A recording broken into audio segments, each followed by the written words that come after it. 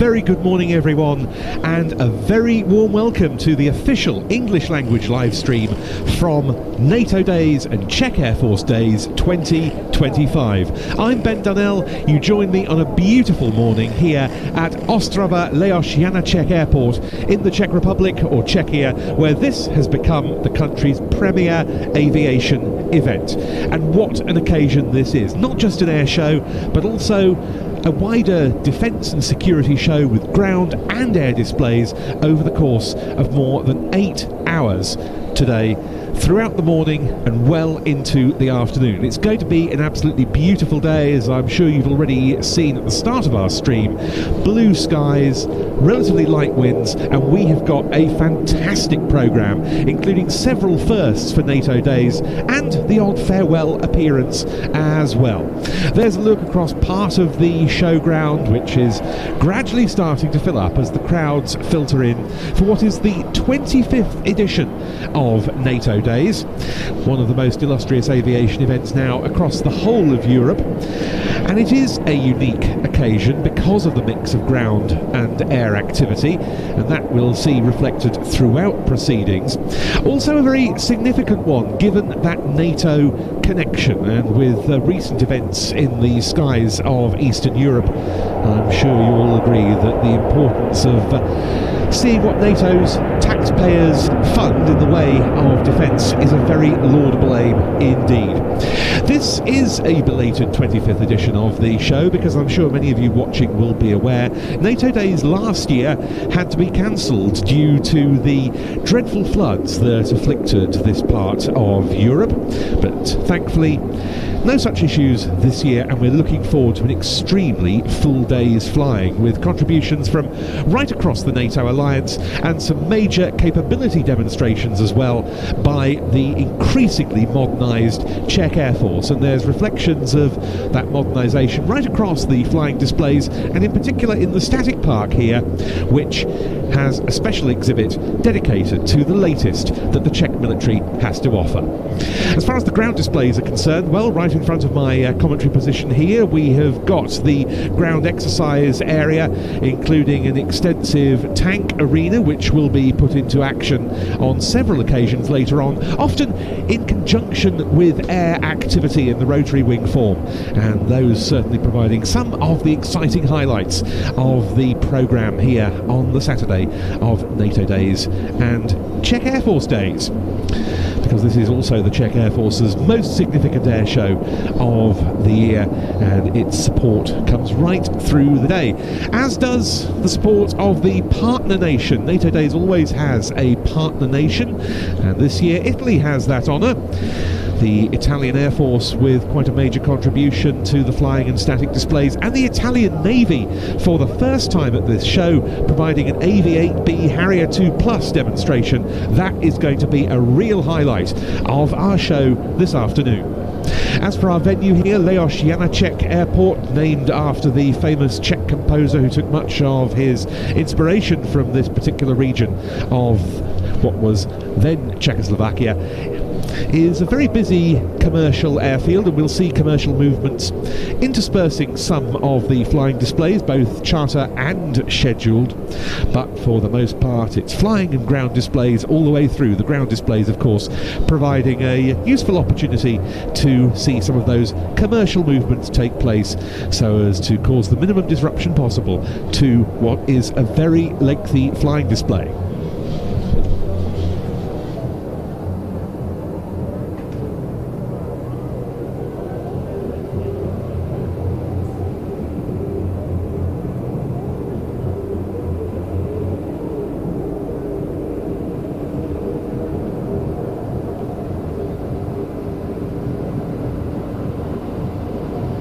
Krásné dobré ráno, dámy a pánové, vítáme vás na mezinárodní letišti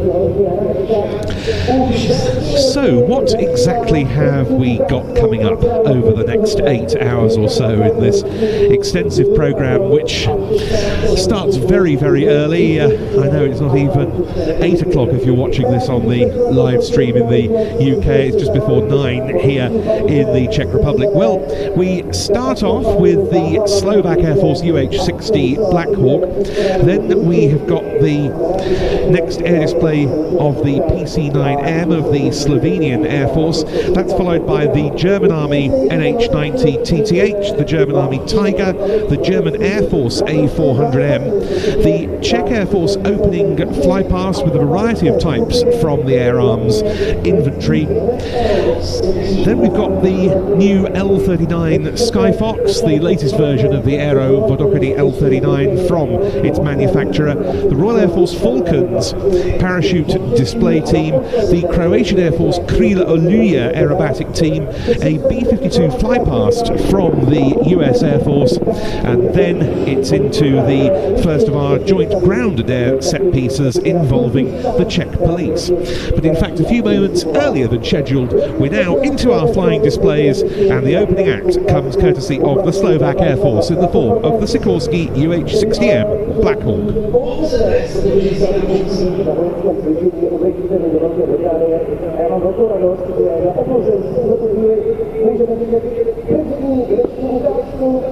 Představí se slovenské vzdušné síly, uvidíme stroj, Blackhawk a o komentář právě teď poprosím majora Františka Novotného. Such a ubiquitous battlefield transport helicopter. This one of the most successful in its class. It started life as a successor to the Bell UH-1 Iroquois, the famous Huey, in the 1970s with a maiden flight in October 1974. Who would have thought then that the Huey would still be in production in twin-engine form more than 50 years later, and we'll see that reflected by the Czech Air Force later on in the programme. The design was intended, that of the Blackhawk, to be transportable in the hold of a C-130 Hercules airlifter, and of course to provide a very high degree of survivability on the battlefield. There's room for 11 fully equipped troops in the cabin, and it can take underslung loads of up to 4 tons. And deliveries to the US Army began back in 1978, and it came into service the following year. It's been used pretty much everywhere US forces have been engaged in combat ever since, beginning with the invasion of Grenada, then on with the invasion of Panama a few years later. Hundreds of them were deployed to the Gulf for what became Operation Desert Storm in 1991, and they were used for airborne assaults there in the ground phase. Very active in Somalia, the Balkans, Afghanistan, back again in Iraq, and always stationed in very large numbers with the US Army in Germany, going back as far as the 1980s. However, it's never been that common a machine with European armed services.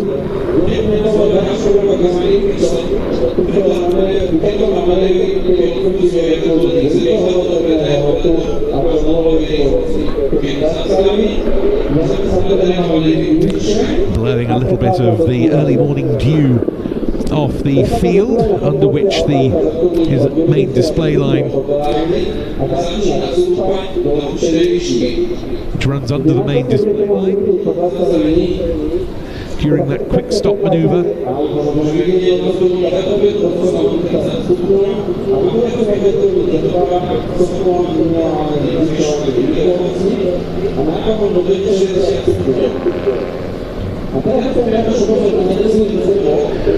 This UH-60M model, quite a major update compared with the earlier examples, fitted with more efficient rotor blades, new avionics, and more powerful versions of the General Electric T701 turboshaft engine. And first deliveries began to the US Army in 2006.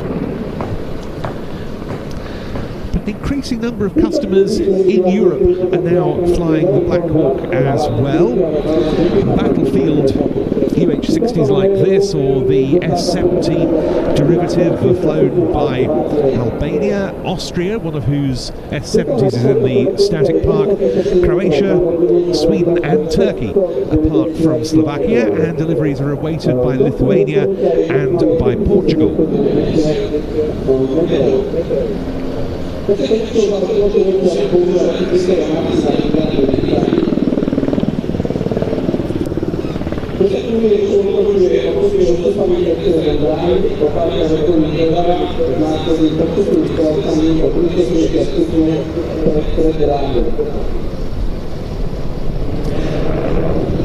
model of the Blackhawk in Slovak Air Force service, part of the ongoing modernisation of that air arm as it moves away from operating Warsaw Pact era equipment of Russian origin, ordered in this case to replace the Mi-17 medium transport helicopter fleet. The sale was confirmed by the US State Department in February 2015, and deliveries of an initial 9 Blackhawks to Slovakia were complete by the end of 2019.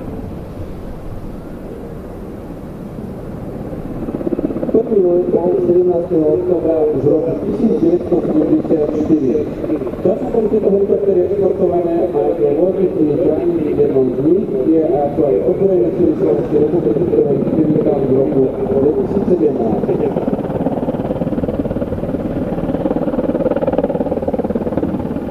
Budete môcť vidieť, ako pilot, ktorá zastaví cúvanie, pretlačí do vrtulníka do prevodu a rozbehne vrtulník na potrebnú rýchlosť, aby mohol znova stúpať na potrebnú výšku a vykonávať ďalšie kroky letové akrobacie. A už máme tento pilot. Slovakia will be increasing its fleet of Blackhawks. It requested 12 second-hand UH-60L examples from the United States earlier this year.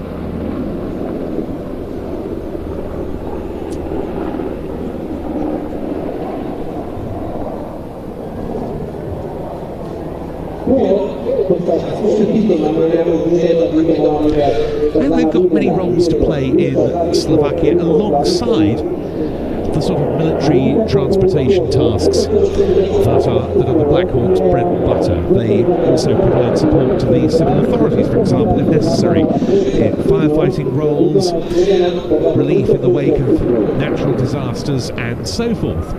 And apart from those in service as here with the Slovak Air Force, there are 4 older UH-60 models based at Kozice for training with the Slovak Training Academy, which is operated by commercial contractor European Air Services.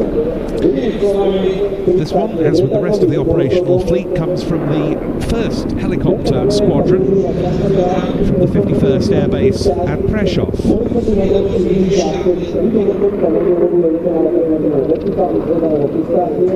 Vrcholník dokáže pristať rovnako ako lietadlo a je to menej náročné na výkon vrcholníka. A môžeme už vidieť takzvaný touchdown.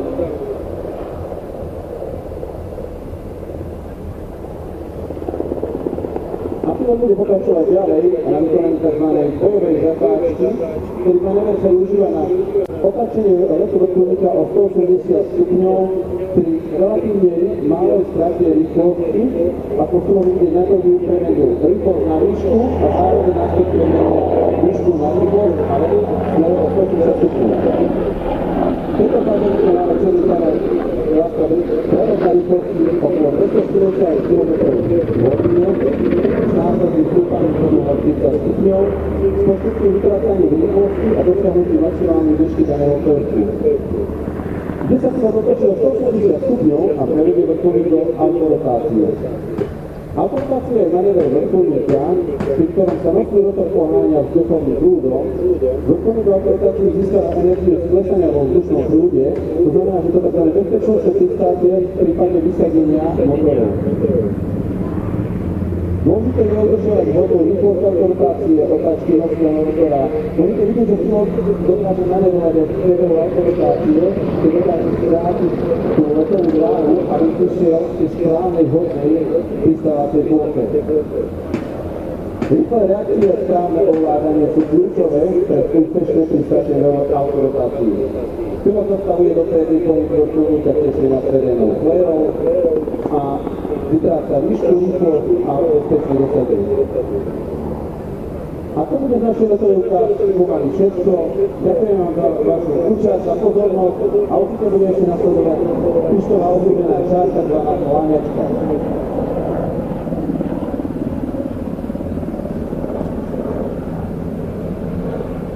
Dnešný štáb Blackhawk slovenských rozličných styl stále ve vzduchu. Zapomená, že budeme majoru finančního hotového 350 Prešov Stále se ještě můžeme vykonávat zvuk tohoto úžasného stroje. No a za okamžikou už začne další dynamická ukázka, první poslední a další se nám představí tak na uvidíme Pandur 8x8 Evo a o komentář poprosím kapitána Petru Vyčíkovou z 15. hodinového klubu tiskového a informačního důstojníka. Za chvíličku nám jsme odstartili stále ve vstupu, ale slovenský černý jezdřák. No a slovenský ukázek se po Panduru můžeme těšit na slovenský hudobní, dále to bude další pozemní ukázka Leopardu a pak se představí německé vzdušné síly, kde uvidíme stroj NH90. Všechny třeba stále ve vzduchu a já jim to připomenou, že letos nás čeká opravdu napitý program, plný dynamických ukázek. So a very spirited routine indeed from Colonel Stefan Okoš of the 1st Helicopter Squadron, Slovak Air Force, on the Sikorsky UH-60M Blackhawk. We believe the first of two contributions to our flying display from the Slovak Air Force, the other set to come in the form of a two-ship flypast from a pair of their brand newly acquired F-16s, though in fact on the most recent version of the updated flying programme that I've got in front of me, they aren't listed in the slot I was expecting them in and are instead given a slot quite a lot later. So we'll bring you an update on that if and when we get it. But nonetheless, a really good opening to NATO Days and Czech Air Force Days for 2025. Now though, our attention turns straight away to the ground display arena.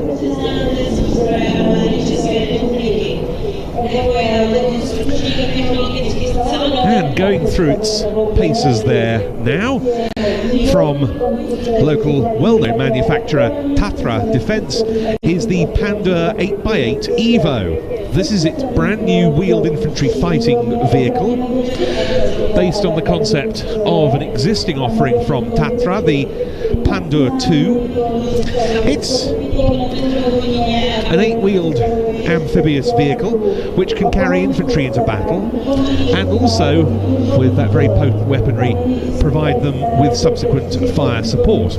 What are the main differences between this and its predecessor? Well, it's got greater protection for the crew, the engine is more powerful, it's a 6-cylinder Cummins ISL 540 turbo diesel, and it's got a new multifunctional turret. Maximum speed 105 kilometers per hour. It's got 600 kilometers of range, and the design, Tatra says, is entirely modular. It can be built, it can be used not just to build an infantry fighting vehicle, but there are also the possibilities to convert it for command and control, reconnaissance, engineering, communications, and medical support versions. Another very important part of the drivetrain is the 6-speed automatic transmission. And the acquisition of the Pandur 8x8 Evo is currently being considered by the Czech Army as a possible replacement for its now ageing Pandur 2 fleet. So what are the weapons we see on it? Well, there's a 30mm Mark 44S Bushmaster 2 cannon. It's got a mount for a 7.62mm caliber machine gun. It can carry a pair of Spike 2 long-range anti-tank missiles with a range of up to 5 kilometers. And as far as self-protection is concerned, it's got a system called Iron Fist, which uses radar sensors to detect any incoming missiles, anti-tank grenades, or, highly relevant these days, attack drones, and then can destroy them before they hit the vehicle. It's also fitted with a jamming device for signals and a drone jammer.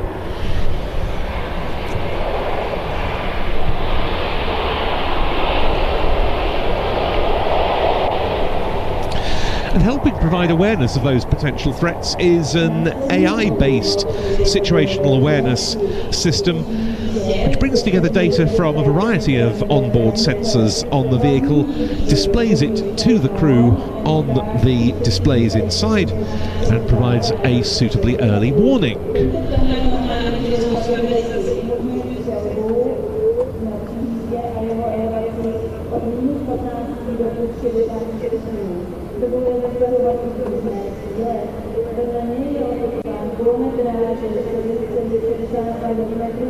A na pravé straně výžej jsou vypravovány dvě protijakové střely Spider až 5 km. Vozidlo převádí schopnost branové stanice a jeden z jejich senzorů vozidla pro vyhledávání vzduchu a jejich likvidaci. Tato činnost bude prezentována v následujících minutách. Velitel i střelec mají k dispozici plně stabilizované optoelektronické zaměřovače. Ty obsahují termovizní kameru, automatické sledování a také rozdělení. To znamená, že velitel může vyhledávat cíle a střelec je okamžitě učit, posílí bojovou efektivitu. Díky panoramickému výběru velitele je vozidlo připraveno na boj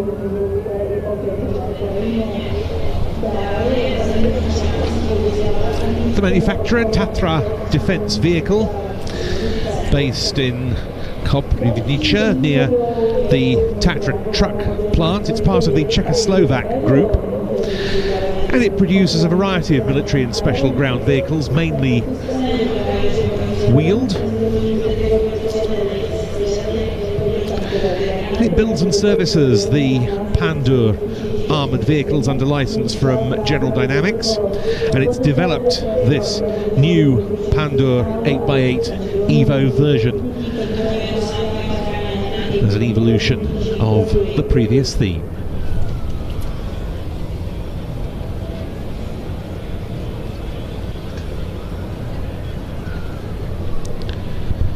Amongst its other offerings, the Titus Tactical Infantry Transport and Utility System armoured wheeled vehicle based on Tatra chassis for the Czech Army and other customers.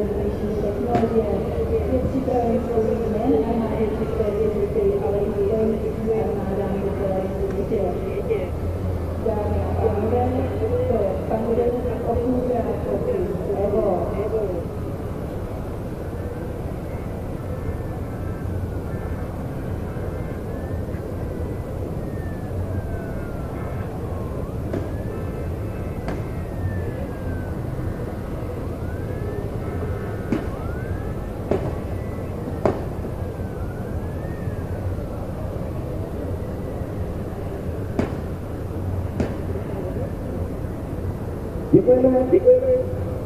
O komentář Panduru se strany podělila Brigáda Nepříková z 15.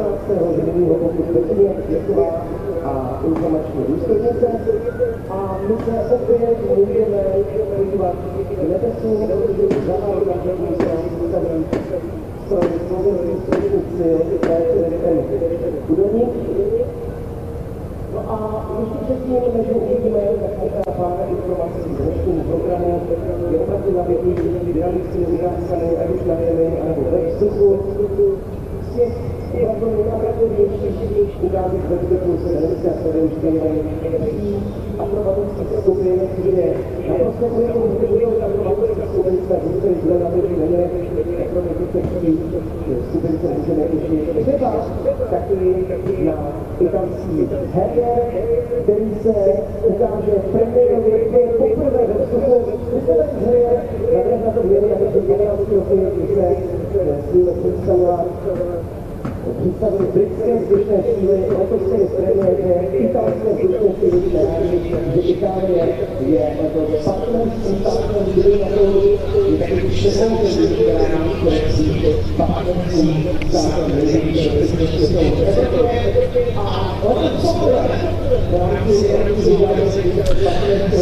Thus, as the Tatra Defence Pandur 8x8 Evo completes its demonstration, quite a lot of VIPs arriving here on the ground display area right in front of our commentary position, and hopefully through that opening display by the Slovak Blackhawk that we just saw, you got a bit of an idea of the quite unusual nature of the display site here for NATO Days, because the main display line that the Blackhawk was performing along is not parallel to the main Leopard Airport runway. It runs basically at 90 degrees to it. We saw the Blackhawk touching down a couple of times on a cross taxiway, but the main airport runway, from which most of the fixed wing types in the show, other than those flying from other locations, will be operating, doesn't provide the display line reference.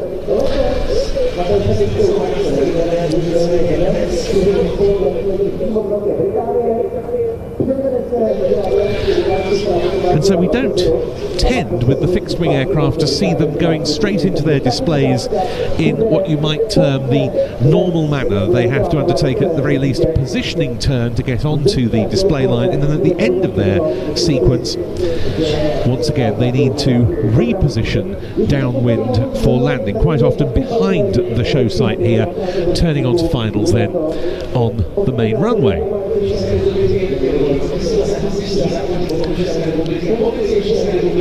And apart from the main ground demonstration area in front of us, there's, out of view of our cameras sadly, a second ground arena in which further activities will be taking place all weekend.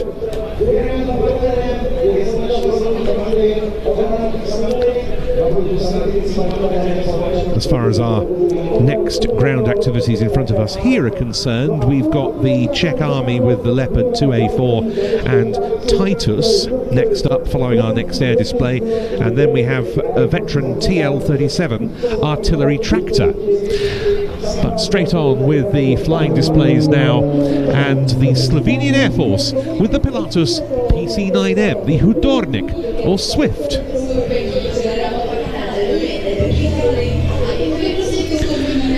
Now, this is a bit of a departure from the norm as far as those of us who are regular Royal International Air Tattoo visitors are concerned, with this PC9M display here at Ostrava, because it's not Captain Andrea Fiorelli, the multi-award-winning display pilot, flying here at NATO Days, but a different display pilot in the form of Captain Lynn Regali, also from the 152nd Fixed Wing Squadron from the 15th Air Base at Czech Republic.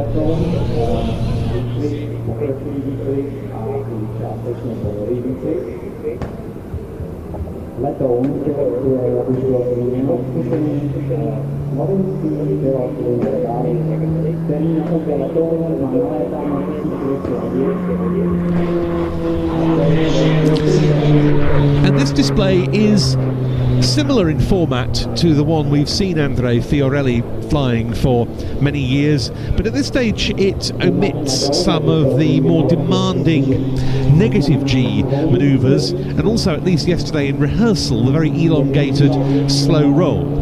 But nonetheless, there are plenty of signatures that are familiar, particularly throwing in extra rolls at the apex of some of the vertical manoeuvres, because that is something that's always been a feature of this display. And this is by no means the most potent aircraft in the show. 950 shaft horsepower from the Pratt & Whitney Canada PT6A turboprop engine, but nonetheless it shows no small amount of impressive vertical penetration.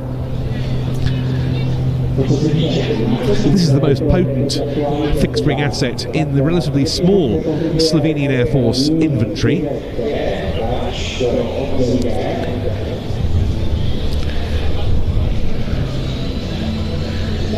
And there's another signature feature of the PC9M Solo, the multi-turn, 4 and a bit turn spin.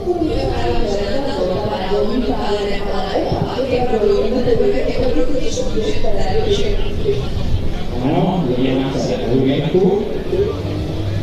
Rujenkou představit vyčlápným opačnou nohu, šlatou, aby vypadá to zase do normálního letu.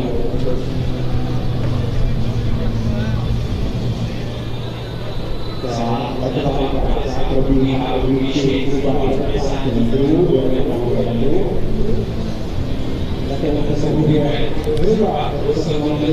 Slovenia has been a NATO member since 2004 and it's part of the alliance's integrated air and missile defence system, but it has no dedicated fighter aircraft of its own. So since 2007, air defence of Slovenia's airspace has been provided by Italian Air Force F-2000 Typhoons, one of which we'll see in the show later, and from 2014 the Saab Gripens of the Hungarian Air Force as well. There's a tail slide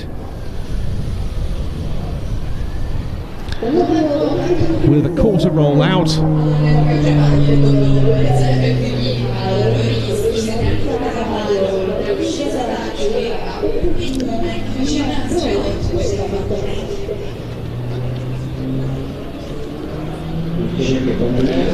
And into a maximum rate turn.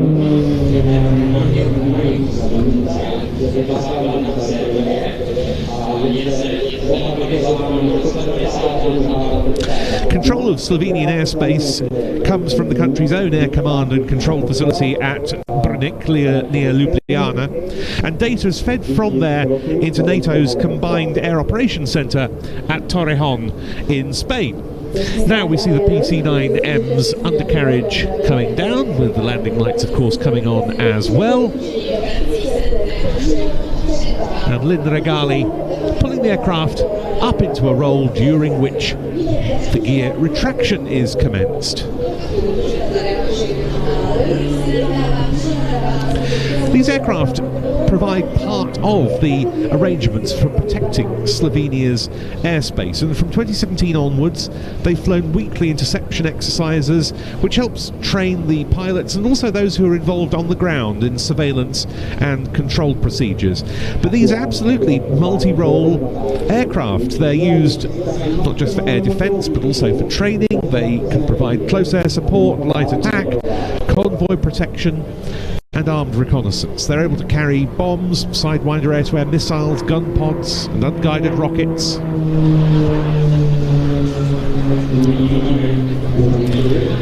And there was a big step forward for their capability when in November 2023 Slovenia deployed some of its PC9Ms to Andravida in Greece, and they conducted their first live air-to-air gunnery training, operating in conjunction with F4E Phantoms from the Hellenic Air Force's 117th Combat Wing. Well, there is a very uncomfortable negative G push.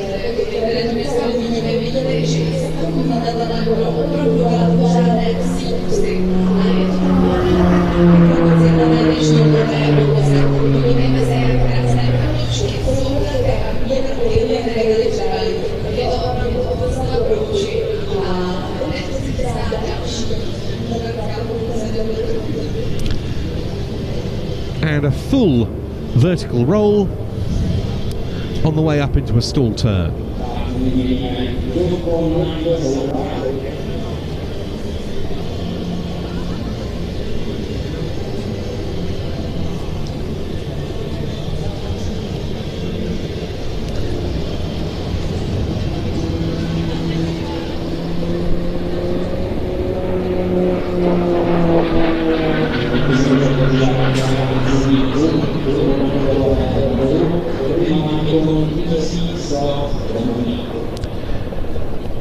When when these aircraft deployed to Greece for their air-to-air firing training, they used a target towing sleeve developed in the UK by Kinetic, the test and trials organisation, which provided instant data to the Slovenian PC9 pilots on the shots they'd expended and their firing accuracy. The wing-waving pass to conclude the sequence.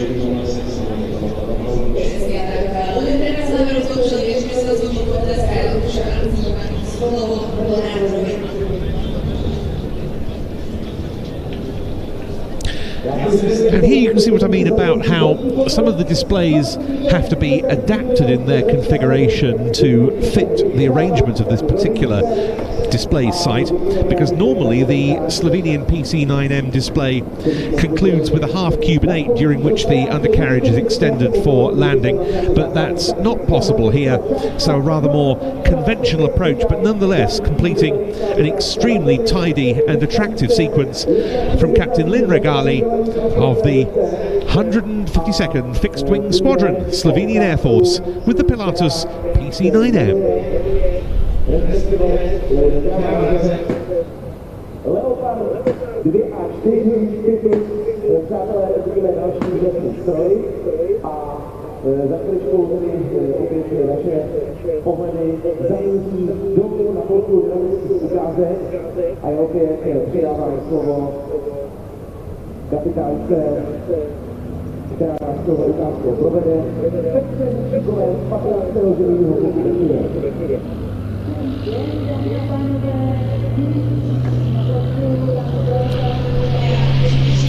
Now though, we turn back to the ground displays, and next up from the 7th Mechanised Brigade of the Czech Army, a joint display of the Leopard 2A4 main battle tank, and on your screen now the Titus Kovs wheeled armoured command and communications vehicle.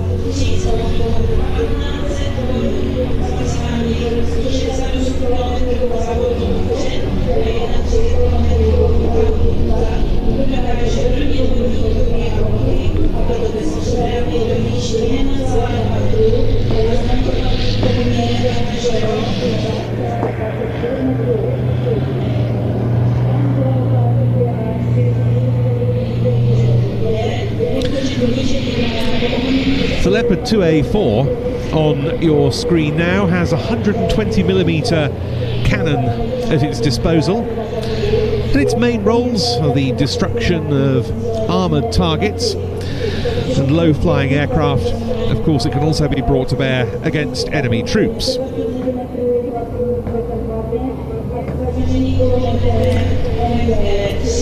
The Titus Kovs, showing its tight turning circle to us,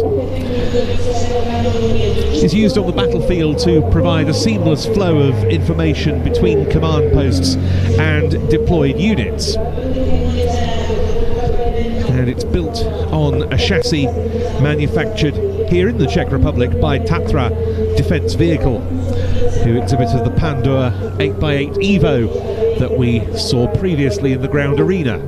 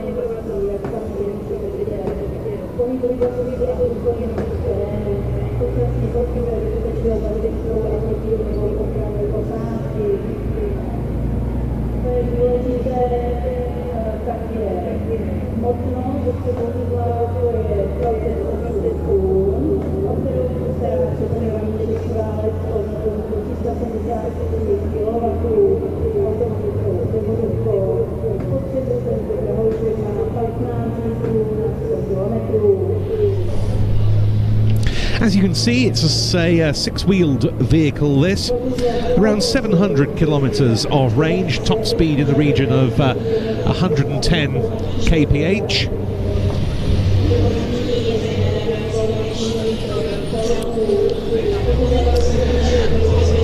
And in total, some 62 examples of the Titus series were ordered by the Czech Army in 2019. Not all in this communications version, they're also used as command and staff battlefield transports and for the coordination of fire support.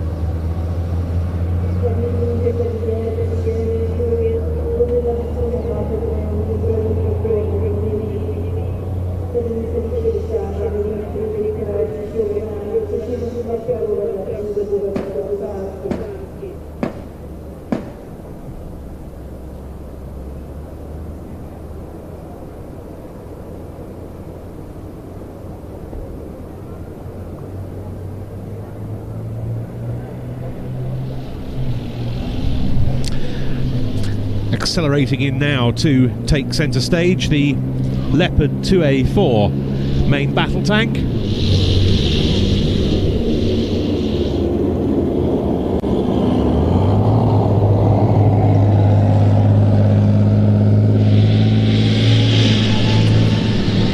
Several of these have been received by the Czech Army as a donation from Germany in return for its support to operations in Ukraine.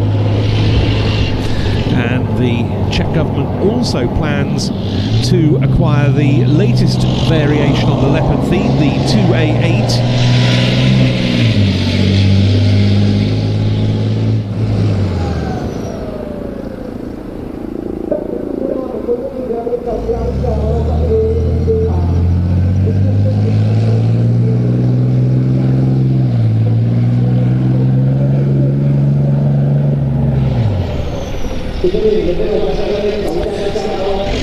The Leopard 2 family, developed in Germany, originally by the Krauss-Maffei company, which today is known as KNDS Deutschland and is based in Munich.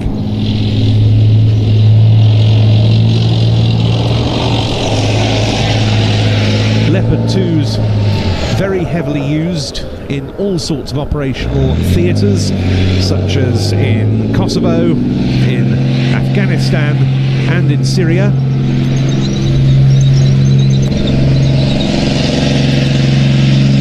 The Leopard 2s have also been supplied to Ukraine and have been in use in the conflict there against Russia.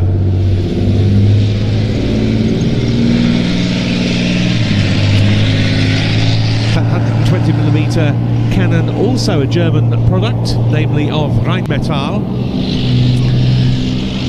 And the tank is equipped with a laser rangefinder. Of course, it's got night vision equipment.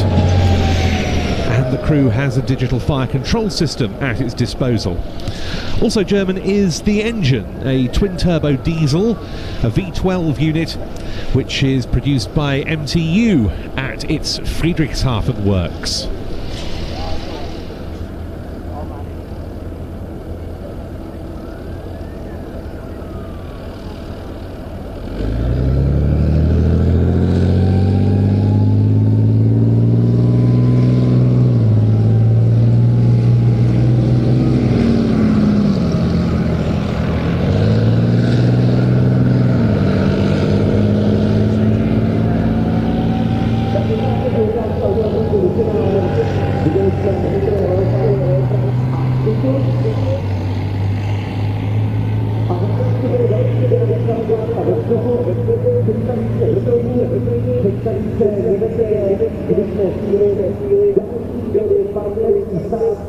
respektive velký který dneska a zítra má tady svou účast. A které složení je vytávěny, ale těch států, které pro České republiky vzdělanost představují svou techniku, je celkem všechna, která je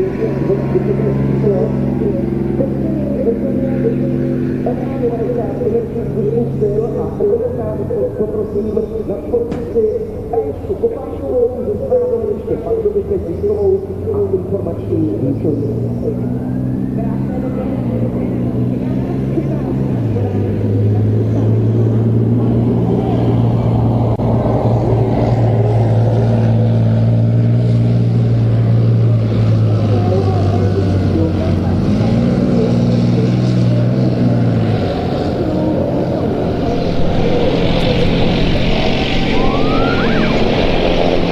The German-made Czech Army operated Leopard 2A4 tank finishes its demonstration. Rather appropriately, we now turn to the German Army for our next air display, and it comes in the form of the NH Industries NH90 TTH tactical transport helicopter.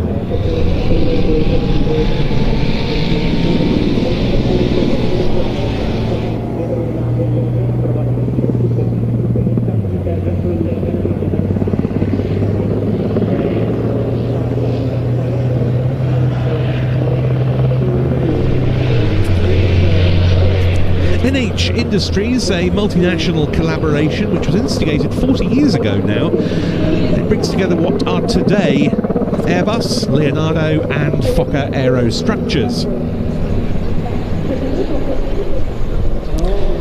And this is one of the two main variants of the multi-role NH90. As I say, this is the TTH, the Tactical Transport Helicopter. But there's also the NFH, the NATO Frigate Helicopter, of which different versions have been produced now for the German Navy. There's the Sea Lion Naval Transport Helicopter and the Sea Tiger multi-role frigate helicopter.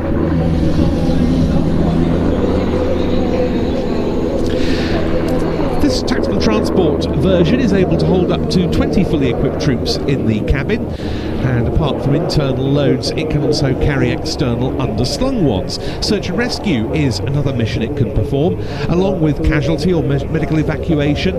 It's possible to fly combat search and rescue missions, it can act as a command post, it can transport high-ranking officers and much more, all of those of course with specific role equipment added. And for self-protection purposes, machine guns can be mounted in the side cabin doors.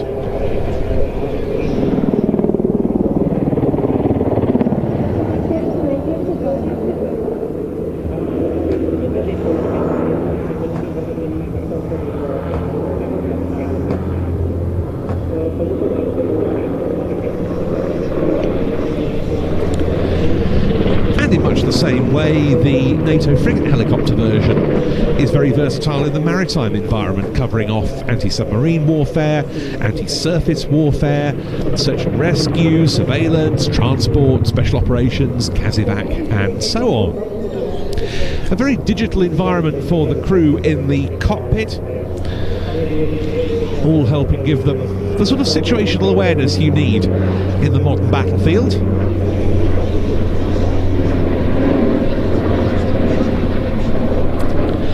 And with the German Army, this has replaced the Bell UH-1D Iroquois, the famous Huey. Its main roles with the German Army, the Heeresflieger is the name of their aviation branch, are troop transport and search and rescue, and if it's suitably equipped they can conduct maritime missions and convoy protection and self-protection duties too. These helicopters have been on some quite major international missions in their time, to Afghanistan and Mali.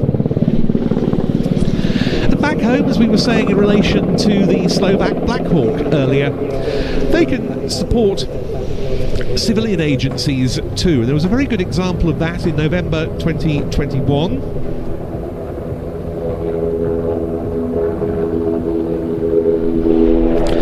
when German Army NH90s took part in flood relief efforts in the German states of North Rhine-Westphalia and Rhineland-Palatinate. And then in June 2023, they flew alongside Super Puma helicopters of the Bundesgrenzschutz, the Federal Border Guard Service, in tackling a big fire that broke out on a former military training area at Teltow-Fleming, south of Berlin. There are two operational Army units flying the NH90 in Germany. This one is from Transport Hubschrauber Regiment, or Transport Helicopter Regiment 10, stationed at Fassberg. The other base is at Niederstetten. Training is conducted by the International Helicopter Training Centre at Bückeburg.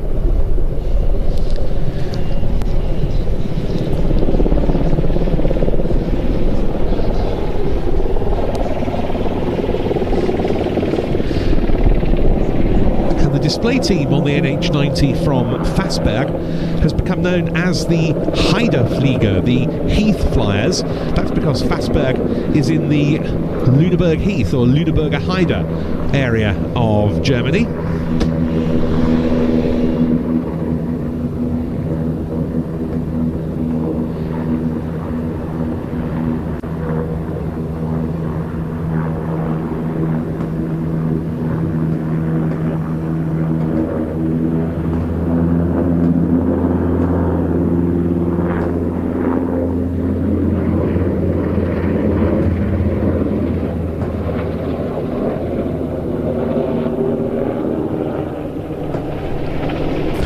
In all, the Army has 82 of these helicopters, and they're being joined in German service by 18 of the Sea Lion versions and 31 of the Sea Tigers. The Sea Lion is replacing the Westland Sea King in German Navy service, and the Sea Tiger likewise with the Sea Lynx.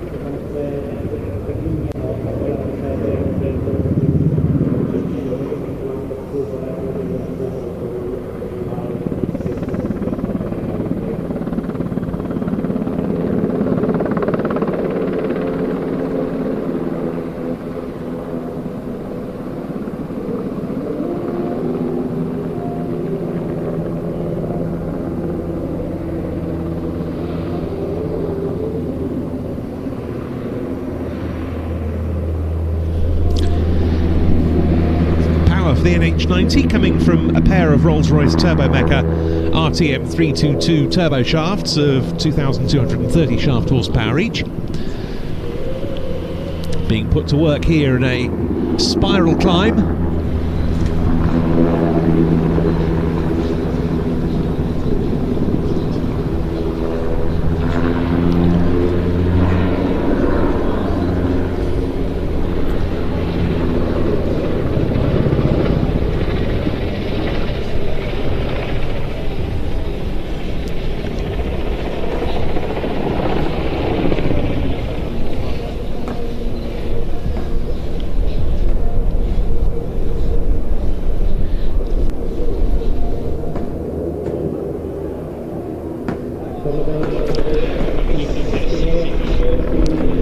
And yes, as you can see, flares fully permitted here at NATO Days.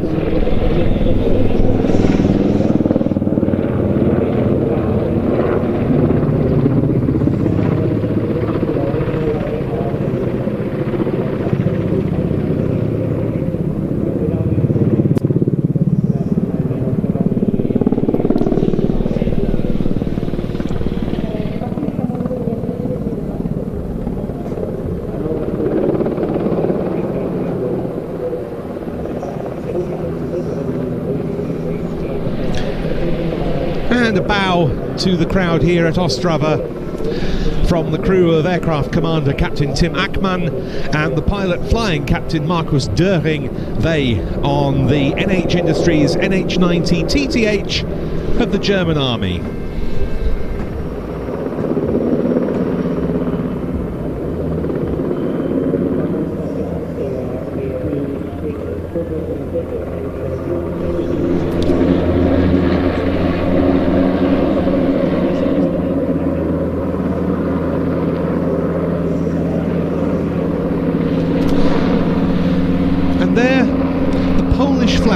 Being flown from the open door of the NH90 for their final fly past, and this in tribute to the late Polish F-16 Tiger demo team pilot Slab, who lost his life a few weeks ago. A very nice gesture from the Heiderflieger NH90 crew as they finish their display and land back on the far side of the airport. In fact, our next flying display also comes from the German Army. That's in just about 25 or so minutes time, in the form of the very rarely seen Eurocopter Tiger. Now though, it's back to the ground displays and a little bit of history. This show is quite unusual in aeronautical terms in that it doesn't feature any warbirds at all. It's all modern and largely military content. In fact, we've only got one civilian item in the whole flying programme, and that's from a manufacturer with the aerobatic L39 Sky Fox. But we have got a bit of a warbird, if you like, in the ground displays.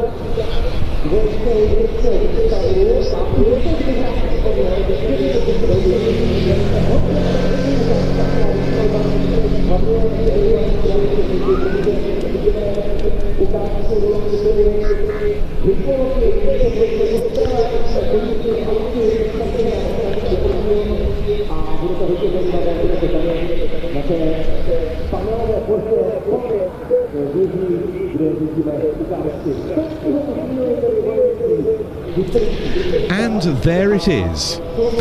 This is the SPA TL-37. It's an artillery tractor, and it comes from the Military History Institute in Prague, which always contributes one of its collection to the ground displays here. And it's here, specifically this vehicle, because of Italy's status as the NATO Days 2025 partner nation, because this is an Italian-made device manufactured by a subsidiary of Fiat, the Società Piemontese Automobili. It was originally developed in 1937, and its main role was to deploy light and medium artillery pieces to locations that would otherwise be inaccessible to military vehicles. And they went on to be deployed in particular in North Africa and the Balkans, operating in often extreme conditions.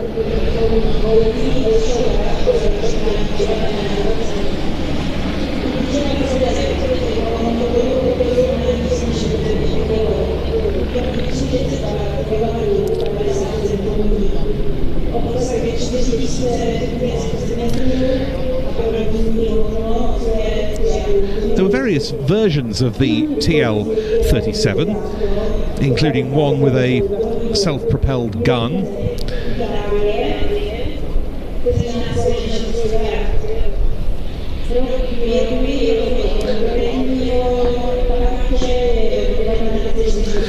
And they were ordered in considerable numbers. Exact figures I don't have to hand, but some sources say that upwards of 2,200 were still in service as of 1943, and that they were still being delivered at that point.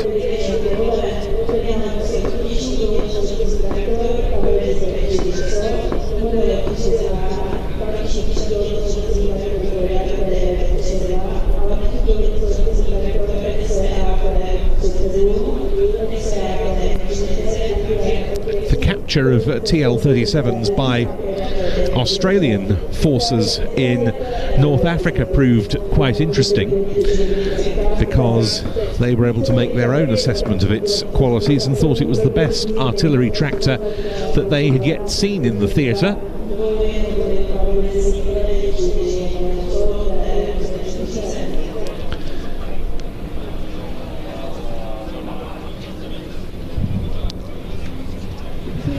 It's fitted with a four-wheel drive system. It's got a very tight turning circle.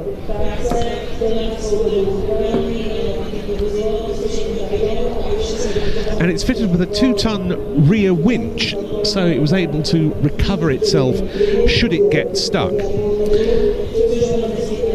In total, it could carry a payload of up to 800 kilos.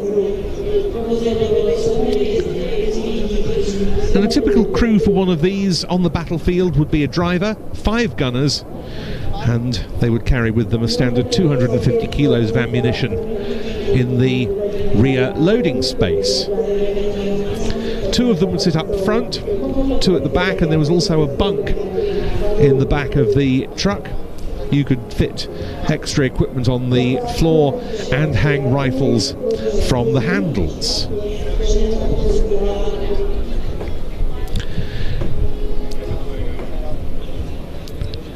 However, its performance was a little modest.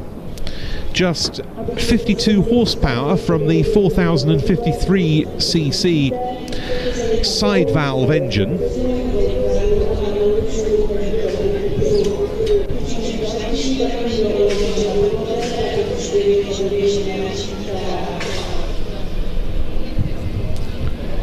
And it was also fitted with a hand crank starter rather than an electrical one.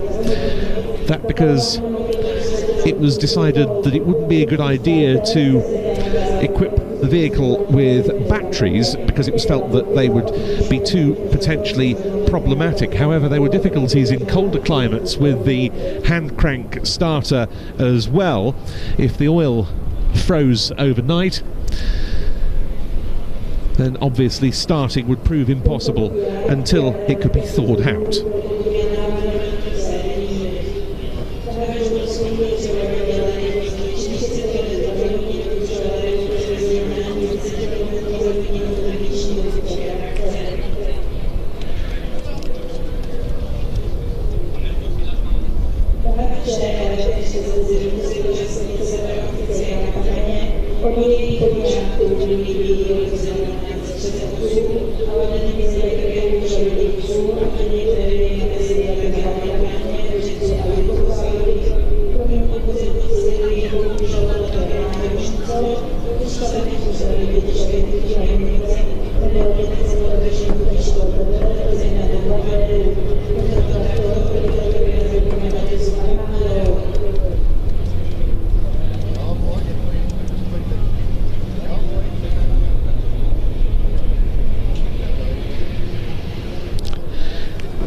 As I say, it comes from the Military History Institute in Prague,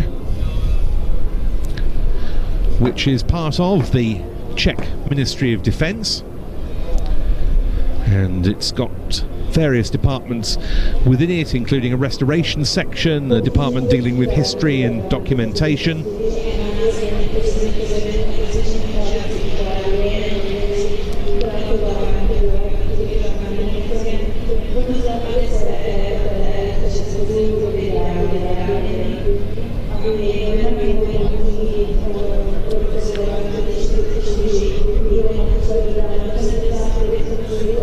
And its historical contributions to NATO Days providing the greatest contrast to the very modern items of ground battlefield equipment that we see during the displays here. Always hugely welcome. And what a charming and fascinating machine this is.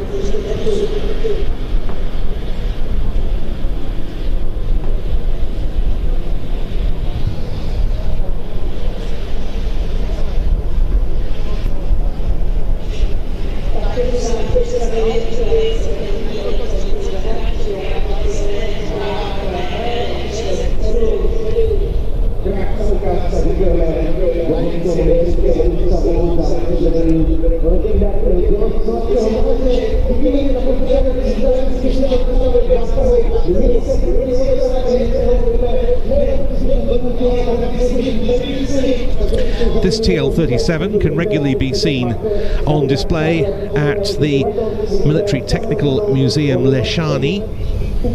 which is part of the Military History Institute Prague. Other branches of which include the Aviation Museum at Kabeli and the Army Museum at Žižkov. And there are more than 700 tanks, motorcycles, cannon and other military vehicles in its collection.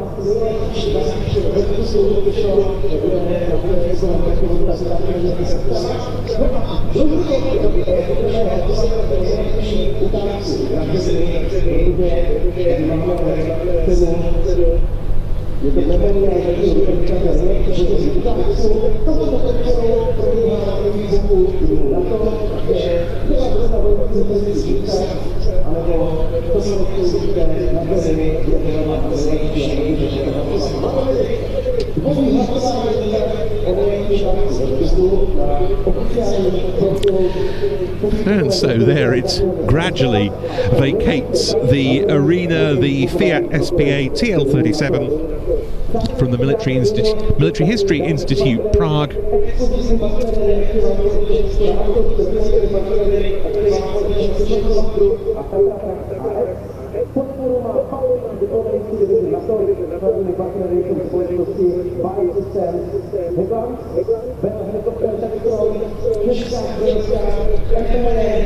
Of course, much more to come in our tank exercise area and ground demonstration area directly in front of our commentary point here. There's some of the audience enjoying the TL37 as it clears and very much looking forward to our next item. And it's the first of our non-military ground displays.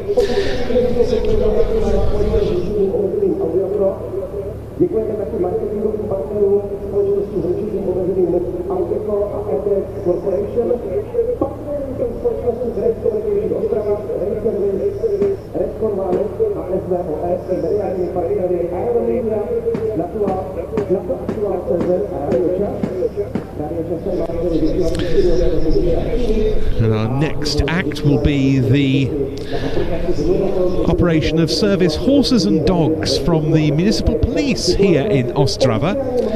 That'll be followed by the Eurocopter Tiger demonstration of the German Army. Then we're back to the ground displays with the Castle Guard motorbikes and VIP car. Yet more from the German Armed Forces following that with the solo display of the Airbus A400M. And then the Castle Guard will be back for their next ground demonstration with a military parade by their ceremonial unit.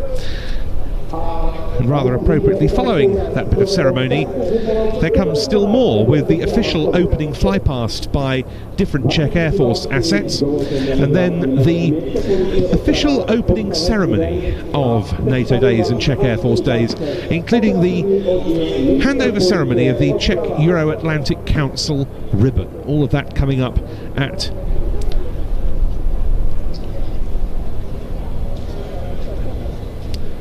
around 11 AM local time here in the Czech Republic.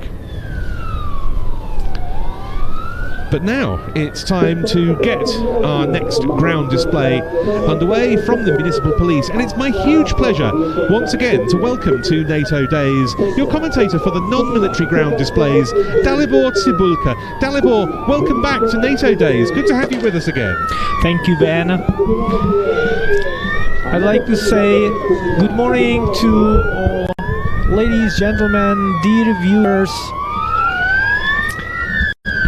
So this demonstration will concern intervention of the operational unit using service horses and dogs. It's conducted by Ostrava Municipal Police. The tactical and public order units of the Ostrava Municipal Police will present their demonstration of an intervention against public order offenders. They'll be supported by service dogs and horses, showcasing the excellent work of the force's canine and mounted units. However, I've just spoken to Ian and to Ivan, and it seems that you're totally squared away. You've got everything. You don't need anything. I wasn't. It was a So what can we expect today in this demonstration? The commander of the riot control unit will call on individuals to stop disturbing public order and to peacefully leave the area. But the call will not be obeyed.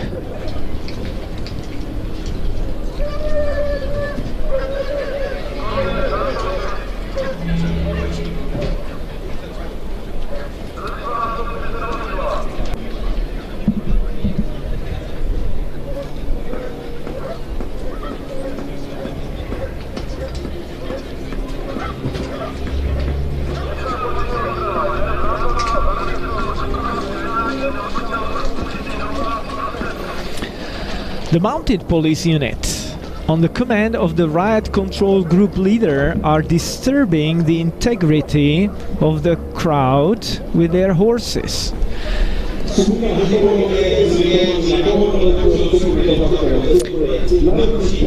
And they will subsequently secure the other intervening units.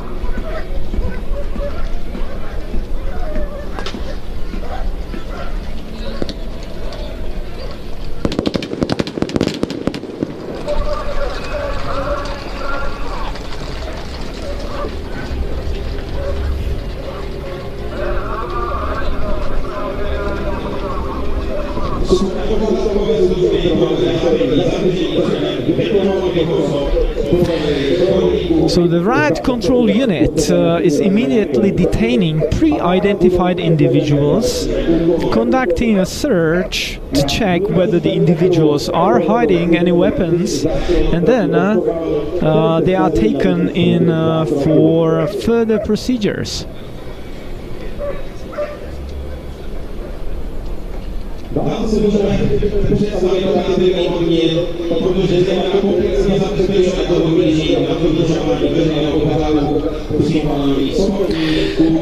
At the same time, on the outer perimeter, service dogs are intervening against individuals attempting to disrupt the course of the operation. Now, what to say about their operational section? It was established in 2008 by merging the previous sections of kinology, hippology and technical. This workplace includes the patrol service, marshalling, hippology and kinology groups. As for the hippology group, there are also situations when a horse, in the experienced hands of a law enforcement officer, becomes an irreplaceable assistant in ensuring public order and the safety of citizens. These are various cultural, sports and social events with large attendance, demonstrations or illegal gatherings. In almost every city, there are locations that are more easily accessible on horseback than by motor vehicles. These include parks, garden colonies, recreational areas, riverbanks, and historic city centers. Patrol service, carried out in certain locations on horseback, is in many ways more effective and efficient than the classic service on foot, and is also more gentle and considerate of the environment. The origins of the mounted police in the Ostrava region date back to 1899. However, this beautiful tradition completely disappeared in the Czech Republic after World War II in 1945. Therefore, when the mounted unit of the Ostrava City Police was established in the spring of 1992, its beginnings were not easy. But, as you can see, they managed to get over initial obstacles and they are successful nowadays. Horses are specially trained to handle risky situations. They get used to distractions such as passing cars, fireworks or banners and flags widely used by these demonstrators. They must be resistant to shouting, fire or shooting. They learn to overcome various obstacles they may encounter in the city, such as walking up and down stairs. Of course, training and testing do not only apply to horses. Police officers who are classified as hippologists must also undergo demanding training. Only after they have mastered it, they can be sent on duty in the saddle of a horse. Regarding the kinology group, police dog handlers are specially trained in intervention tactics, but they are primarily dedicated to training service dogs. This training is very demanding, not only physically but also in terms of theoretical preparation and the ability to use your knowledge and experience in the practical training of a service dog. This work requires maximum dedication and the ability to devote yourself to it regardless of your free time. The most common breed, as you could notice, is Belgian Malinois. Belgian Shepherds are known to be highly intelligent, alert and sensitive. They are typically highly trainable, vigilant and hardworking, with a strong guarding instinct, making them protective of property and family, and very well suited for service with security services. Concerning public order service group, the work of this group is also consists of marshalling. It means ensuring public order within the city of Ostrava.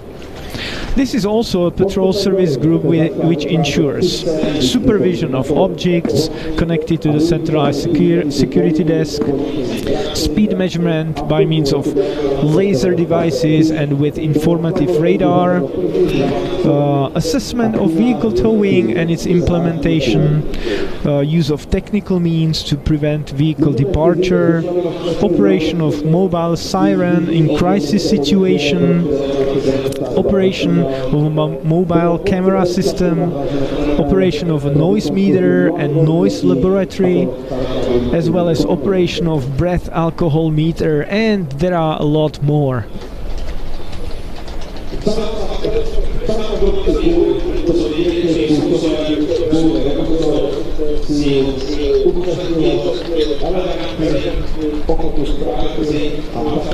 There are special breeds of horses used for this work. So this particular breed is called all quadruped horse, typical of the Czech Republic.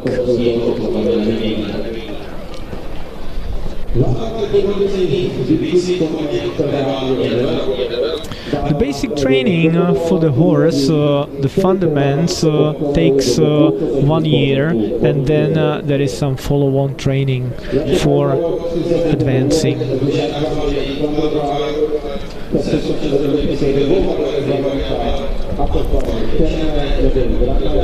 This type of horse breed nowadays typically can be found in 2 color variants, white and black.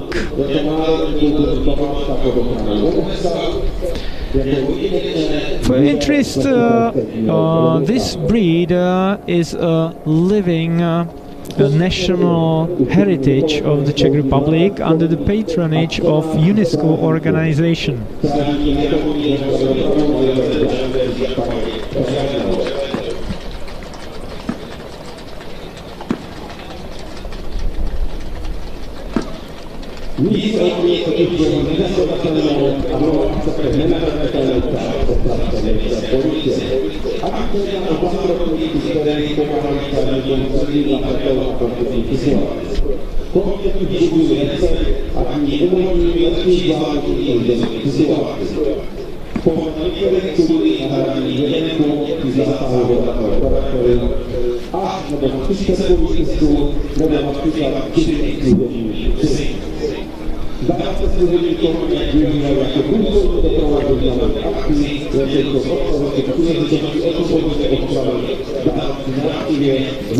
As we have learned, one horse can substitute for up to 30 police officers and up to 4 police dogs.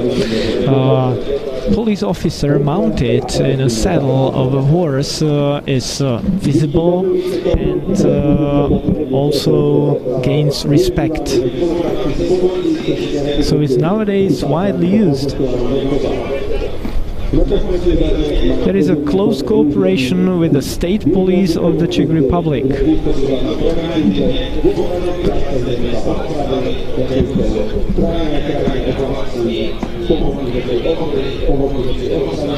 Primarily, they serve as a preventative means on the outskirts of Ostrava city.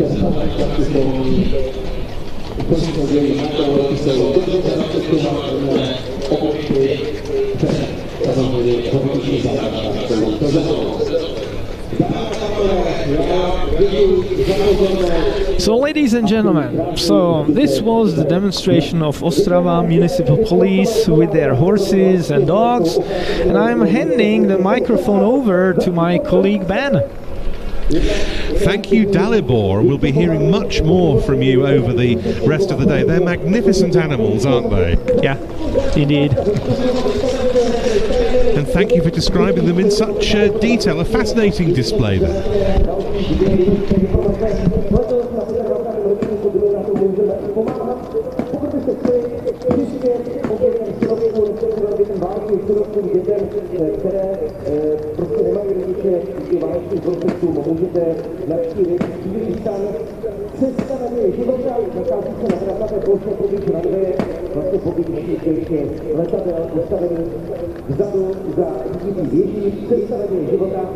Můžete pomáhat obětem válek, můžete pomáhat sirotcům a letos se můžete na to stát taky členem registrovaného zastupu země, protože máme tady i kempáha ve spolupráci se společností Alma Mater, tak když se zastavíte, zavede vám to maximálně 10 minut a můžete se stát členem registru dárců z země a tak na to zdalekě, kde můžou někomu zachránit život.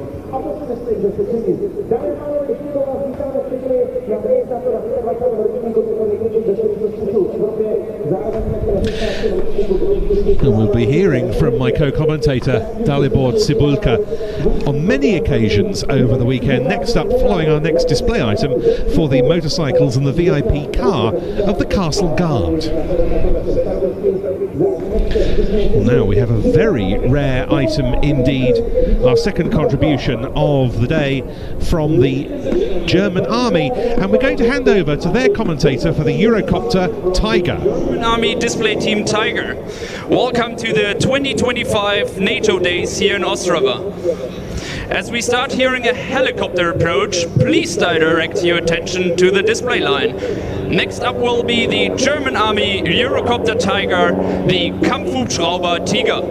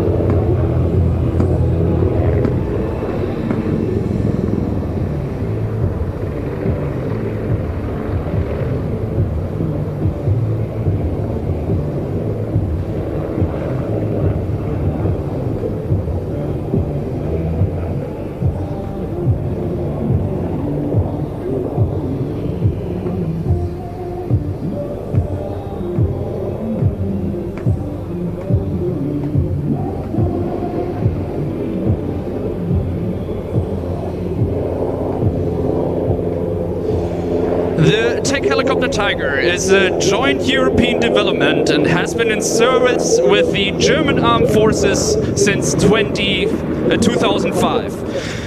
With a maximum takeoff weight of 6.1 tons and a main rotor dimension of 13 meters and a total length of 15 meters, the Tiger combines dimensions with remarkable agility.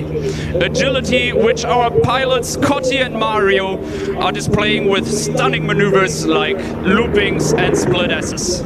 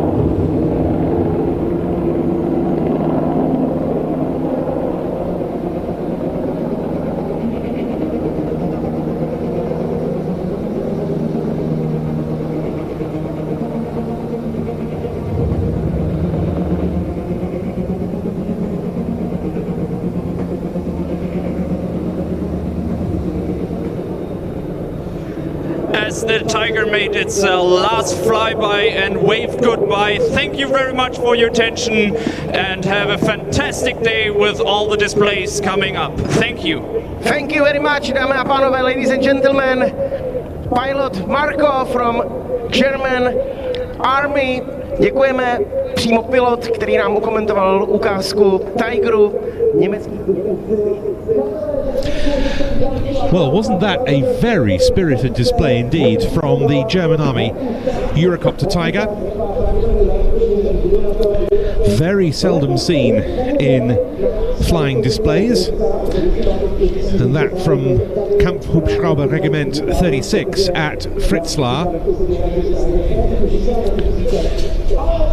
Very interesting to see that the fleet is being brought to a common standard as it slightly diminishes in number. They're due to reduce the fleet to 33 Tigers by 2028, at least 24 they say by 2032, and to phase them out in 2033. That common standard known as Asgard, Afghanistan Stabilization German Army Rapid Deployment, which involves improved armor protection and communications equipment and new mission data recorders, amongst other things. But now it's back to our splendid range of ground displays, and great favourites here at Ostrava are always the Castle Guard, for reasons that will be explained by Dalibor Cibulka.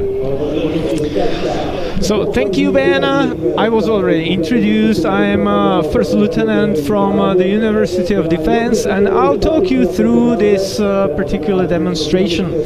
So, ladies and gentlemen, allow me to welcome you to NATO Days in Ostrava, the Czech Republic, which are held at Leoš Janáček Airport. The following demonstration will regard motorbikes exhibition with a VIP car escort performed by Castle Guard. The motorcycle unit of the Castle Guard will perform its artistic choreography on specially modified BMW 1250 RT motorcycles. I'll tell you more about technical specifications later. Regarding this unit, as an independent component of the armed forces of the Czech Republic, the Castle Guard is tasked with escorting and protecting the country's highest officials as well as foreign representatives. Immediately after the motorcycle display, the ceremonial unit of the Castle Guard will make its premiere appearance at the event, so there is more to follow. The Castle Guard is one of 3 independent branches of the armed forces of the Czech Republic. The unit is the size of a brigade and has nearly 1,000 soldiers. So its primary mission is to perform motorcycle escorts of the President of the Czech Republic and heads of foreign states during official visits and calls with the President or the Prime Minister of the Czech Republic. In addition to that, members of the unit perform specific missions according to requirements by the Castle Guard and the military office of the President, using various types of specially modified road and enduro BMW motorcycles. This particular type is a BM 1250 RT motorcycle. For the uninitiated, I have some technical specs here for you. So it has a 2-cylinder boxer engine. Cooling is by air and liquid.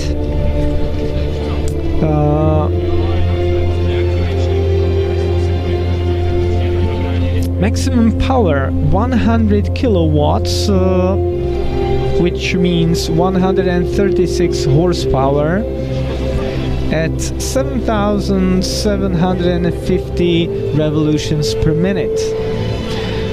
Maximum torque 143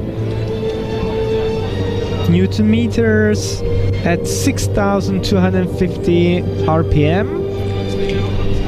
It has a 6-speed manual gear shift, and the top speed of these motorcycles is over 200 kilometers per hour. The weight is roughly 279 kilograms.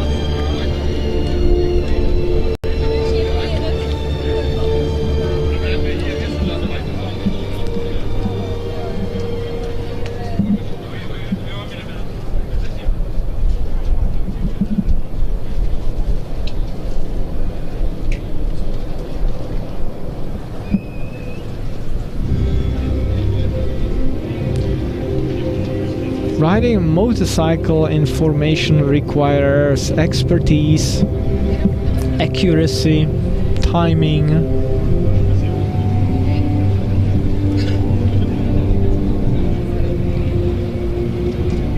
And I'll let you enjoy the demonstration.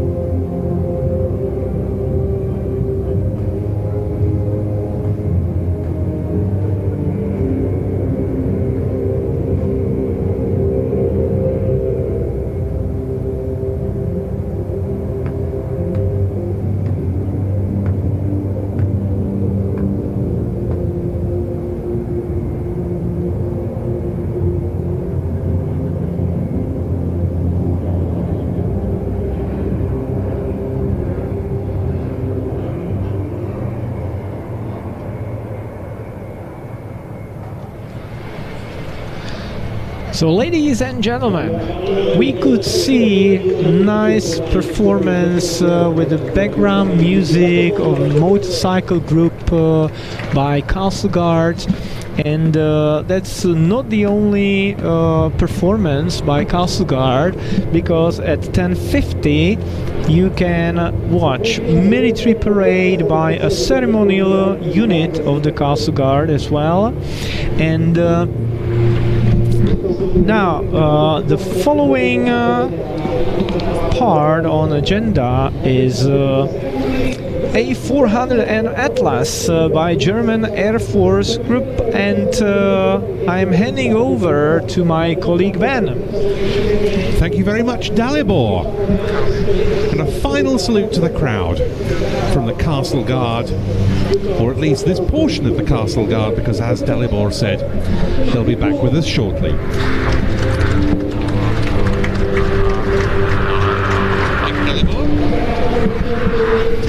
Lots of activity now on the airfield as well, because we've got various Czech Air Force assets into the air to prepare for the ceremonial opening flypast by the Czech Air Force, which should be taking place on the hour, and they'll be joining up with some other machines not landing here.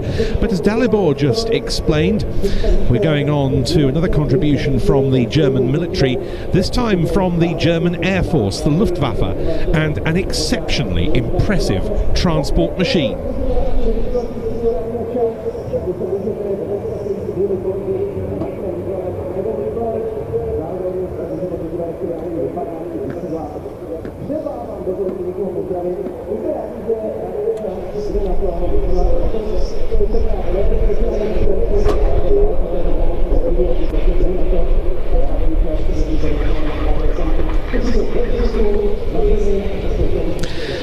Cleared for takeoff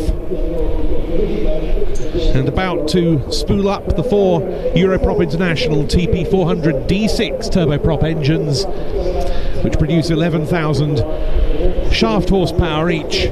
To take off power, this is the Luftwaffe Airbus A400M.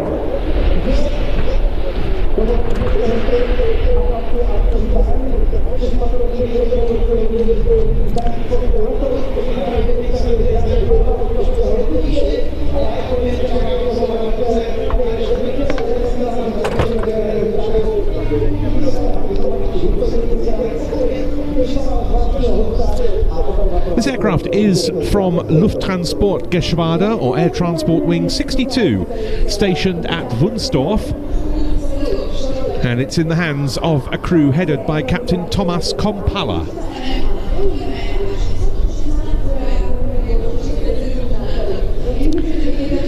"53 of these aircraft ordered for the Luftwaffe.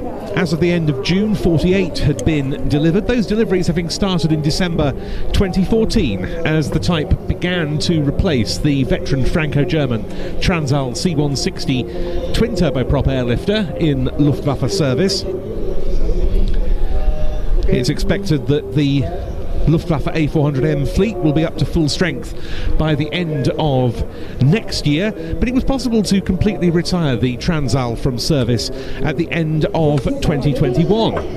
And the A400M is now augmented by the C-130J Hercules of the Franco-German Air Transport Squadron stationed at Évreux in France, one of which is at NATO Days for the first time here in the Static Park.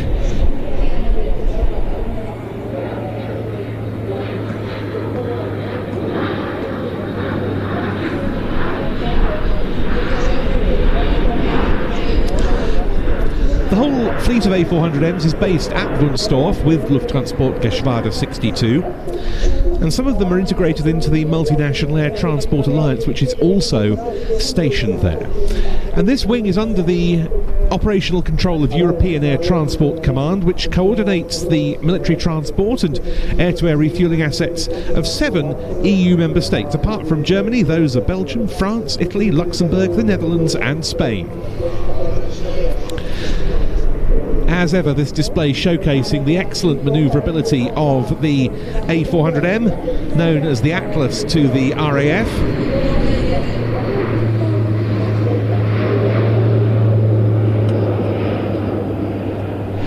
There was a good view there of the 14-wheel main undercarriage, which is designed to enhance the aircraft's ability to operate from unprepared strips. And also of note on this aeroplane are the underwing air-to-air refuelling pods, because that's another capability that was built into the A400M from the start. The RAF doesn't use it on its Atlas fleet, the Luftwaffe certainly does on its A400Ms. In fact, Germany was the first operator of this type to declare it operational in the air-to-air refuelling role in 2019, and it began using that capability for the first time to support sorties against the so-called Islamic State, or Daesh, basing out of Jordan. And more recently, it's used it to refuel multinational assets on patrols relating to the enhanced NATO air policing efforts following on from the start of the conflict in Ukraine.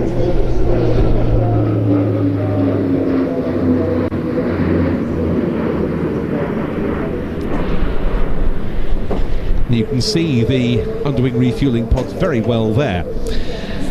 In November 2023, the Luftwaffe received its first A400M fitted with a hose drum unit in the loading ramp to back up those two underwing pods, making this into a 3-point tanker.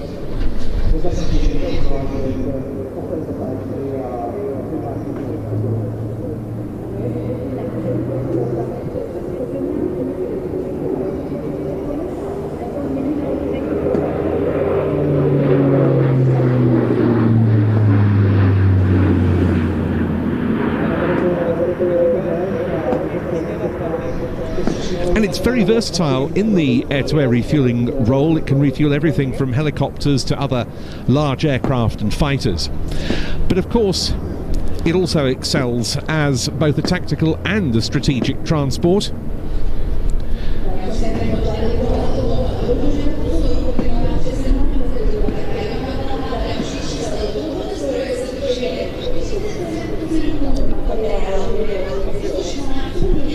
Germany's been using them in combat theatres since July 2018, when a first mission was undertaken operationally, an airlift of troops from the base at Wunstorf to Mazar-i Sharif in Afghanistan.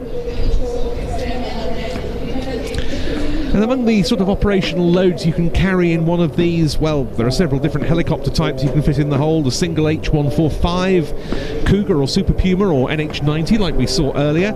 It could take 2 Tigers of the type we saw earlier being displayed by the German army, or 2 Apaches, 3 M113 armoured vehicles, 3 Land Rovers with trailers, a whole range of humanitarian cargoes. Onboard capacity, well, a single load can be up to 16 tonnes, or a mixture of loads totalling some 25 tonnes. Typical payload about 20 tonnes, and Airbus says the operating range would then be about 3,450 nautical miles. Its maximum unrefueled ferry range goes up to 4,700 nautical miles. Now flying through at the slow with the rear loading ramp open.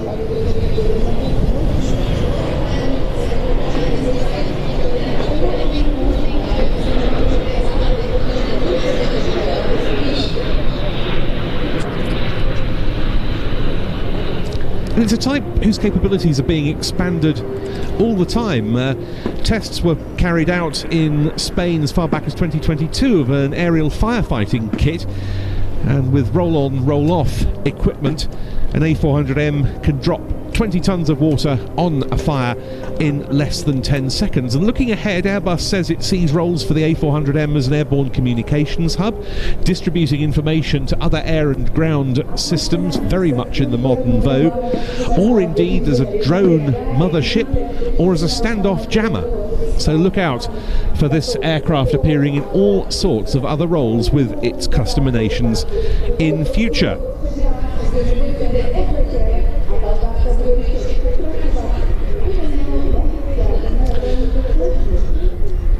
As of this summer, a total of 131 of these aeroplanes were with the different customer nations, and they had got between them in excess of 200,000 flying hours in their logbooks. A good demonstration of manoeuvrability now, a pitch up as the aircraft flies towards display centre, followed by a steep turn.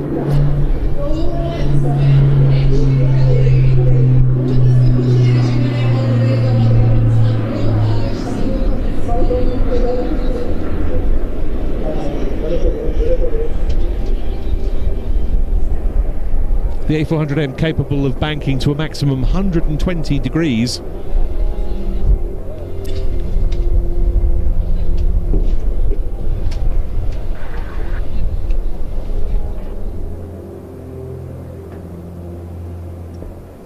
Viděli jste prvé koupánky za táčkou, byla to ta nejvyšší forma akrobaty, která přijme tvalnou jde a vypadá to, že už máme And now the undercarriage coming down for the aircraft's full stop landing. It's fitted with a powerful automatic braking system to reduce the landing distances.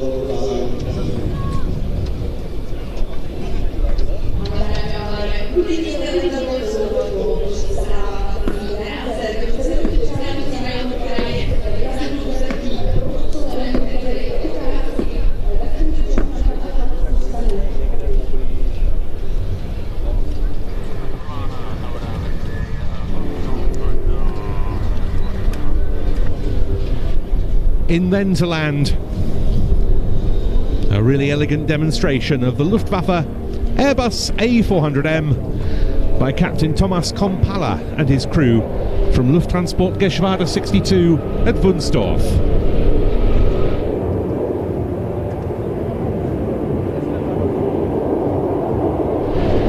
To update our live stream viewers on what we've got coming up on the programme, after the next ground display on the hour, we're expecting the Czech Air Force opening flypast, then a series of ceremonies for about 20 minutes or so, followed by further ground displays and resuming the flying activity at around 20 to 12 local time here at Ostrava with the L39 Sky Fox.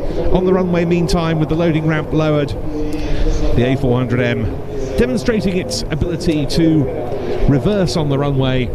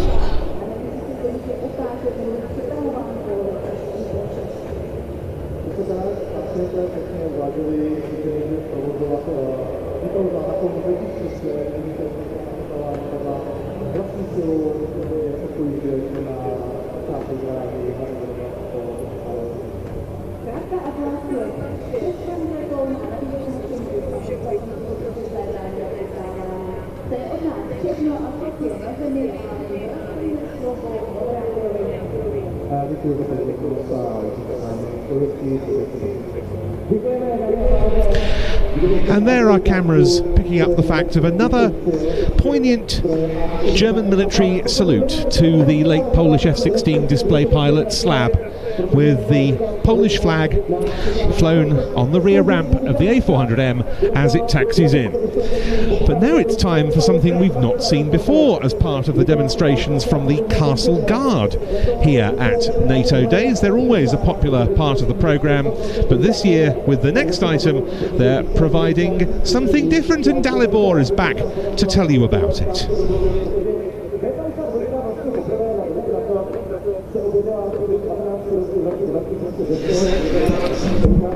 So thank you, Ben. I'm Dalibor Cvilka from the University of Defense, Czech Republic, and I'll talk you through the following demonstration. So, some 25 minutes ago, you could see a motorbikes exhibition performed by Czech Castle Guard. It was a splendid ride in formation, and now it's time for a military parade. It will be presented by a ceremonial unit of the Castle Guard.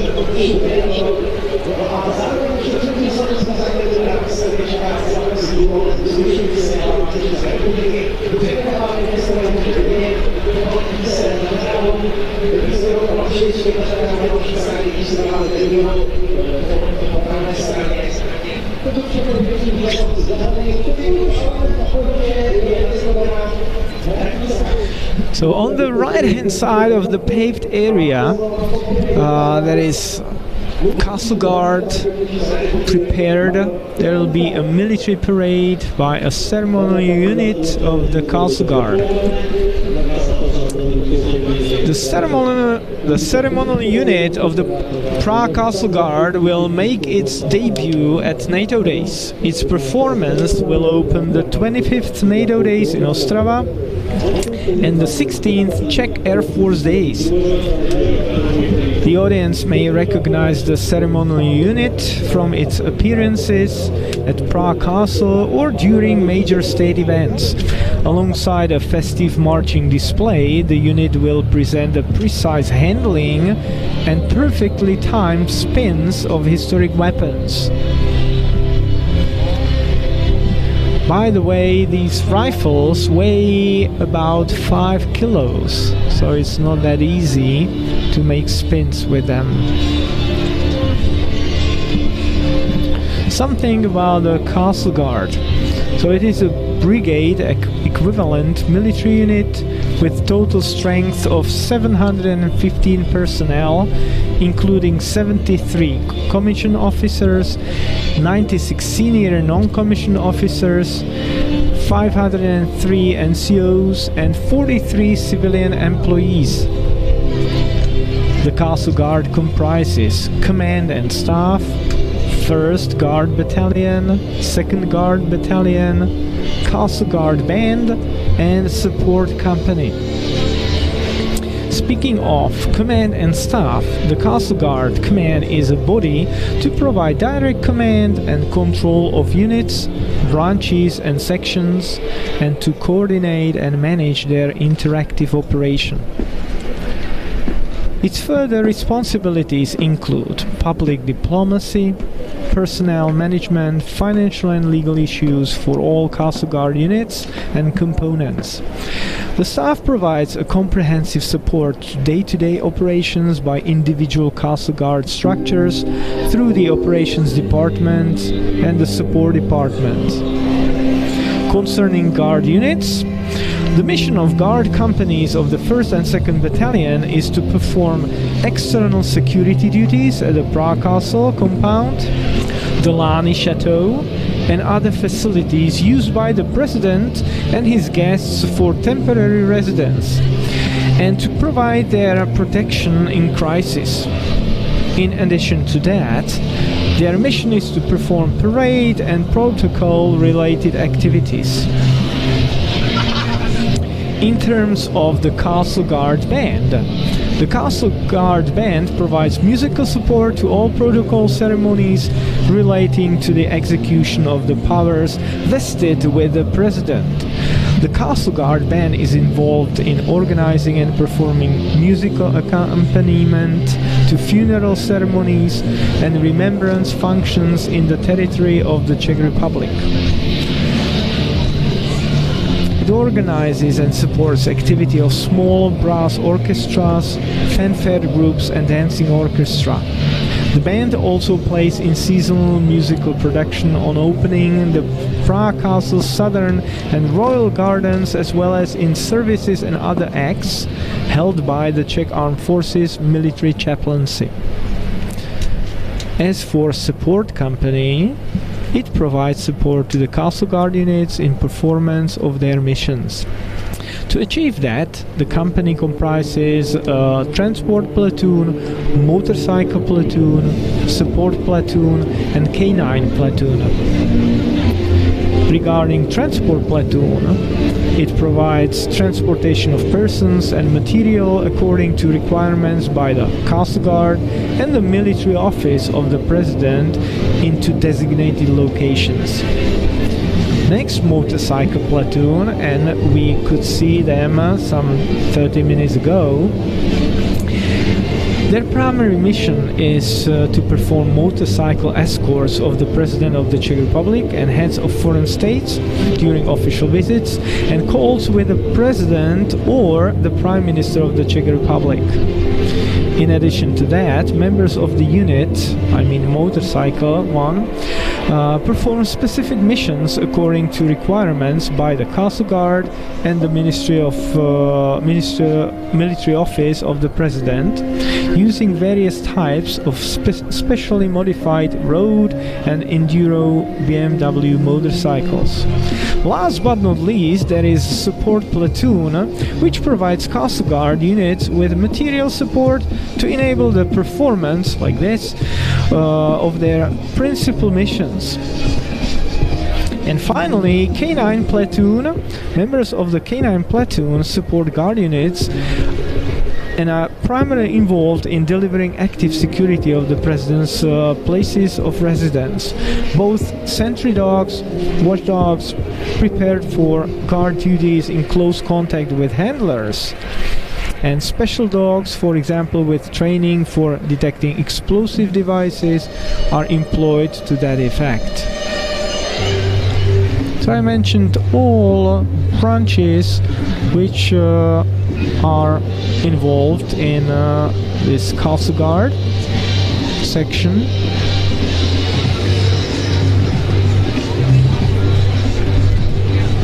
You can enjoy perfect coordination of the unit performing in formation.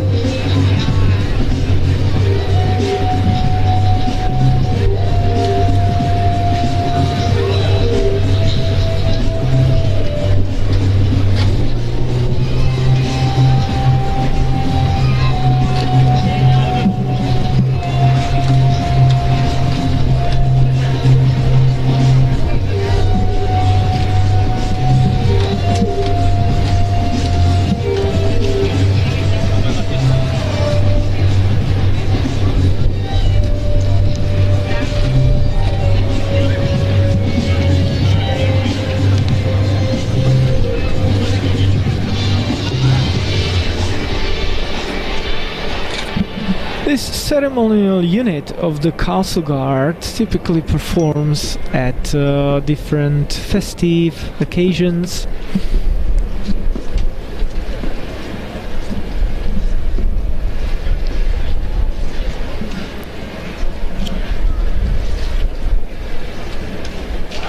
So some 2 weeks ago they also performed in Karlsbad, which is a beautiful spa city, and they celebrated 170 years anniversary of establishing the Sadový Pramen house.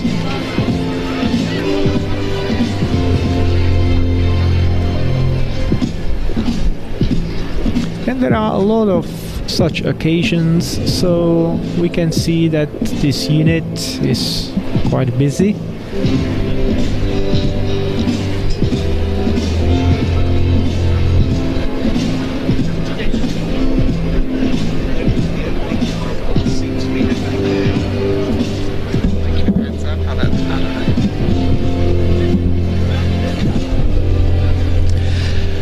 Well, as the ceremonial unit of the Castle Guard described there by Dalibor continues to go through its parade, our attention also turns to the skies for the official opening flypast of NATO Days and Czech Air Force Days 2025, and the first element flying through represents the Czech Air Force Rotary Wing Force, led by a MIL My-171S, flanked by the two latest types in Czech Air Force service, the Bell AH-1Z Viper and UH-1Y Venom, all of them from the 22nd Helicopter Base.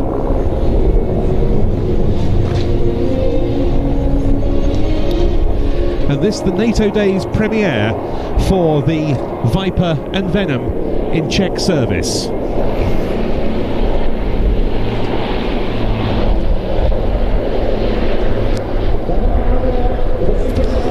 Following behind, an Airbus C295 transport, flanked by a pair of Saab Jas-39 Gripen fighters.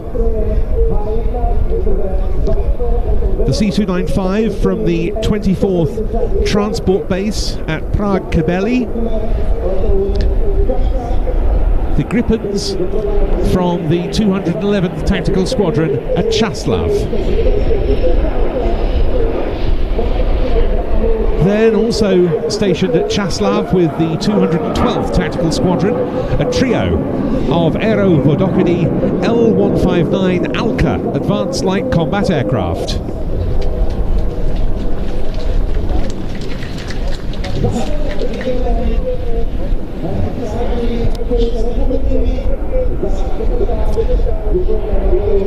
And with that fly past, we officially open NATO Days and Czech Air Force Days 2025 here at Ostrava. That the subject of the official opening ceremony, which is being conducted with local dignitaries and also with representatives of our partner nation at this year's event, Italy, taking part in the occasion.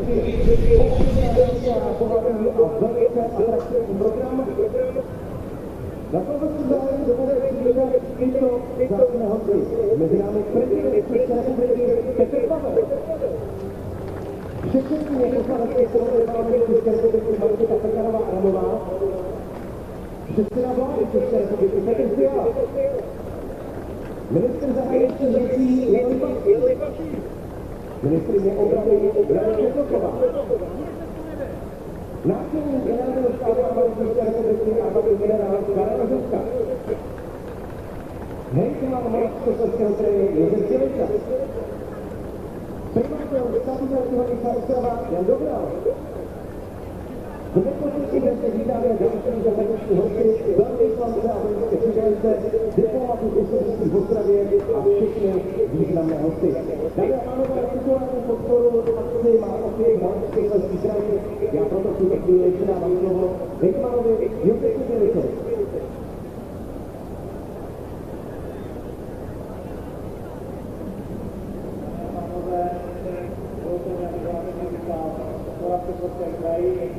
Na letišti Leoše letošní dny NATO a vzdušných sil armády České republiky se konají po 2 letech. Vojenský ročník musel být zrušen z důvodu příčinných povodní. Vojenské záruky bylo pro nás velmi náročné a jsem rád, že vám chci v tuto chvíli opět poděkovat všem složkám integrovaného záchranného systému za jejich přístup, pomoc a spolupráci.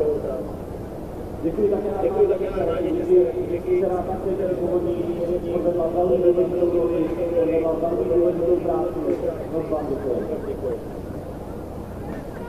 Opět jsme si díky velké vodě mohli uvědomit, There's some footage of the Venom and the Viper landing on the far side of the airport, but we will be seeing them again in action later on in a roll demonstration.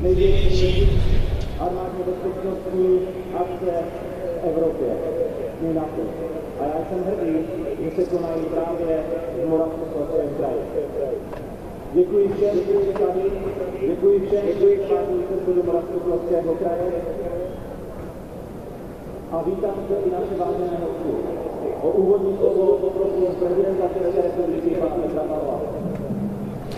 The President of the Czech Republic, Petr Pavel, is going to welcome the guests and give his initial speech.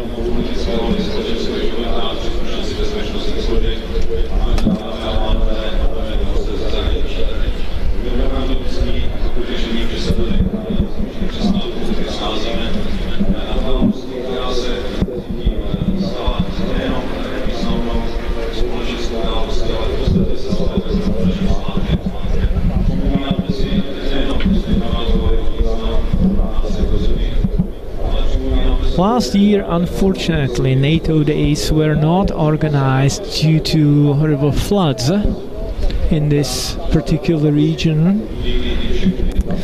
So the President of the Czech Republic is glad that he can open this year again.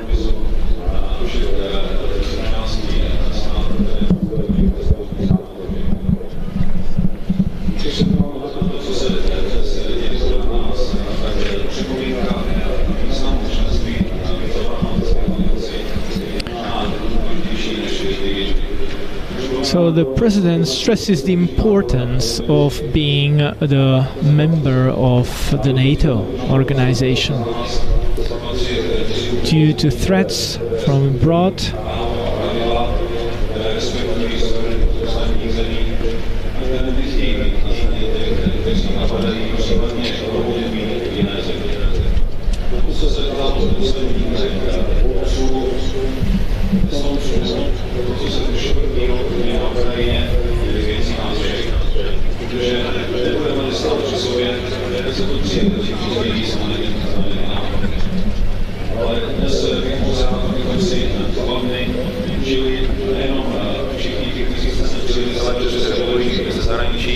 abychom si to užili i s našimi přáteli a spojenci a abychom si byli vědomi toho, co je nakonec heslem i aliance, že společně jsme silnější. Děkuji.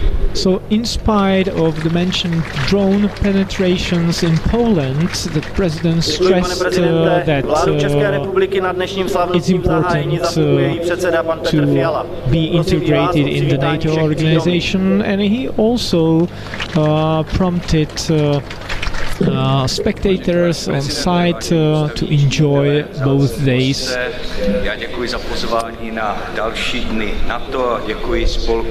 Now, the Premier of the Czech Republic, Petr Fiala, is speaking. Výborný pocit, kolik lidí se aktivně zajímá o naši bezpečnost. NATO stojí na jednoduchém principu všichni za jedno. He's also grateful for the number of visitors to this event, how many people are interested in the NATO Days.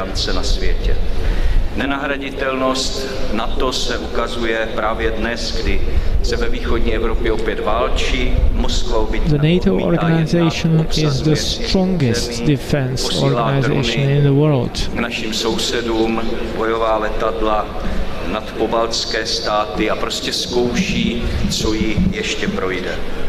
To nejsou teoretické a vzdálené hrozby, ale problémy, které máme doslova za humny. A Česká republika v posledních 4 letech udělala dost proto, abychom v takovém prostředí obstáli. Konečně posíláme dost peněz na obranu a přijali jsme zákon, aby se každý rok výdaje postupně zvyšovaly. So the threats we are encountering are not only theoretical, and there is a need to support the military. We are sending more money at the moment to defense sector. Ukázat, ale jsou stejně důležité, což je třeba lepší výcvik, krizová příprava, logistika a také více investic do českého obranného průmyslu. A Česká republika je spolehlivý spojenec. Naše letadla střeží východní Evropu, bez váhání pomáháme našim přátelům, protože víme, že jednou můžeme Czech Republic is a reliable ally. One example of this Czech airplanes patrol the eastern border of the NATO. Musí to vidět každý, kdo se rozhlédne kolem sebe.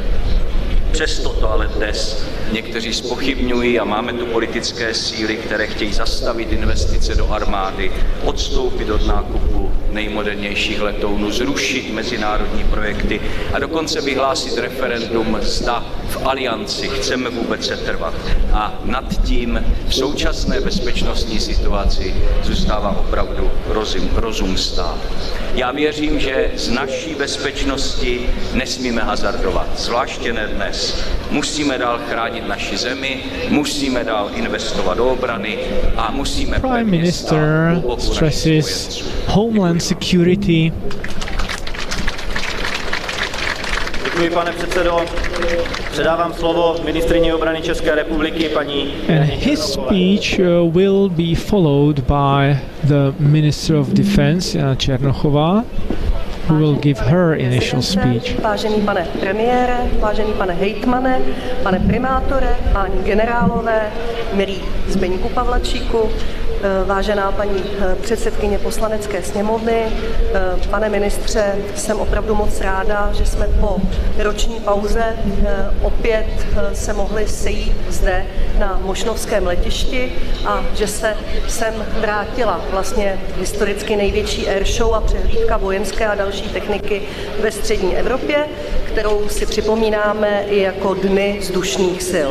Ten loňský ročník, jak už tady říkal pan hejtman, bohužel zmařili. Glad that the Czech Republic can host the NATO Days again after a 1 year gap due to the floods that were already mentioned.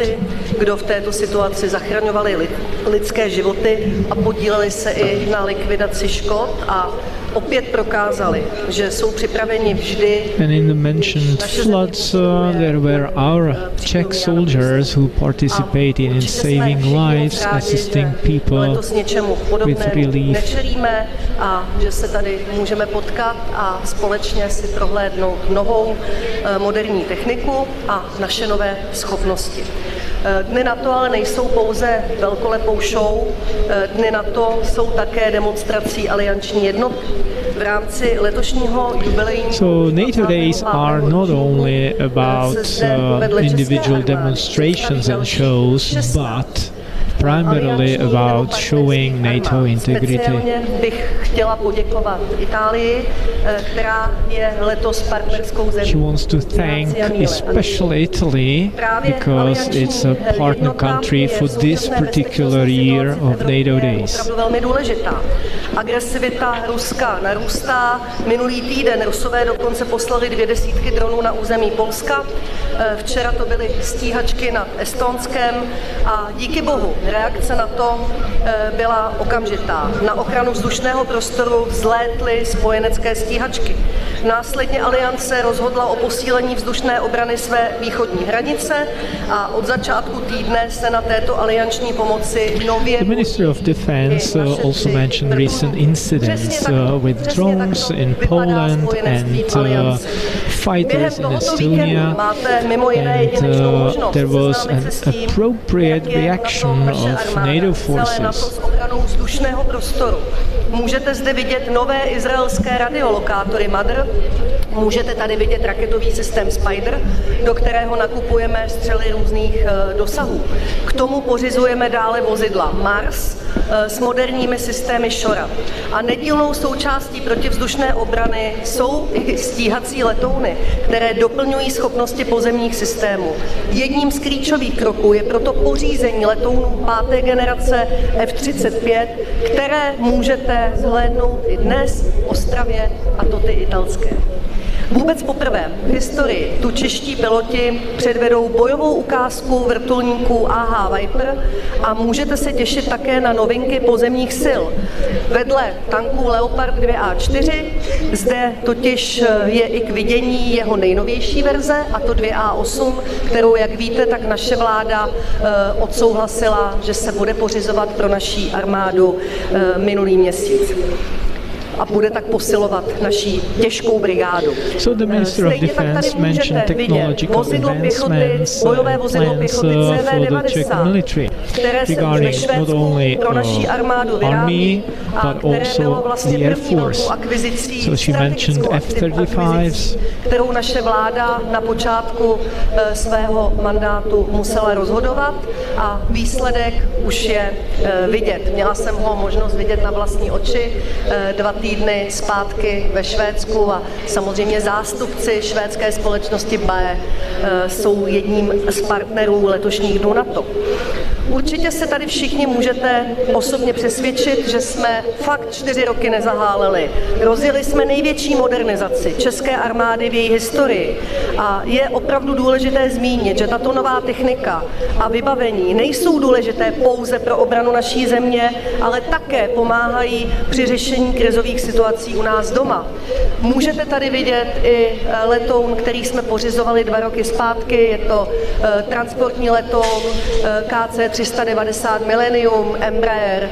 Je to letoun, který mimo jiné, kromě toho, že je schopný do velkých vzdáleností přepravit těžkou techniku, tak bude mít i platformu na hašení velkých požárů. Recently purchased transport plane Embraer KC-390 Millennium, which is also on display here at NATO Days, and the spectators can tour it. Nejenom na konflikty, které můžou mít charakter nějakého vojenského konfliktu.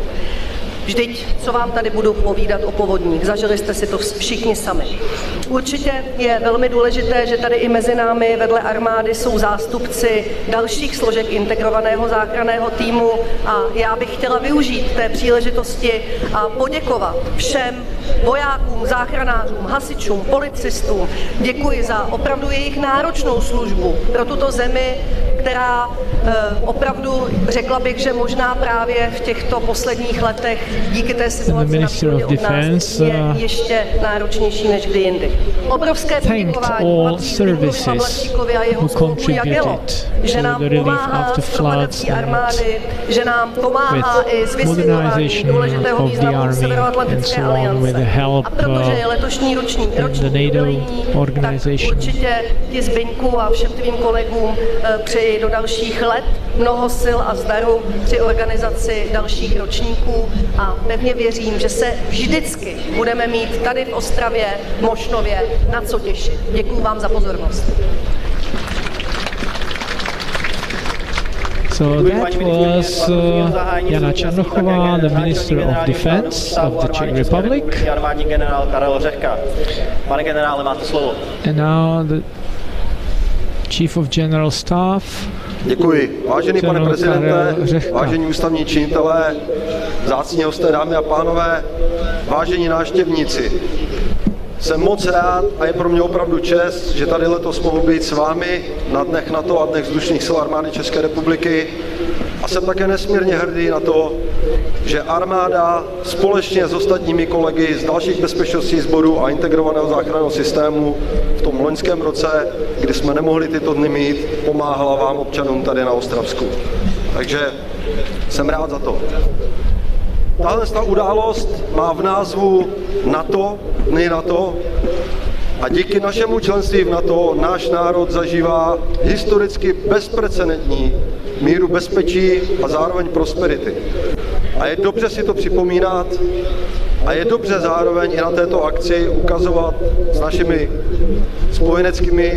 spojenci a s našimi partnery, ukazovat schopnost spolupráce, jednotu a soudržnost.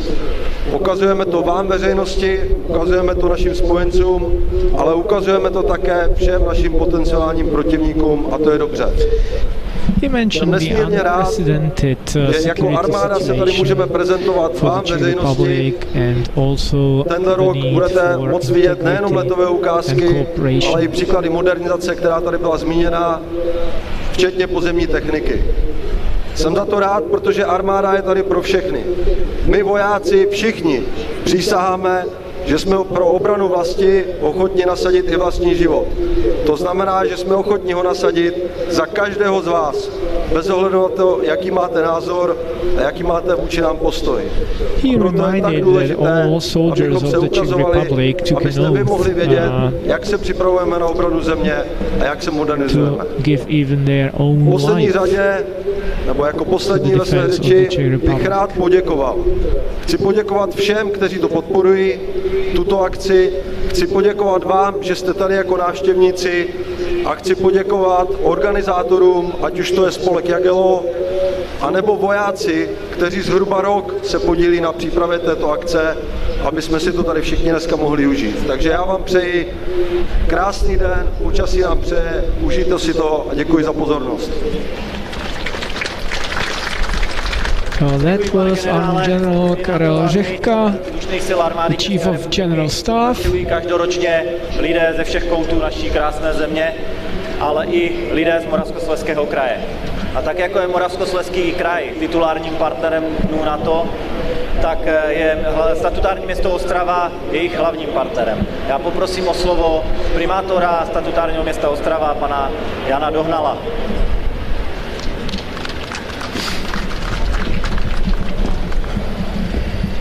Vážený pane prezidente, pane premiére, so the mayor of Ostrava city speaking. Vážení návštěvníci. Já jsem se tady teďka před chvílí bavil s panem Pavlačíkem o tom, jak to vlastně jakoby začínalo a když se podíváte, kam to Jagello za těch 25 let dotáhlo, tak je to neuvěřitelné. Ten první ročník probíhal skromně v Ostravě na Černé louce a dneska zde máme po 25 letech vlastně největší outdoorovou akci pro veřejnost v České republice, tady v Ostravě na letišti. Takže za mě obrovské poděkování Jagellu, organizátorům a samozřejmě představitelům vojsk, armád, všem, kteří se zde na tom podílejí. Samozřejmě všichni víte, že ten loňský ročník neproběhl, bylo to poprvé, protože dny NATO, ač ne pro veřejnost, probíhaly i během covidu. Loni nám situace nepřála, přišla povodeň, takže nechci se opakovat, ale musím, protože Ostrava byla zasažena povodněmi. Chci využít této příležitosti a poděkovat všem představitelům IZS, armády, ale i dobrovolníkům a vám všem za to, jak jsme ty povodně zvládli, protože bez toho by to určitě nešlo. Když se podíváme na to, co se dneska děje kolem nás, co se děje pár stovek kilometrů odsaď, od letiště, od Ostravy, od České republiky, tak si myslím, že nikdo nemůže zpochybňovat, a už se tady o tom dneska hodně hovořilo, naše členství v alianci. Samozřejmě nějaké hlasy tady jsou, ale věřím, že jsou ojedinělé. Dneska jste všichni přišli, abyste se podívali na moderní vojenskou techniku. Už to tady také padlo. Česká armáda prošla největší modernizací své výzbroje v posledních mnoha letech a vy to tady uvidíte. Budete si na to moc takřka sáhnout. Budete to moci vidět a vlastně tady vidíte, že ty nákupy a ta modernizace má smysl a že v tom musíme určitě dál pokračovat. Tato akce ale samozřejmě i symbolicky ukazuje na to, že aliance má smysl i ten politický, že si musíme uvědomit, že jsme součástí bezpečnostního spolku v Evropě, který vlastně i nám umožňuje dneska v České republice klidně spát. Dámy a pánové, využijte toho, že je hezké počasí a užijte si tyto krásné 2 dny zde na letišti v Ostravě v Moravskoslezském kraji.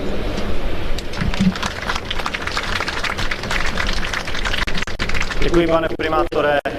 Dámy a pánové, vážení. So he mentioned the last year's floods and inability to organize NATO Days last year. Užijte si Moravskoslezský kraj a dny NATO. Vítejte. Děkujeme, dámy a pánové, hejtman Josef Bělica, který nás provedl slavnostním zahájením. Už za pár okamžiků bude akce zahájena slavnostním výstřelem z bojového vozidla. Letos poprvé to bude stroj CV90 na pochod prezidenta republiky pana Petra Pavla, ale až za chviličku, protože ještě předtím musíme přistoupit k tradičnímu slavnostnímu kroku. Tím je předání stuhy Sdružení Agilo 2000 České Euroatlantické rady. Letos ji získá operativní oddíl městské policie Ostrava. Stuhu bude předávat primátor statutárního města Ostrava, pan Jan Dohnal.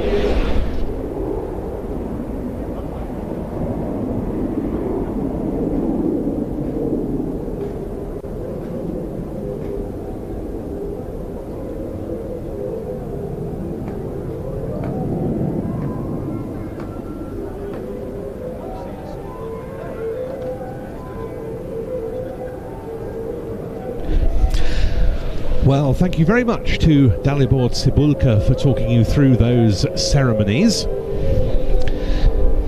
And now a further ceremony coming in the form of the handover of the Czech Euro-Atlantic Council ribbon.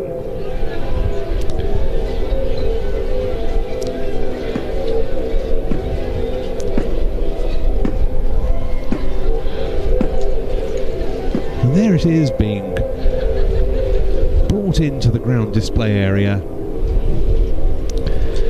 ready for presentation by the Mayor of Ostrava, and it'll be handed over to the operational unit of the Ostrava Municipal Police.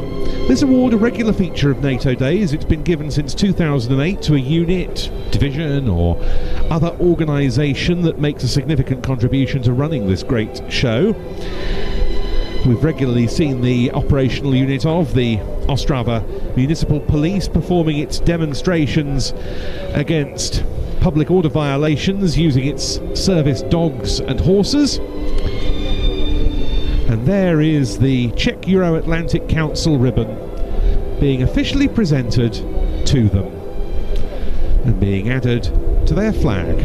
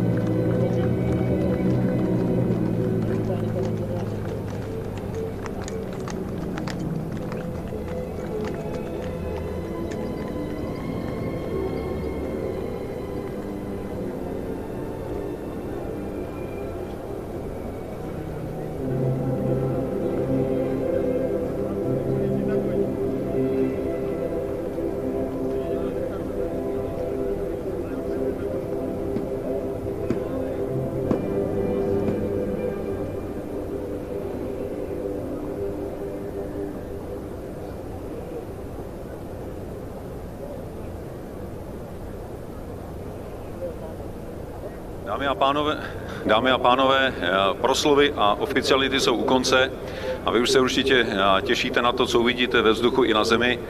A než se tak stane, tak všichni, kdo sem jezdíte pravidelně, tak víte, že všechno to spustíme jednou velkou ránou. Letos to bude menší kalibr, za to budou 3. Proto vás chci upozornit, dohlédněte na své děti, případně ty, kdo mají poškozený sluch, tak si ho chraňte. 25. ročník dnů NATO v Ostravě a vzdušných sil armády České republiky je tímto zahájený.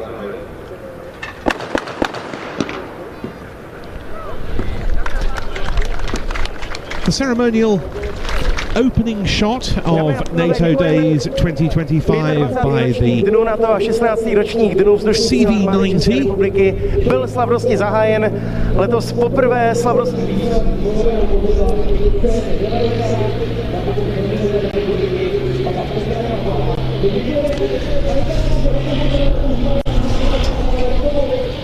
That That's a Swedish infantry fighting vehicle, of which 246 are being procured for the Czech military.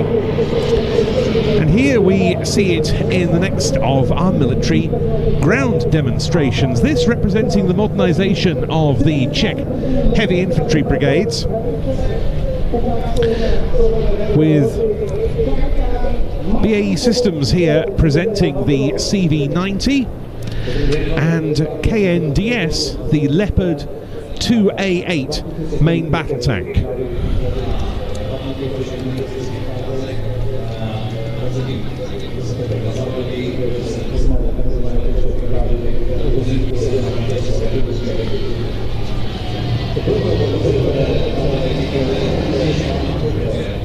KNDS, as I mentioned earlier, a German-based firm with its headquarters in Munich.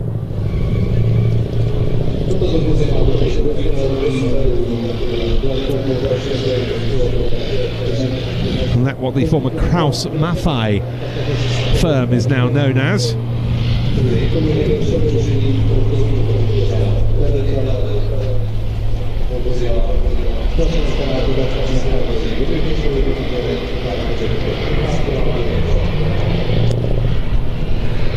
Improvements on the 2A8 compared with the previous 2A7 production model, including better active protection equipment for the tank and its crews and greater situational awareness using the tank's different sensors.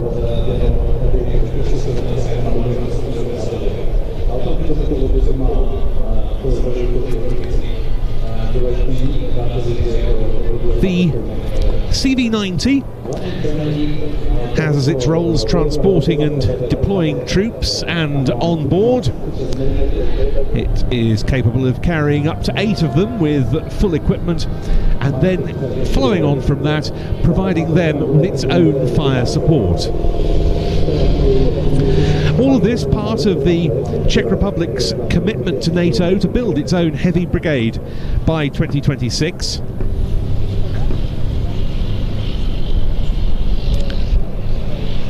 And in that, the Leopard 2A8, here now trailing the CV90, will become the backbone of that heavy brigade of the Czech Army, replacing the Soviet-era T-72 M4CZ model and complementing the older Leopard 2A4s.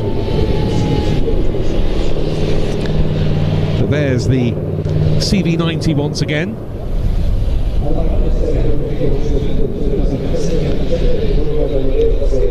The first of them for the Czech Army was officially unveiled in Sweden on only the 28th of August this year, and it was presented by representatives of BAE Systems in the Swedish city of Örnsköldsvik to the Czech Minister of Defence, from whom we heard during the opening ceremonies for today's show, and her Swedish counterpart.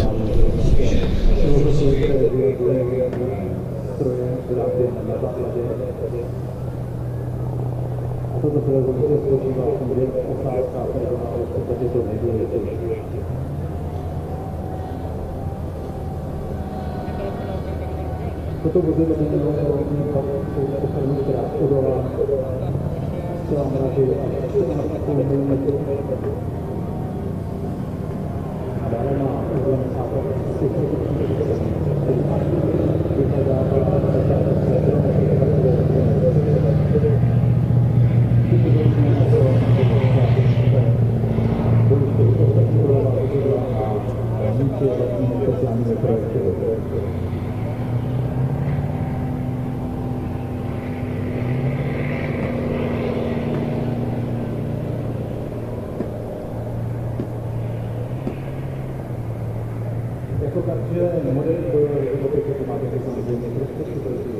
detekce a ochrany proti zbraním hromadného ničení. Má tady celou odhalování radiační a biologické a bezpečnostních zbraní a samozřejmě také bezpečnostní zařízení, které dodává ochranu.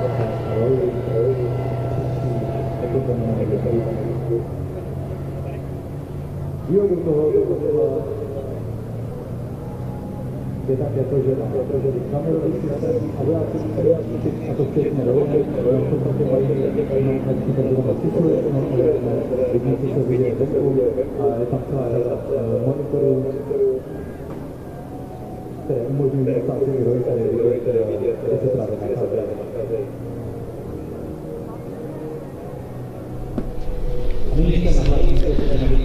It was earlier on that we saw the current Leopard 2A4 model being used by the 7th Mechanized Brigade during their demonstration.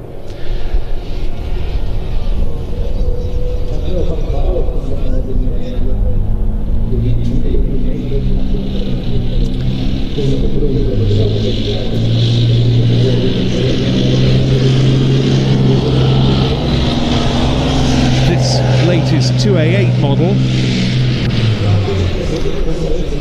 ordered by several NATO nations, Germany itself, in which country it's manufactured.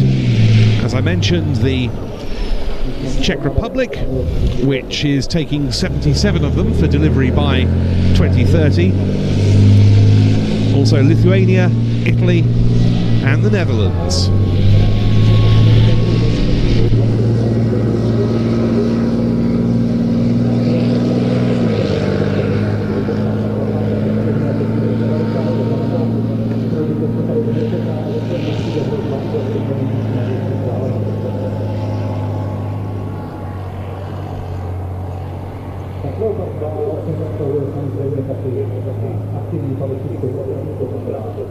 V momentě, kdy se přiblíží například prstná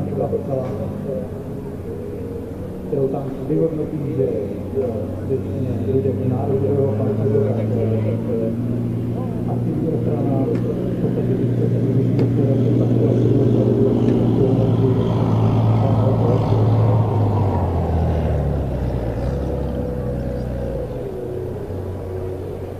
dostal hlavní zbraně samou 120 mm 7 km.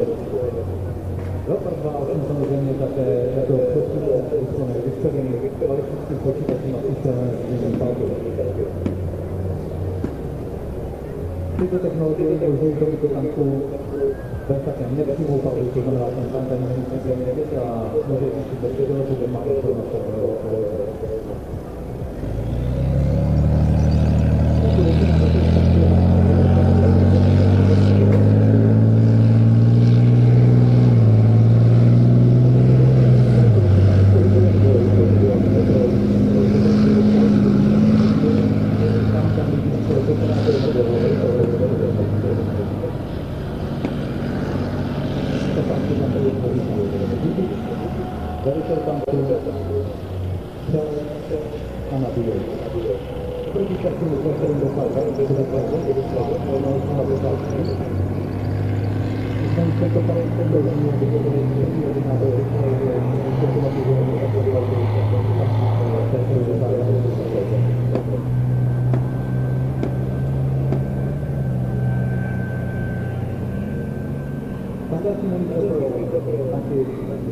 Leopard 2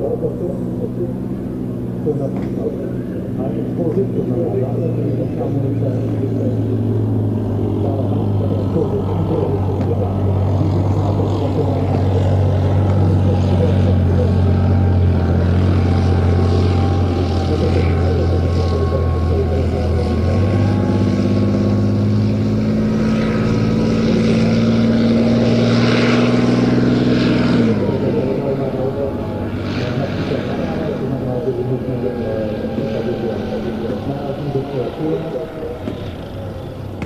nebo takzvaný Airbus, to znamená, může vpuknout na určitou oblast, kde vzdálené v tanku, který dáme například neutralizace nepřítele, který se nachází v sobě.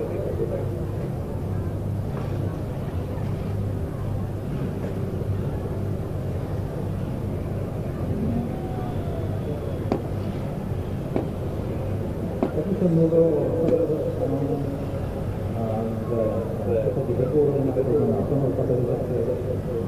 tento tank samozřejmě není velmi na pohybující se stacionární cíle a to je jak za pohybu.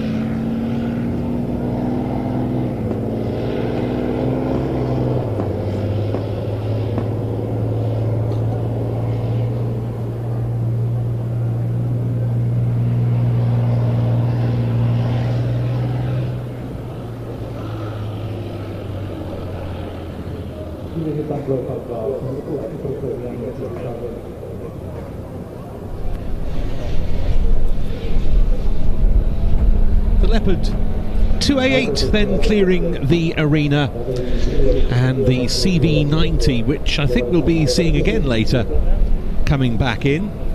Meantime, there's a beach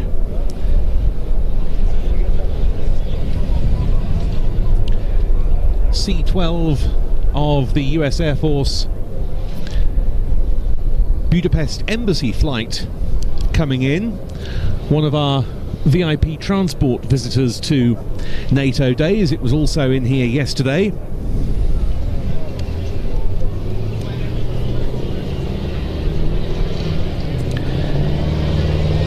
This is a C-12D model,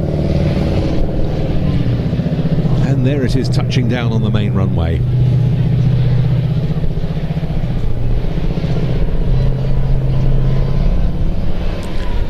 As we've seen, this event distinguished by the presence of a great many important visitors.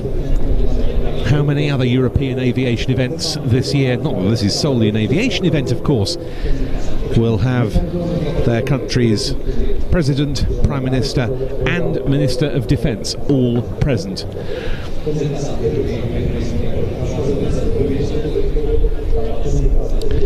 Well, we're back on with the flying displays next, with the sole civilian contribution to the flying, then followed by the Royal Air Force's first item of the day, and then we're hoping for something further from the Slovak Air Force.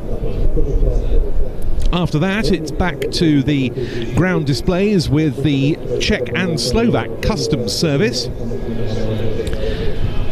And then on the schedule, we're expecting to see another appearance from the Leopard 2A8 tank that we've just seen performing with the CV90, which is on your screens now.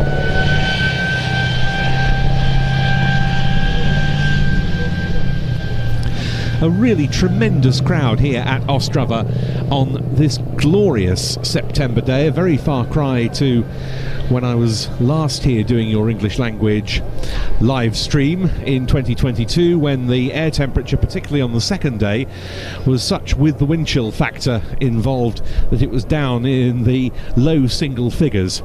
But today it really is absolutely gorgeous in this part of the eastern Czech Republic.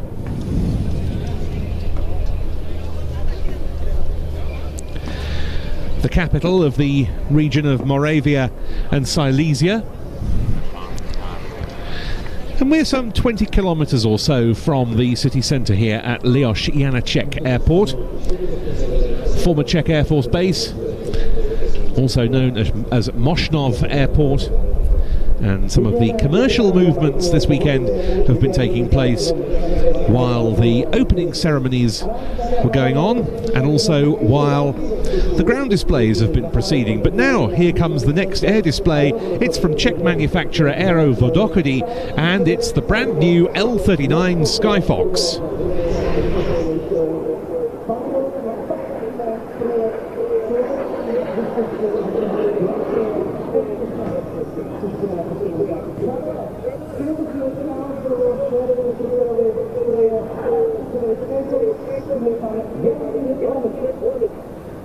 Dobrý den, dovolte vás pozdravit na společnosti Aero a představím vám naše nejnovější produkty Now, many of you will be very familiar indeed with the aerobatic L39 Albatros family of jet trainers and light attack aircraft from that former Czechoslovak, now Czech manufacturer. And it's one of the longest lived jet trainer designs in the world, and it was the first production turbofan engine trainer in the world. It flew for the first time in 1968 in prototype form, conceived as a successor to the aerobatic L39 Delfin. The aim then was to make it the standard Eastern Bloc straight through trainer, taking aircrew candidates through multiple phases of their flying training. It was always a simple, tough and rugged airframe, able to fly off grass or other unprepared surfaces, and always with ease of maintenance absolutely to the fore. But obviously the existing L39 design now somewhat dated,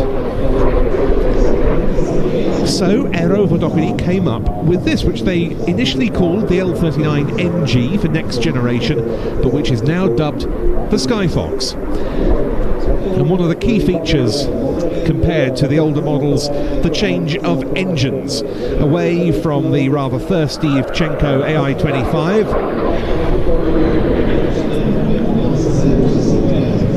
in favour of the much more efficient Williams FJ44 turbofan of virtually the same thrust as the AI-25, 3,800 pounds, but far more efficient. Of course, it also incorporates the very latest avionics. And this type is available as an upgrade of existing aircraft or as a new build.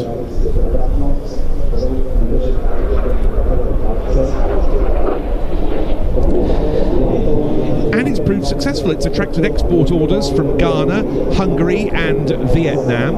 It entered series production in 2023, entered service in Hungary and Vietnam the following year, and other sales are certainly possible, not least to the Philippines, for example. But it's especially significant here because it's been ordered for the Czech Air Force and indeed entered service with the CLD. That's the Czech Air Force Flight Training Center, operated by the civilian contractor LOM Praha and based at Pardubice.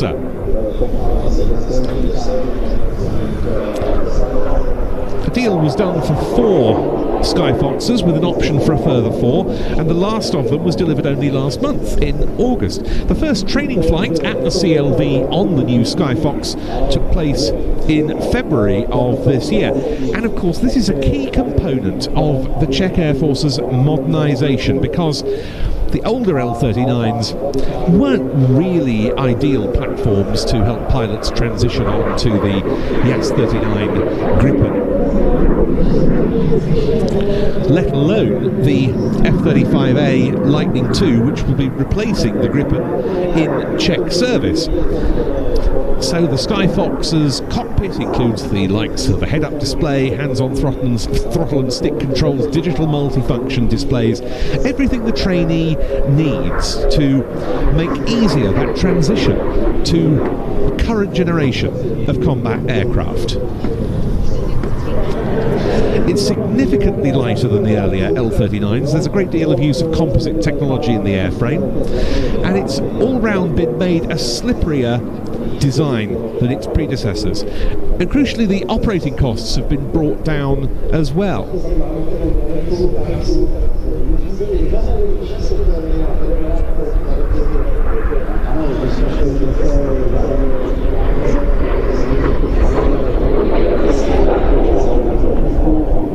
Just like its predecessors, it's also got a light attack capability.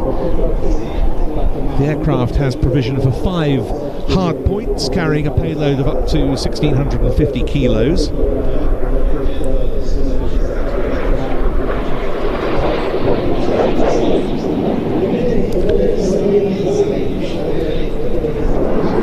And something else it's still capable of is flying from unpaved surfaces, which Aerobatic sees very much as a boon for its jet trainer.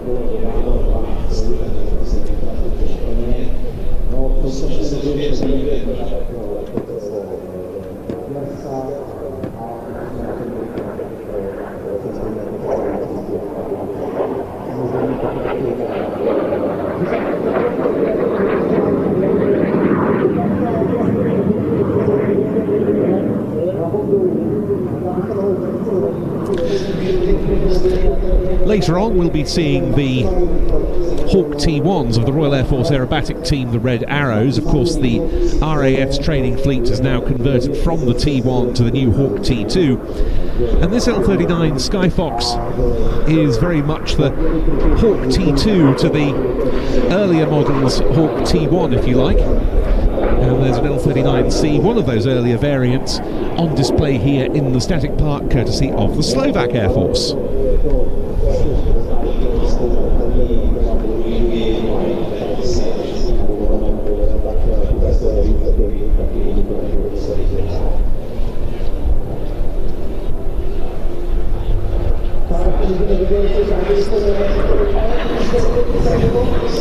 It'll be interesting to see as well whether this aircraft comes to achieve successes on the civilian market. The existing L-39s hugely popular in the West as civilian mounts. They pioneered the jet class at the Reno Air Races, and they have equipped, or do still equip, several civilian aerobatic teams.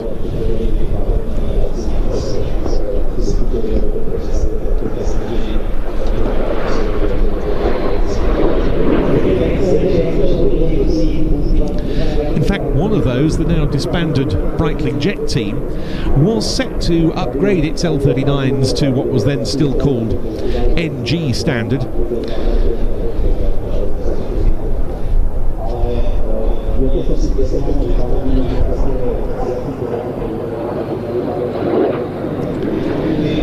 But unfortunately the decision was taken to discontinue that very successful and professional outfit, so we never got to see that happen. I think this is a very attractive aeroplane indeed, the L39 Sky Fox.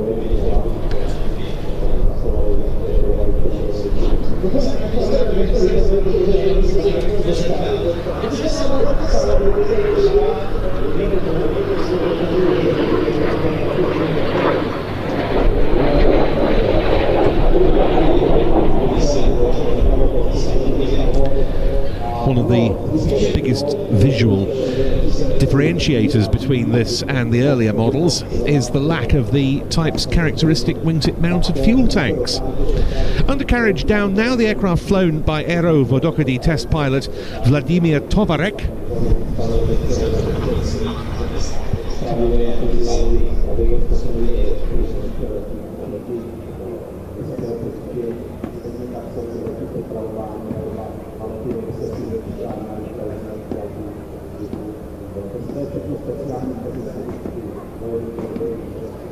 Tak děkujeme za vysvětlení pilotce na můj rozhodnutí zamávání přídění a vrátím se na dráhu. Doufám vám šťastně zatíží, jak bude přistávat zelení vlády, že konstrukce tohoto stroje přímo tady na řídící, že moc děkujeme za úžasná slova, na tu otázku říkat. Já děkuji za pozornost a doufám, že se vám krásně bude. Děkujeme, pánové, srdečně,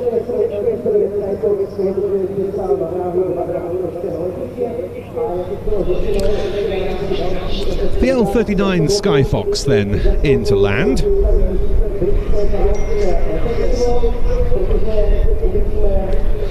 And we're now going to turn to the first of our two Royal Air Force contributions to today's show. It comes in the form of the RAF parachute display team, the Falcons, who are here with their Dornier 228 support aircraft from Summit Air, which got airborne a little earlier while the ceremonies were going on.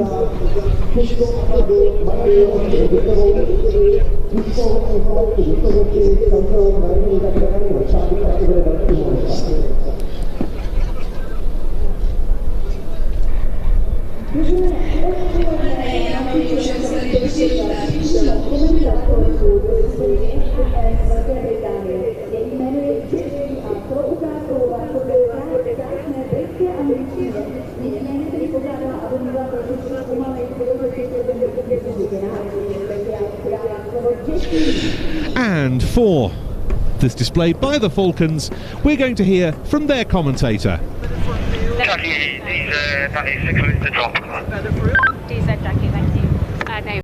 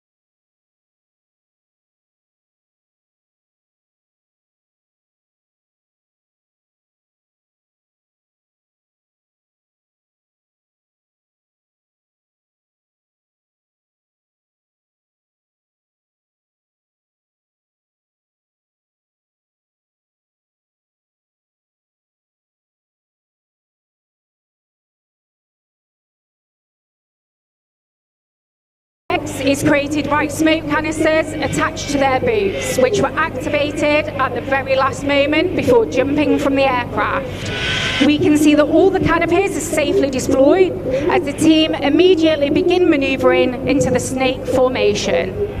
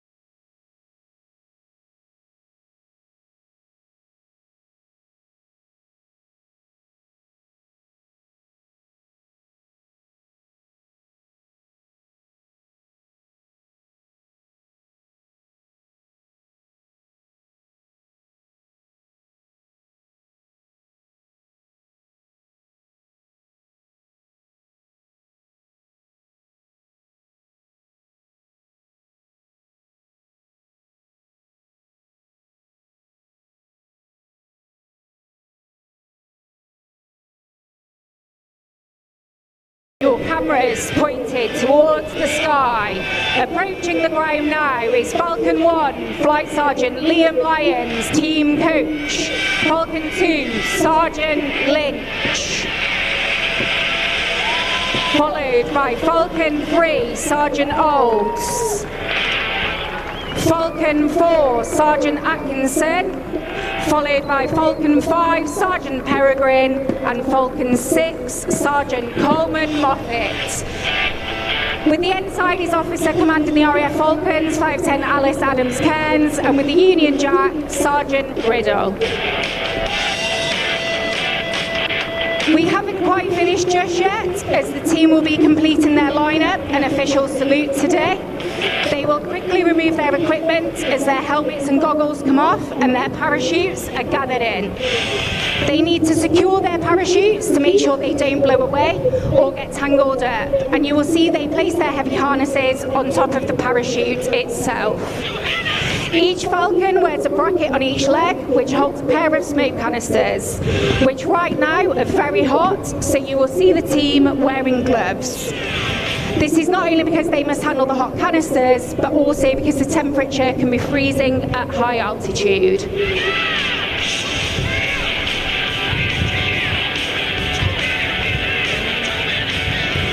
You can now see the drop zone safety officer, Flight Lieutenant Dominic Compton Davis, take their position in front of the crowd who will receive the salute today.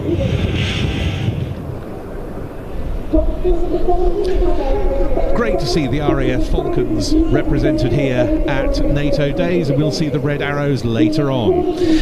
But now we're expecting a flypast shortly from another representation of the modernisation of the Slovak Air Force. We saw the UH-60M Blackhawk from them displaying at the very start of the programme.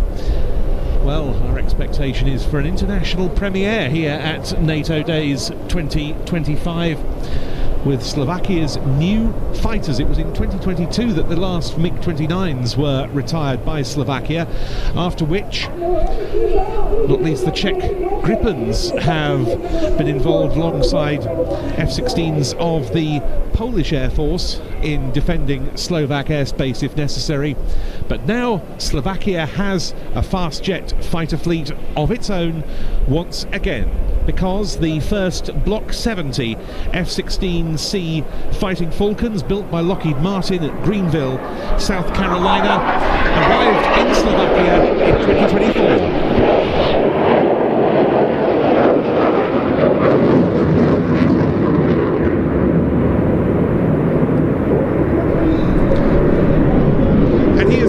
From the 1st Fighter Squadron stationed at Malatsky.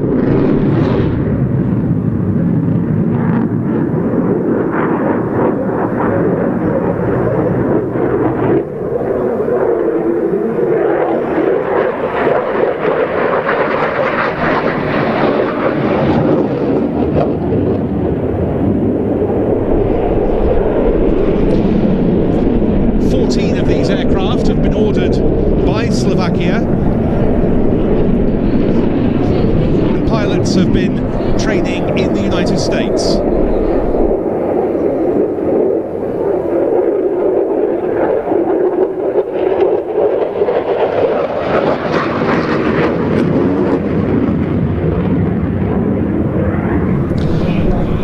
And this is really the state of the art for the F-16 today, pretty much. The Block 70 with the new Northrop Grumman APG-83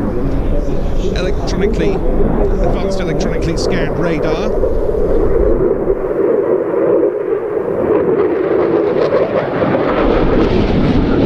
Or advanced electronically scanned array radar, as I should say.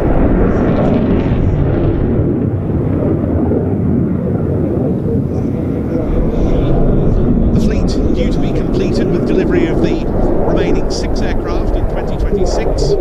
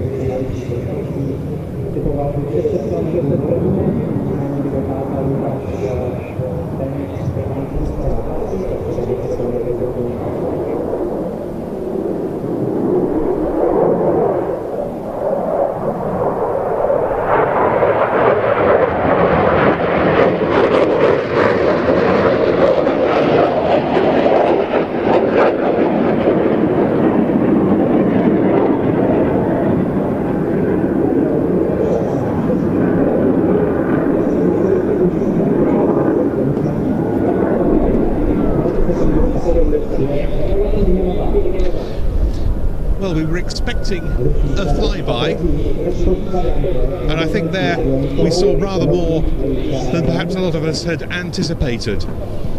And no doubt a type that will be seen far more widely in Slovak service at future editions of NATO Days.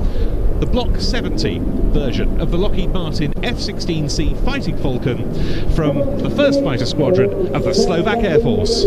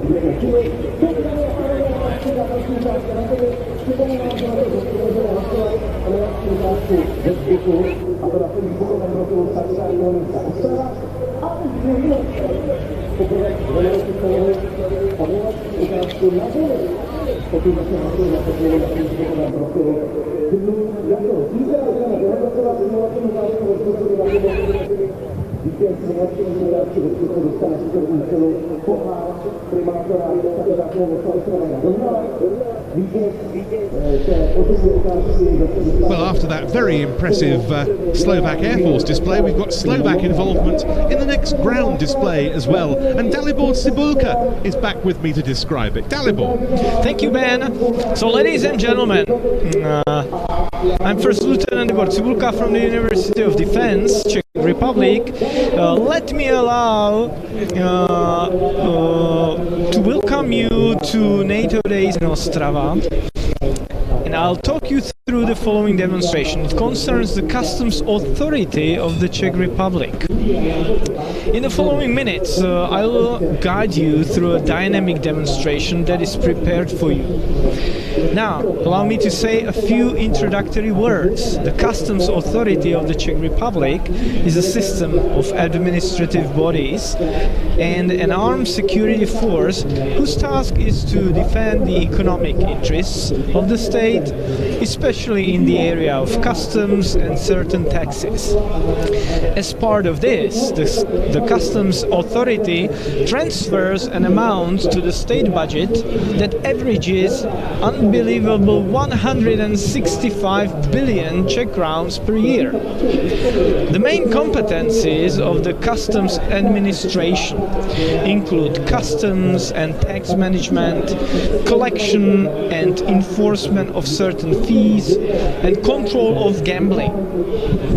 In addition to this, they also detect certain crimes such as tax evasion, illegal transportation of drugs and weapons, and infringement of trademark rights. For these purposes, they also have an operational deployment group, which is part of an investigation section of the General Directorate of Customs. This group is a highly specialized unit with nationwide jurisdiction designed primarily to combat the most serious criminal activities. In today's demonstration, you will see international cooperation between the Operational Deployment Group from the Customs Authority and the Service Intervention Unit from the Criminal Office of the Financial Administration of the Slovak Republic, as was envisaged. I will now draw your attention to a model situation in which the customs investigation team operationally discovered that illegal trade involving weapons and narcotics was to take place in the border area with Slovakia. For these reasons, a customs officer infiltrated the group of offenders who acts as an agent and continuously informs colleagues about the activities of this organized group of offenders. In a short while, you will see joint intervention by the Operational Deployment Group and the Service Intervention Units, whose task will be to detain persons suspected of criminal activity in the transfer of weapons and drugs. In terms of interventions, it's important to arrest the perpetrators at the same time and prevent the possible escape of the suspects. The intervention teams have intel that these persons will be armed and will most likely put up active resistance.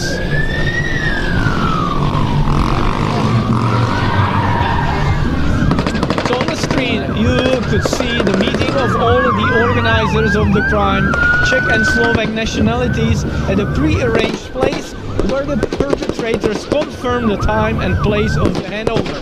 At the same time, we can see that one of the perpetrators on motorcycle is constantly monitoring the area, that no one's following the group along the route, and that they can safely close the deal. The perpetrators had no idea that customs agent was one of them.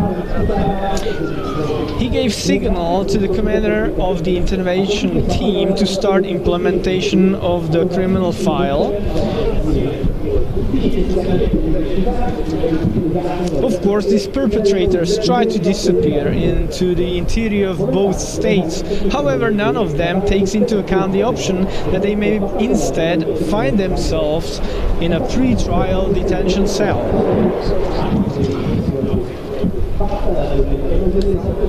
So the actual operation is now underway. We've seen that using the moment of surprise and the coercive means of threatening with a pointed firearm, the perpetrators were gradually pacified in a rapid sequence of events and are now being handcuffed. There were also complications during the operation when the perpetrators tried to leave the scene of the crime using all their firepower. During the operation, explosive devices were also used, which served to disorient the arrested persons. Personal searches were conducted as well. They were based on which it was determined whether the perpetrators had any hidden weapons on them or not.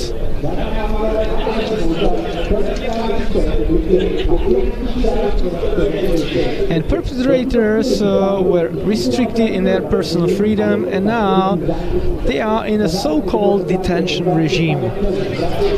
They are escorted to a pre-trial detention cell. However, the arrest of perpetrators is the culmination of the long and demanding work of customs officers who devote months and often years to a given criminal case. As for the deployment of these officers, it must always be properly justified. This unit is not used for standard interventions against less dangerous offenders. Customs authority always carefully considers the level of forcefulness of service interventions, and these officers are deployed only in cases where it's truly justified.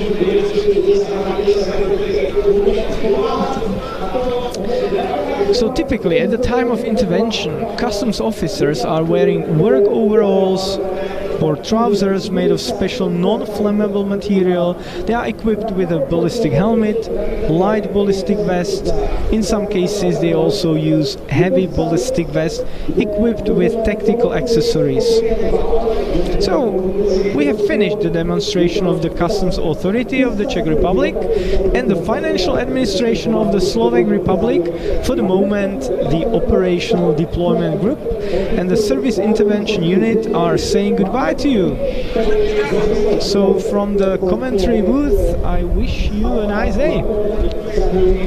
I'm handing over to my colleague Ben. And thank you to my colleague Dalibor, who returns to us next for the prison service display, which we have coming up fairly shortly.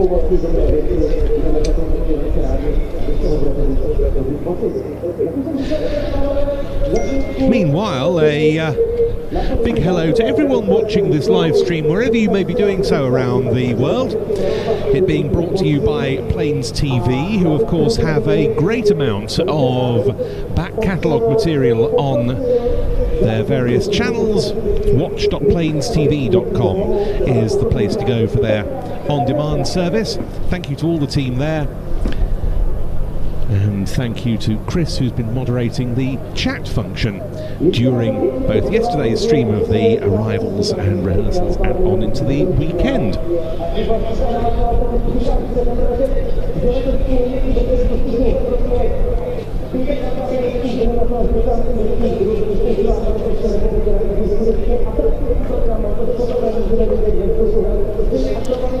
We have another commercial arrival coming up, this in the form of an Airbus A320.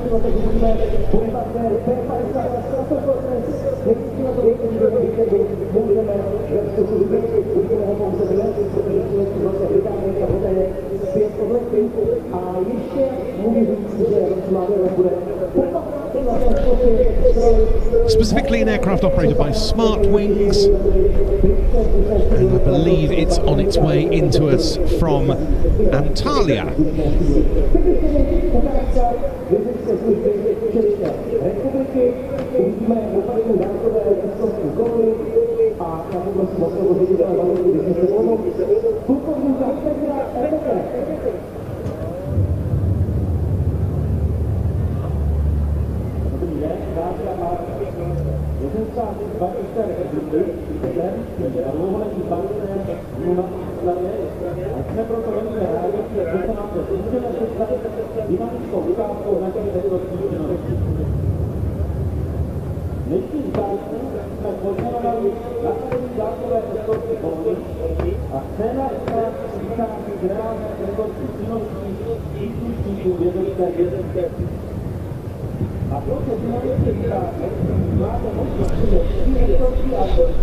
And as the A320 lands, our next ground display is getting underway. It's time to hand back to Dalibor to tell you about the prison service. Thanks, Ben.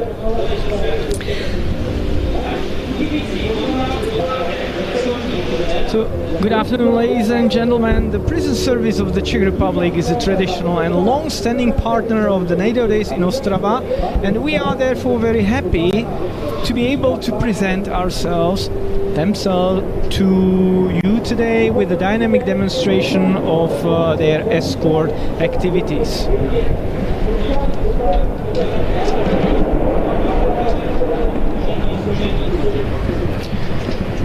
So the name of today's demonstration is Attack on a Long-Distance Escort Convoy. And the scenario of the demonstration is based on the real escort activities of members of the prison service. On the dynamic demonstration area, you can already see 3 escort buses of the prison service and accompanying vehicles. They carry out escorts in specially modified buses for the purpose of permanent relocation of prisoners or to court hearings practically every day throughout the Czech Republic. Their typical identifying mark of escort vehicles is a purple stripe.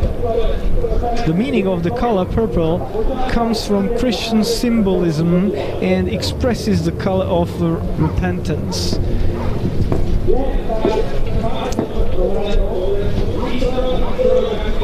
The prison service uses two types of special escort buses. The first and last buses in this column are used for long distance escorts and have a capacity of 42 prisoners. The middle bus in the column is used for escorts to court hearings and has a capacity of 18 prisoners.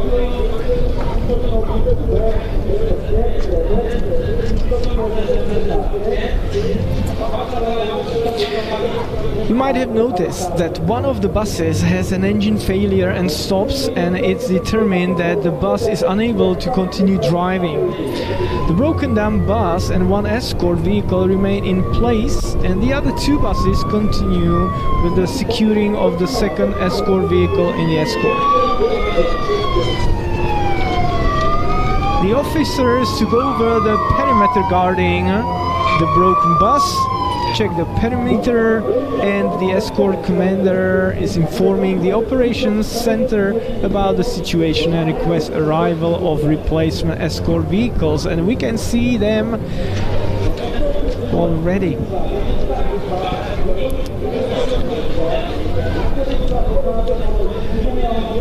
Two Volkswagen Crafter escort vehicles arrive at the scene of the breakdown of the escort bus.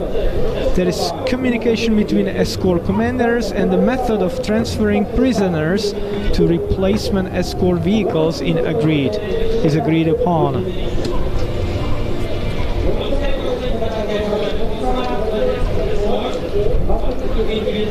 There is also a prisoner of interest in the broken down bus, and for this reason, when the escort vehicles leave, the escort is attacked by perpetrators who want to free the person of interest.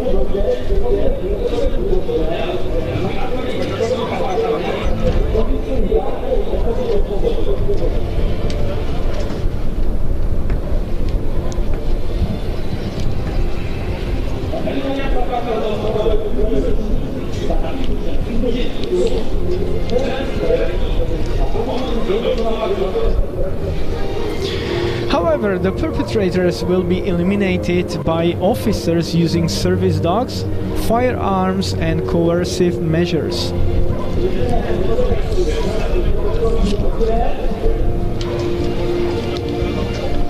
So after suppressing the resistance of the perpetrators, the vehicles will be searched and weapons seized. Personal searches will be carried out and the perpetrators will be tied up. The perpetrators will then be loaded into escort vehicles, and on the instructions of the escort commander, the entire escort column will leave the scene of the attack.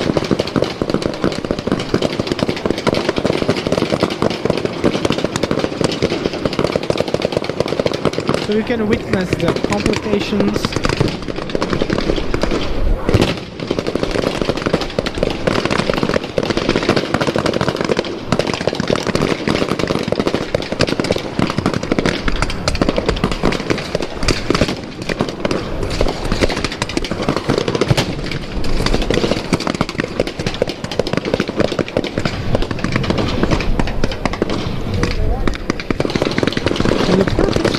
Trying to free prisoners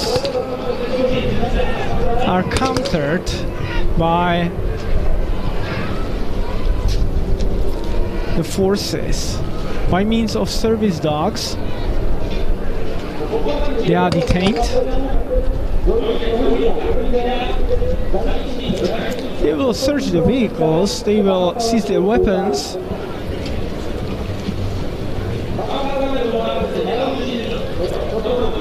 And the perpetrators will be loaded to accompanying vehicles and will be taken away from the scene of attack.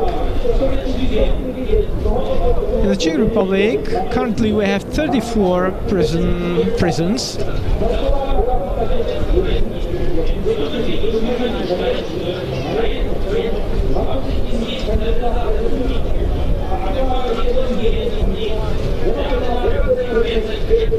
So the capacity of Czech prisons totals 20,000 prisoners. However, there is about 19,000 at the moment.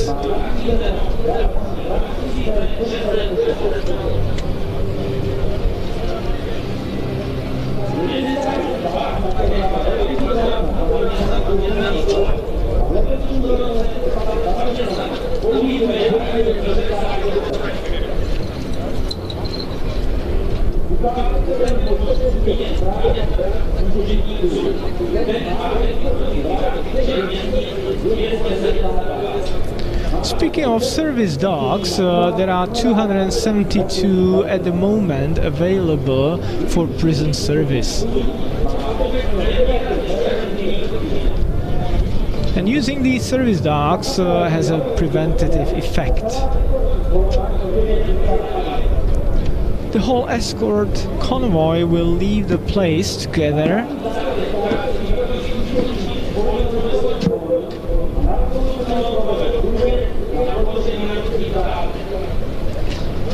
And at the end they will make a pass for the crowds.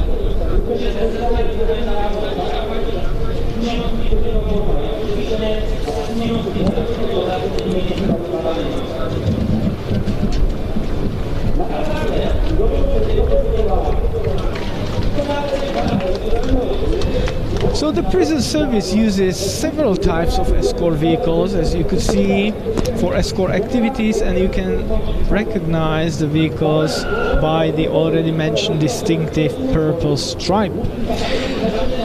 They are modified small and medium escort vehicles, but also armored vehicles, ambulances and escort buses.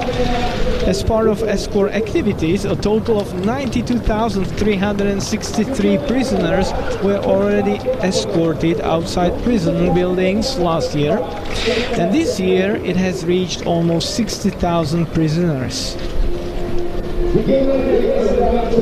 Last year they also carried out 18 air escorts with 25 prisoners. For example, there were escorts from Japan, Sri Lanka, Belgium, Hungary and Romania.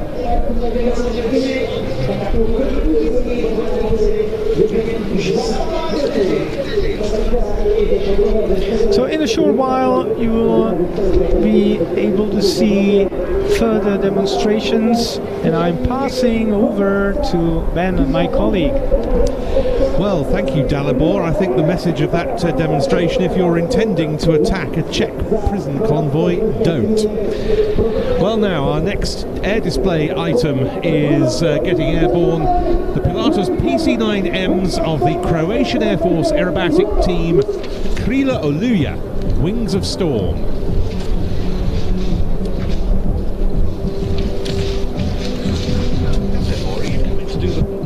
Hostage demonstration as well.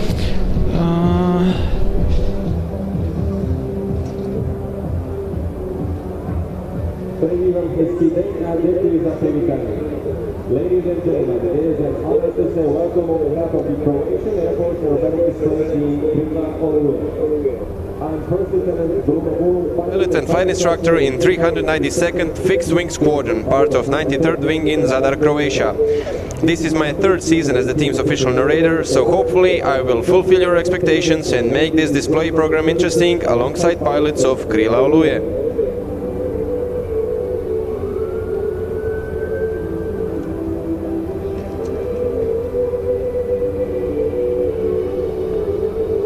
Krila Oluya proudly translates into Wings of Storm, which got its name after the biggest military operation during the War of Independence in 1995 in Croatia.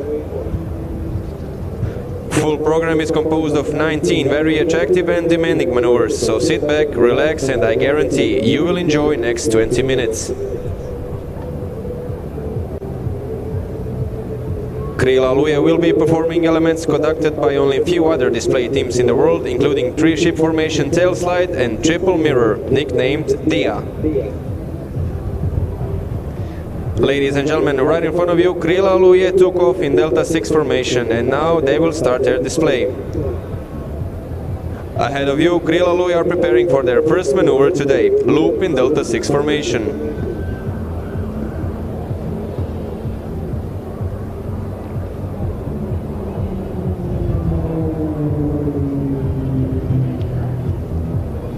After passing the peak of the loop, the team will turn to the left to prepare for their next maneuver.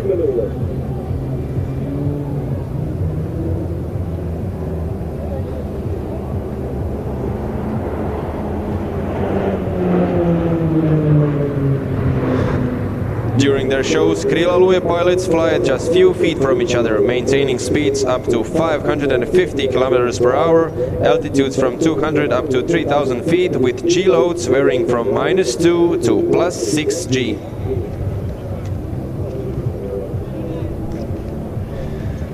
After the loop that you just saw, Krila Oluya changed their formation from Delta 6 to Rocket 6, and they will proceed to the right, performing a lazy 8 to prepare for their next maneuver, the left barrel roll.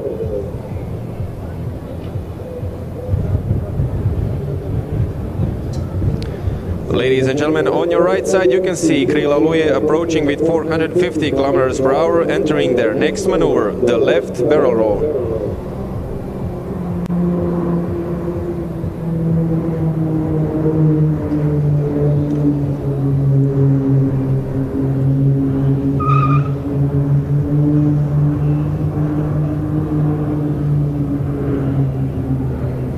After the barrel roll, Krila Oluya are proceeding to a right sloped loop, while still maintaining tight formation.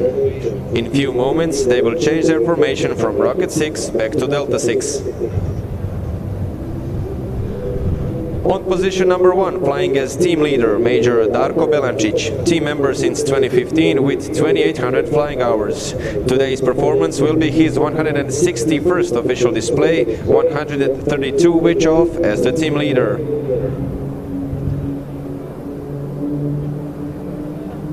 After completing the loop, the team will proceed into a right turn to prepare for their next maneuver, the 20.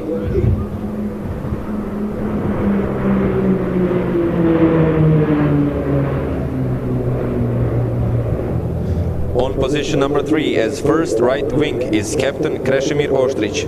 He has been team member since 2021 with 1800 flying hours, and this is his 65th official display.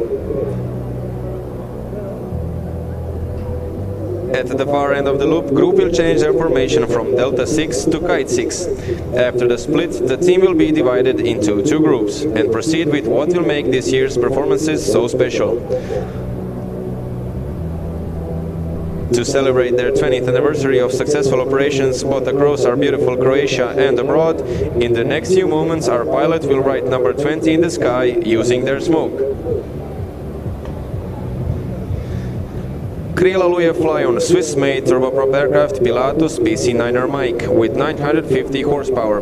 Maximum speed is almost 600 km per hour, and the G load the aircraft can withstand goes from -3.5 all the way up to +7 G.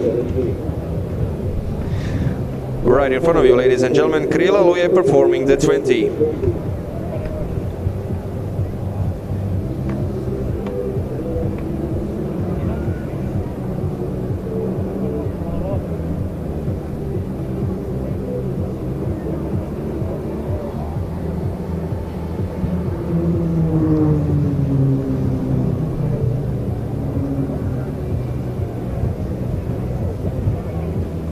Right after the symbolic number 20, on your right side, number 5 and number 6 are getting prepared for their next element, stall turn.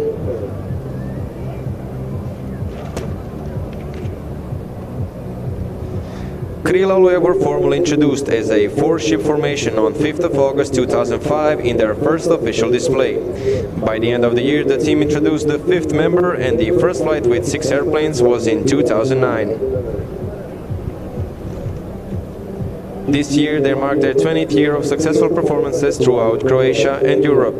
So far they have had 272 official displays, including 70 outside Croatia in 50 various European countries. Ladies and gentlemen, if you look right in front of you, you will see our synchro pair approaching for another very rare and attractive maneuver, a stall turn in 2-ship formation. Both aircraft will climb vertically and on the highest point rotate around their yaw axis at minimum speed.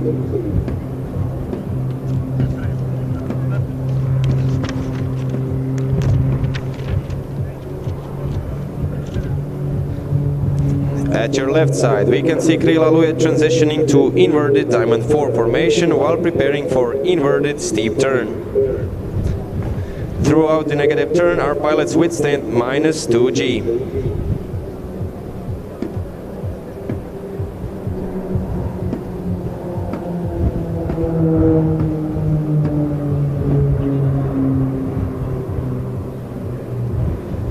Upon finishing the element, number 2 will break from the formation so that he can prepare for his solo program.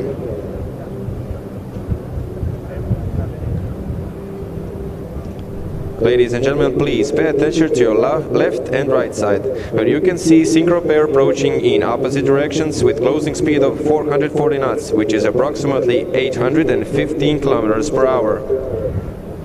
They will perform attractive cross right in front of you with individual rolls after the cross. Ladies and gentlemen, in a few seconds you will be able to see synchro pair crossover.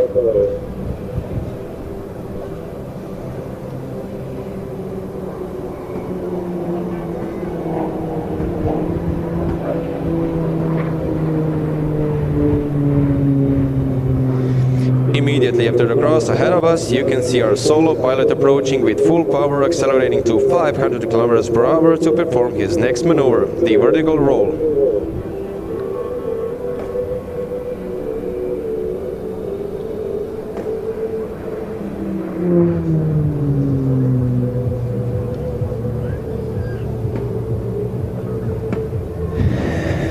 At the top point, he will enter a 3.5 turn spin.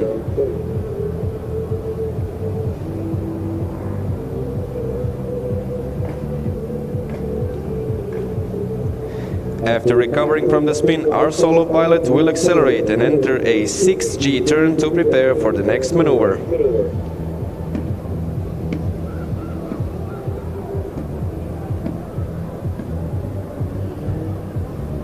As the number 2 is going away, from your right hand side, formation of 3 PC9ers are preparing for a very elegant and attractive barrel roll in line astern formation.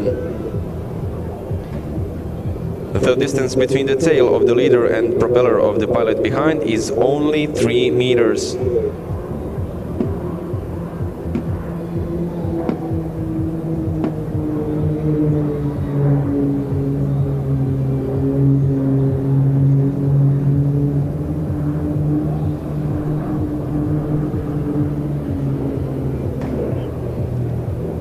After the barrel roll, we can see number 2 approaching. Through his fast roll, he will first enter a steep left turn, maintaining 6G. Then he'll reverse to a right steep turn, performing the recognizable maneuver amongst pilots, the derry turn.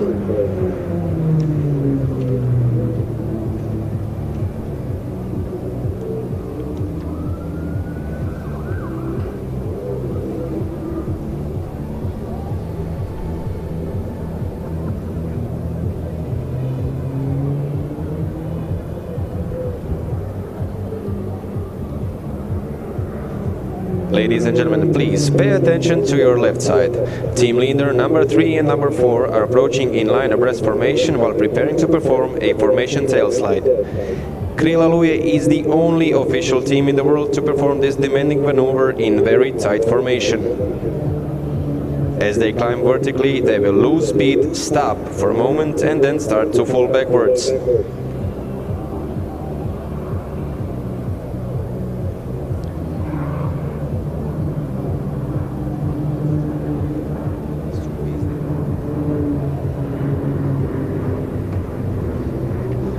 Right away, to your left side, synchro pair is approaching to perform a mirror flight, but to make it more challenging, they'll perform it in a negative turn. This maneuver is performed by number 5 and number 6. Flying as number 5, second left wingman is Major Nino Perovic with 2,800 flight hours. He has been team member since 2021 and this is his 66th official display as a member of Krila Oluya. Flying as number 6, second right wingman is First Lieutenant Matija Jurashin with over 1,200 flight hours, and today's flight marks his 53rd official display. At your right side, we can see a 3-ship formation preparing for next maneuver, the Tornado. Team leader and first right wing will fly in mirror formation, while number 4 will fly in consecutive barrel rolls around them.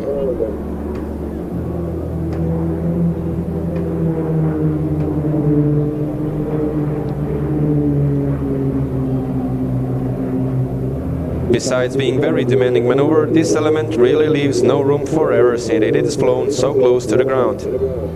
On position number 4, flying as tail wing, is Lieutenant Colonel Ivan Andžić. He has been team member since 2015 with 2,900 flight hours. Today's performance will be his 165th official display.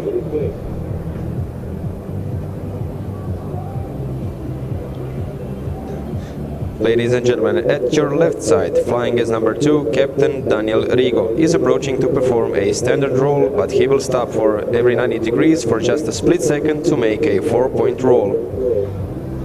Captain Rigo has a total of 1,200 flight hours, and today he will log his 56th official display.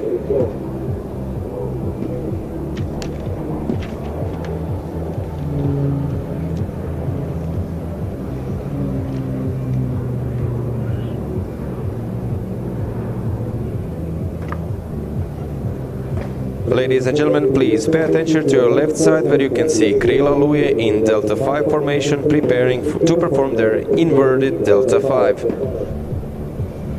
In no more than few seconds the group will go inverted with half rolls and continue to fly with inverted Delta 5 formation.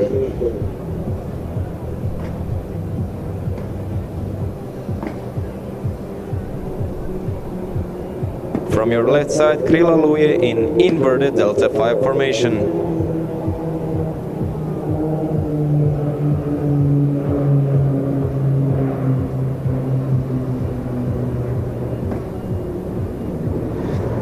After the inverted pass, the group has changed their formation back to regular Delta 5. On the right side we can see our solo pilot catching up with the rest of formation while preparing to once again form Delta 6 formation, from which Krila Oluya will proceed into DIA through attractive half rolls. DIA is actually a triple mirror, and besides Krila Oluya, only one more team in the world performs this impressive maneuver. Distance between tails of opposing planes is just 3 meters.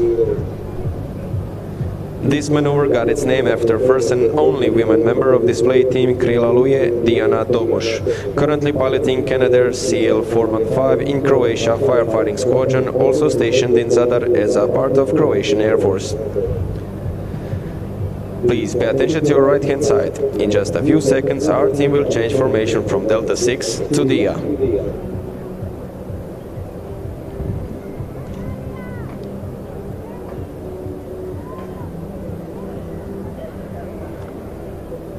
Ladies and gentlemen, from your right side, the triple mirror.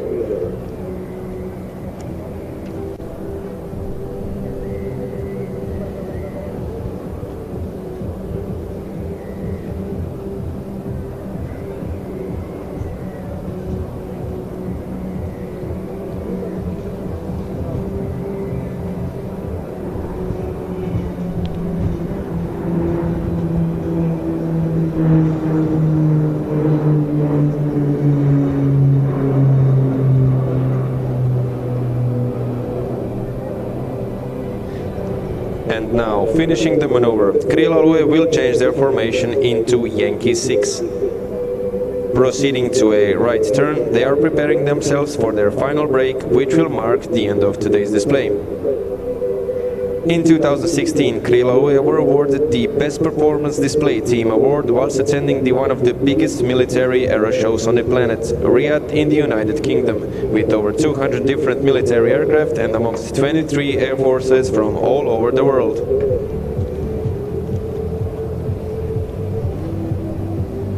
When weather conditions begin to affect weather safety minimums for the show, our team has 2 backup programs in their repertoire, through which they continue to show an enviable level of proficiency. What makes them different compared to the full flight program is the use of elements that do not require large changes in altitude. That way we can adapt to a slightly lower cloud base.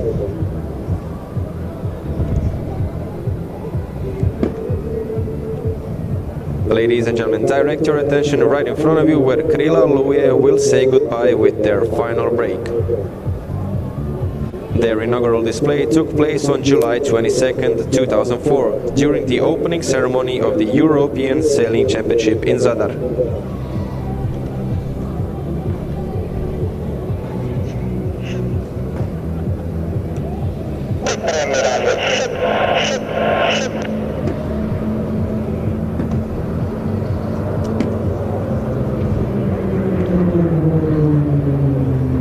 Ladies and gentlemen, thank you for your patience. We hope that today's display fulfilled your expectations. Best regards from myself and the Wings of Storm display team. Farewell. Ďakujem vám za pozornosť, uvidíme sa zítra.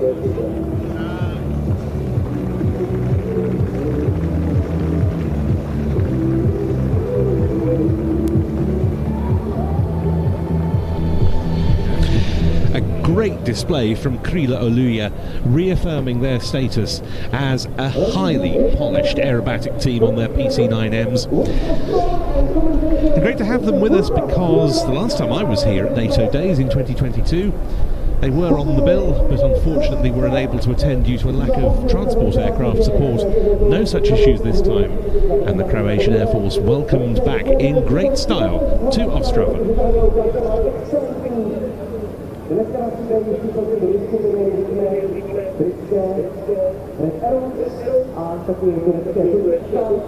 A vzhledem k tomu, že já to rozhodnou úplně víc, tak tady máme informace na vás říkají o ztracených a narozených dětech. Tentokrát syn Martin Šejbl hledá svého otce Petra Šejbla a bude na něho čekat u modrého salonu u do VIP. Takže Martin Šejbl si hledá a čeká na svého otce Petra Šejbla a to u VIP postupu u modrého stanu a vzadu do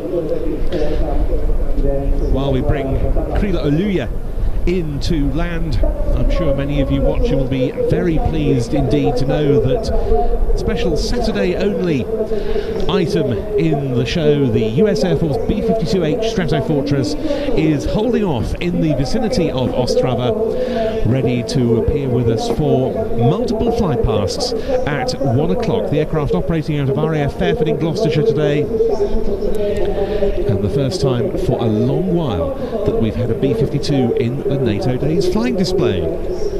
As far as what's coming up after that is concerned, we'll then be seeing the Czech Police Intervention Unit and Polish forces engaged in a hostage release scenario, including the Czech Police Bell 412 helicopter.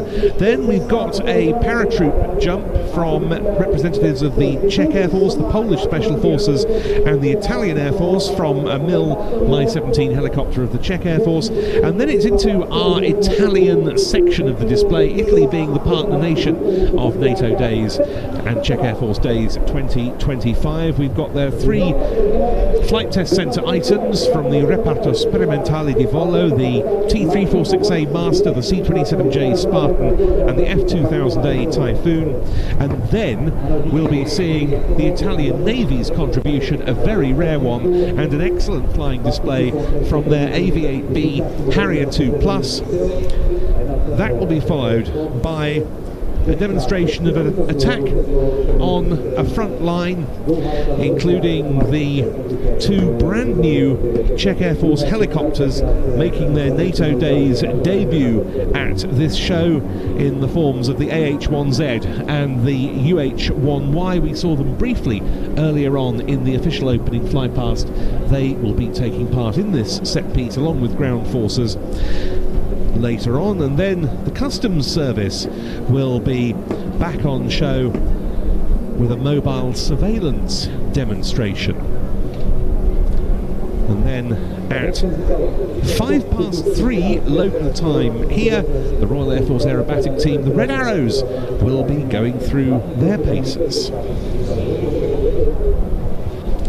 And there's a good deal after that still to come as well, both in the air and on the ground.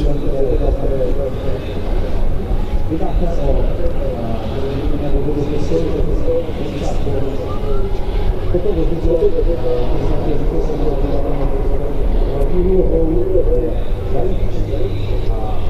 the meantime, the Czech 7th Mechanized Brigade returning to the ground display area.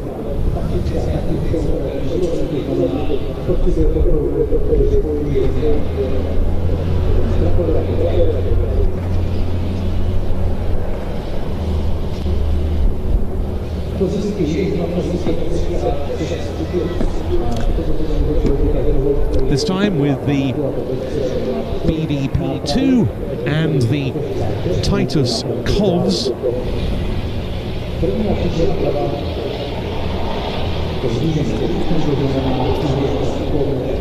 The Kovs wheeled armoured command and communications vehicle, Kovs being the acronym of the Czech designation.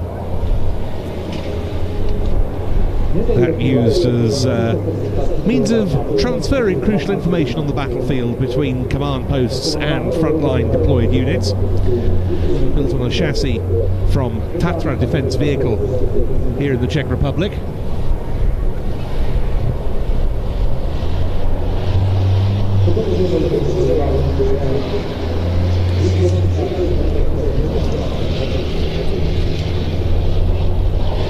And with it the BDP-2 tracked infantry fighting vehicle, originally of Soviet origin, and it served for a long period as a primary means of transporting troops and providing fire support.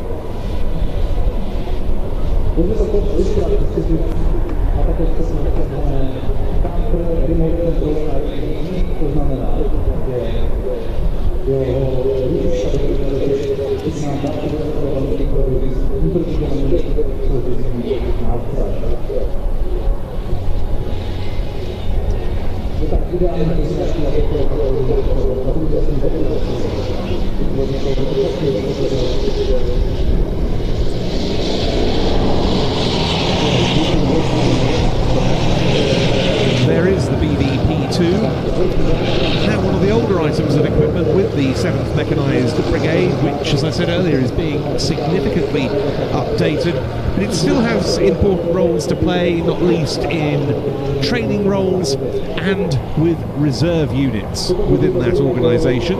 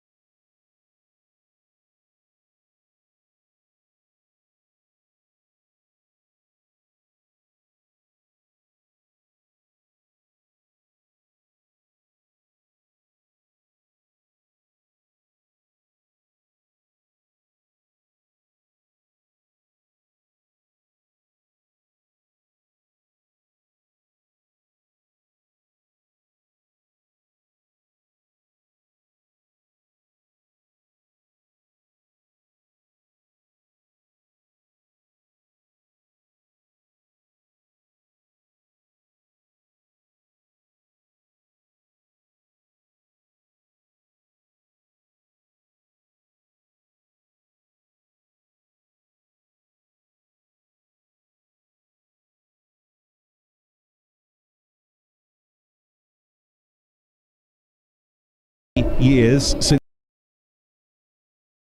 service B-52s during 1955, and it is amazing to think this aircraft could well notch up 100 years in active service, pretty much. Very much so. It is significantly older than virtually everyone that flies it, and despite that, Mr. Boeing built a very, very sturdy aircraft. It still remains viable to this day and will remain so for at least another 25 years, if you can imagine that. Now, you have been involved in demonstrations of the B-52 in the past. You were telling me you did so in 2012 when there was a deployment to Europe. We did. In 2012, we actually had the opportunity to bring 2 aircraft to NATO Days, one for a static display and one for a demo on both Saturday and Sunday. And I had the great opportunity to fly on Saturday with the aircraft, and it was just amazing to see the crowds and see the reaction of the crowds the third year that we were here and the first chance to fly. It was as wonderful as it is today, and the weather was as gorgeous that day as it is now. Not, of course, an airplane with the tightest of turning circles, but such an impressive, and particularly as we see it pouring on the coals for a fast pass. It is not a particularly green aircraft. Those 8 Pratt & Whitney TF33 turbofans, 17,000 pounds of thrust each. And when it is for takeoff, we typically burn somewhere around 40,000 pounds of fuel per hour. At cruise, we're somewhere between 15 to 20,000 pounds.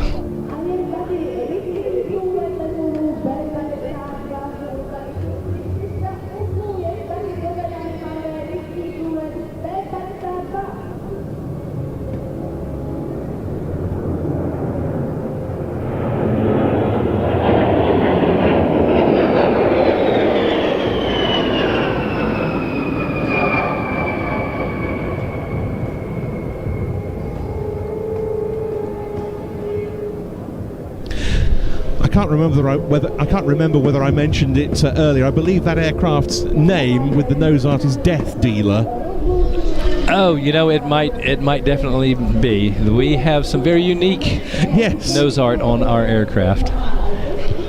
And you're also very proud of the history of the wing and of the squadron, I know, and there's always links to that to be found whenever they're over in Europe. And it is, and it's actually the 93rd Bomb Squadron was constituted during World War I as the 93rd Aero Squadron. We have a grand history. It is a Class 1 patch. It has the Indians, much of the American forces in World War I with the Sioux Indians on board. And despite some reticence across the world, because it's called a Class 1 patch and it dates to World War I, that will remain so forevermore. And strong links with wartime operations in Europe as well are always recalled, I know. We have flown in every war since 1917, and through World War II into Korea we had operations when we certainly changed aircraft along the way until we ended up in the B-52, but we have seen operations in every combat operation that the United States has been involved in. Well, it was a great pleasure to see the B-52H Stratofortress with us today at NATO Days, heading back to Fairford now, I believe. They are. I'm sure there's a warm beer waiting for them when they arrive. Wonderful stuff. Colonel David Webb, thank you very much indeed, both for talking us through the B-52 flypast and also for your contribution to NATO Days. Ben, I appreciate it. Thank you so much for the opportunity. Have a wonderful afternoon. You too. Thank you.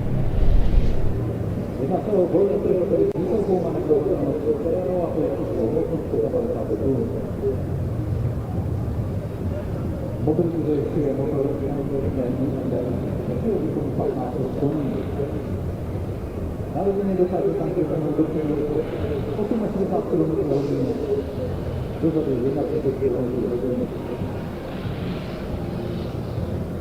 Teď připraví dokáže na to tam počítací a potom to zdělí rekapitulá taky samozřejmě určení. Ale těch tanků, další se bude a ostro tankovat při upození a uklíčovat policie.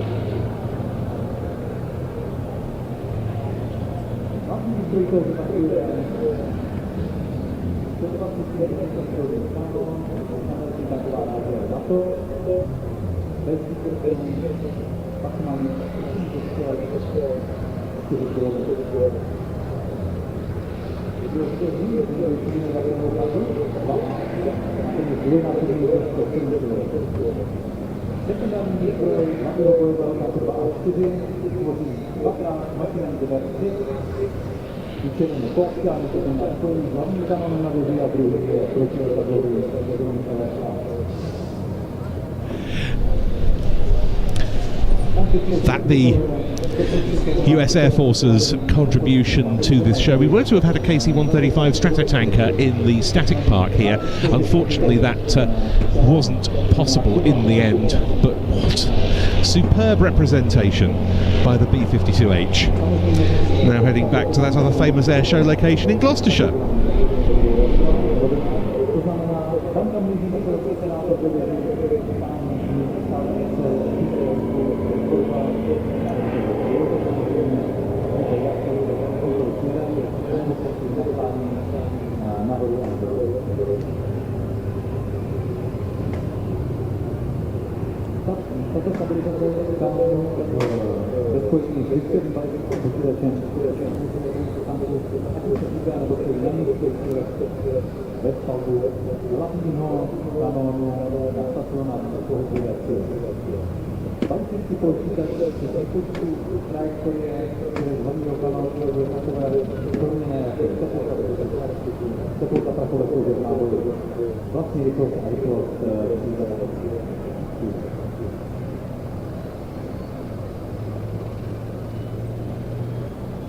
Tento taková také umožňuje nepřímou pauzu na to, tam nevidím, pokud se větší vzdušný nepřivolá. Může jít ani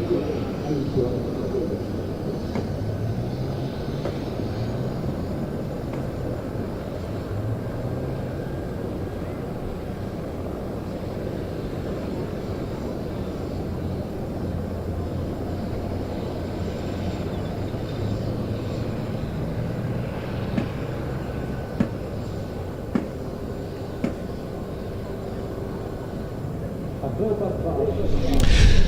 quick message while a further ground display not on my schedule takes place in the tank exercise area. For all our viewers on the live stream, apologies for the temporary loss of transmission there.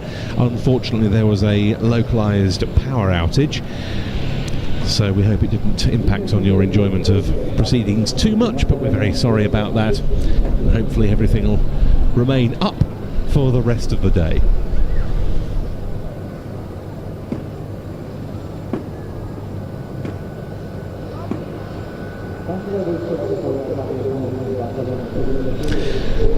The programme continuing with the hostage release scenario involving Czech police and Slovak elements with air support from the Czech police Bell 412 helicopter.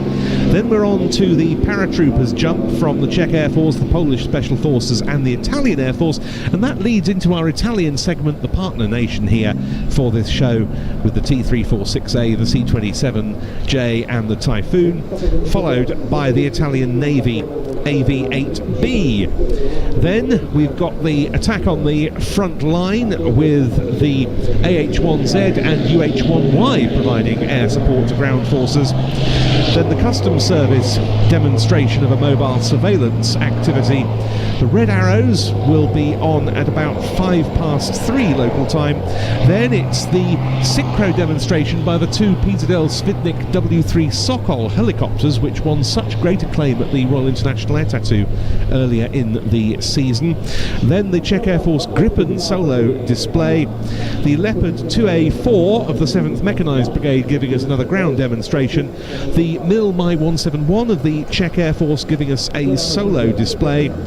And then the last of our national aerobatic teams for the day, the Turkish Air Force with the Turkish Stars, Türk Yıldızları, with their NF5As and Bs. That's followed by an ambush of an enemy position with the Mi-171 in support. The French Air and Space Force Rafale solo display. Another ground display courtesy of the alien police with arresting smugglers at the border. And then the final display of the day, the German Air Force Eurofighter EF-2000 solo. And that will be taking us through until about 20 to 6 local time.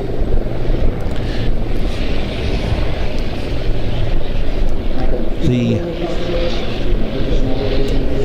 activity on the airfield at present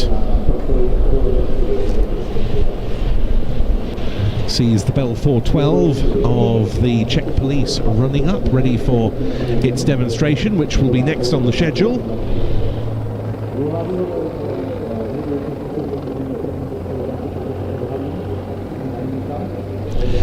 And in the distance, a Mi-171 airborne from the other side of the airport where most of the helicopters are parked, but not the Bell. And that uplifting our paratroops.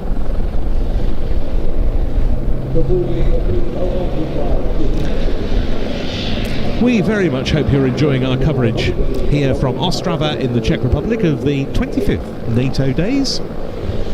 Much more than just an air show. In case you've just joined us, I'm Ben Donnell. Delighted to be back here for the first time since 2022 to bring you this English language coverage in association with the show organisers and with Plains TV.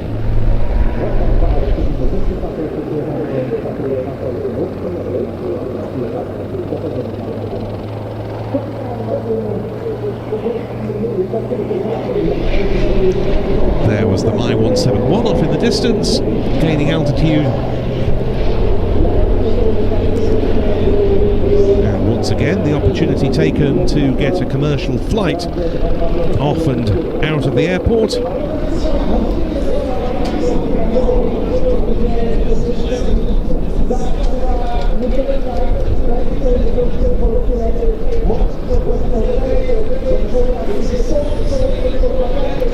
Another Smart Wings service with an A320, this time to Marsa Alam in Egypt. But now the stage is set for the police demonstration I mentioned earlier, which will be brought to you once again by Dalibor Cibulka. Thank you, Ben. So good afternoon, ladies and gentlemen. I'm here to talk you through the following demonstration concerning the Customs Authority of the Czech Republic. Now, you will see a joint raid of the intervention unit of the Regional Police Directorate of the Moravian Silesian region and also soldiers of the Polish Special Unit SOF Agat from Gliwice. Now to the demonstration. This scene is not a routine intervention of this unit. It serves as a model demonstration of the high readiness and capability of both components to cooperate even at the international level. Today, they will present the deployment of several intervention teams, special vehicles and experts from various fields. You will see pyrotechnicians, snipers, dog handlers, climbing specialists and police negotiators. Together, they will play out a scenario showing how such a situation might unfold in real time. So let me familiarize you with the intervention unit. This is an elite unit of the Regional Police Directorate of the Moravian Silesian region, conducting approximately 80 to 100 interventions annually. Of these, 20 to 30 cases are interventions involving gunfire, barricades and similar highly risky incidents. They are known for their immediate readiness, with response times up to 3 to 5 minutes. Apart from the direct interventions and maintaining public order, they transport dangerous prisoners, ensure the safety of the president and other protected persons, provide short-term protection, and perform initial actions against terrorists and kidnappers. If the situation cannot be delayed, they are capable of acting even before the arrival of the rapid deployment unit. The scenario of this demonstration is based on operational activity by the criminal police, who received information about the robbery of a warehouse where humanitarian aid is being gathered and sorted. The perpetrators have a military background, possess heavy vehicles, weapons and explosives. The center's workers are now in a life-threatening danger.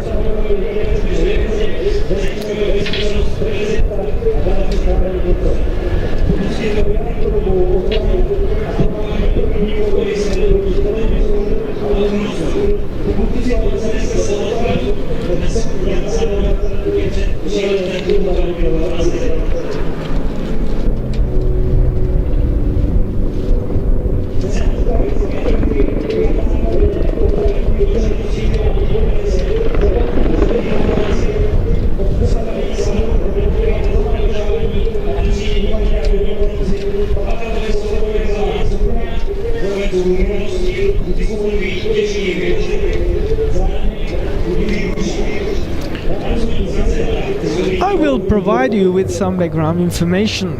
So their area of operation is not only in their region but also in the Olomouc and Zlín regions. However, if the security situation demands it, they can intervene anywhere else in the Czech Republic. The history of this unit is more than 30 years long. Working in the intervention unit places extraordinary high demands on the police officers.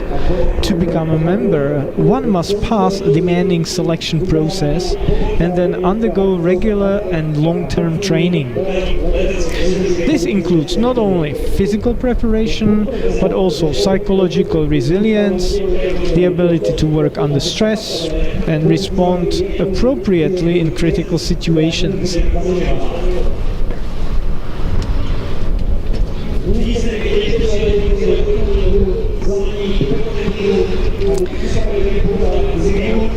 So the task of the deployed forces is to ensure the apprehension of perpetrators so that hostages are not endangered and to secure the facility.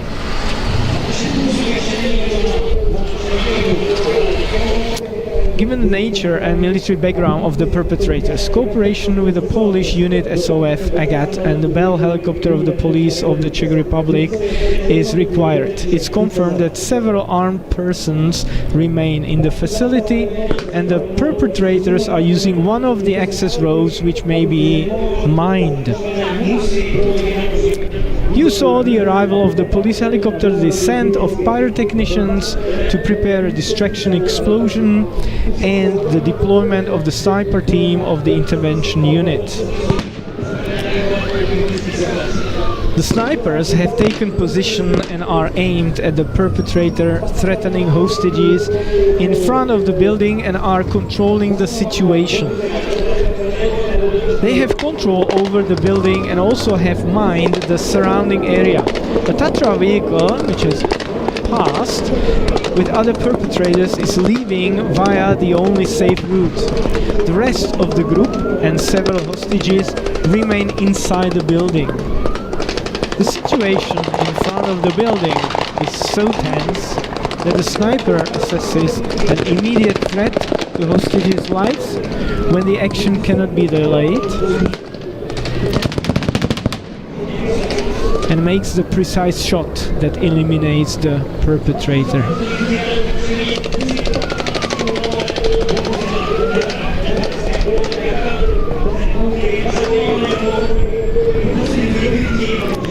On the scene with the intervention team, you can see 3 15-ton MRAP vehicles of the Polish Army AGAT unit, which provide cover for the intervention unit due to the mined area. These vehicles are designed to withstand booby trap explosive systems.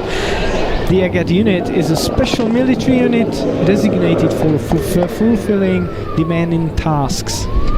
Their main mission is clearly stated as find and destroy, meaning they are prepared to intervene against the most serious threats. The unit is deployed during sudden events, for example during armed robberies, kidnappings and or hostage taking. They also participate in planned operations with the criminal police units, with the national headquarters against organized crime, with the anti-drug headquarters and others. Practically, these are cases related to organized crime, like human trafficking, arms trafficking, drug distribution, extortion, or serious robberies. Their officers regularly participate in securing large events such as NATO Days, Colors of Ostrava Festival, Beats for Love, and others.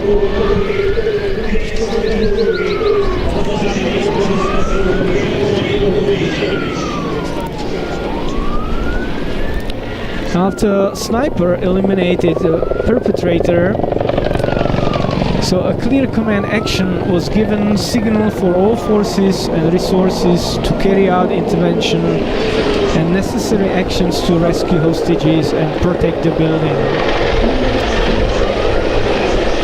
And this moment can mean the difference between life and death. Now the intervention team is driving onto the scene to rescue hostages, apprehend the perpetrators. Operators must perfectly master their weapons because the likelihood of use is high and great emphasis is placed on shooting training. All police officers must perfectly analyze the situation and choose appropriate and proportionate reaction. Speaking of their weapons, among their basic weapons are German submachine gun, HK MP5 and MP7, assault rifles HK 416 and HK 417, pistols Glock 17 and Glock 26. Besides these, they also use shotguns, grenade launchers, and snipers work with Sako weapons.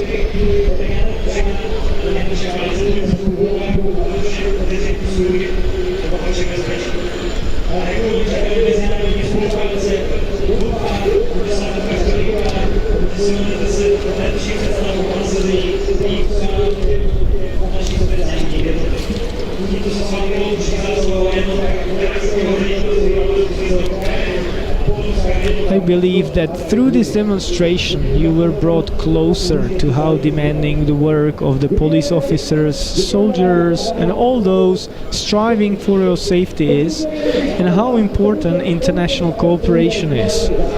I hope you enjoyed the demonstration and that you take away a better understanding of the deployment and professionalism of these special units. So with this, the intervention unit of the Regional Directorate of the Moravian Silesian region and the Polish unit Agat from Gliwice said goodbye to you.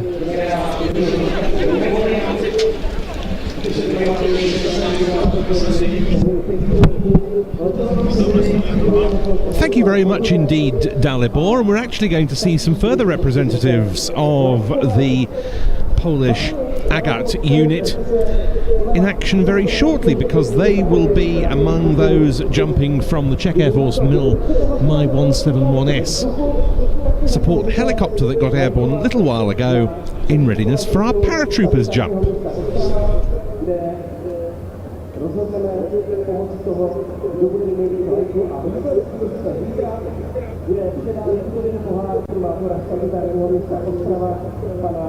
Jana Dohnala.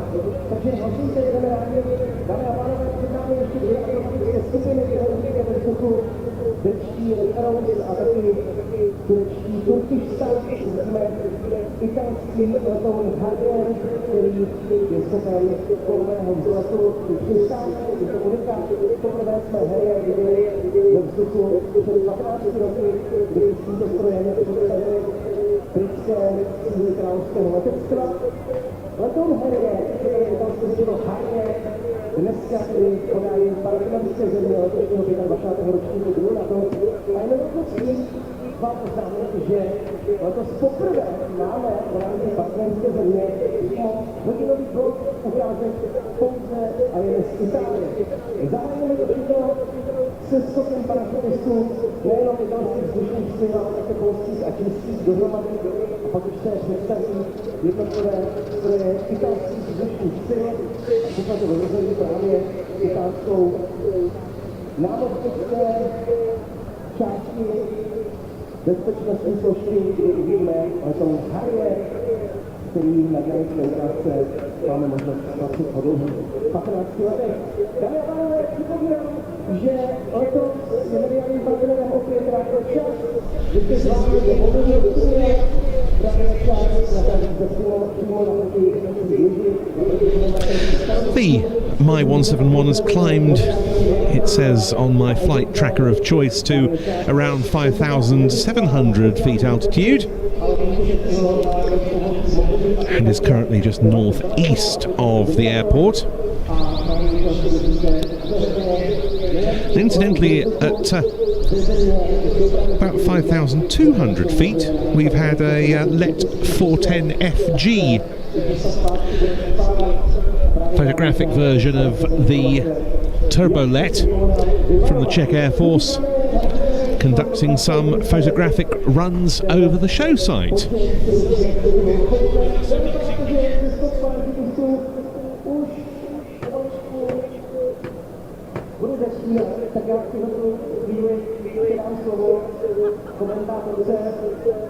Nadporučíci ještě kopánkové zprávy, ještě pandemické cestové a zvláštní důstojnici, která nás následující ukázkou provede.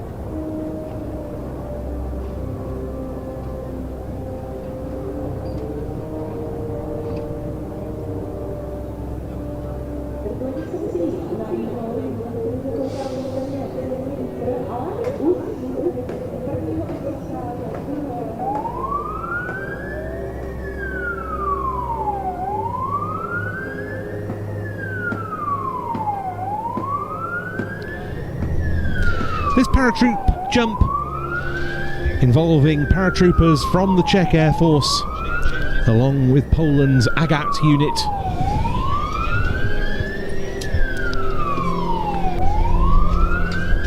and they're carrying the flags of the Czech Republic and of the North Atlantic Alliance.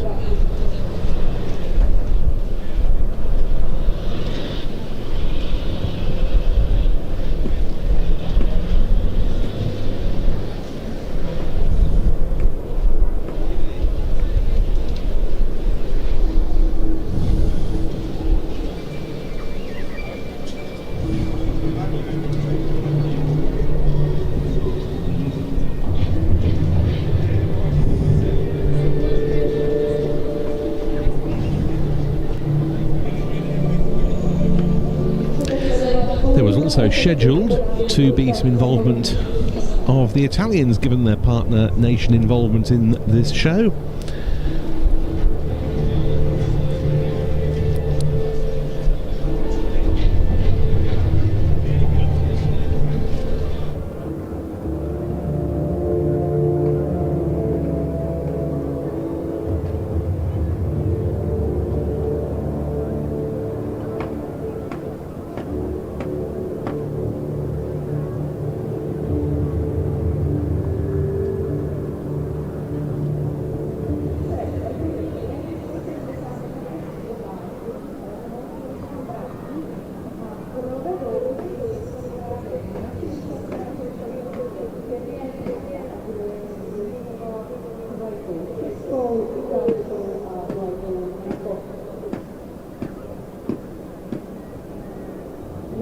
Mezi tím se nám další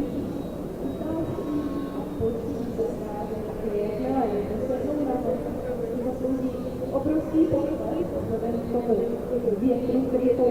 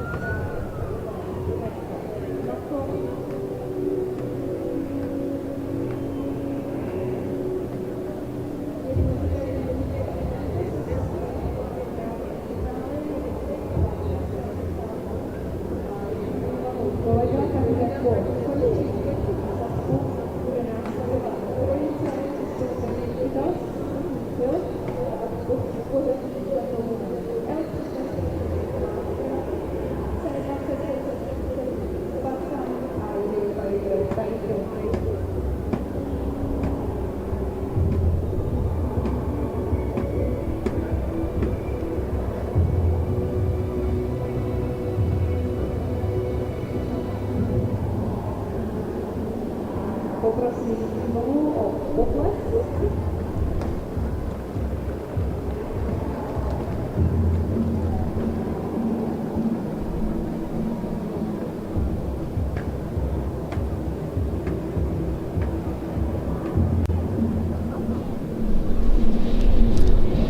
And there, descending to earth, the flags of the Czech Republic, of NATO, and of Italy, partner nation of NATO Days 2025.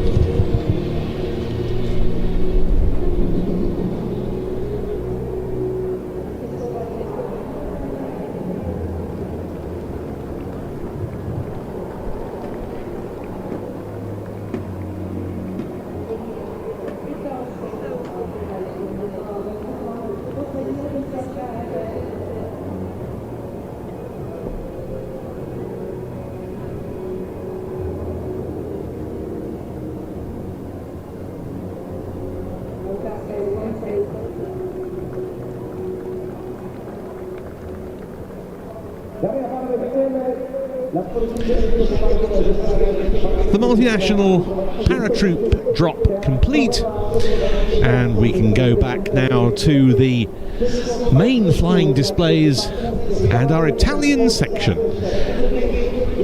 The partner nation of this show, contributing 3 consecutive displays for its flight test centre, and you're going to hear a familiar voice from the Royal International Air Tattoo describing them in the form of Mike Palumbo from the Reparto Sperimentale di Volo.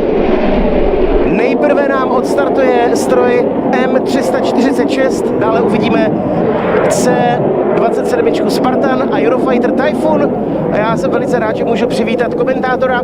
Ladies and gentlemen, Mikel Palumbo, called Mike, commentator of Italian Air Force for M346 Master, C-27 Spartan and Eurofighter Typhoon.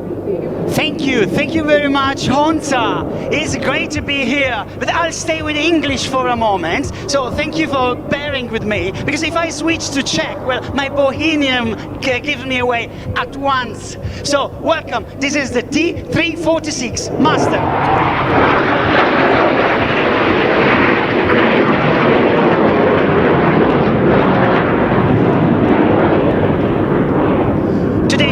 Joined the party with cutting-edge technology shaped in the form of aircraft, and it's my honor as a commentator for the flight test wing Reparto Sperimentale di Volo to hold your hand and lead you through the next display you are witnessing.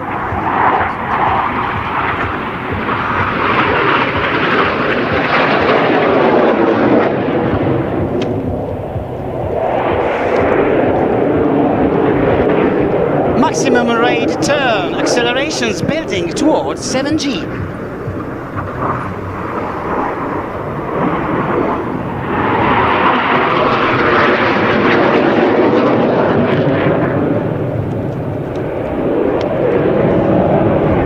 And now let's move on to a vertical climb and a descending spiral.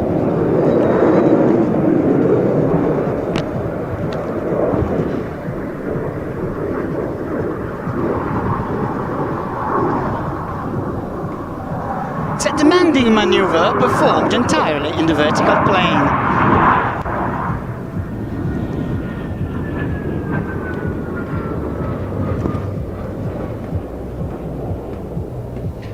Well, the master is a trainer, but, well, he's not an ordinary trainer, because it's the stepping stone to the world of frontline fast jets. So before a young pilot climbs into a Eurofighter, an F-35 or another cutting-edge combat jet, they learn to master, well, the master. In fact, without it, the passage would be much steeper and a lot more expensive. So it's the link between the theory and the real thing, between basic flying and the high-speed, high-tech world of modern air combat. This is right time for your cameras, because this is a slow pass you don't want to miss.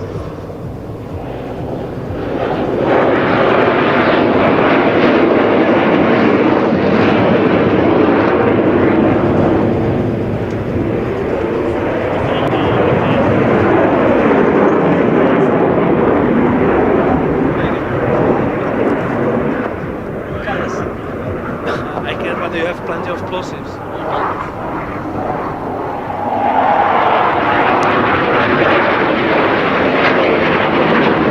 Minimus radius turn, and now up for a loop lento, slow loop. Well, no afterburners, but it still climbs fast and smart. Aerodynamics and clever flight controls do the job.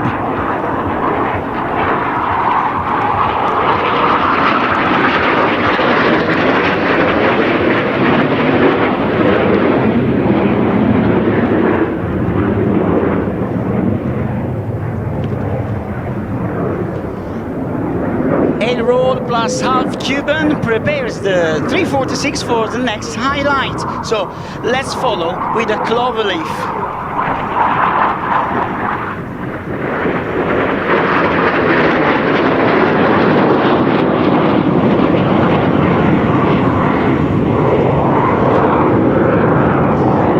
It's a double cloverleaf. The master puts vertical, sketching to perfect clover petals, high angle of attack, critical flight, and just a hint in the sky. It's up to you to imagine the rest. For a good luck.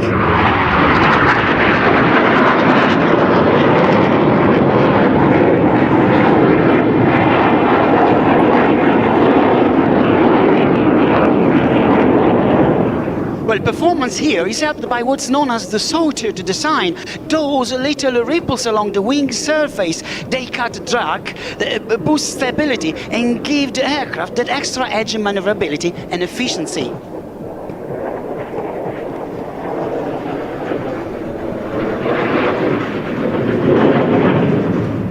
But the aircraft is just the tip of a much bigger system. At its core is Decimomanno, a lovely little town tucked away in the sunny Sardinia. That's where the International Flight Training School shapes tomorrow's fighter pilots. Over 100 graduates so far, 33 just last year, from 12 different nations. In execution, a half a roll in two.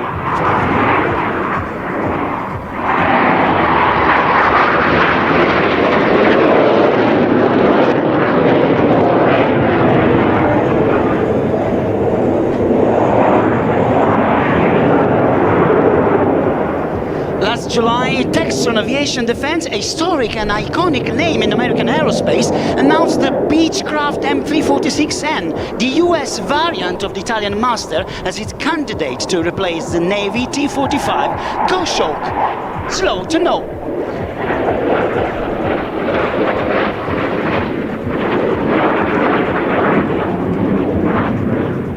Well, it's an historic reversal of trend, a true turning point. More than a century ago, American pilots went to Italy to fly the Caproni CA-3. Among them was Fiorello LaGuardia, later a legendary mayor of New York. Comes full circle. History comes full circle, and US pilots once again train in Italy, moving from Goshawk to innovation. Rock steady, even upside down.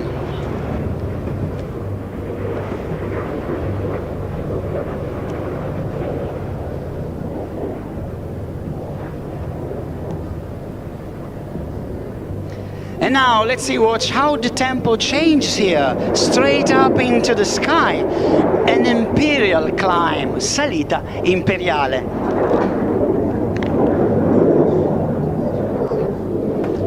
As the 346 performs the Salita Imperiale, bear in mind that you see the legacy of aces like Julius Arrighi, Augustin Novak, who initiated attacks from above during the Great War. Their spirit lives on here. Today in Ostrava 2025.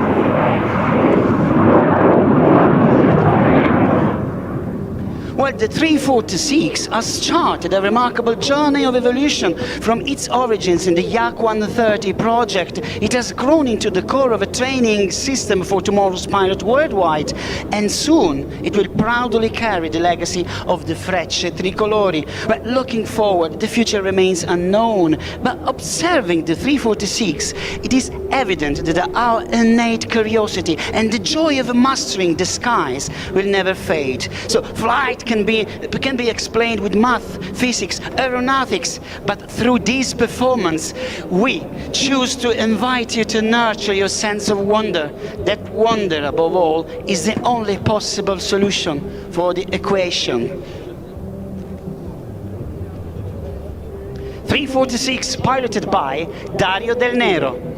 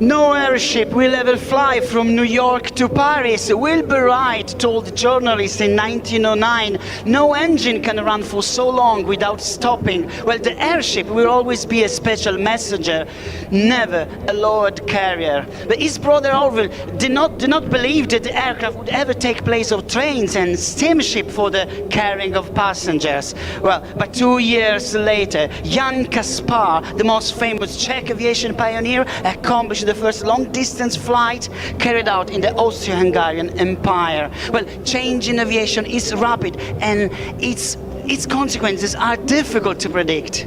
Well, back in those days, there were those who dreamed that one day every citizen would keep an airplane in their own garage, well suspended between the most cautious predictions and the boldest hopes, poised between stall and overspeed.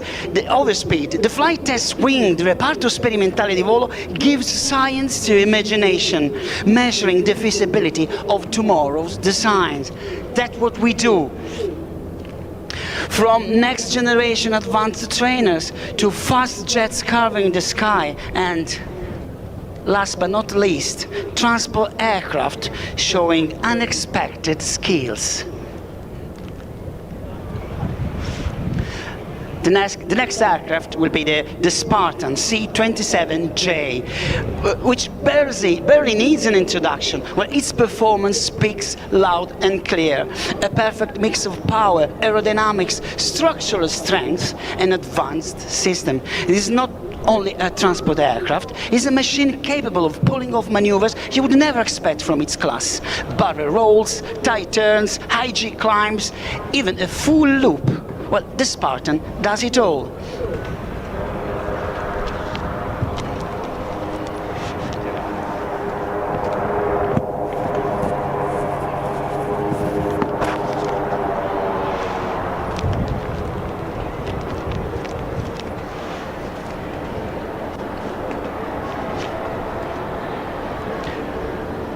Here it's tech hard, with a wingspan of more than 94 feet, a length of 74 feet, and a maximum takeoff weight topping 31 tons.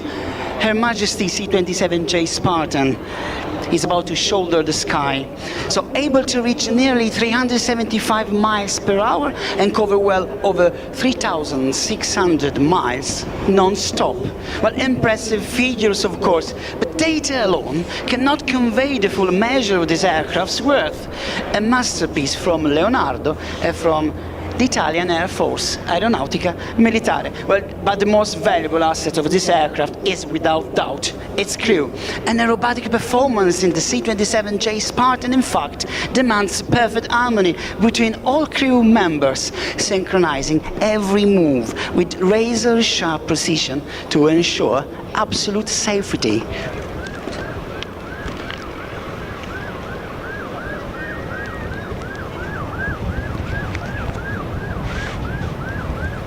But the next display is dedicated to all in the audience believe that a transport aircraft cannot steal the show in an air show.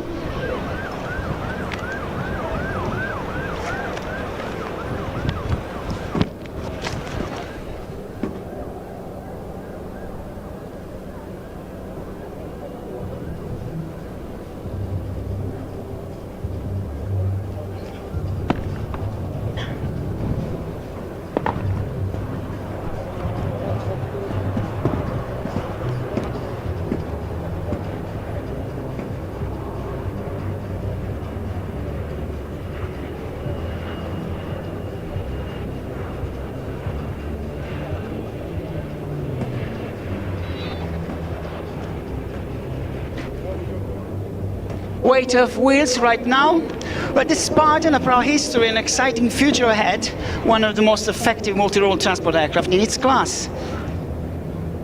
Proven in the field, trusted on the market. We'll begin now 300 feet with a tight turn entry speed on 180 knots, a G-load 2.5. Right from the start, the Spartan will show what it's made of, a remarkable power-to-weight ratio and incredible responsiveness.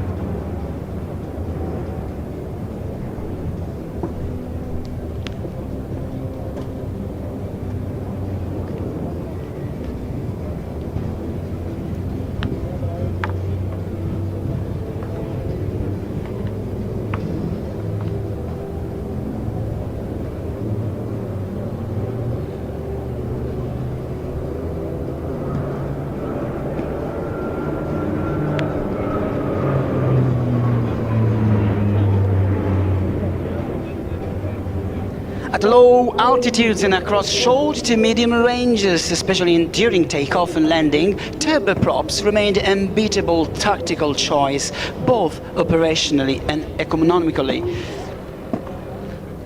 This technology is still the go-to solution for regional aircraft, private jets and tactical airlifter. Sfogata a destra. Here he comes again, turning back towards us to trace a knot in our heart. Right above the line, a superb central tonneau.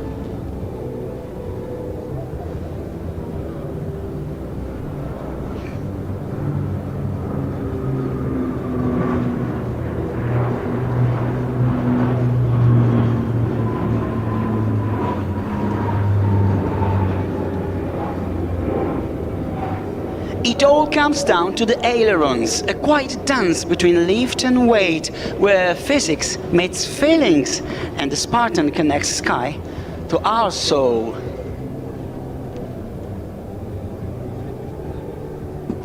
Well, transition maneuvers are displaying themselves, graceful, essential, spectacular, and at the heart of every move lies a silent dialogue between pilot and crew. While the pilot flies ashore, the third crew member is the mission's backbone. Eyes at the back, hands on the cargo, and nerves of steel. He keeps the mission running like clockwork, even when the G's kick in. And now, big wing over, grande sfogata.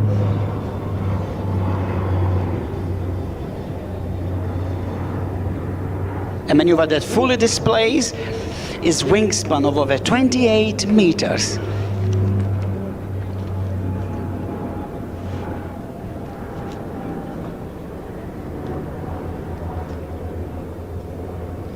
built for the mission, whatever it may be, from hauling cargo and moving troops to medical evacuation, airdrops, and slinking 46 fully geared paratroopers out the back in one go.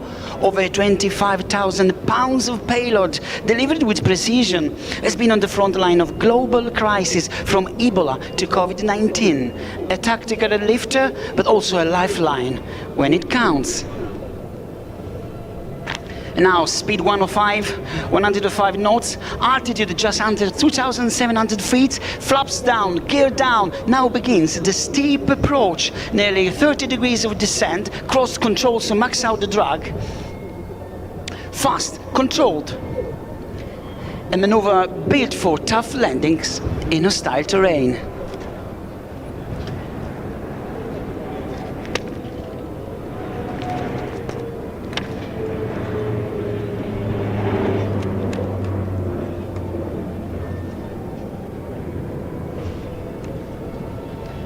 Today the Spartan showcases a new operational capability, aerial firefighting. With the MAFS 2 system, the aircraft can be converted from a tactical lifter to a firefighting platform. At the heart of the system is a roll-on, roll-off tank unit, which can be installed in just a few hours. This turns the cargo hold into a fully functional firefighting bay. While the Spartan's firefighting version is designed to complement specialized assets like the Canadair, enhancing flexibility in wide fire response operations.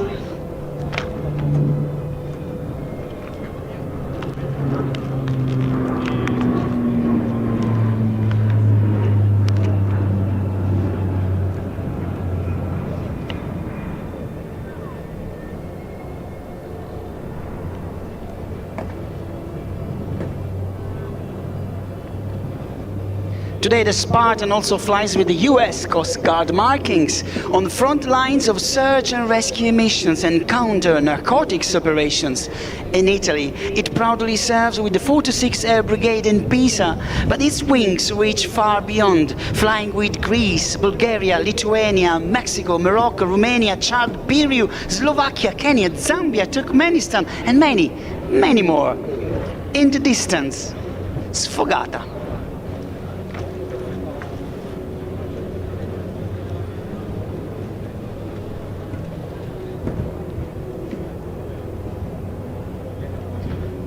Next climb, turn and descend, the Spartan traces a continuous, precise and coordinated figure in the air, resembling a clover leaf.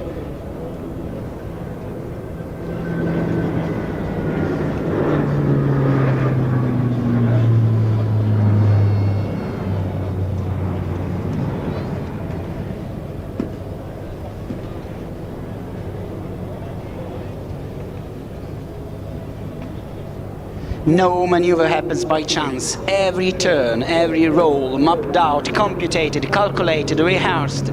That's how raw physics transforms into art, the art of flying. Half Cubanate to our left.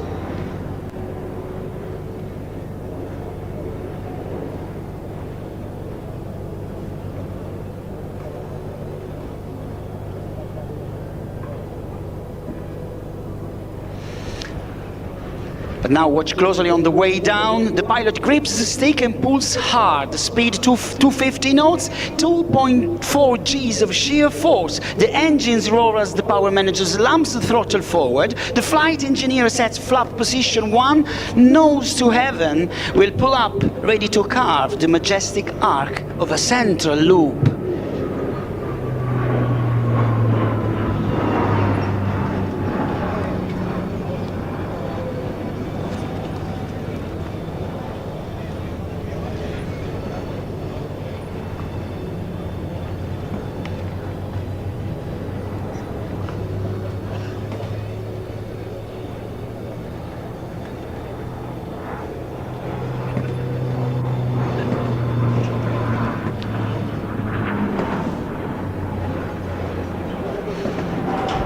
A sharp 270-degree roll to the right to turn surprisingly left to break away and catch the enemy off guard. Legacy of John Derry.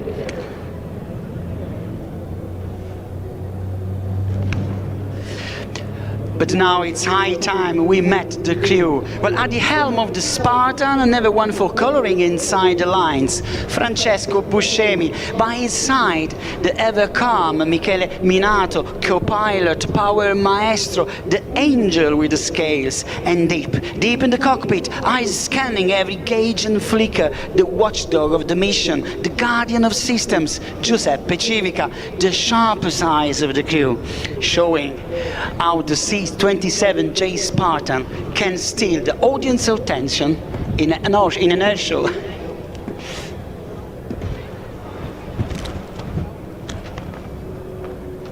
But what you see in the sky is guided from below, where the squadron commander, Lieutenant Colonel Stefano Guardigli, leads the display line like a maestro with his orchestra, supported by the ground operator, the technical voice in his ear, First Lieutenant Antonio Ruberti, and once the engines fall silent, the video operator's recordings become the key to the post-flight briefing.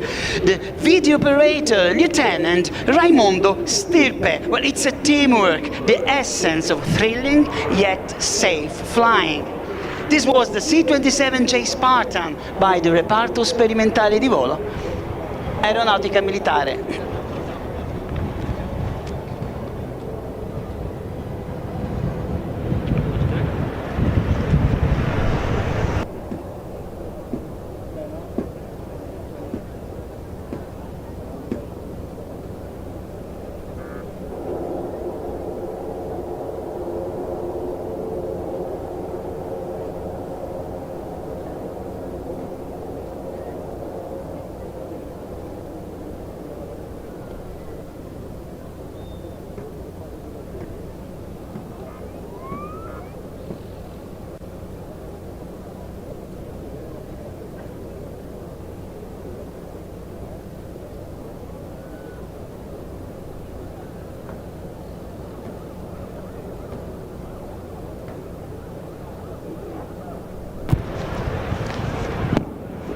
Well, let's turn to literature now, a literature class, Italian literature to be sharp. Well, Dante Alighieri, probably the most celebrated Italian poet, wrote in the 11th canto of the Inferno, like greyhounds breaking free of the leash.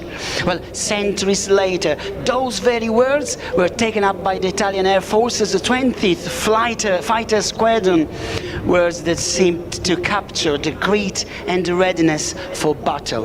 Well, and now in the same spirit, we unleash before your eyes the gladiator of the skies, recently tasked with guarding NATO's eastern flank, NATO eastern border, the Eurofighter Typhoon.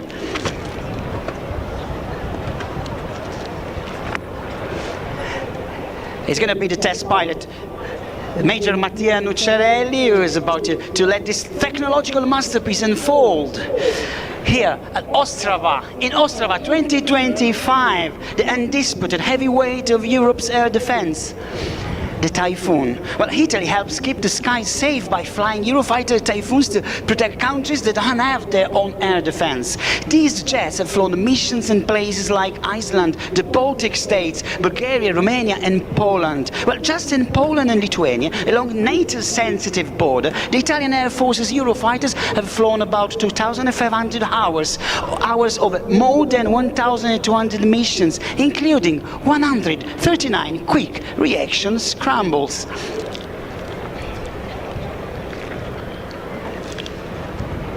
Well, equipped with the twin Eurojet 200 afterburning turbofan engines, but the Typhoon can reach Mach 2 and sustain supersonic speeds even without afterburners. Well, its advanced radar and defensive air subsystem provide exceptional situation awareness and survivability.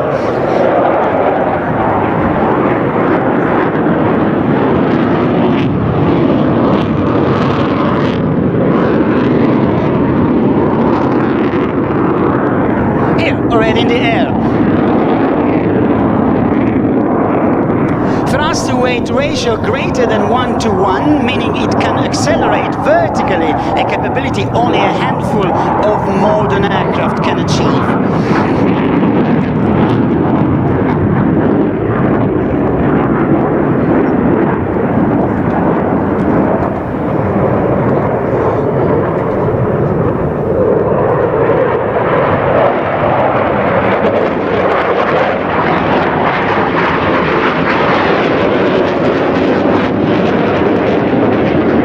started flight.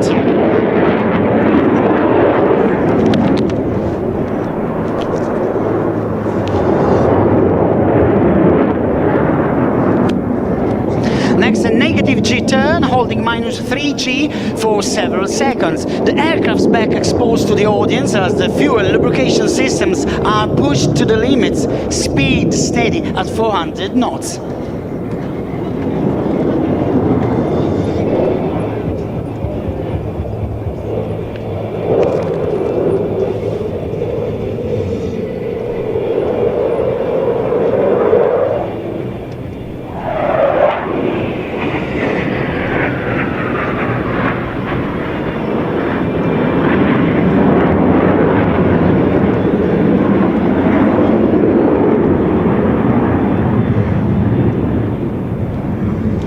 Flawless barrel rolls close the maneuver with style, but let's change perspective now. A central loop is going to highlight the Typhoon's trademark canard delta design.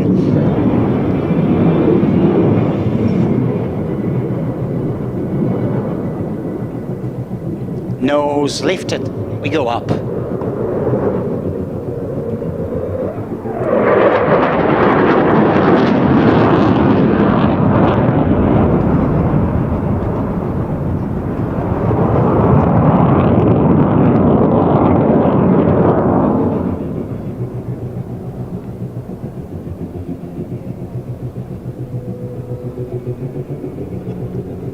The circle is closed by an high alpha roll.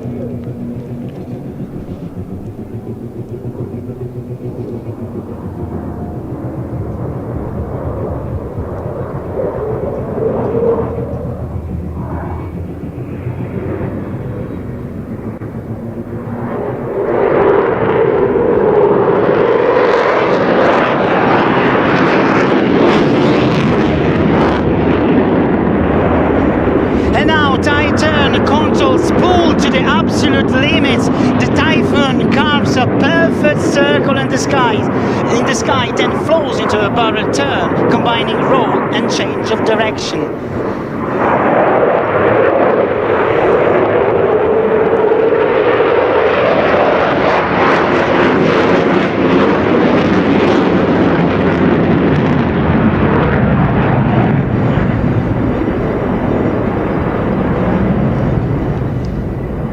Next, 3 full rolls along the longitudinal axis, maintaining both height and speed throughout, is the essence of what we call carefree handling.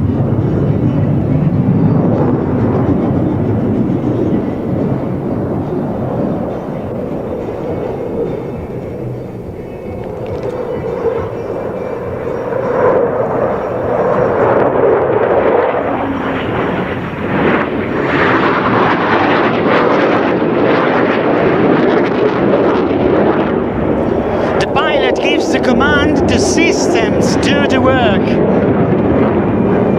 managing limits in the background. One of the Typhoon's greatest strengths is the engine, the so-called excess power. It lets you do things no other aircraft can. Pitch it up, hang it almost on the engines alone, and roll right on target. While other planes, they have to keep pushing, drop the nose or invert. But the Typhoon, well, you can hit it full afterburners after takeoff, fully loaded, and you can roll. You can roll it exactly where you want to. Precision, power, freedom, slow pass, and central loop to follow.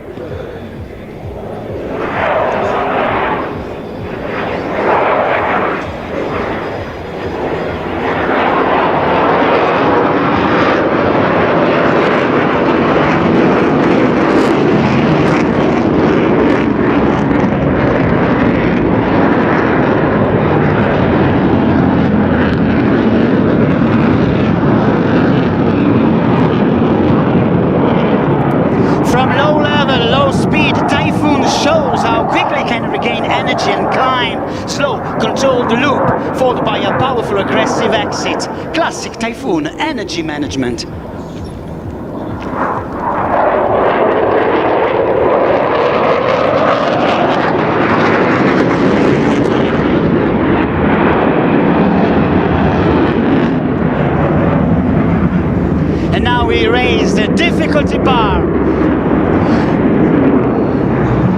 Executing a full roll is simple. The real skill lies in controlling just the right amount of roll, with control of the stick, pressure and timing. Next, slow to know.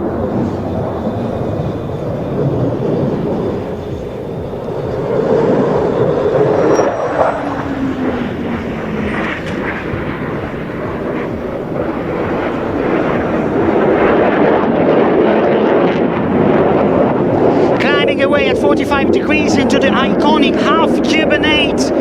But watch closely on the way down. From 3,800 feet, the Typhoon will dive into a double spiral, chasing speed to launch straight into a brutal turn, right on the edge of what a human body can take. It's called the 9J turn.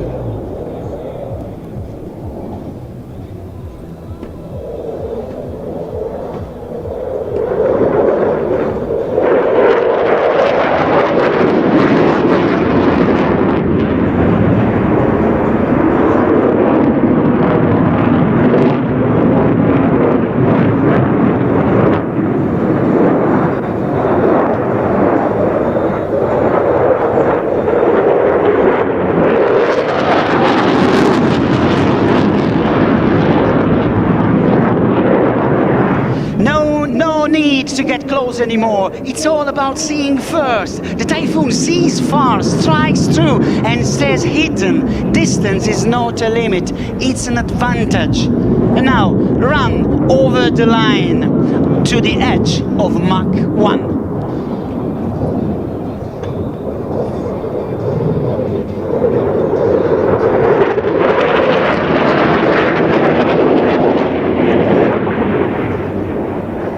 Triumphant flypast slicing through the air, just a whisper from the sound barrier. Half Cuban on our left. The undisputed backbone of Italy's air defense, the Typhoon carries the legacy of F-104.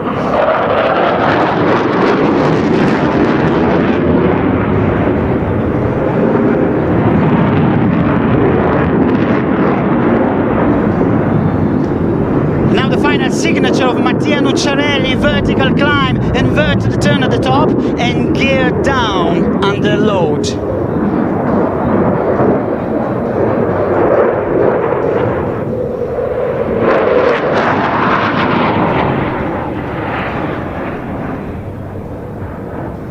Maneuver only a pilot who truly knows the Typhoon would attempt. For everyone else, is a touch of technical magic to round off the display.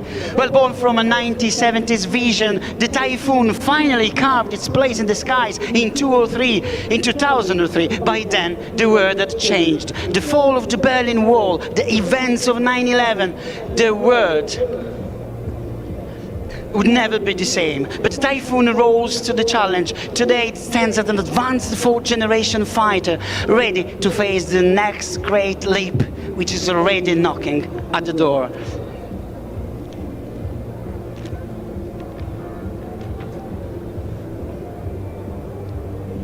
And even as you watch it land and the roar of its engines fades away, the Typhoon is never more than 5 minutes away from wherever you are in Italy and from NATO's eastern border, standing guard over what truly matters. Because peace is not always silence.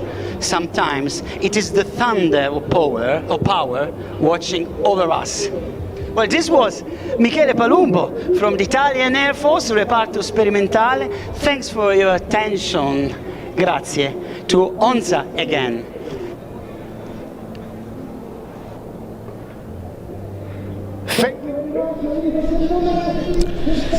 Mike Palumbo there from the Reparto Sperimentale di Volo, concluding that 3-strong contribution from the Italian Flight Test Centre, and we still have our 4th Italian act of the day to come. And very interesting to hear Mike reflecting there on changing times for an aircraft like the Typhoon over the years of its development and its service entry. And that's something very much reflected in all of the displays at NATO Days, in connection with how the NATO alliance's force structures have evolved over time. It's something reflected in each edition through the aircraft that we see. For example, types such as the Panavia Tornado, one of which we have here in the static park from the Italian Air Force, gradually dwindling in numbers within NATO's front line.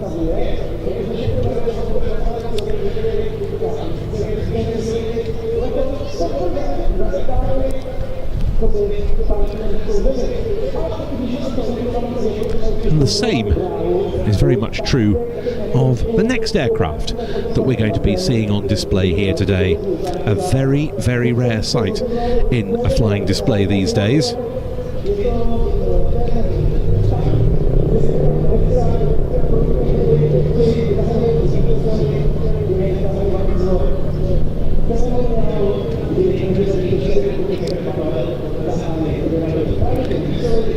Because as the CV90 that I described earlier goes through its paces in the tank exercise area, we're looking forward very much to an increasingly seldom seen spectacle in an air show, but one that's bound here as everywhere to stop the audience in its tracks. I'm talking about the Harrier, and specifically about the McDonnell Douglas AV-8B Harrier 2 Plus of the Italian Navy's Gruppo Aerei Imbarcati, the embarked air group stationed at Grottaglia.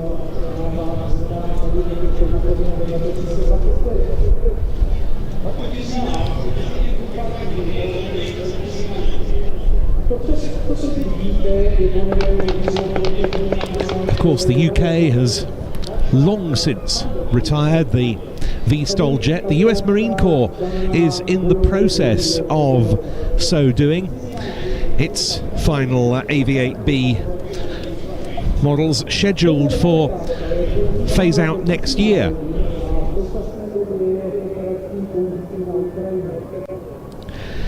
And that will leave only two countries, both European countries, flying this tremendous jet. The Spanish Navy and, as we see here, the Italian Navy.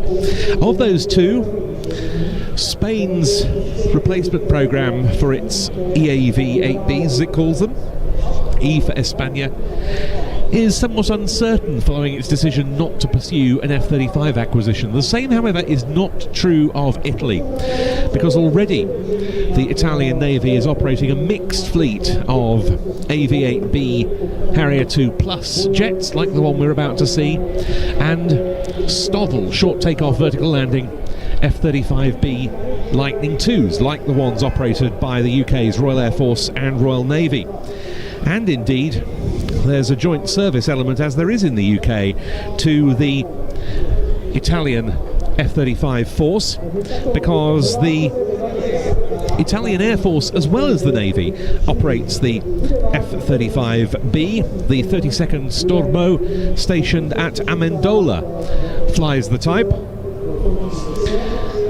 And both the Air Force and the Navy use VSTOL, as it was known in the days of the Harrier, or today Stovall aircraft, aboard the Italian Navy aircraft carrier, the Cavour. And they see it as very important to still have this joint capability in order to make sure that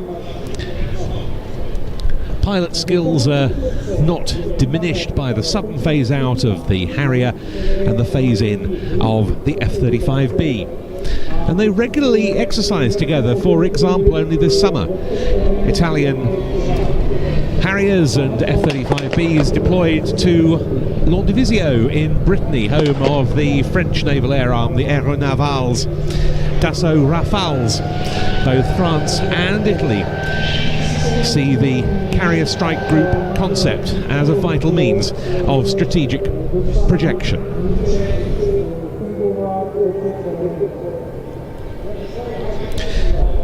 They've also, as I think we'll hear during the AV-8B display to come, been involved in a major Indo-Pacific deployment with the carrier and with both types embarked.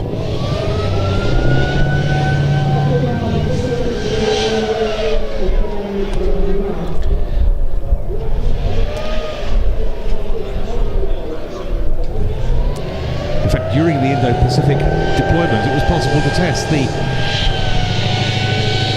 joint use of Air Force and Navy F-35Bs aboard the carrier for the first time when they returned from exercise Pitch Black in Australia. A pair of Air Force F-35Bs were embarked alongside 13 of the mixed fleet of F-35Bs and AV-8Bs of the Navy.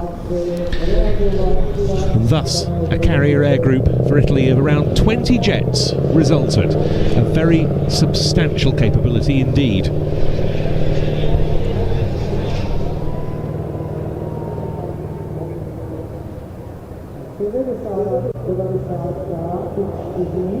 pro Českou republiku, bude také vybavena ochranný systém aktivní, který se nazývá Aero L39 a bude chránit vozidlo CTR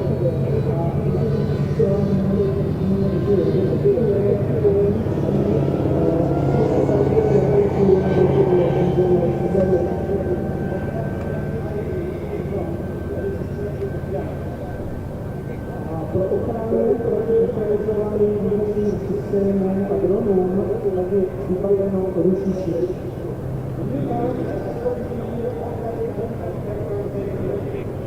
Nová věc má 30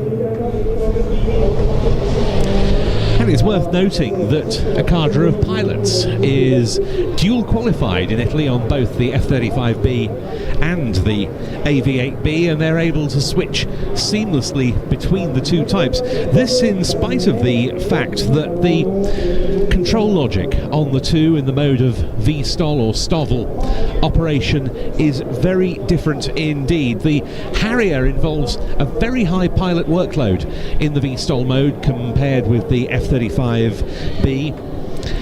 By comparison, the Lightning II is significantly more automated in that mode of flight.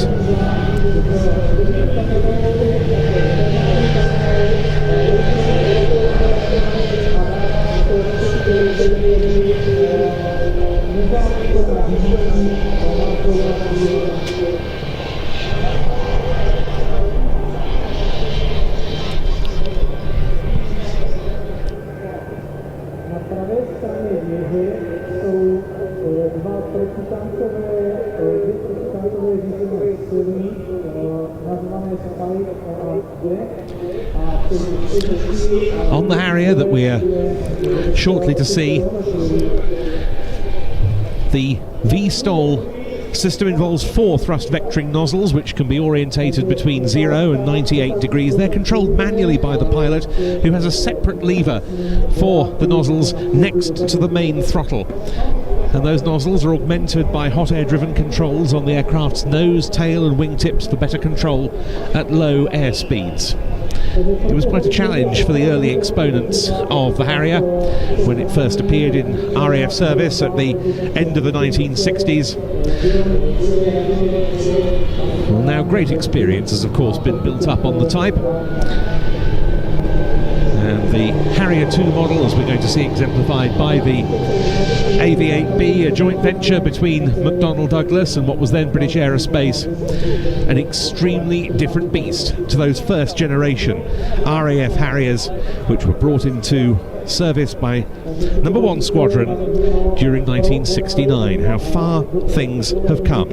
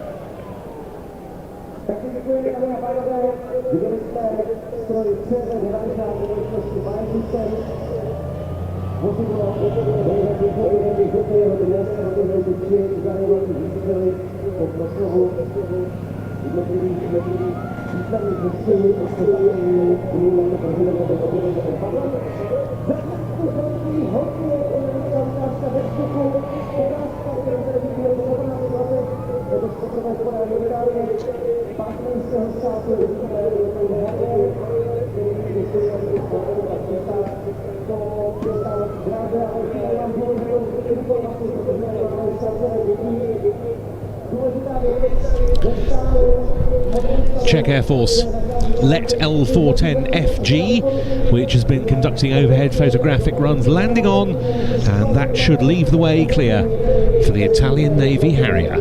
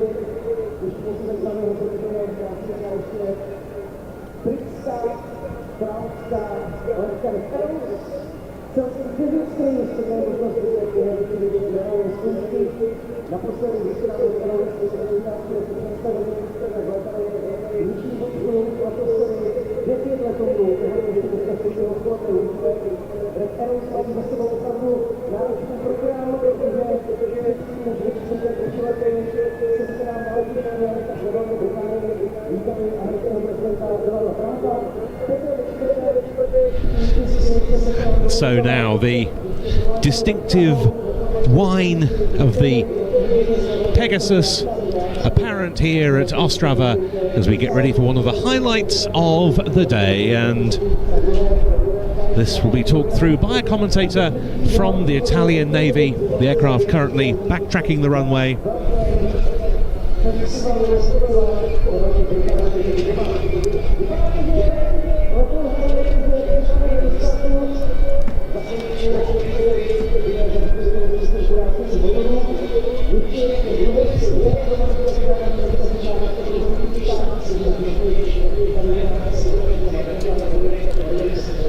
And unsurprisingly, the crowd equally expectant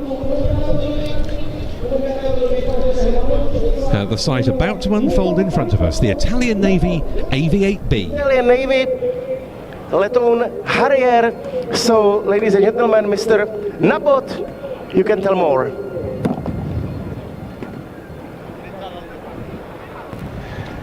Ladies and gentlemen, aviation lovers, good morning.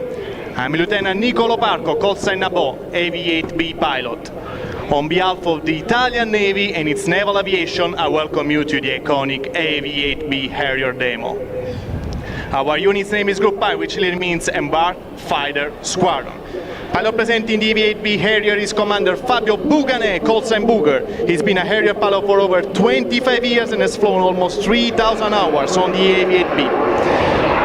And now we can see him taking off with the short takeoff used on stalled aircraft carrier, which allowed the jet to become airborne in as little as 80 meters. The jet is already airborne. And we can see Booger now flying away. Booger is one of the most experienced naval aviators in the global Harrier community, with more than 700 carrier landings. On the radio, keeping a watchful eye, is our skipper, Captain G.B. Molteni, a naval aviator and test pilot with over 6,000 flight hours across 40 different fighters and conventional aircraft, still actively flying Harriers and F-35s as he leads from the front.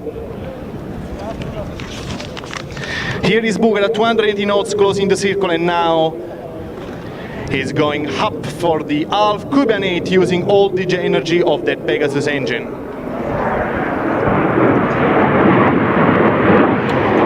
Since Since 1991, Group Air has been the backbone fighter unit of the Italian Fleet Air Arm, supporting the fleet with the Harrier from NAS Grottaglie located in southern Italy, but also and especially from the Italian aircraft carriers, Garibaldi, our first combat-proven deck which is now gloriously retired, and ETS Cavour that represent today Italy's air power projection capability and has just been recently deployed to the Indo-Pacific theater. The Italian Air Wing is structured around short takeoff and vertical landing STOVL aircraft, the AV-8B platform which have accumulated over 30 years of operational experience embarked on aircraft carriers, thanks to their distinctive and pioneering technical capabilities, are now complemented by the 5th generation F-35 Bravo, making the Italian Navy the only European unity 5th generation Navy, and our squadron one of the very few units flying with 2 different pipelines. Now we can see this beautiful flyby with booger inverted.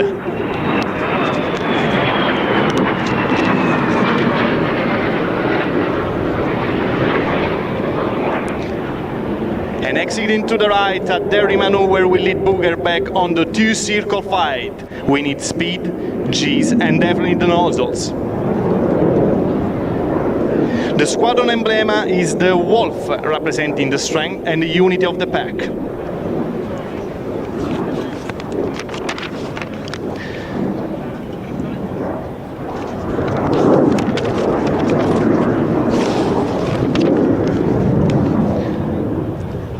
And there it is, high-speed ingress over the threshold where booger will now pull up a 5G left turn while feeding some nozzle for the extra bite before an IR shot.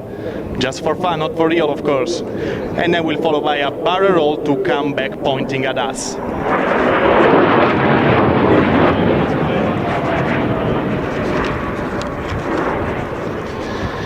The maneuver you are witnessing with amazement showcases the flexibility and versatility of this aircraft, capable of providing power projection from the sea in defense of the fleet, as well as offering direct support and acting as a force multiplier in amphibious operations.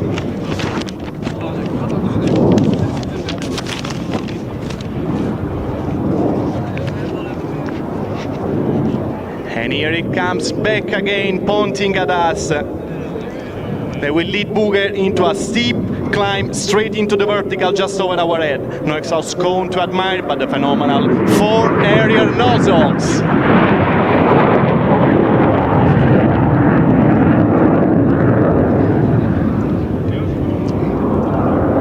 And now booger sniffing the horizon is now inverted over the field, 6,000 feet, about 220 knots, and the wall is upside down again. And now down to perform a mid-throttle split test as we get ready to show you the very unique capability of the Harrier, what we call thrust vectoring control. You'll see him climbing and then pushing over using only the engine nozzle. They will quickly put him into a controlled descent at only 60 knots.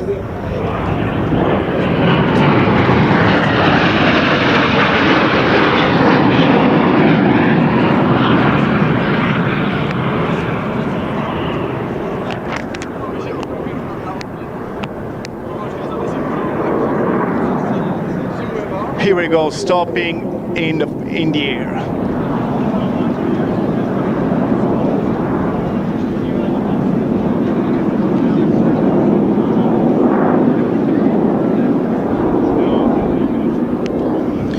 The next maneuver is called Flop. Immelman will give us another glance of the amazing capability of thrust vectoring by performing a sharp Immelman made very tight by the use of the nozzle right over the top.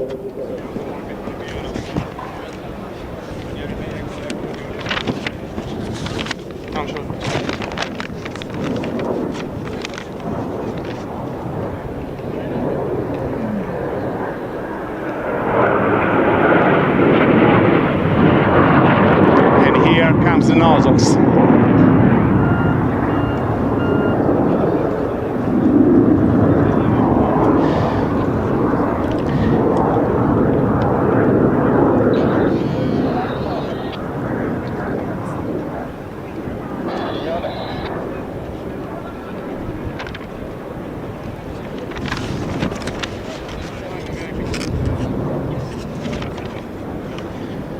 Booger is now configuring the aircraft for a rolling vertical landing. Pay attention because now we can admire the most iconic part of this demo, the V-stall capability of the Harrier. Essentially, he'll do a rolling vertical landing, a slow speed, low altitude pass from which he will transition directly into a hover, just as he would do during an approach to an aircraft carrier.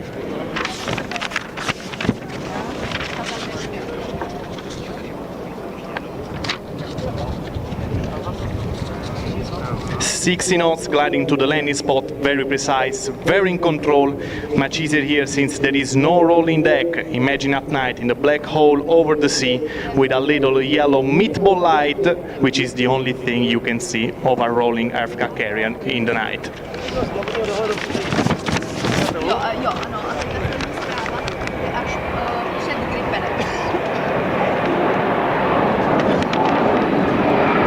Here we go, the Harrier coming, showing his unique capability to acquire and widely maneuver from the hover, a capability unmatched by any other aircraft in the world, not even the F-35 Bravo. It takes the plane, but it definitely takes the experienced naval aviation like Booger. Enjoy the hover.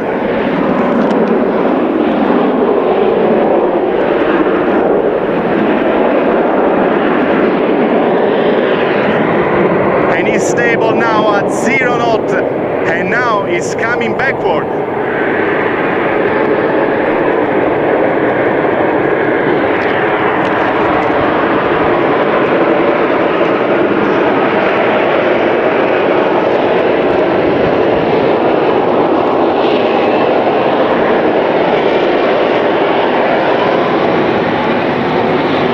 He will now then perform a bowing maneuver, which demonstrated exceptional aerodynamic control and agility.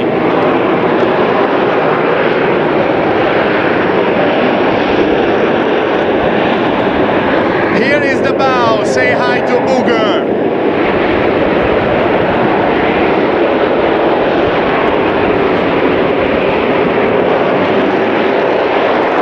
This is a capability enabled by the unique design of the platform and the precise handling by the pilot.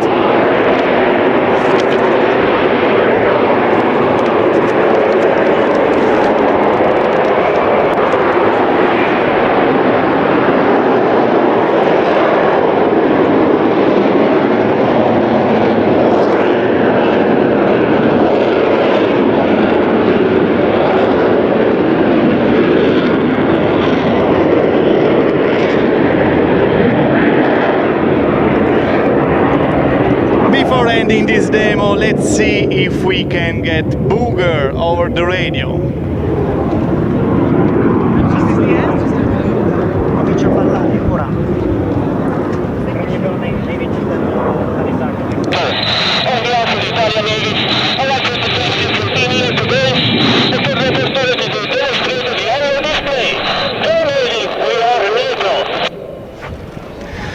Here we go, Booger, just say hi to everybody, and now he's coming back again for a final high-speed, low pass.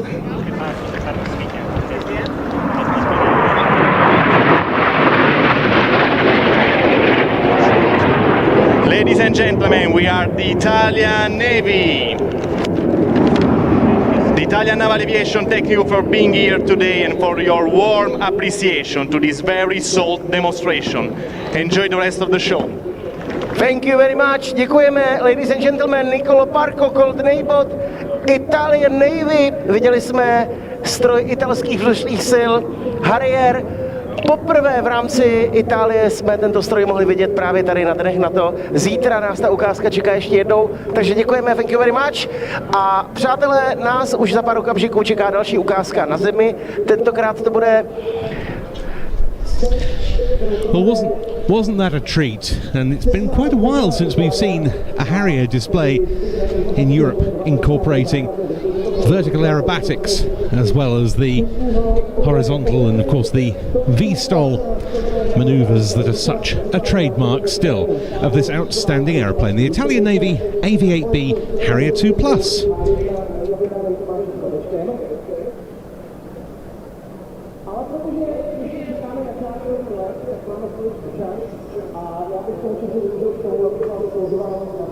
But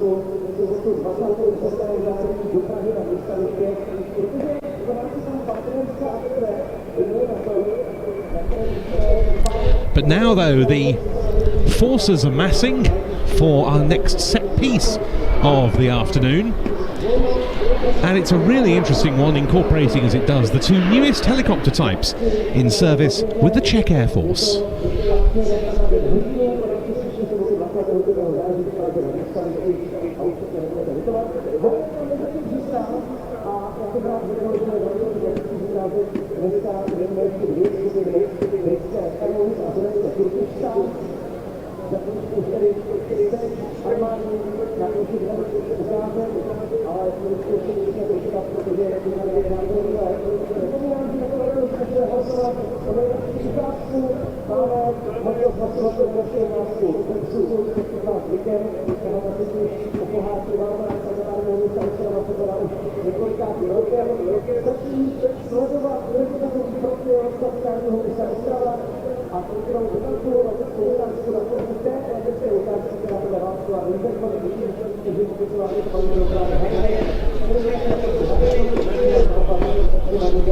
And there are the two helicopter types airborne. We saw them earlier in our official opening flypast, but this is their debut in Czech service at NATO Days and Czech Air Force Days, so it seems only right to give them both an extra chance to shine and a chance to demonstrate something of their operational capabilities. I'm talking about the Bell UH-1Y Venom and AH-1Z Viper, and I'm delighted to be joined here to talk you through the demonstration that we're shortly to see by someone who knows these two types intimately, because he's one of the pilots who flies both of them. Captain Miroslav Hovorka from the 22nd Helicopter Base. Welcome to NATO Days. Good to have you with us.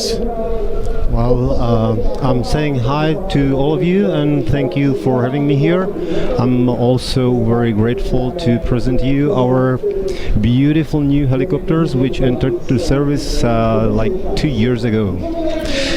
First major display for these helicopters in Czech service. What did you fly before you moved on to the H1s? Well, my career started on a very tiny Mi-2, and then I was like promoted to Mi-24s. Yeah, the beautiful legendary beasts. Yes, but they started to be obsolete, so our government and Air Force decided to replace them with these new type H1s, and both they have pretty new capabilities which are pretty modern into 21st century warfare environment. Is it right that you're all dual qualified on both of the H1 types? That is, that's correct. What sort of a challenge was it to really get to know this helicopter and get to know how to operate it in the battlefield environment through your training on it? I mean, the basics are pretty simple. Since you learn how to fly helicopter from the very beginning, it's pretty much the same, because you're trying to handle the bird in the air pretty much in any cockpit. Of course. The challenge starts when some unexpected issue happens, basically some emergencies and things like that. So overall, it wasn't that difficult to learn how to fly with these helicopters, but what is quite challenging up to now is to handle all the new systems on board, pretty much the optics, the flares, the sensors, and also new guided armament. What sort of armament is carried on both of these types then? It depends. Yankee, which is, as you mentioned, UH-1 Yankee, it's pretty much for shorter distance, so they are capable of firing rockets, unguided rockets, as well as guided APKW as the second, but also they have two door gunners with minigun. But AH-1Z Zulu, which is my primary type. It's capable to fire 20mm cannon, but also guided and unguided rockets, Hellfires, and even Sidewinders against the aircraft. And is it correct that there are discussions underway to increase the range of armament that the two types can carry? Of course, it is. It's always a question how to develop the things you have already. Yeah. So talk us through a little bit of the training that you've been undertaking on your squadron since you received these types. What sort of missions have you been training for with them? Oh, it started, as I mentioned, 23 with pretty much just the circuits and the basic handling of the helicopters. And after that, we are trying to reach the capabilities for Yankee guys, pretty much the assault, which means to deliver some troops somewhere. And Zulu guys are pretty much responsible for overwatch and escorting these elements into the battlefield. So and that is how the training goes. Basically Zulu guys train to be precise with guided ammunition, with all the maneuvers in the air, and Yankee guys fly as low as possible, hidden behind the trees, as we say, and just to land or pick up the troops somewhere in a tiny spot somewhere in the field. Have you done much live firing training yet? It always can be more, but we've done it a lot this year, so we are lucky because we are gaining the capabilities very fast, and the ongoing training is moving towards our goal, which is fully operational capabilities within 2027. Excellent. I was also reading about something I found rather interesting, which was the use of the UH-1Y in the flood relief efforts around this time last year, that some missions were flown with them in that period, providing support to people around the country. True. It has the capability to deliver not even troops, but also some cargo. And it's like smaller helicopter than Mi-171, which we also have in the Air Force. So it's more suitable to land in the area which is, like you said, it was flooded last year, and it raised the help in the area very, very significantly. It must have been useful training as well with what was still a new helicopter. Definitely, and the guys really appreciate its experience. Your current fleet is 4 AH-1Zs and 8 UH-1Ys, if I'm correct? You're correct. But there's plans for more? Actually, it was signed already that we will get 8 more, and in a ratio 6 Zulus and 2 Yankees, which will create our fleet 10+10 in the future. Yeah. Because in these times where budgets can be quite tight for defence, this seems like a pretty decent fleet, a 20-strong fleet across both platforms. I think you're absolutely correct, and we need to consider that we are quite tiny country, and we also are a proud member of NATO. So within these structures, we try to play our role, and I would say that 20 helicopters would be really sufficient for the task we are given. And what about interoperability with other NATO assets? Has there been the chance yet to do very much with other forces? Not yet. There are the first attempts with the Slovakian guys in near future, and also our squadron is a member of NATO Tigers. Ah, yes, of course, So me personally, I'm heading to NATO Tiger meet this year into Beja, Portugal, but just an observer. But to have some chats and some preparation for the next year when we would love to participate with the birds. Excellent, because of course nowadays the NATO Tiger meet is such a it's not just a meet of specially painted aircraft, is it? It's very much a major exercise with opportunities for rotary wing as well as fixed wing. Exactly, and to cooperate among them. Yeah, exciting times then. Let's go back to the training element. I know there was training going on in the United States, but you now have instructors, Czech instructors qualified as well, don't you? Yeah, it all started in the United States. Few of us, basically our instructors, started their training in the United States. After half a year they came back with the US instructors, which provided the training to us until this summer. So right now pretty much the training is only on the backs of our Czech instructors. Well, now we're going to see some of this capability being demonstrated on our simulated battlefield with an attack on the front edge of some defences. And the scenario that's going to develop is that the commander of the Czech Army mechanised unit has received a request to neutralise some enemy forces in the area of operation.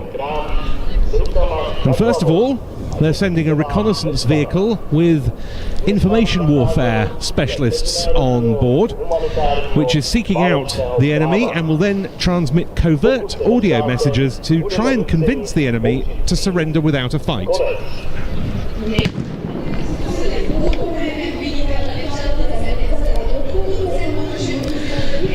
But it seems as if the situation has escalated and that the PSYOPs units of the 91st Information Warfare Group have not been able to bring that capability to bear, so the ground forces commander is having to launch an all-arms attack.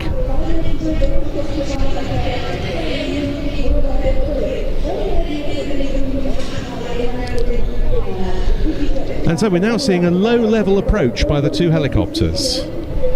It's not part of the scenario yet, because they are approaching somewhere behind, hidden in the terrain. But right now we can see the attack helicopter, the Zulu, taking the TAC profile to deliver some guided ammunition down into the battlefield to destroy the enemy. We can also see Yankee guys providing them covering with their door gunners. Now we can see explosions of the rockets hitting the ground and destroying the enemy.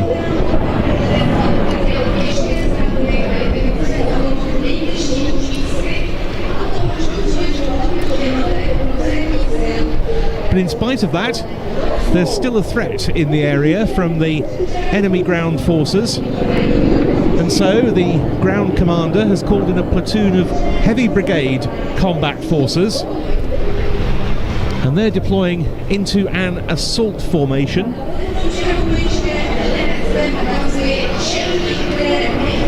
But all the while we're seeing what you were describing, the helicopters providing that armed overwatch. Exactly. Now they are trying to put the sensors. Both helicopters are equipped with optic sensors, so they are scanning the area, giving the information down to the ground force commander.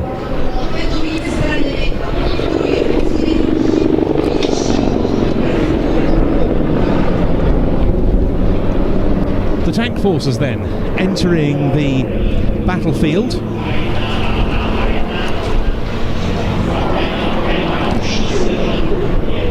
Laying a smoke screen as they go and opening fire.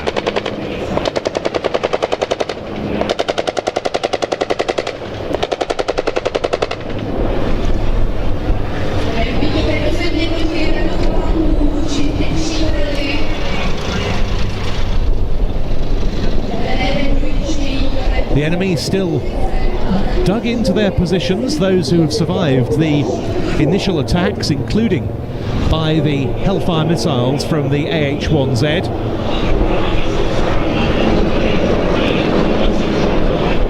And part of the reason for laying the smoke screen is to enable the deployment of the infantry element, now dismounting from the vehicles.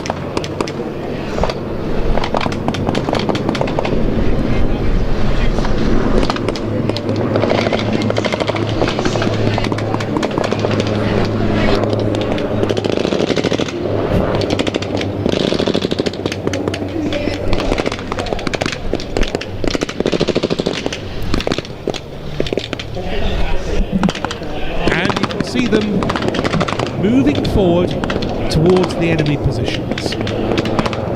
And the RSIT is established Overwatch and providing cover for the ground forces.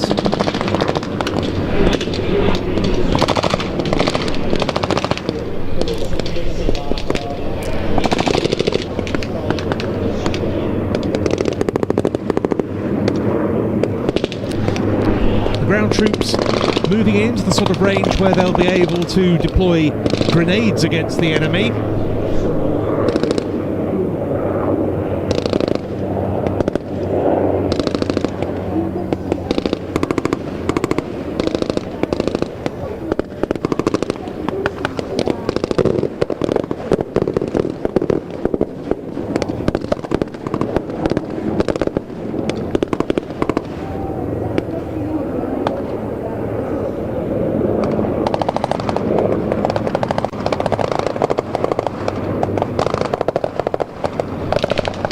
We can see the enemy taking casualties.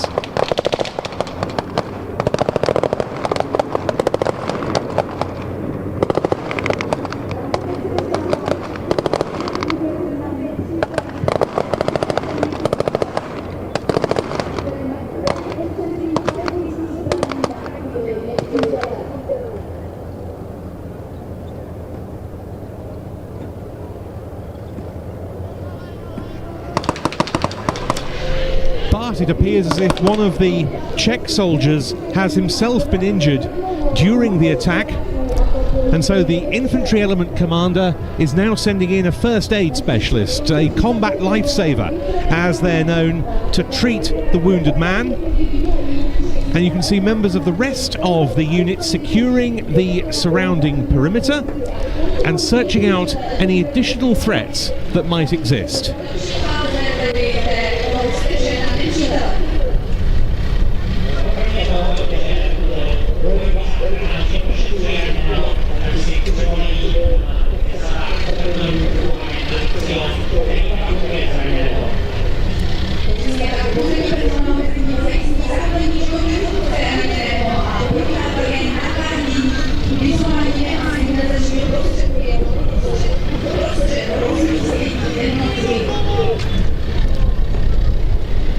The Czech forces here come from the 71st Mechanized Battalion, and you can see the combat lifesaver undertaking the crucial work to assess the condition of the wounded soldier.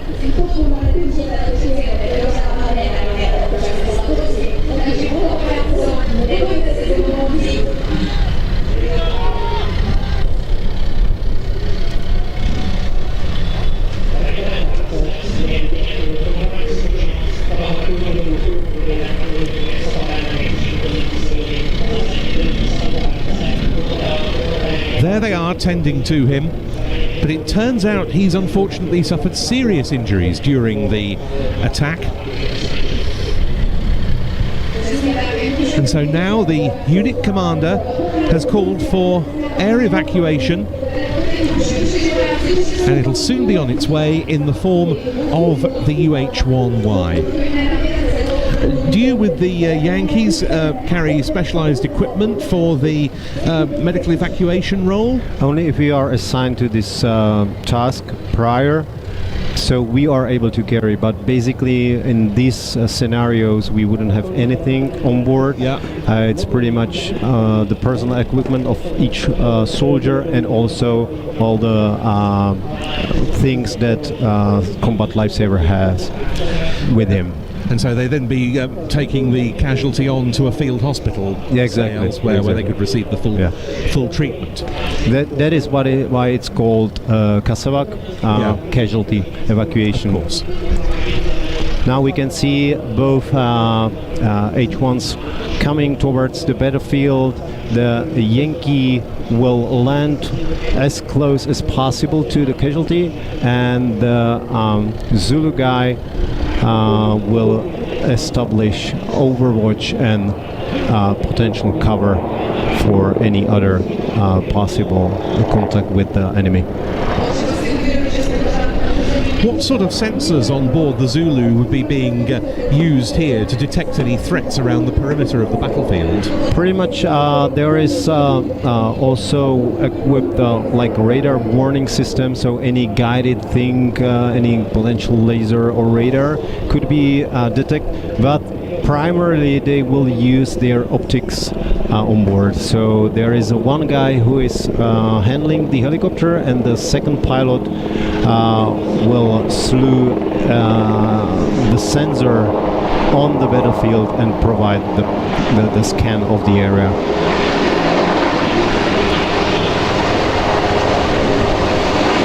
We are also capable to scan within the night condition because we have flare on board.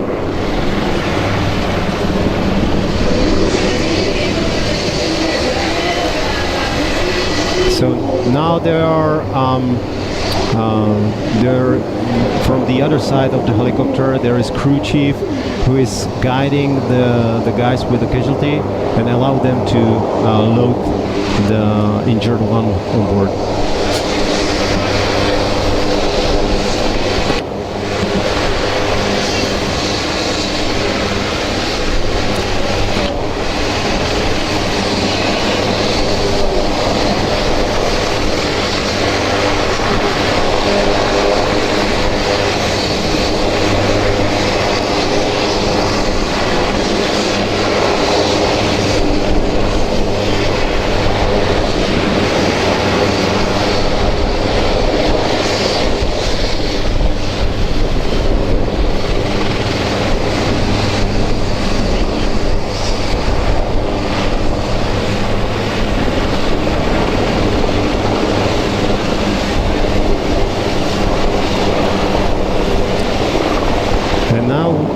Taking off, escorted by Zulu guys back to the safe area where they will unload the casualty.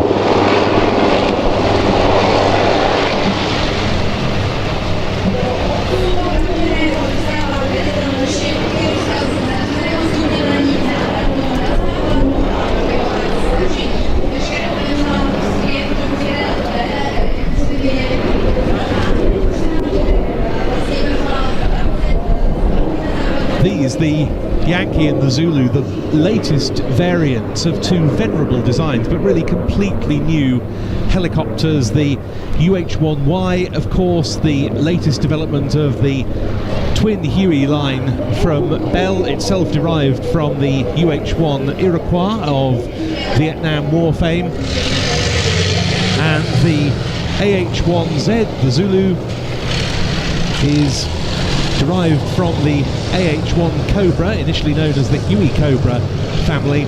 But both of these twin-engined variants of those designs, both of which first entered service and indeed were developed for the US Marine Corps. But the Czechs, the only operators of both the Yankee and the Zulu outside the USMC. Yeah, that's correct. There was a decision to replace Mi-24s, which was combat helicopters with some transport capabilities. So our government decided that we want something which all the capabilities, there is none on the market, so decide in this pair of helicopter. And that's why they basically most of the time are deployed together. Yeah, it's a real team effort, and they're going to come in for a joint hover and a final salute also with all of the ground equipment that was brought to bear during that scenario. And I think now would seem like a good time to credit the crews on board the helicopters as well. That is. So on board of Zulu, there you can say hi to the squadron commander, Lieutenant Colonel Kitsa, with cooperation of Captain-elect. On board of Yankee, there we can find Major Zeman and Major Špaček, deputy commander of the squadron, and as a door gunners, there you can find Warrant Officer Kibus and First Lieutenant Kaeslar. So all these guys were presenting this beautiful show. Well, that was a really good capability demonstration and a really nice first chance to see these two types being properly demonstrated at NATO Days and Czech Air Force Days, and we look forward very much to seeing more of the same tomorrow. Exactly. Miroslav, thank you very much indeed for joining me. Thanks for your company, it's been fascinating. Thank you for inviting me here, and I hope that all the listeners are happy with that and enjoying the NATO Days. So, very much so indeed, and especially for having seen these two new helicopters on display.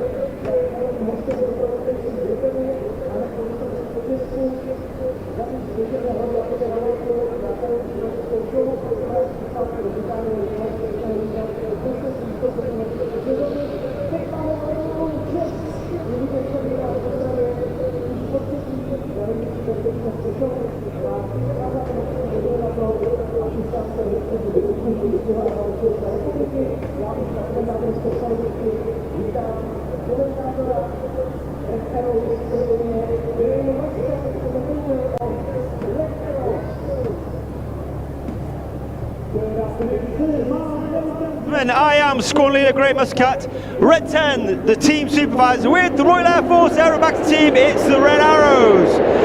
And you can see now the team lining up on the runway. They're in 3 sections, 1, 2, 3, 4, 5, 6, 7, 8 and 9.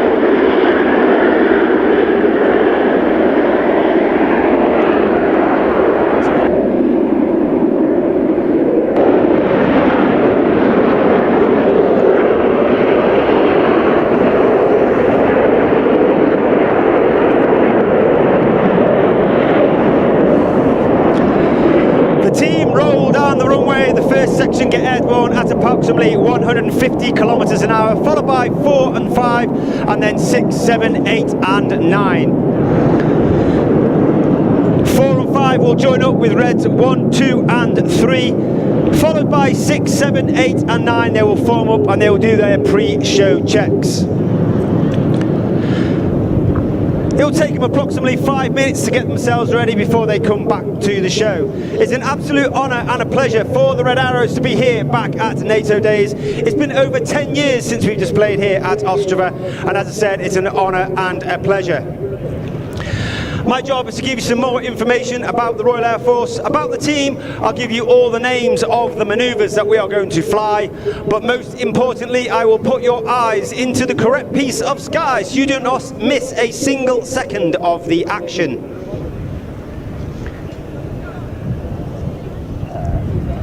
The Red Arrows have had a very busy couple of weeks. Last weekend we were in Belgium for a display, before then taking Monday and Tuesday off, before then transiting over a flypast over London for President Trump, and then Thursday making our way here to the Czech Republic with that very well publicised flypast over Prague.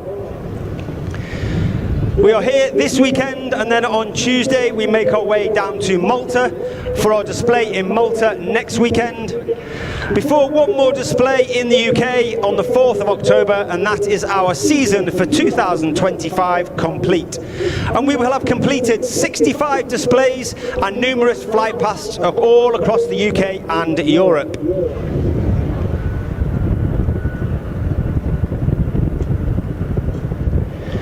You can now just see the team just off to our right hand side in a very loose Diamond 9 position. They will trim the aircraft out, they will prime the smoke pods and get ourselves ready to bring the red, white and blue to NATO Days.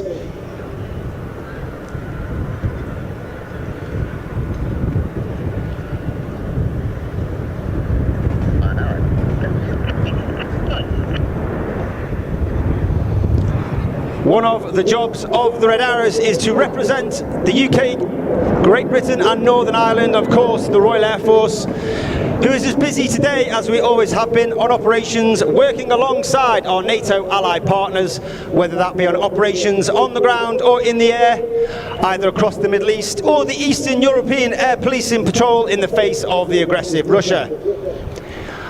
All the pilots on the team have at least one operational tour, whether that be on Tornado, Typhoon, Harrier, and this year we have our first F-35B pilot.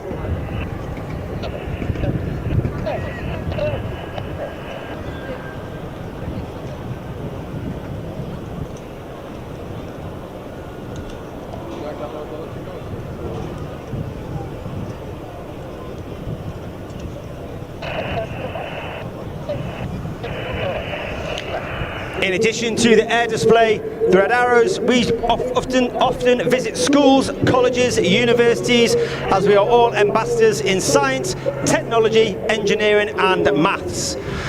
And we often go to these institutes and promote a uptake in those subjects or potentially careers in the armed forces or in engineering, science, technology and maths. I believe we're just waiting for this airliner to clear the airfield before the team will be cleared into the display. There are three types of show the Red Arrows can fly: full, rolling and flat, and that depends on cloud base and or airspace. There's no airspace restrictions, and of course there is no cloud-based restriction, so I would expect Red 1 to take the show full. But he will actually make that decision approximately 10 seconds before they arrive into the display area.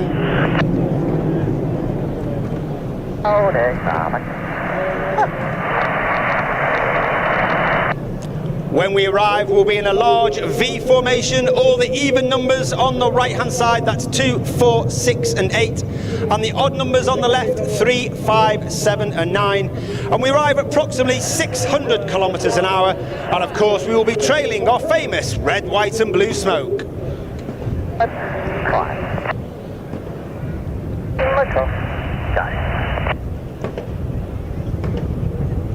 Happy to have us at Singleton Field. If you pass to off Arrows, give me an earlier stop.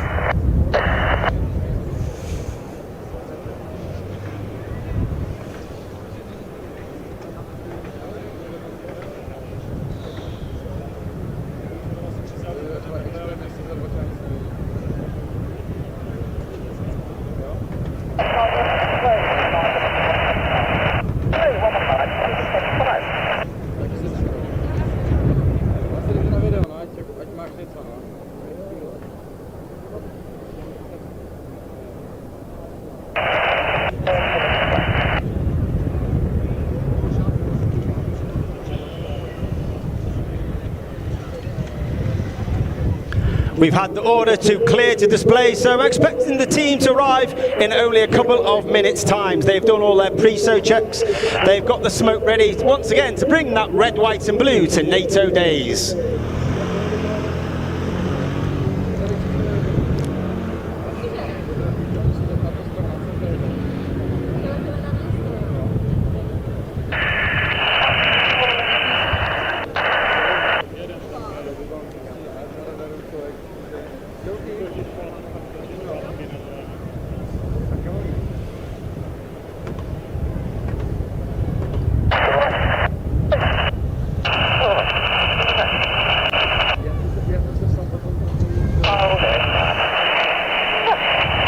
I'm in contact with Red 1 via the radio, so when they arrive, give them a huge round of applause, a huge cheer, and I'll transmit that very warm welcome to the team to ensure they put on a fantastic display for you today.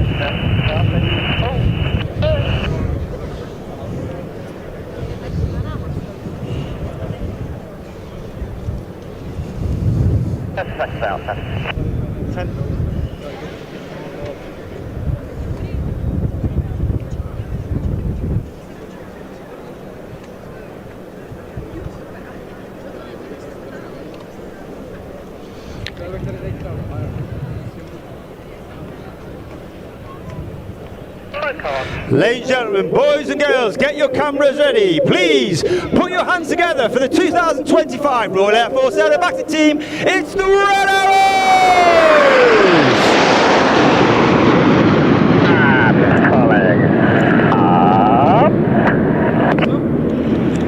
Arriving at over 600 kilometers an hour, trailing our famous red, white and blue. Red 1 pulls them up to start the show full. And you can see us collapse instantly into our world famous Diamond 9.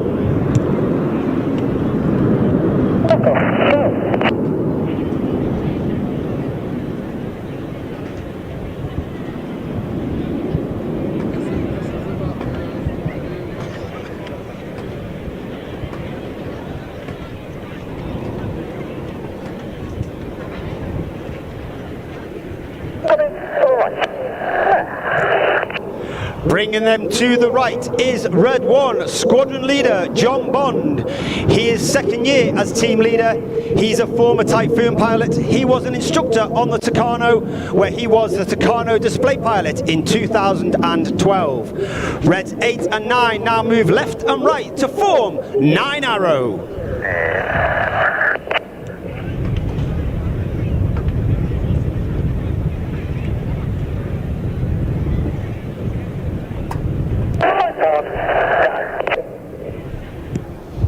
On the right of Red 1 is Red 2, Flight Lieutenant Rob Thomas. He is in his first year on the team. He was an instructor on the Hawk, and he's also a frontline pilot on the Typhoon, serving on operations over Iraq and Syria with 3 Squadron, before then becoming an instructor on 29 Squadron based in the UK.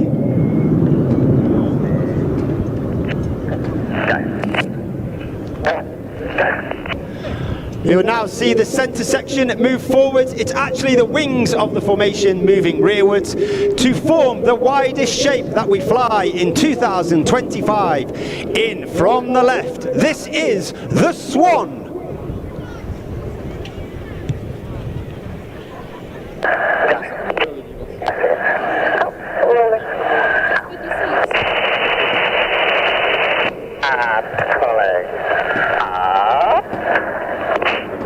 Once again, Red 1 pulls up at over 600 kilometers an hour.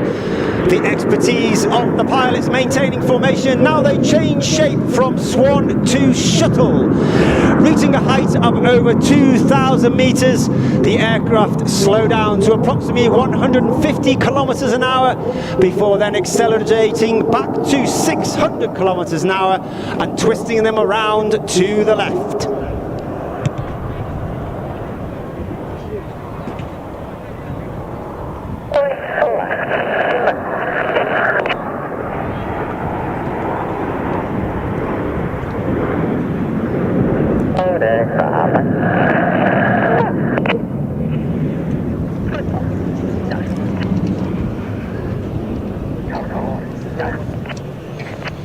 You'll now see the rear section move slightly backwards to form the shape of one of the most iconic aircraft in aviation history. From the left, the smoke will come on. This is the Concorde.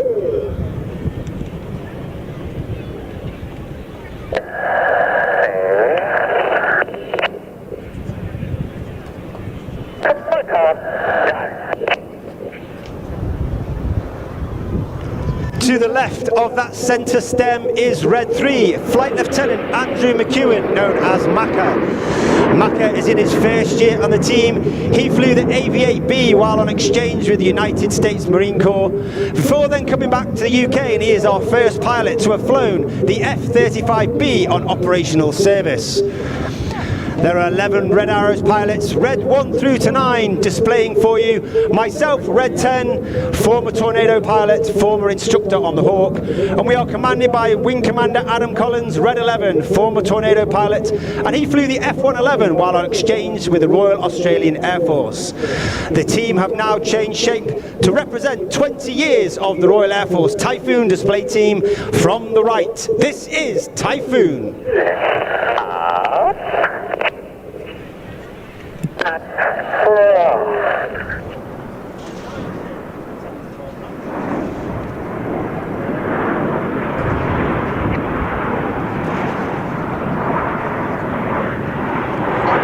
the back of that formation on the right is Red 4 Squad Leader Chris McCann, working very hard because we take all our formation references off Red 1 and not the aircraft who's on the inside of us. Squad Leader Chris McCann is a former Tornado pilot. He served with the world famous Dam Busters Squadron on operations over Afghanistan, and he received the Air Force Cross for his service on those operations over Afghanistan.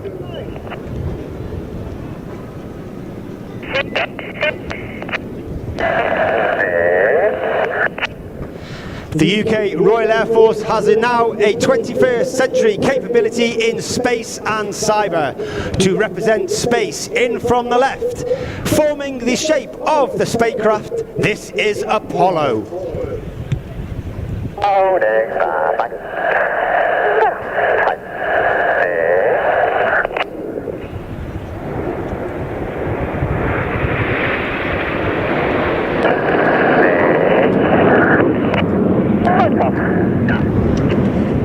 The Red Arrows is a huge team. It's not just about 11 pilots. We have a team of over 140 personnel. The engineers, the mechanics, the administrators are known as the Blues due to the colour of their blue flying coverall. And there are a number of Blues here at our public relations tent. So please pop along, say hello and find out what they do in the Red Arrows. Get your cameras ready as they come in from the left. A great photo opportunity for the colourful Big Vixen.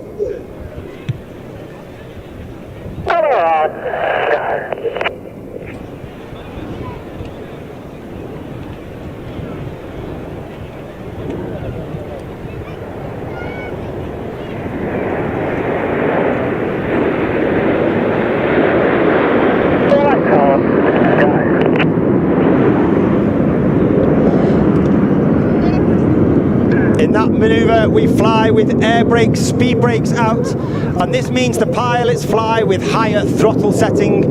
It makes the smoke colours burn a lot more brightly.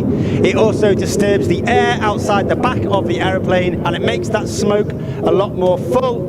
And therefore, in certain manoeuvres throughout the show, we use that technique to enhance those manoeuvres.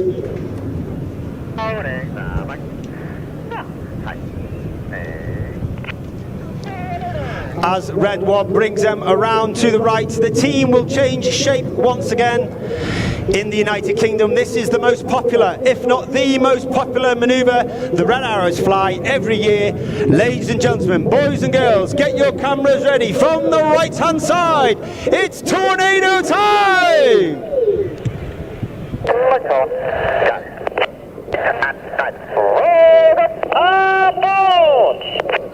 8 and 9, roll goes. Reds 8 and 9 roll around the formation. Watch for the colour change. Red 1 brings them down the line.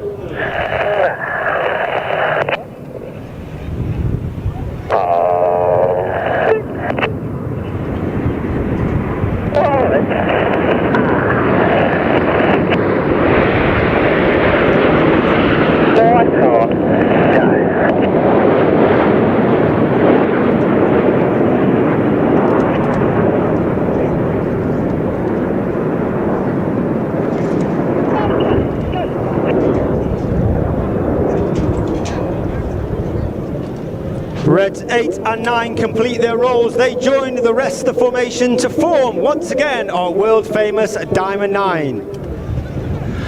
As we come to the end of the first half, you've so far seen large shapes involving all 9 aircraft. This will be your last opportunity to get that picture of the team in the Diamond 9 before the second half of the show, which is the more fast-paced, more dynamic part of the show. But once again, in from the left-hand side, in Diamond 9, it's the Red Arrows.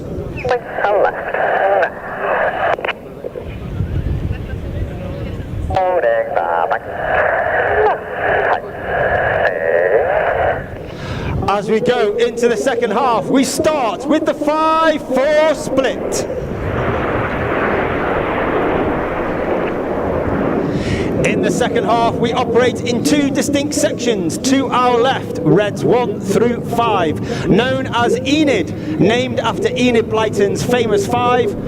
Off to the right, 6, 7, 8 and 9, known as Hannah, named after Squadron Leader Ray Hannah, one of the first members of the Red Arrows, and he's the only team leader to lead the team for 4 years, and he took the team from a 7 to a 9. Enid from the left, Hannah from the right, for the 5-4 cross.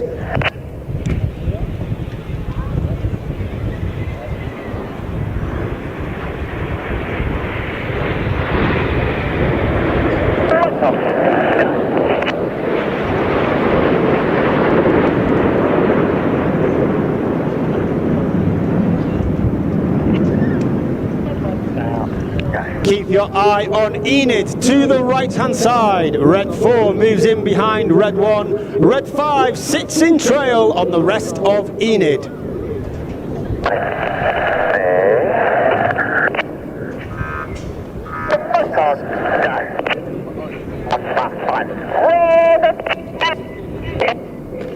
Number 5, go, he rolls around the smoke in the twister. Red 5 is Flight Lieutenant Dustin Wales, known as Dusty, a former Typhoon pilot, former Typhoon instructor, and also a test pilot on the Typhoon.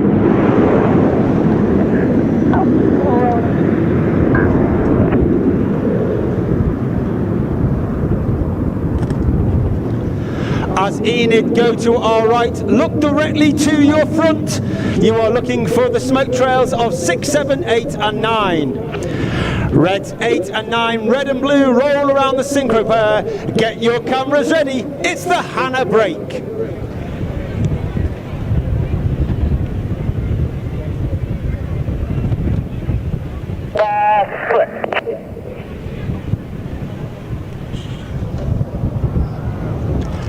Red 6 and 8 to the left-hand side, Red 7 and 9 to the right-hand side. Hannah and the synchro pair are led by the synchro leader. That's Red 6 to our left, white smoke pulling up.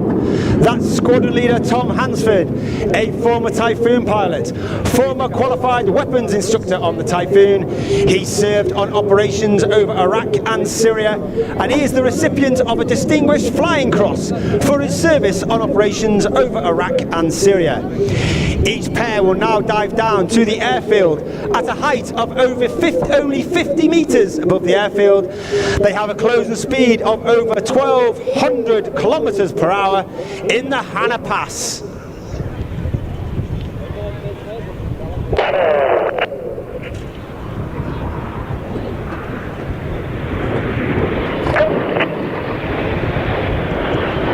Reds 8 and 9 go up and down, Reds 6 and 7 stay flat.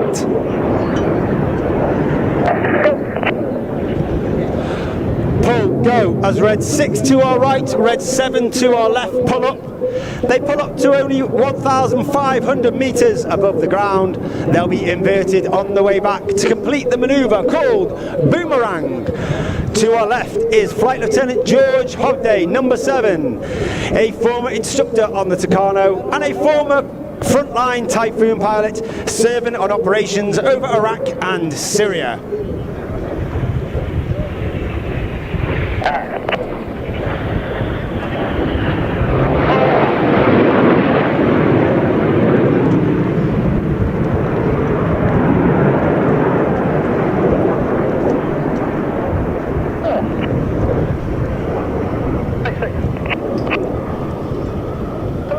Coming in from the right-hand side, Enid Reds 1 through 5, they form the inverted V. In from the left-hand side, travelling at over 700 kilometres an hour, is Red 9. He lines up with Enid to perform the Goose.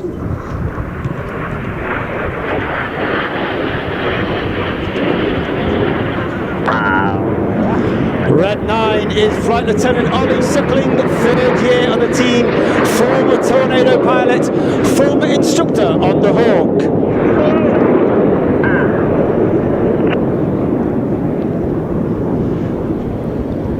As Enid go to the left, look directly to your front. You're looking for the synchro pair. Red 6 pulling up with Red 7 in trail. Once again, ladies and gentlemen, boys and girls, get your cameras ready. You do not want to miss this one.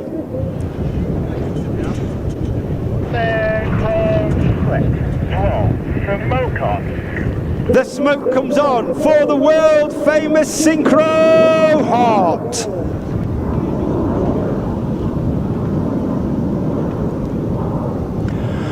Coming in from the top right is Red 8 as he spears the heart. Red 8 is Flight Lieutenant Rich Walker, Harrier pilot, Typhoon pilot and instructor on the Hawk T-Mark II. And the Red Arrows would like to dedicate today's heart to the wonderful relationship between the United Kingdom, the Czech Republic and all our NATO allies. But keep your eye on the synchro pair, the show is not over. That pair will dive down to 50 metres above the airfield. Each aircraft will perform a barrel roll, cross in the middle, wingtip to wingtip, only 30 metres, followed by a second barrel roll in a manoeuvre called the double rolls. Go.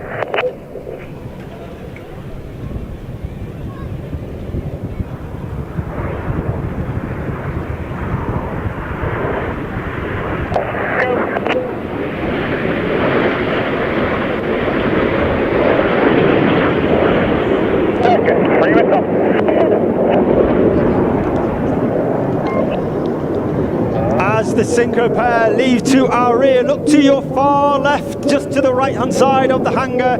Reds 1 through 5 now joined by Reds 8 and 9.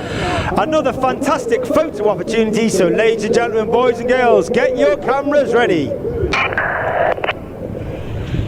Red 1 pulls them up, he'll twist them around to the right for the vertical break. Coming forward.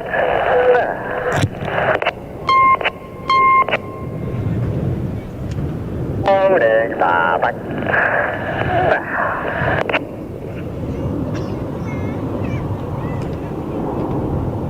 And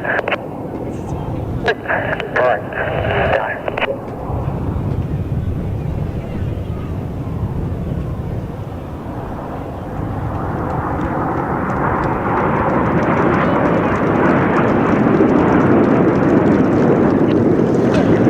Keep your eye left and right. Once again, you're looking for Red 6 and 7. Red 7 from the left, Red 6 from the right.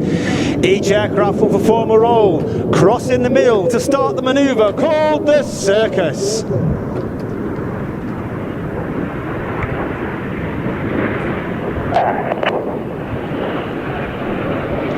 Each aircraft pulling up to 6 Gs. That means everything about them weighs 6 times heavier than what you and I do as we stand on the airfield. They cross at the back. Red goes to blue, blue goes to red, as they continue the G-force pull to complete the circus.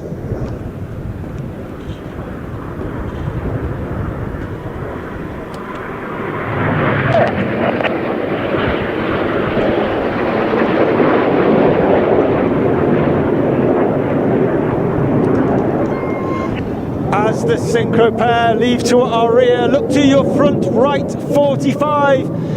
Enid starting to pull up with the white smoke in trail.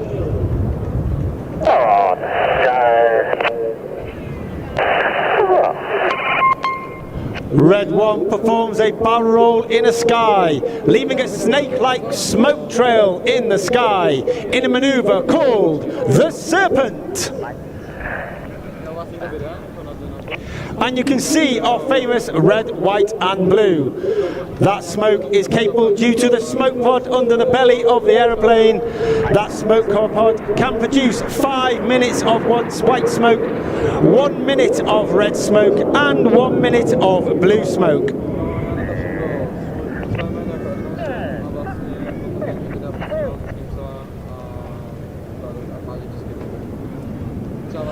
Reds 2, 3, 4 and 5 now move up alongside red 1, pulling up to 4G, looking 90 degrees along their shoulder line. The smoke comes on in the Tango.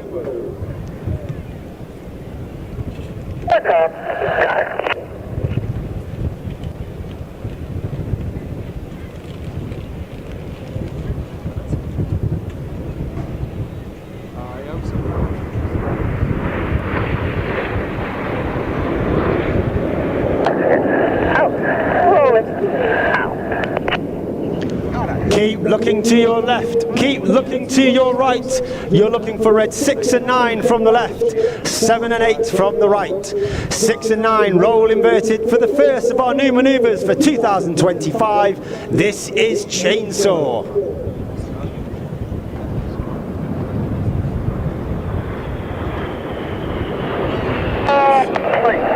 Red 6 and 9 inverted, all the blood rushing to their head. They conversely roll the correct way up, all that negative G becoming positive G. All the blood now rushing to their feet as they keep an eye on red 7 and 8 to complete the Chainsaw. But eyes to the left hand side, reds 1 through 5, that's Enid coming in from the left. Straight off go, Hannah, straight off go. Good timing, 6.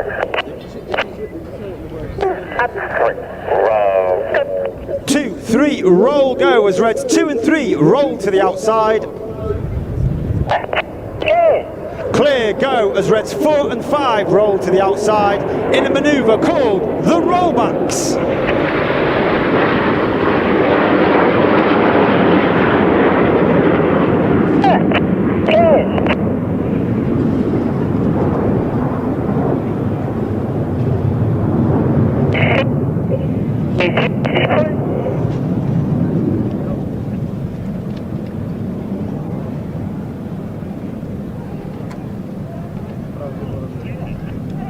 As Enid leave to the right, look directly to your front. You're looking for the smoke trails of reds 8 and 9, red and blue, rolling around the smoke of red 6.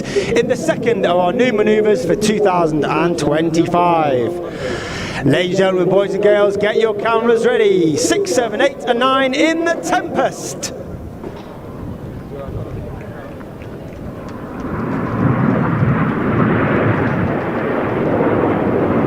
Once again, this synchro pair will pull up to approximately 1,000 meters above the ground. They'll turn back towards the display line. Once again, at only 50 meters above the ground.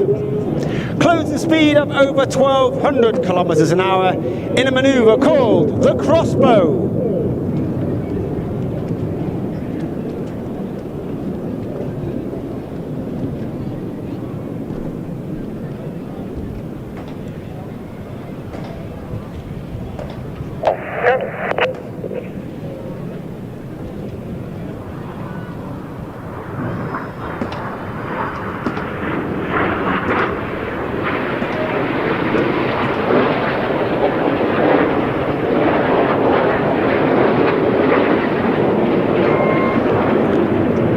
The synchro pair once again leave to our rear. Cast your eyes all the way in the distance to your front. Once again, you're looking for reds 1 through 5, joined by reds 8 and 9. And another fantastic photo opportunity. So ladies and gentlemen, boys and girls, get your cameras ready. Red 1 pulls them up for the palm split. And calling up.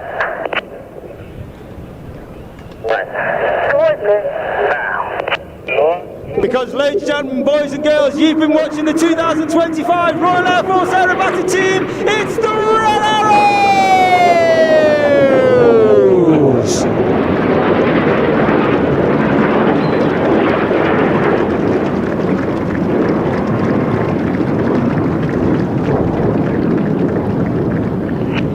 Red 1 will put the smoke on, he'll gather the rest of the formation, get them back together and get themselves ready for their final manoeuvre to run in and brake and land back here at Moshnov Airport. As I said, it's been an honour and a pleasure to perform for you today here at NATO Days. If you'd like any more information about the Red Arrows, you can look us up on the internet, Facebook and Instagram, RAF Red Arrows. All the pilots have their own account.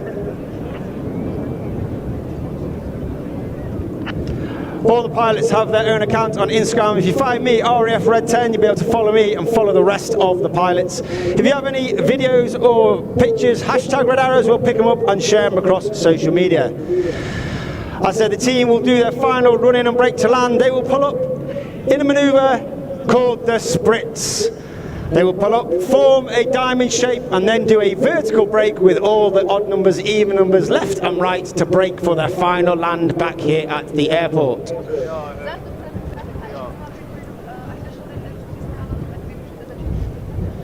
As I said, our public relations team are here on the ground, so please pop along to the team tent. I do believe all the rest of the Red Arrows, Reds 1 through to 9, will join the Red Arrows tent in approximately 30 to 45 minutes time. So if you'd like to meet all the pilots, get their signatures and get some pictures with them, make your way over to the public relations tent and we'll get them over there as soon as they land. Do a quick debrief and then we'll be able to meet you all, take signatures and take pictures.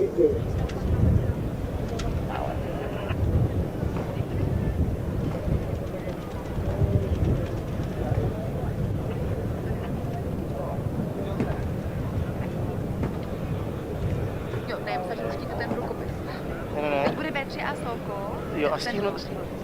Jo, stihněte to a pak ukázka W3A Sokol a teď jenom řekněte mě a už to jasný.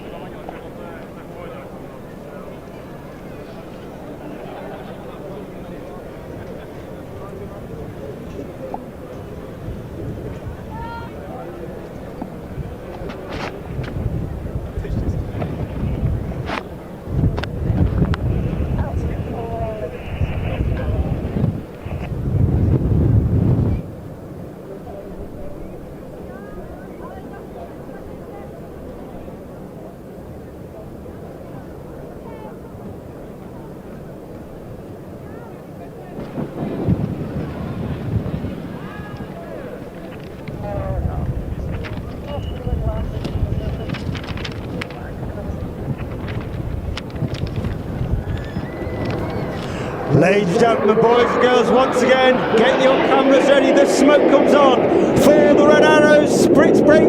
It's the 2025 Royal Air Force Aerobatics team, it's the Red Arrows!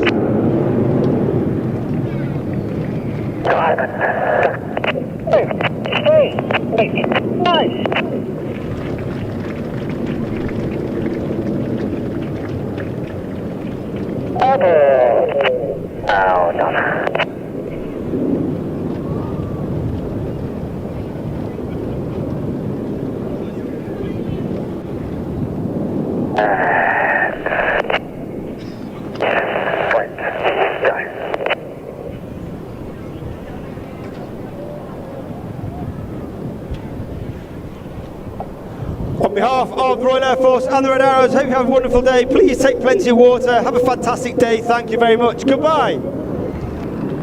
Thank you very much.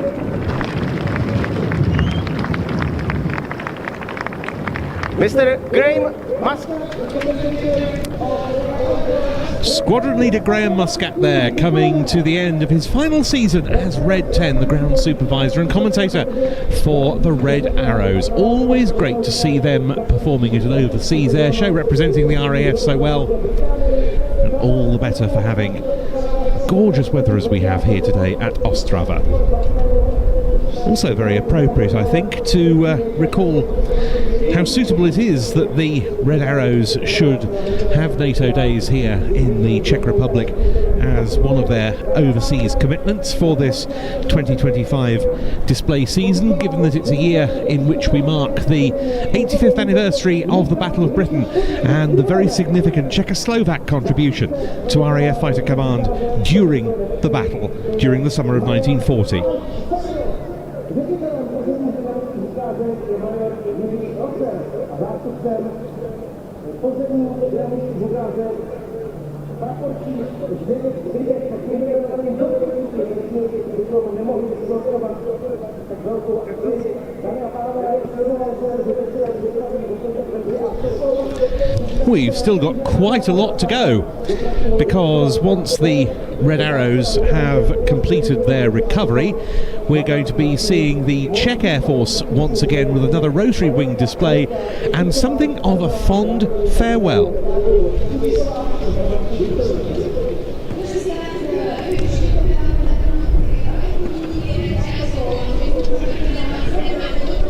And it's a team that, for many of you watching the live stream on Plains TV today, will be very familiar from their appearance at the Royal International Air Tattoo at Fairford earlier in the year.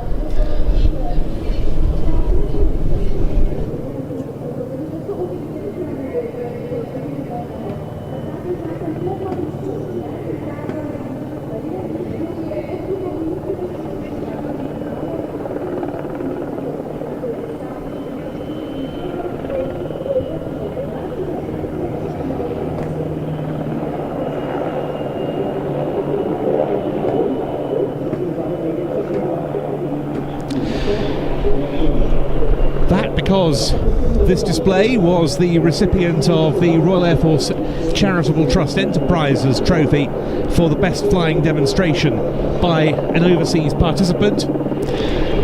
This is expected to be its final showing. They're not, I believe, on the programme here tomorrow. Two PZL Svidnik W3A Sokol helicopters from the 243rd Helicopter Squadron at Prague Kabeli.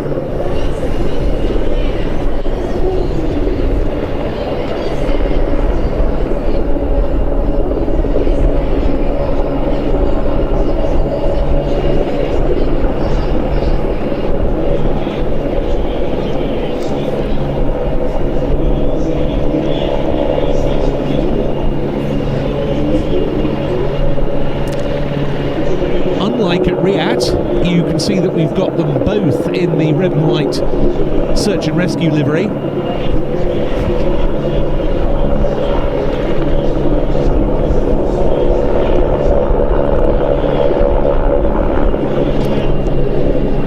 And this is their very polished synchro demonstration, only performed at one air show outside the Czech Republic this season, which was at Riyadh. And it was worked up especially for 2025.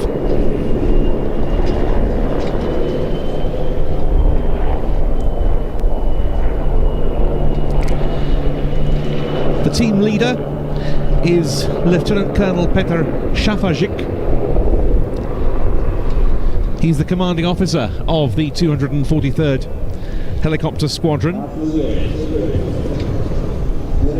A very experienced rotary wing pilot who trained on the Mil Mi-2, moved on to fly the Mi-17 transport helicopter, and then in 2001 converted to the W3A. And there's a very nice story attached to Petr, because during 2024 he wasn't able to fly any air displays owing to the fact that he was battling against cancer. He made a successful recovery. By the end of the year, he had his flight qualification back pretty much after 430 days of grounding. Started flying again this January and resumed display duties in April. Now we see the first deployment from on board the helicopter during this sequence, with the rescuers rappelling down from the lead helicopter, with number 2 establishing itself in the hover behind.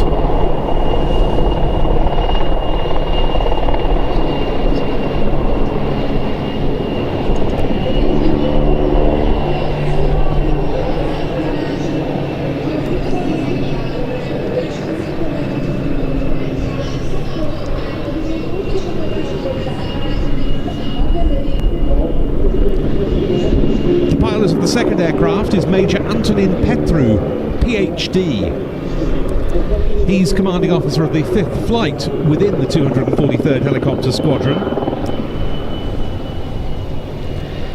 He's a former Mi-24 Hind pilot who converted to the Sokol in 2005. And his PhD comes from when he graduated from the Czech Defence University during 2017, achieving his doctorate.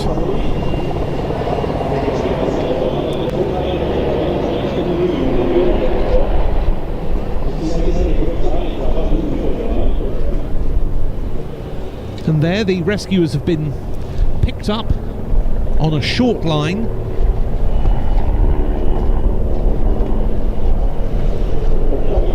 On the number 1 W3A with number 2 joining.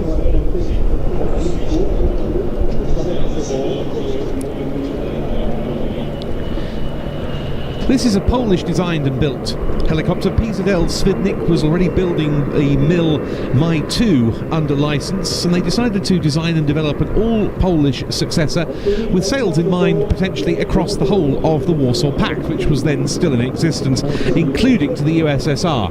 In the end, the Sokol, which means Falcon in Polish, was procured by a rather narrower range of customers. There are all sorts of different versions for varied military and civilian roles.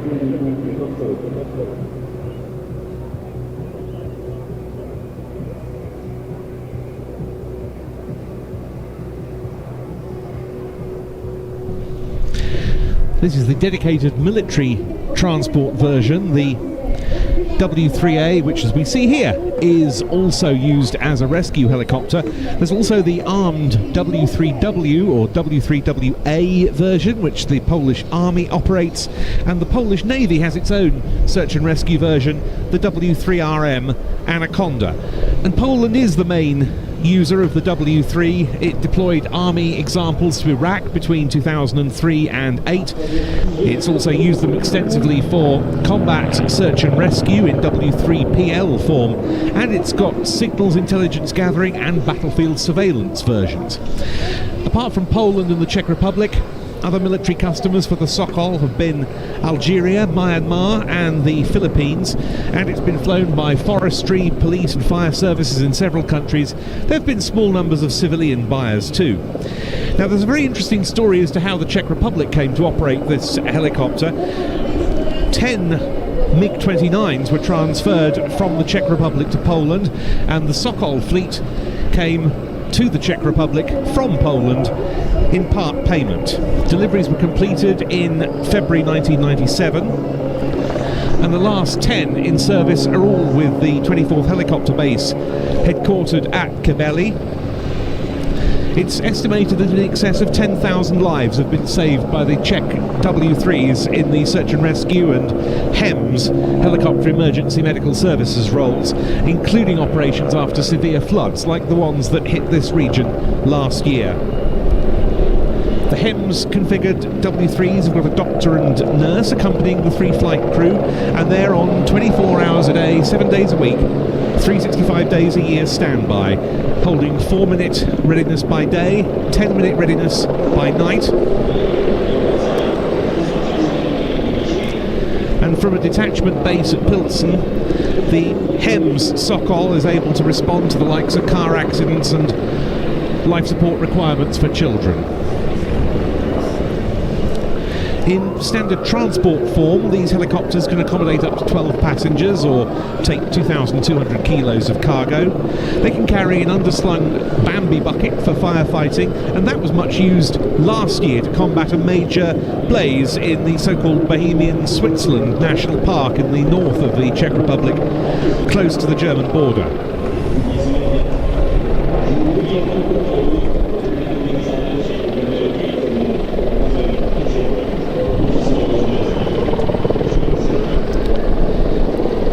Now, both Sokols conducting consecutive rolling landings on the main airport runway.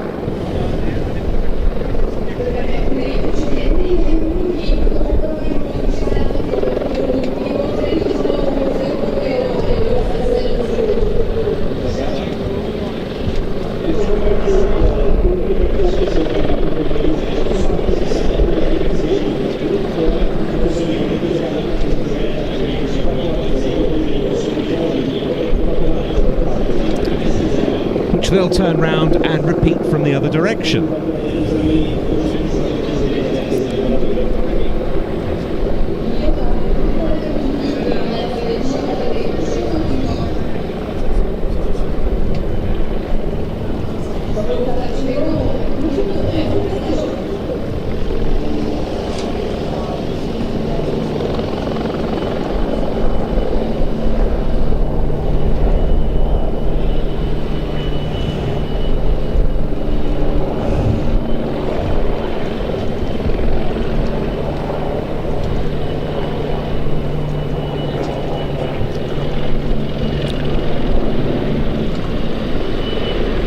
Both shortly to come back into the hover near where we saw the drop-off of the rescuers. And this time it's turn of the number 2 Sokol to conduct the pickup.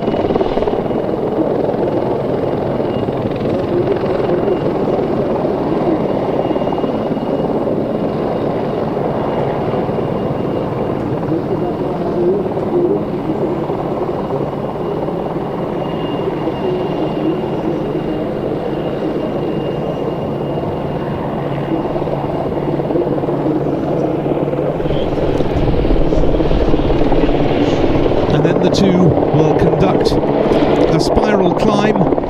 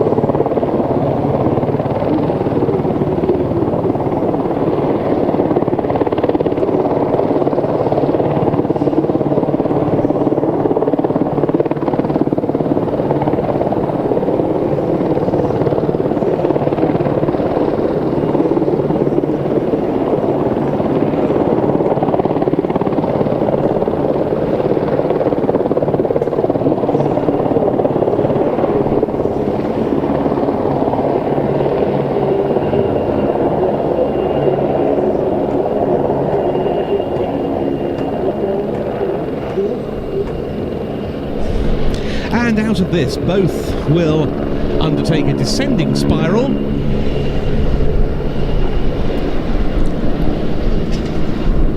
Before getting back into formation.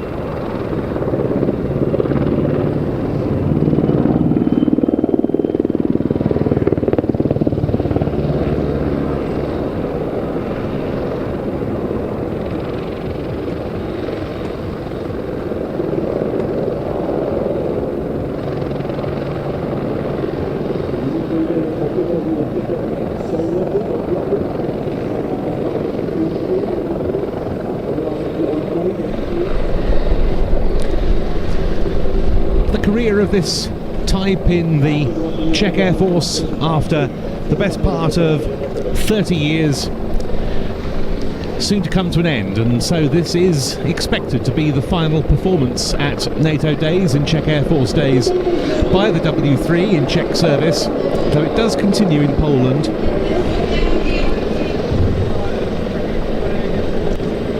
Their last formation pass going into a break as they come past the display centre point.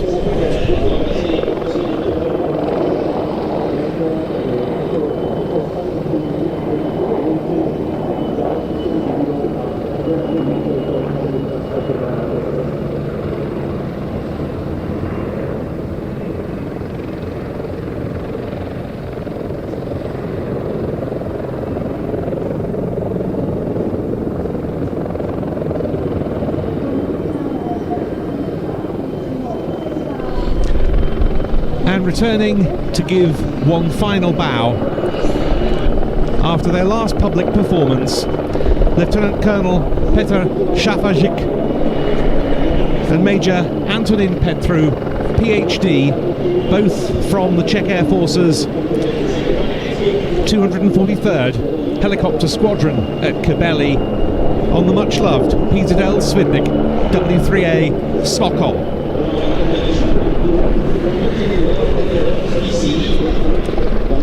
That has been an excellent display by the pair of them in the 2025 season. It's a real shame we're most likely not going to see it again.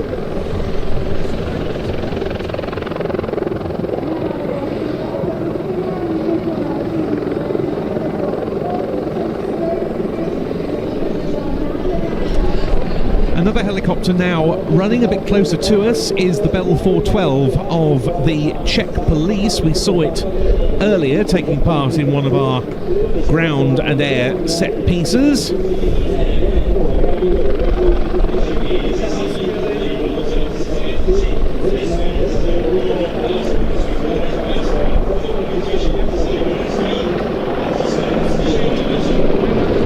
That departing back to base.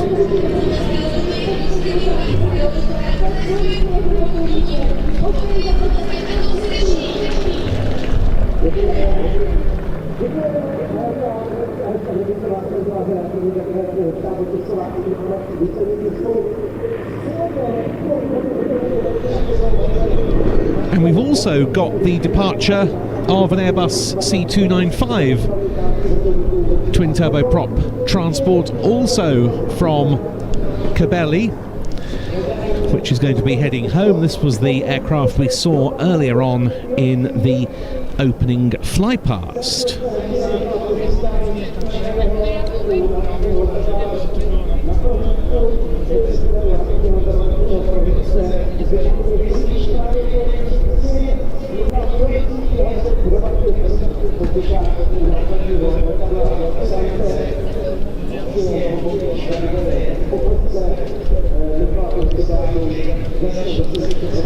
There's been some really interesting operational activity for the Czech C295s in the past few years. For example, when the Czech Armed Forces began cooperating with Prague Zoo to save an endangered species of horse called the Przewalski horse, 11 transport missions were carried out by the Czech C295s to Mongolia, taking the horses in special wooden crates. They've also transported humanitarian material. They've undertaken significant medical evacuation transport missions and much more.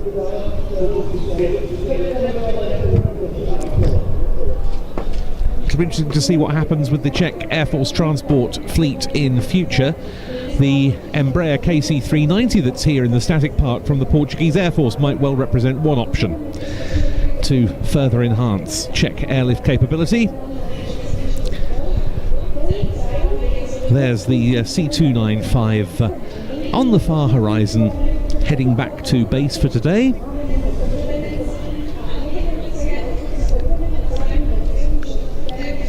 But our next display takes us back to ground activity, and I'm going to hand you back to Dalibor Cibulka once again. Thank you, Ben.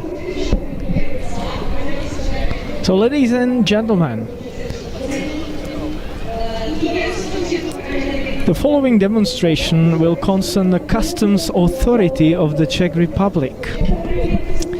We will see a dynamic demonstration of the supervision unit for the detention of fleeing offenders.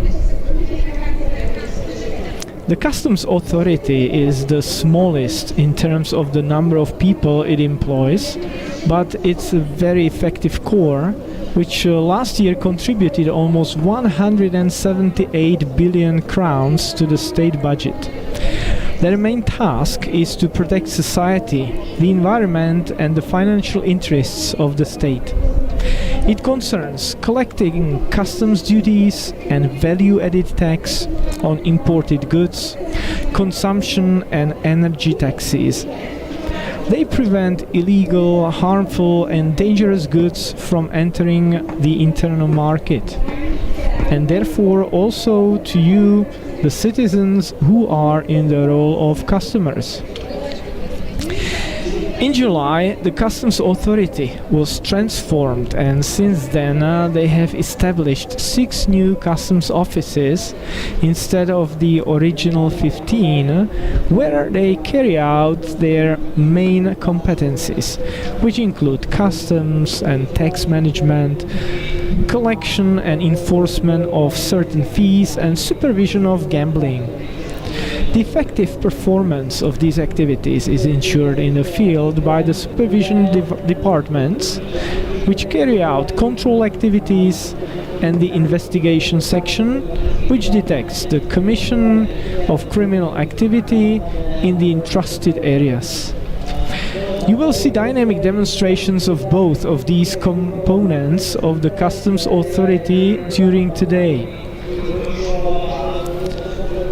Now, we come to their demonstration in which they will familiarize you with the cooperation of the Czech Customs Authority departments with the canine expert of the financial administration of the Slovak Republic in the intervention against aggressive offenders transporting a large sum of money intended for financing organized crime.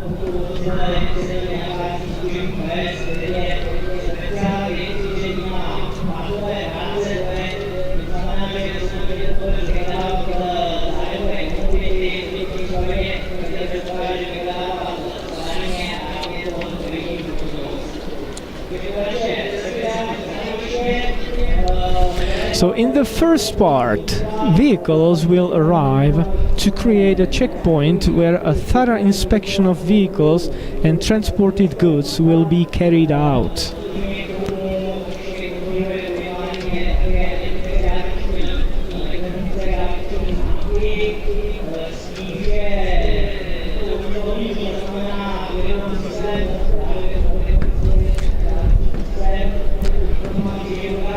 The checkpoint consists of a technological vehicle, a Mercedes Sprinter, which is equipped for thorough inspections and forms a communication point between the inspection vehicles and the Customs Operations Center.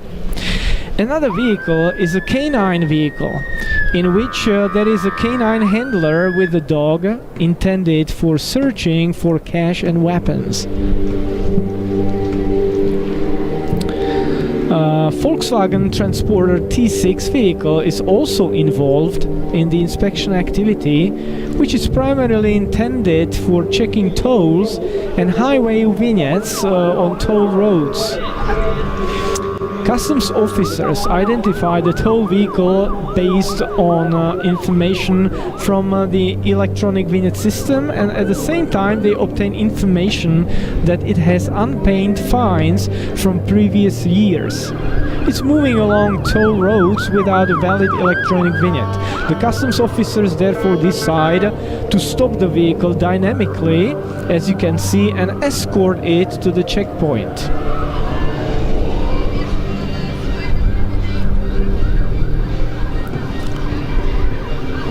The vehicle does not respond to the calls and starts to drive away Via radio communication, the toll patrol requests cooperation in pursuing the vehicle with other service vehicles.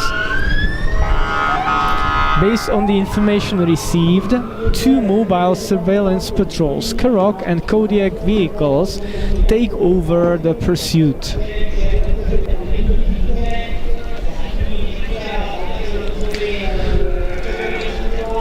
So, after completing 3 circuits, the pursuit vehicle is losing control of its vehicle while driving around and bends and crashes into barrier outside the road.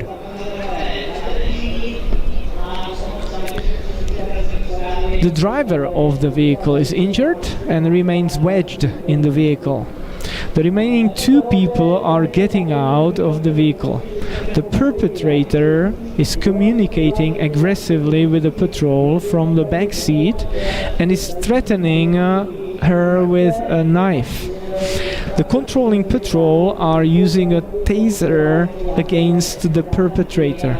Subsequently, the passenger also begins to behave aggressively and is running away from the scene of the accident.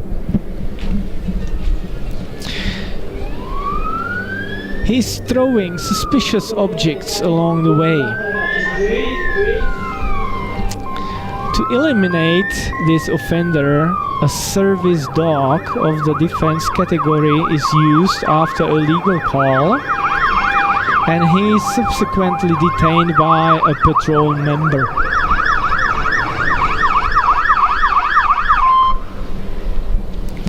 So after the service interventions have been carried out and the safety of all persons, including the intervening customs officers, is provided by another control patrol with first aid to the injured driver, and the medical rescue service is called.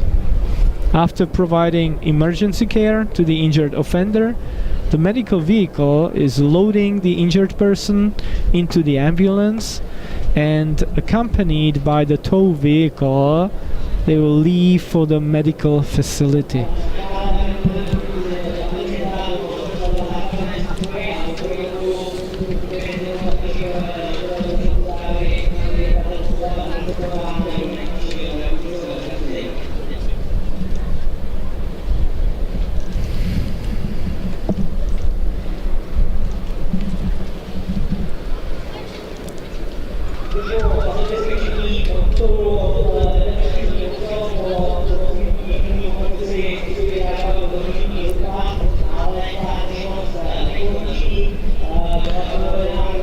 Of course, this activity involves providing first aid to the injured, securing the perimeter, but it's not the end. After all the offenders have been detained, the crashed vehicle is checked using a service dog for sniffing, and in the rear part of the passenger's vehicle, the transport of a large amount of cash is revealed. Subsequently, the area through which one of the offenders fled is checked. Here, 2 customs officers with a service dog are identifying a suspicious object in which an illegally held short weapon is hidden. So, well, dear viewers, the demonstration of the customs authority of the Czech Republic and the financial administration of the Slovak Republic has just finished. So, dear viewers, from the commentary stand, I wish you to enjoy further demonstrations. Thank you very much, Dalibor, and a really interesting demonstration there by the Customs Service.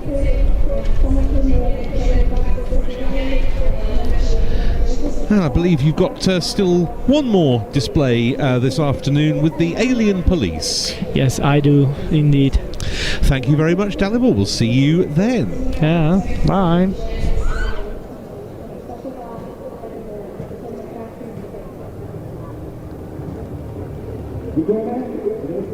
České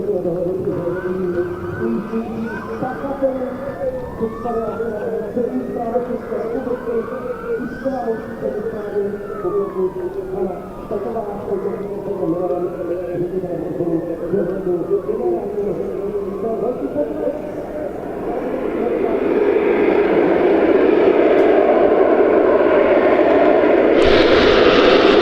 though, it's time for the most potent Czech Air Force demonstration of the show.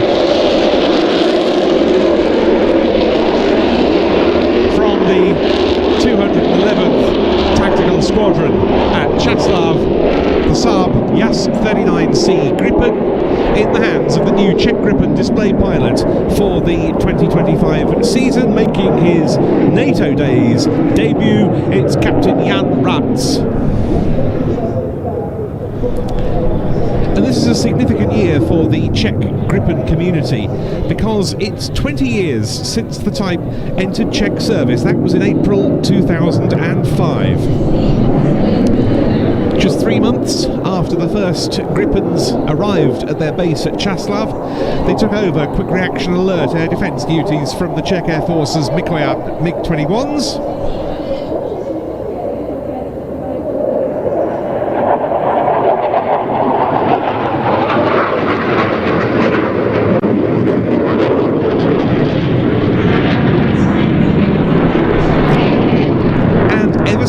This very fine multi-role combat jet has maintained a 24-hour-a-day commitment to NATO's air defence task. They've also participated in both the Baltic and Icelandic air policing missions.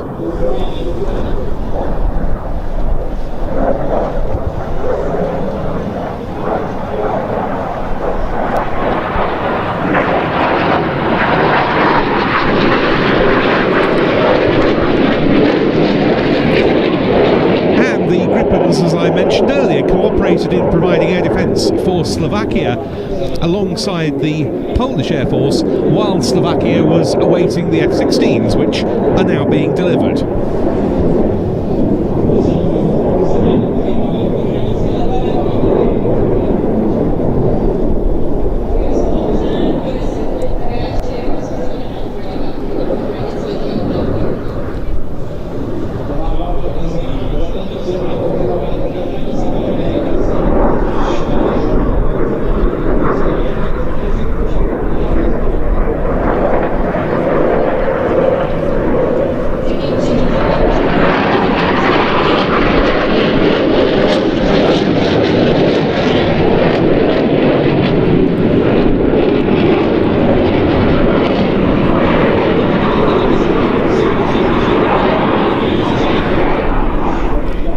Of course, QRA has assumed an ever greater importance since the start of the conflict in Ukraine, and at one stage the Czech Gripen force, which is quite small, it currently numbers 14 jets, was mounting 3 QRA alerts at once with those commitments in the Baltics and in Slovakia, as well as here at home. They've also mounted QRA on the Icelandic air policing mission.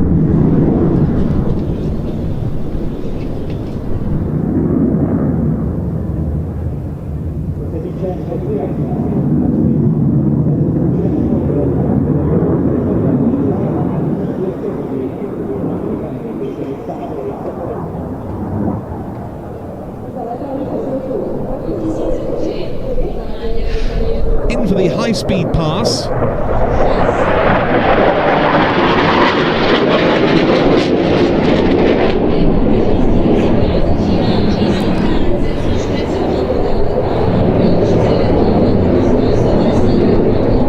And from this high-speed turn, we'll see the Gripen transitioning into a minimum radius turn.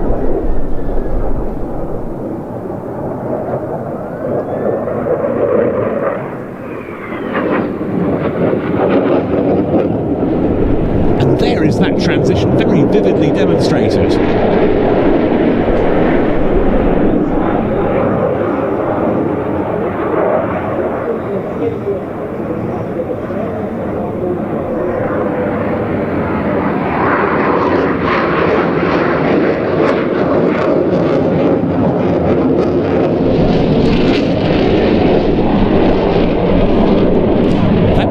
excellent illustration of this aircraft's turning capability. Such a flexible aeroplane, the Gripen, designed from the outset by Saab for exactly that.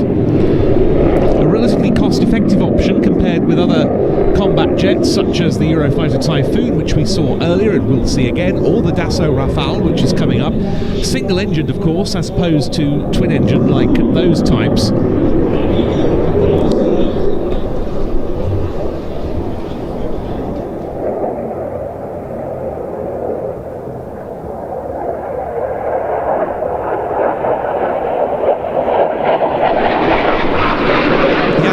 They're experiencing negative G as he briefly pushes into an inverted turn through about 45 degrees.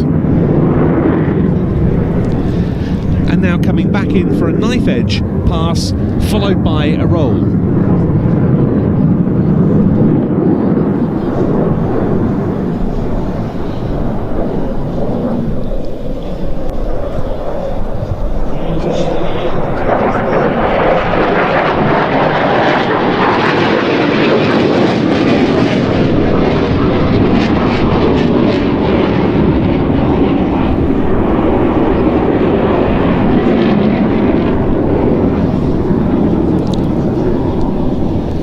The gap before the F-35A Lightning II arrives in Czech service. An update to the Gripens was announced, which will include new identification friend or foe, or IFF, and communication systems, an improved night air-to-air refueling capability, and the integration of further weapons.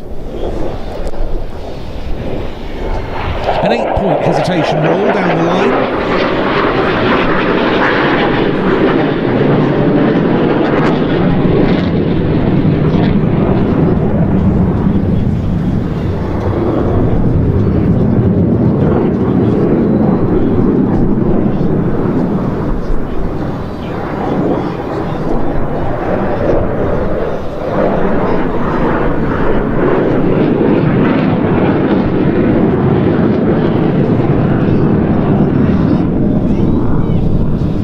The latest in a long line of outstanding Saab fighters, but unlike most of the rest, it's achieved significant export success. Only a handful of export customers were ever found for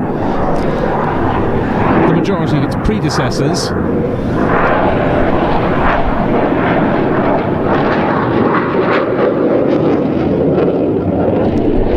In the case of its most immediate predecessor, the Saab 37 Viggen, there were to be no export customers at all for what was an outstanding aeroplane. By contrast, the Gripen has been sold to Brazil, Hungary, South Africa and Thailand, apart from the Czech Republic.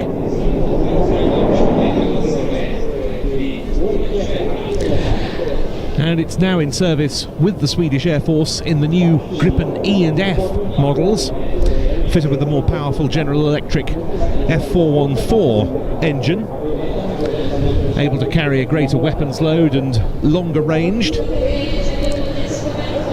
The E and F also in service with Brazil and selected by both Thailand and Colombia. Now a slow fly past.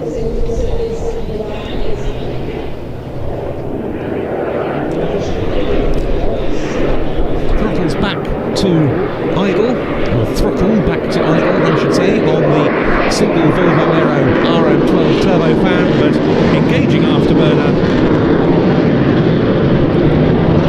and pulling up into an Immelmann to reposition, followed by a half roll.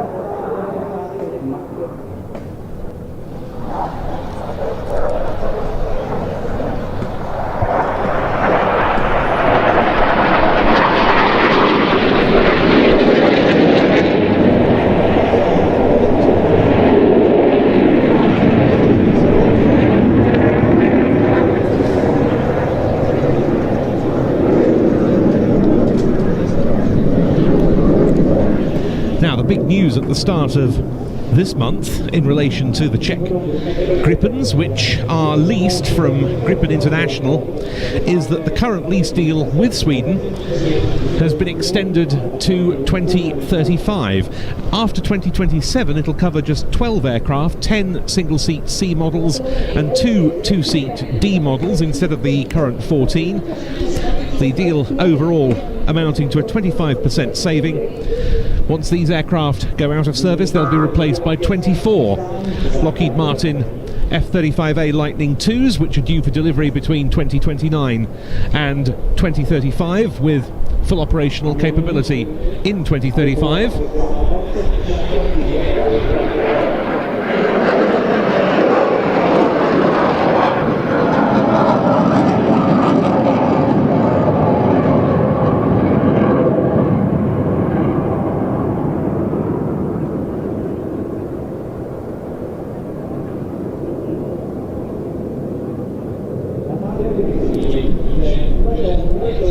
The layout of our show site necessitating a somewhat different conclusion to the Czech Gripen display than that which we'd see at a more conventional location where the display line runs along the main runway. So taking the opportunity to perform that go around before setting up for a full stop landing.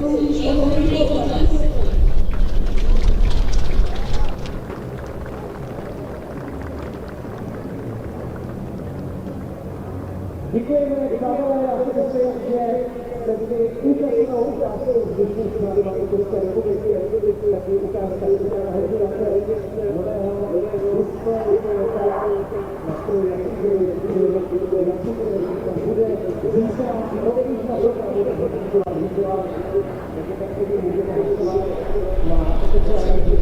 A super showing in the Saab Jas-39C Gripen of the 211th Tactical Squadron at Čáslav. In its 20th anniversary season in Czech service,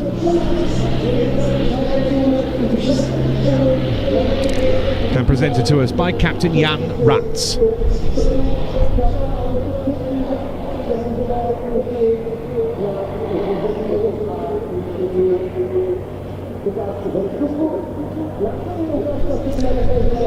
Now we've got another appearance from the Leopard 2A8 tank that we saw earlier on today.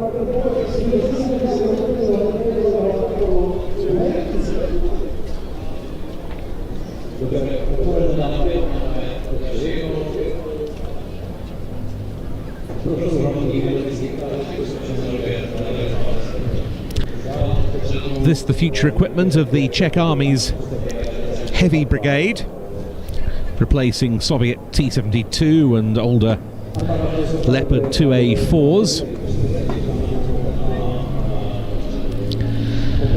44 of these 2A8 models will be in service with the Czech Army by 2031. Its main firepower that we can see is the 120mm L55A1 smoothbore gun.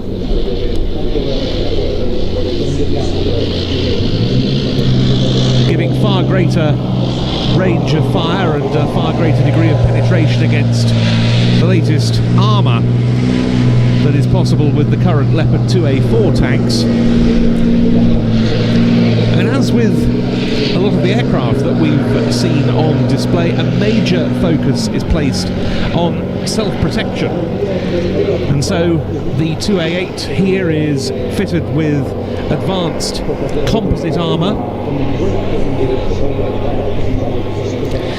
It's got a reinforced roof and underside, and most importantly perhaps an active protection system so it can intercept incoming missiles.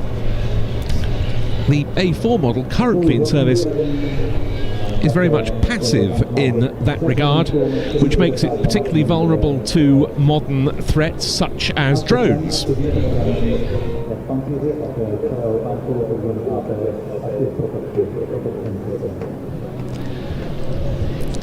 Able to operate, it almost goes without saying, by both day and night with thermal sights and panoramic optics. There's another Czech Air Force C295 lands in the background.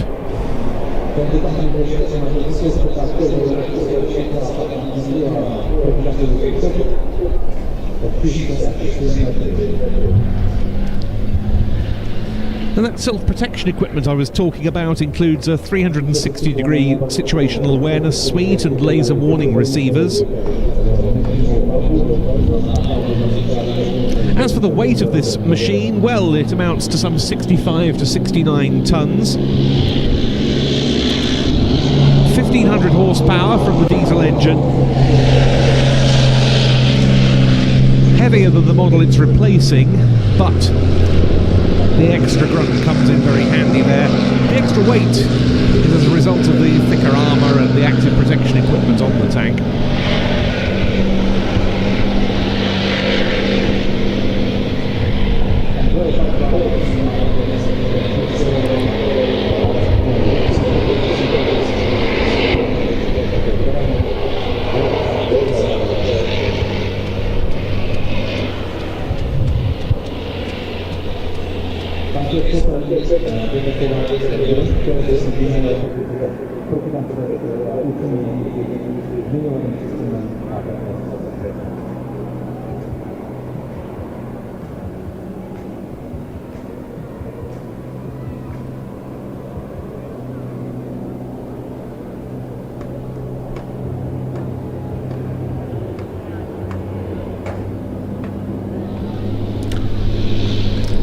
I remember being here 3 years ago when the tank exercise area out there was engulfed in churned up mud. Well, this year it looks like choking dust is going to be the order of the day for the rest of the weekend.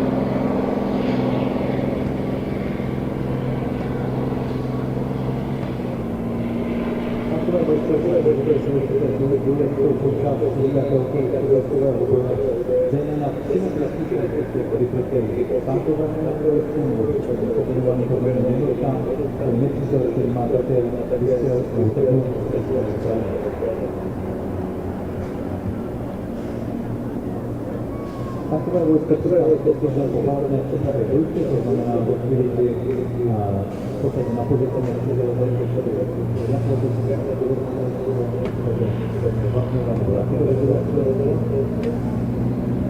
a přichází přímo pozemní. No a teď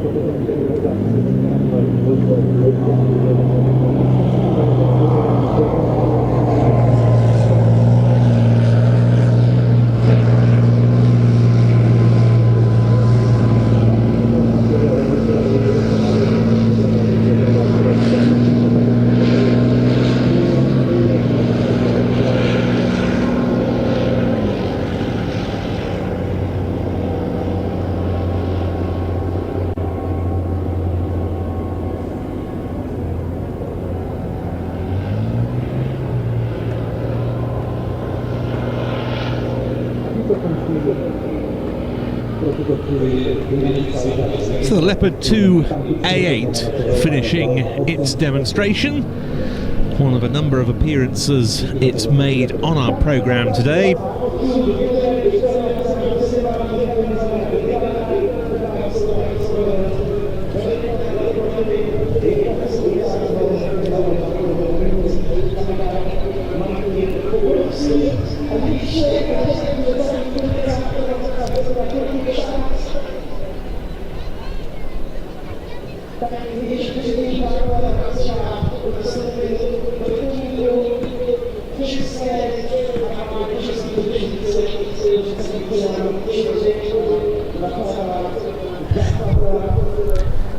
Well, our next display takes us back to the Czech Air Force's rotary wing community, and joining me once again is Captain Miroslav Hovorka.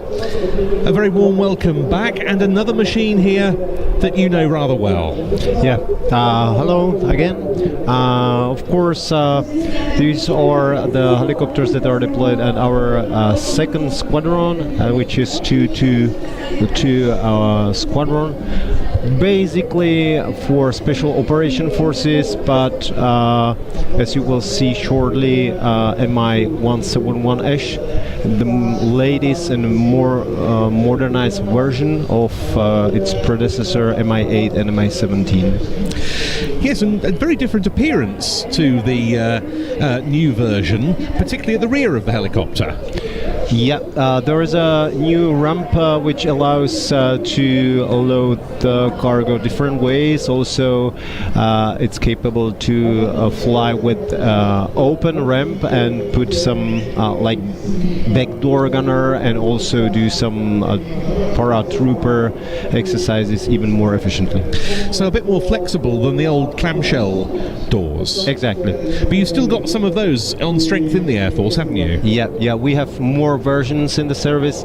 A few of them are waiting for modernized in a state company, Prague, and few of them are already delivered into the squadron into service. This is an absolutely classic type, though, one of the most produced helicopter types there's ever been. Yeah, exactly. It's like a mid-size multi-purpose helicopter, very powerful, very good for more operations, and also pretty strong, and it has a really good cargo capability, as well as it can carry up to 26 packs on board. And it's famed for its excellent performance in hot and high environments as well, isn't it? It is true. It's been proven many times, for example, in some conflicts in Afghanistan. Yes, I was certainly thinking about that when the Soviets conducted their invasion, for instance. Exactly. Now the HIP, that's its NATO reporting name, can have stub wings attached, and some operators use them to mount weapons, but I don't think the Czechs do they? Not in this version. So what's happening now during this demonstration? After a low pass, they make a slow turn and approach to the objective area, where they are like inserting a rescue team or a rescuer on the ground with the fast rope capability. It's been represented. So now they are going sidewards, and we will see some maneuvers that this quite big helicopter is capable of.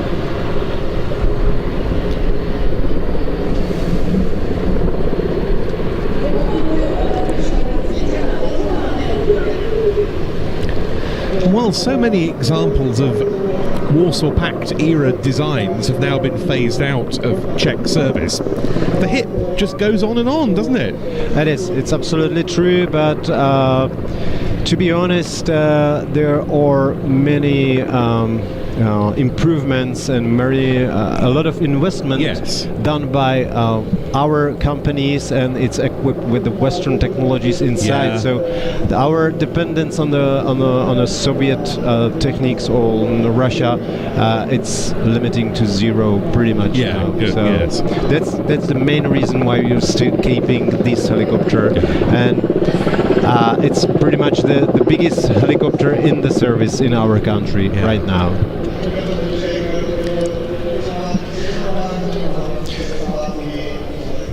So you've seen the backwards movement after the sidewards. The pilots are demonstrating their handling, very precise handling of the helicopter, that even with that big bird they can be really perfect on the spot. You mentioned some of the upgrades these helicopters have received. Are they all getting the upgrade with the multifunction displays and so forth in the cockpit? That's the goal. That's the goal. So we're slowly improving all of them from the fleet.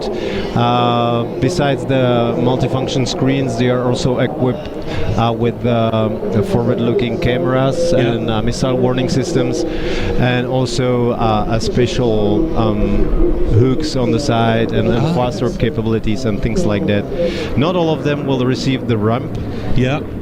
But all other equipment and avionics pretty much will be the standardized within the NATO.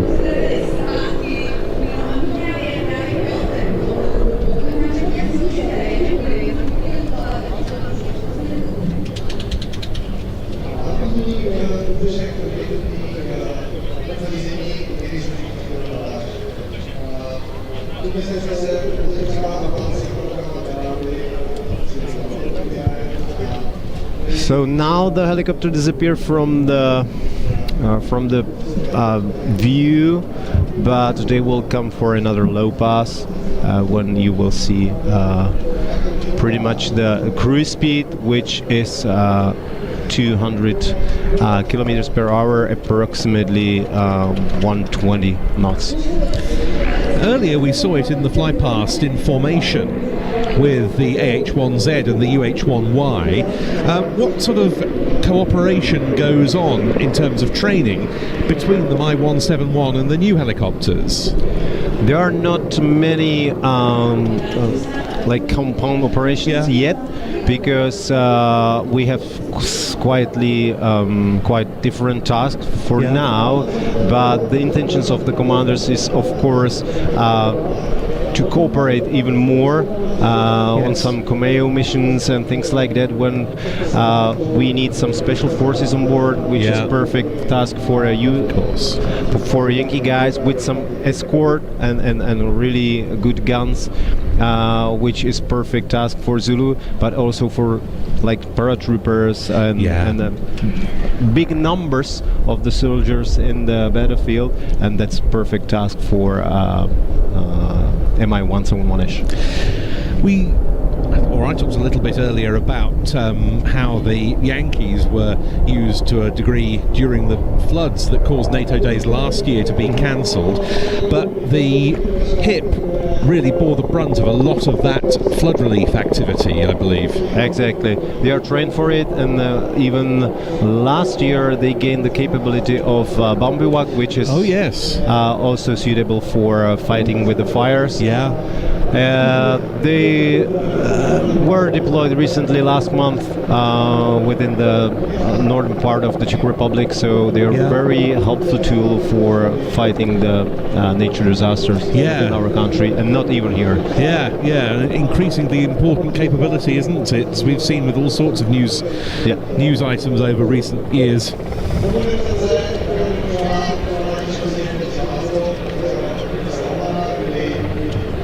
The Mi-8 model alone, from which the 17 and this 171 were developed, was built to the tune of some 17,000 examples, the longest and largest production run of any helicopter in history.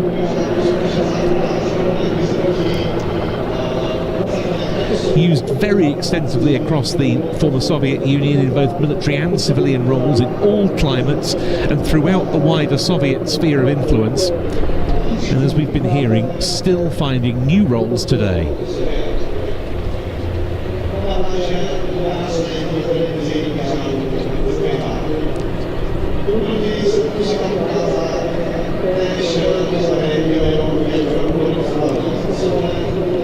Now you can see a pretty difficult maneuver for the crew on board. They are lifting the rescuers from the ground, and they are like simultaneously moving the rope up and the helicopter down, which you already saw in with the Sokol's helicopters in their show. And it's really difficult to synchronize all the guys and incorporate it in the same maneuver.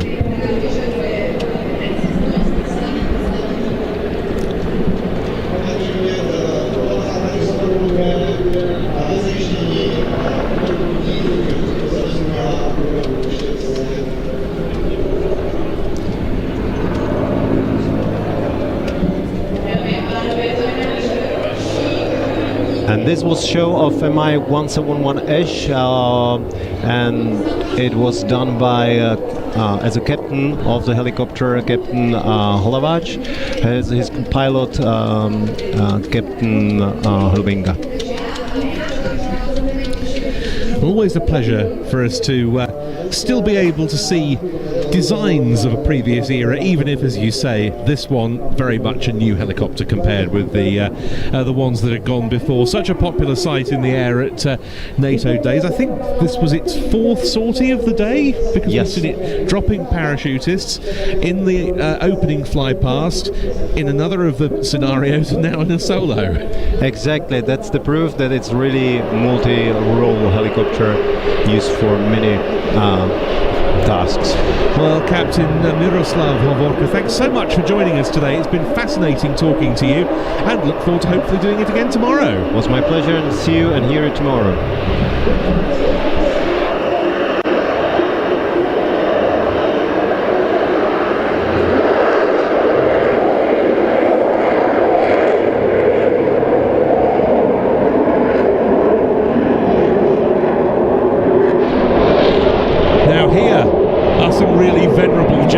Getting airborne.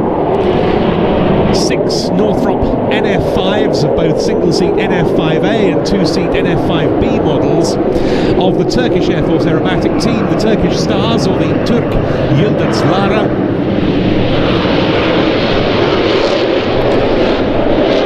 Ex-Royal Netherlands Air Force jets.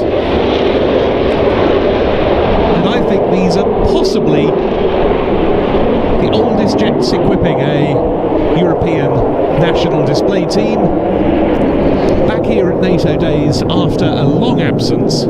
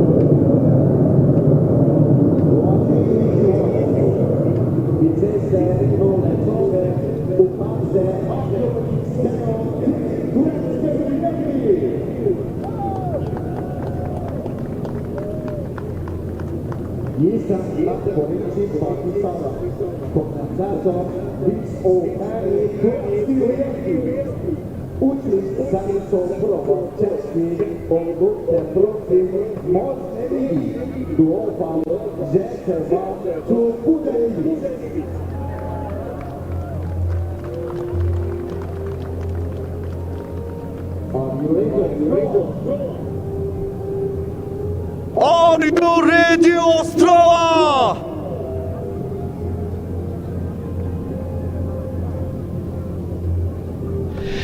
And so it's over to the Turkish Stars commentator to guide you through their display.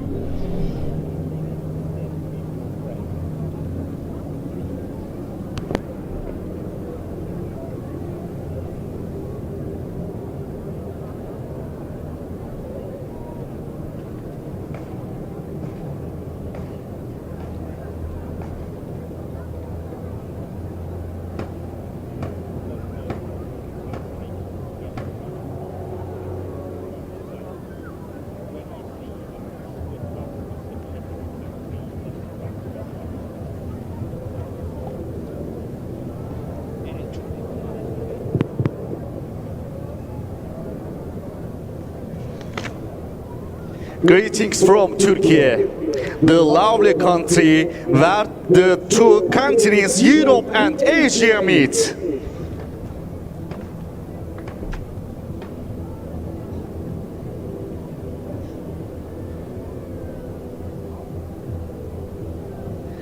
Привезли jsme vám pozdravy Turecka. First of all, at the beginning of our display, you will watch 6 aircraft together in close formation. After the separation of solos, you will watch 2 different groups coming one after another in a perfect sequence.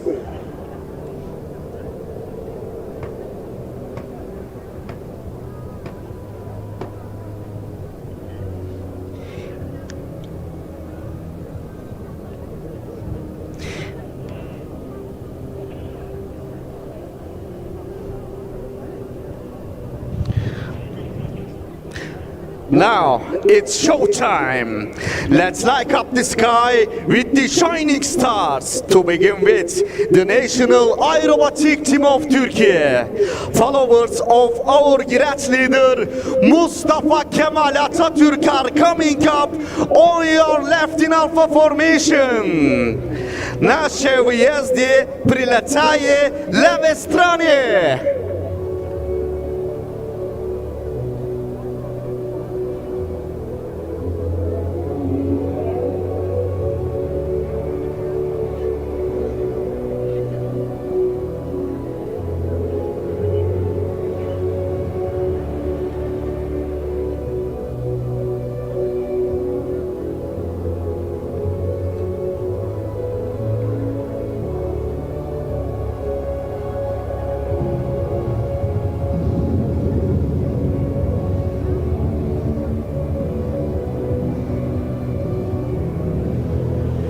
You are the Turkish Stars!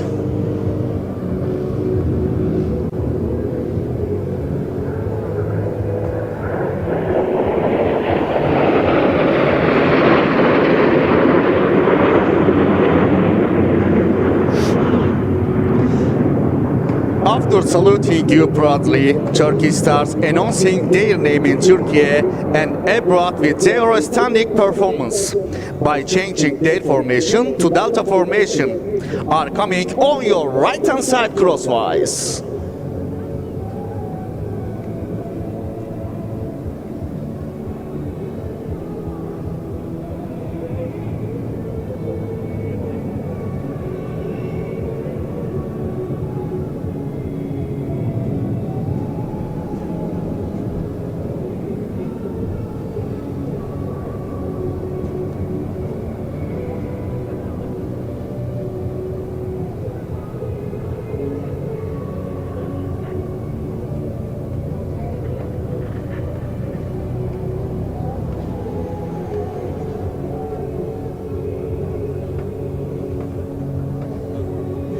İşte Türk milletinin cesur kartalları.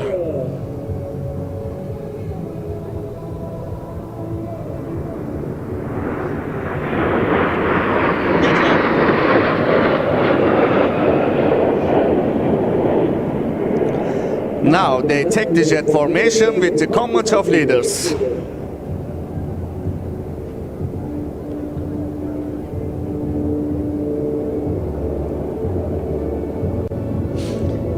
In 360-degree turn, they convert into needle formation.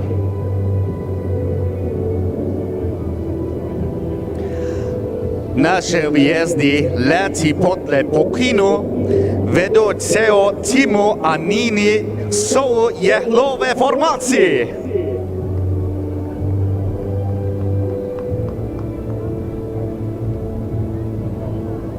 Now they are in scorpion formation, and after that convert into crescent formation.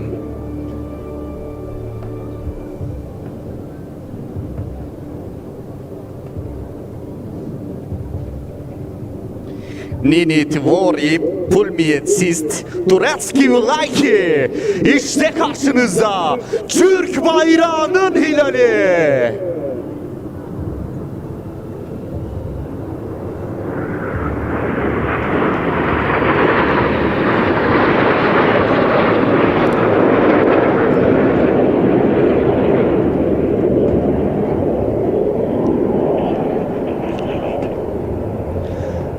I would like to remind you that they do not use any computer systems. Everything is done manually. Now they are taking to Delta formation. Our next passage is barrel roll in Delta formation. The distance among each aircraft is 3 feet, 1 meter, and it is maintained only by the coordination of the ends and the eyes. Look to the left hand side, please. Nasze wyjazdy przylataje lewej stronie.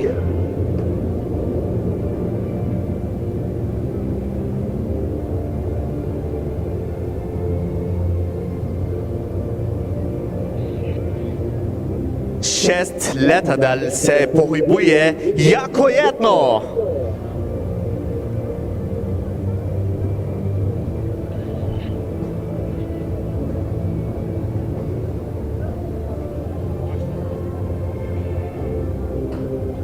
They start pitching up, and as you see, 6 aircraft is followed by the same hand, 6 individuals flying as if it's a single miniature rolling as they are tied to each other.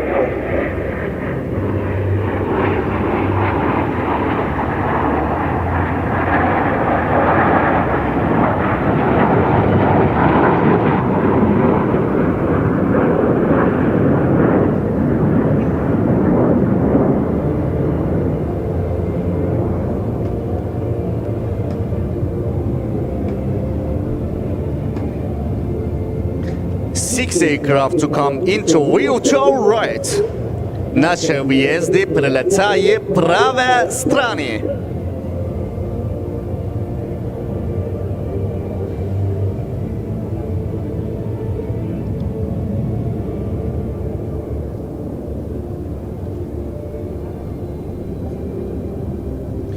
You will see the top view of NF5s in a well-coordinated flypast. Canopy on arrow formation.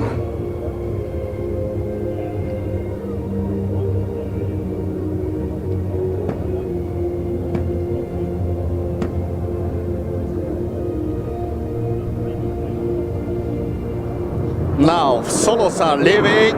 Ready now.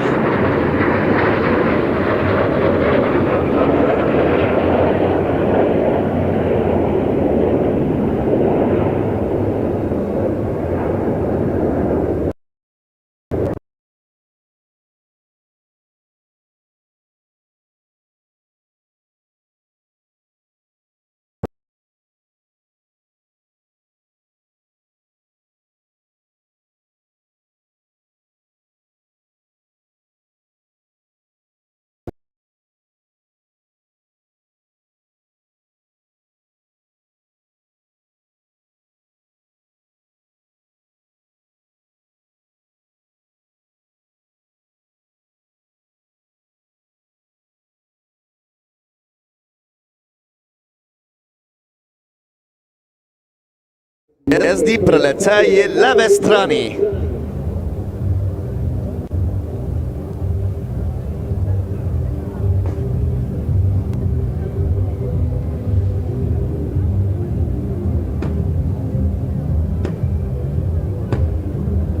Manewr przyprawiony.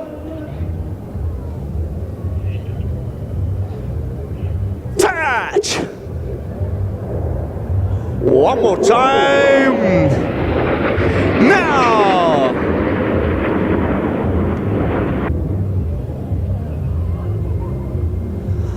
Our solo number 456 are coming on your left hand side. Nasze wyjazdy przeletaje lewej stronie. In front there are solo number 5 and 6, solo number 5 inverted in mirror formation, and coming behind is the star solo number 4 for the flirt maneuver. Barrel rolling in trail around the smoke.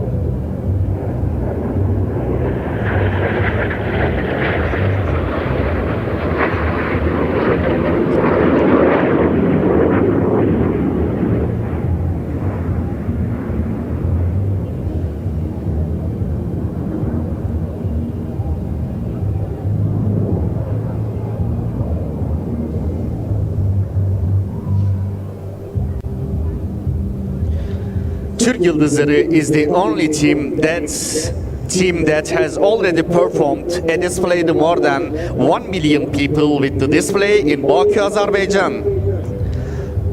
Турецьке hvězdy překonali rekord více než milionu diváků na svém vystoupení Azerbajdžánu.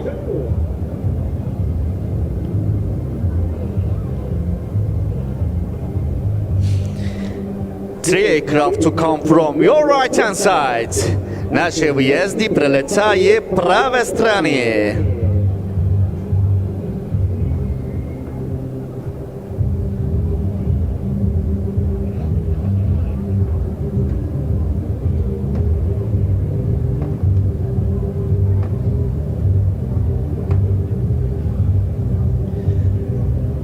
They pull up in some position. Just in seconds they climbed up to 3 kilometers high and looking down on earth inverted with minimum speed of their aircraft.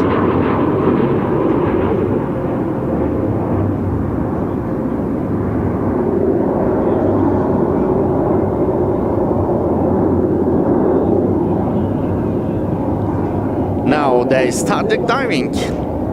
Last rule with perfect harmony.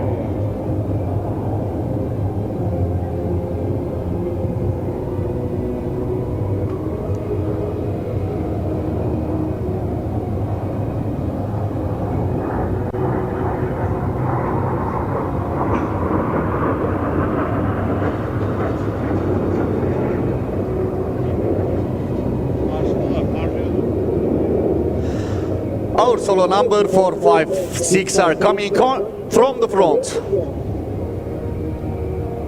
Наши въезды прилетают прямо против вам.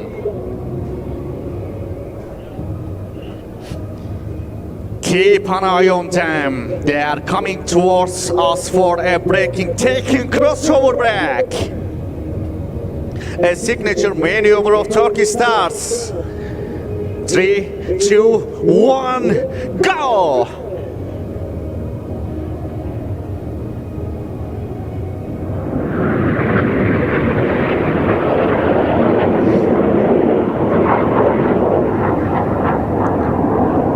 Separating from each other with a hard 7.5 G-turn.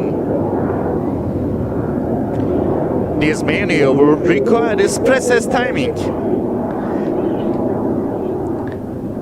They are repositioning for the head-on pass. The lead solo is coming on your right and the opposite solo on your left.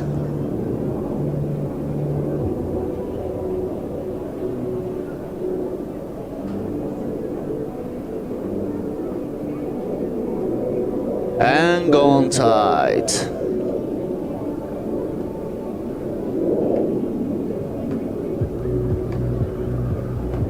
Get ready! Now!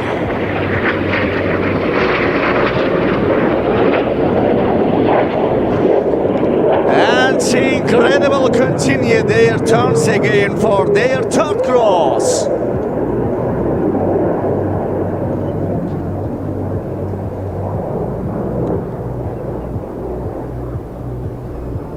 Ready? Now!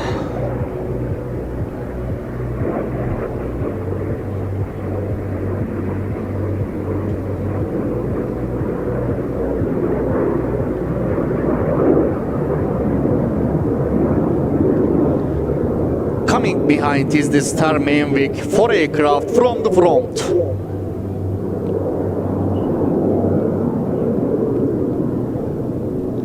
Наши въезды пролетают прямо против вам.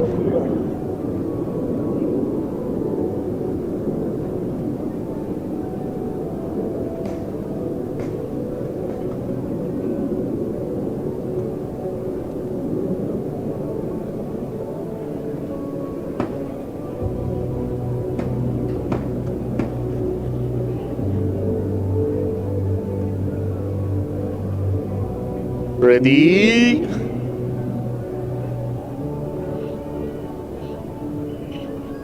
Go!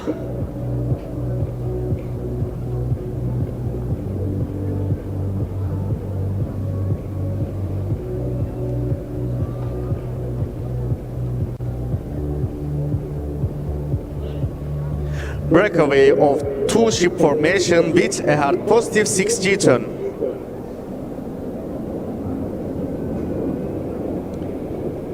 Две летят прилетят права, две злева, а прямо пред нами се закрижи.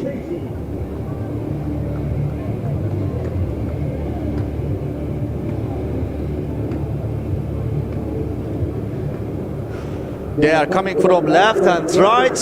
Ready now!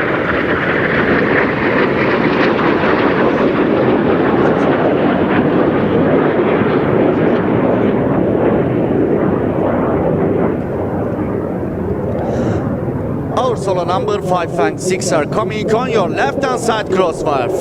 Left 45 degrees.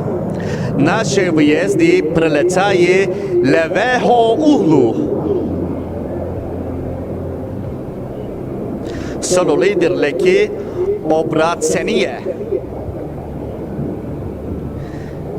3 aircraft more than 60 degrees bank angle, negative 3G for the leader.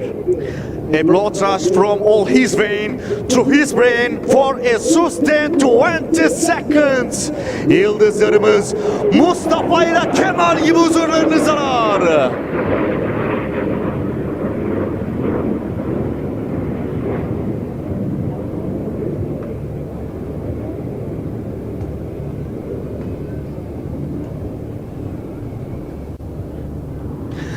At the same time, star solo number 4 is coming up on your left, right.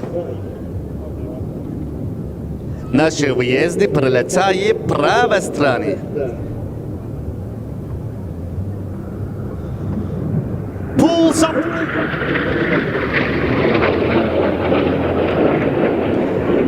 And successive rollings and maneuver that make everybody feel dizzy.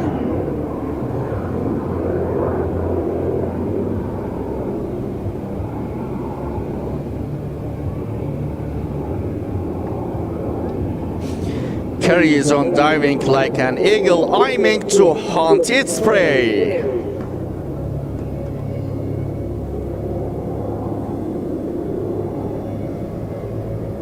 And coming for your cheers.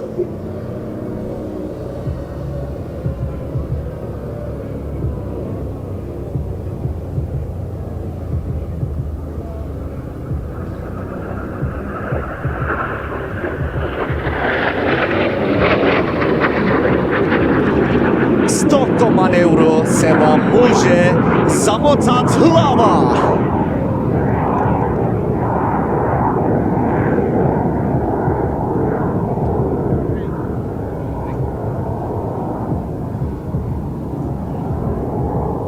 Let me redirect your attention to the main wing, which will take by coming from left hand side in straight formation. Left 45 degrees.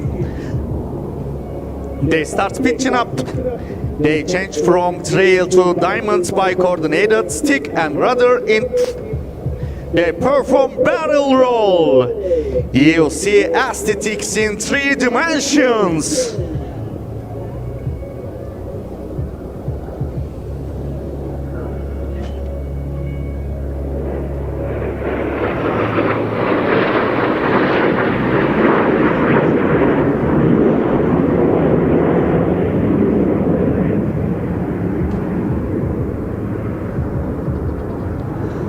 Drazí Češi, nyní pro vás máme speciální manévr. Prosím, dívejte se přímo před sebe.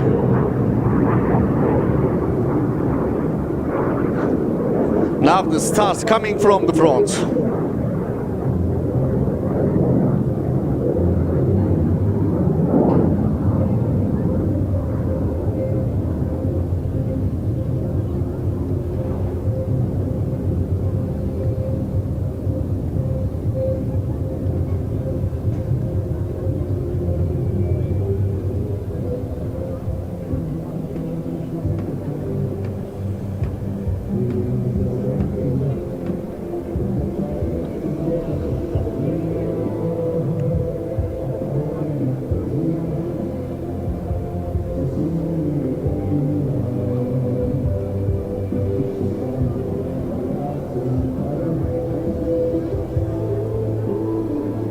They will draw a big heart for the world peace.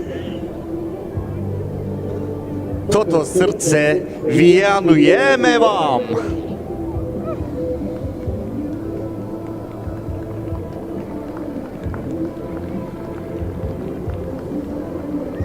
This heart is from Turkish nation toward to Czech people.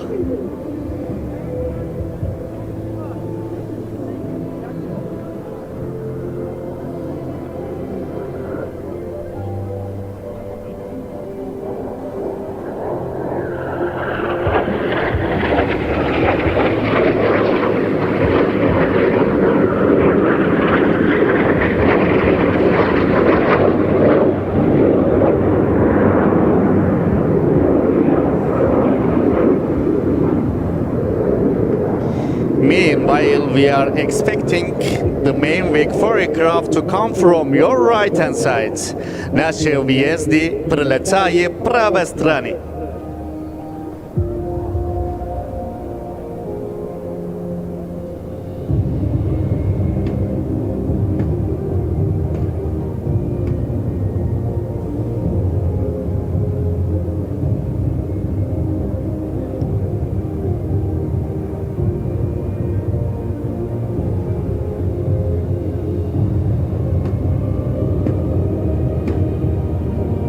And they go to close formation as they climbed. After reaching the top, finally bomb burst.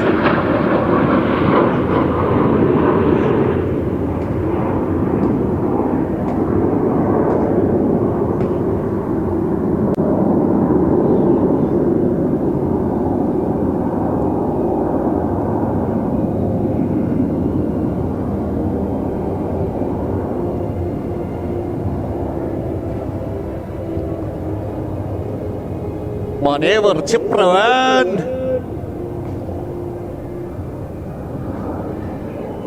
Touch.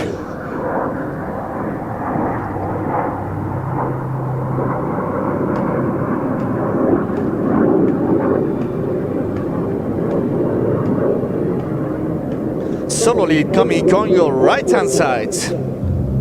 Roll to inverted position and started negative 3G climbed. The aircraft is inverted, the stick is pushed forward. Наши въезды пролетают правой стороны. Slowly легкие операционные.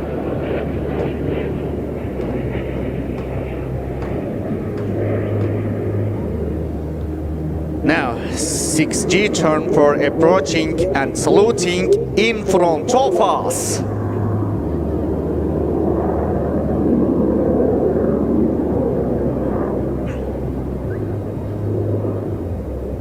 Herkes görsün bunu. Bir jet tayyaresi işte böyle uçurulur.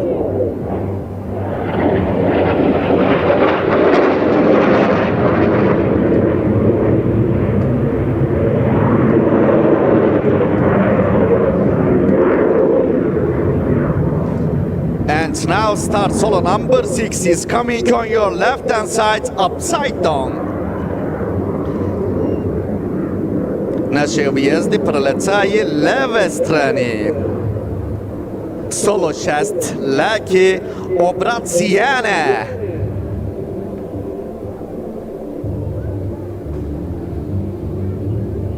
Touch. He is waving, but not with the hands. You see with the wing, of course. You are the wing rock.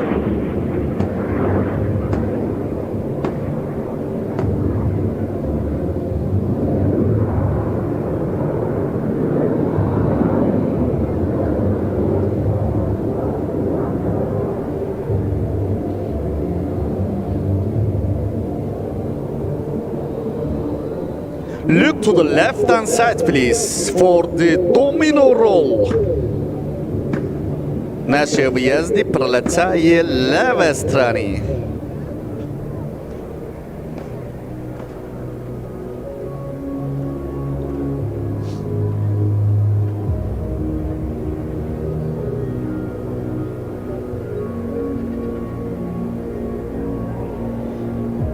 Jedna, dva, tri, čtyři.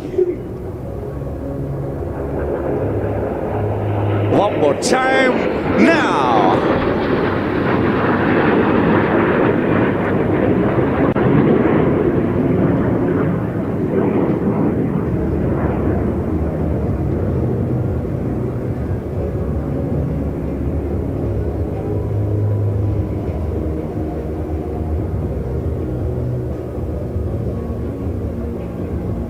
Ladies and gentlemen, this crossing will be beyond your expectations, I think.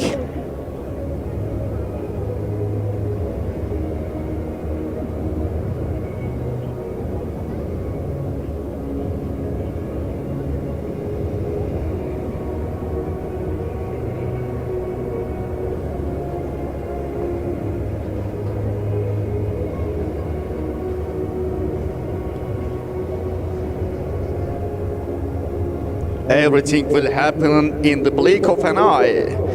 No way out but one. He'll pass through the diamond. Hang on tight.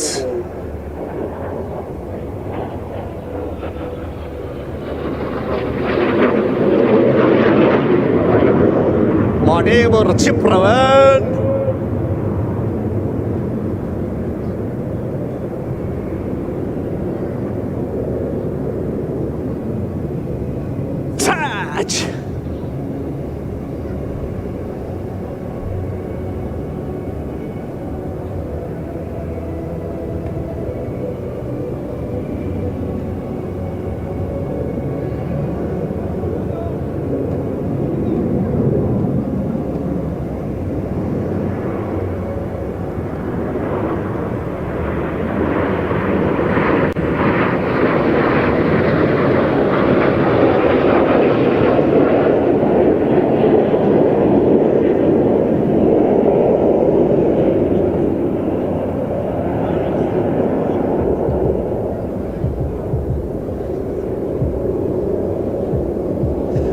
Наши выезды пролетая правой стороны.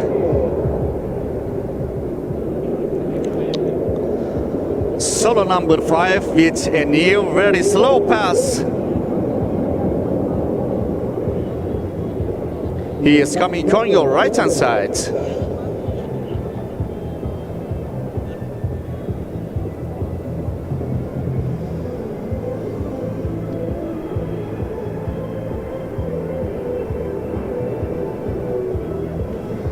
He will wave you and you can wave him back.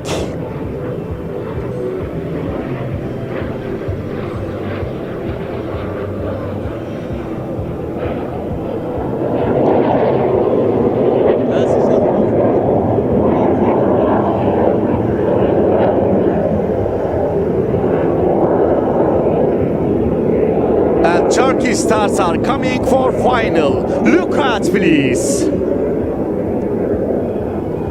Уважаемые гости, турецкие выезды прилетают к нашему финальному маневру.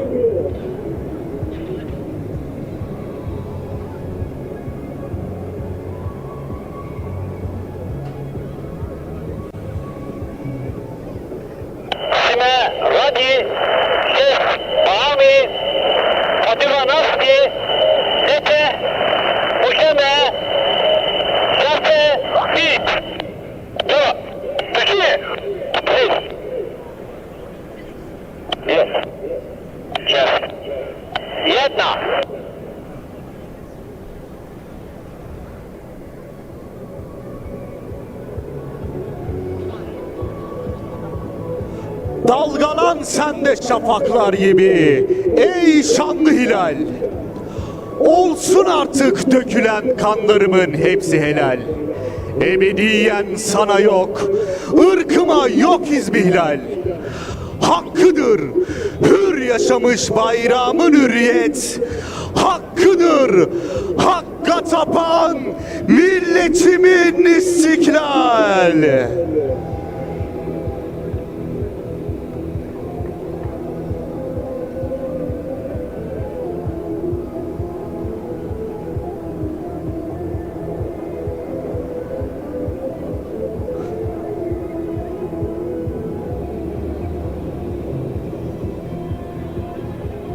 Maneuver připraven.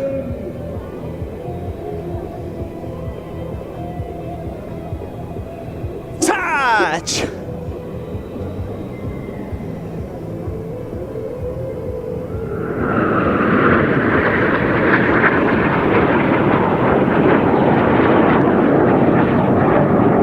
A stunning and traditional finish from Turkish Stars. Byli jsme u vás rádi, doufám, že jsem neudělal mnoho chyby. S pozdravem nás hledanou. You have watched the Turkish Stars. We thank you all. Tak tohle si zaslouží rozhodně velký potlesk. Tahle ta velká show v podání Turkish Stars. Fatih Salam, commentator of Turkish Stars. Thank you very much. Takže až budete hlasovat pro nejoblíbenější leteckou, případně pozemní ukázku, tak zvažte, která podle vás dneska opravdu stála za to, ale stále ještě nekončíme, ačkoliv už máme pokročilý čas. Přátelé, před námi jsou stále ještě 4 ukázky, 2 ve vzduchu, představí se francouzský Rafale tým a taky německý stroj Eurocopter Typhoon. Dále nás čeká ještě NATO Days 2025. I haven't seen them anywhere for a long time, so very nice to catch up with them again round the European display circuit. So what have we got for you next? Well, we see the 4th and final appearance of the day of the Mi-171 helicopter, which we saw do its solo display a little while ago. We're expecting this to be taking part in the ambush of an enemy position set piece. Then it's fast jets again with the French Air and Space Force solo Rafale and the German Luftwaffe with the Eurofighter EF2000 as the finale. Those 2 flying displays separated by a final ground set piece, arresting smugglers at the border.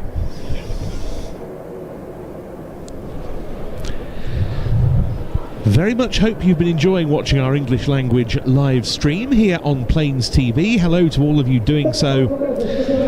Trust you've been enjoying a pleasant Saturday in our company here live from NATO Days and Czech Air Force Days 2025 at Leoš Janáček Airport in Ostrava in the Czech Republic.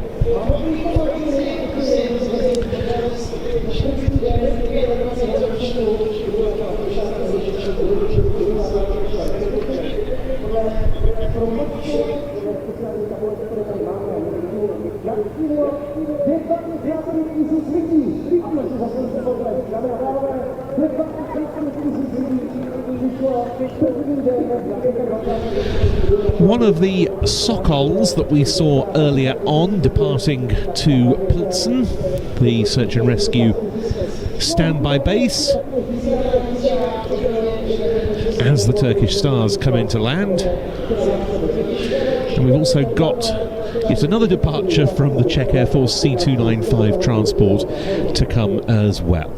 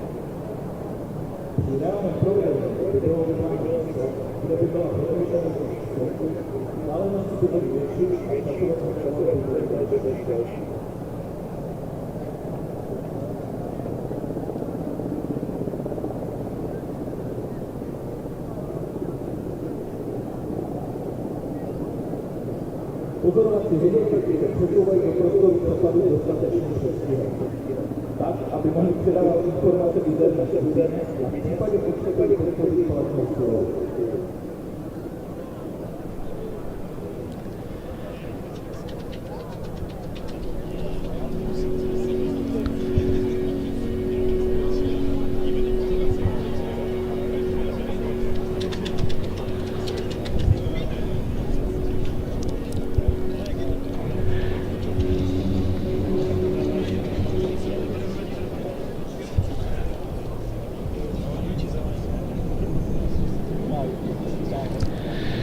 When we saw the MIL My 171 a little bit ago in its solo display,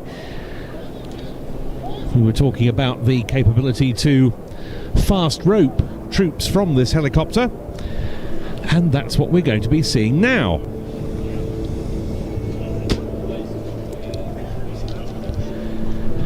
Taking part in this, not just the My 171 from the 222nd Helicopter Squadron from the 22nd Helicopter Base at Náměšť nad Oslavou,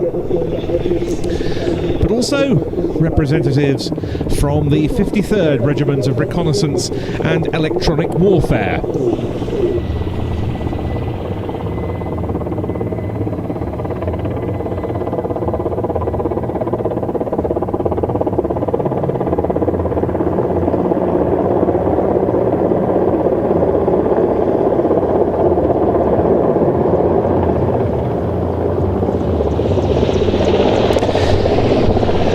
Into the hover, and the fast roping mission can commence.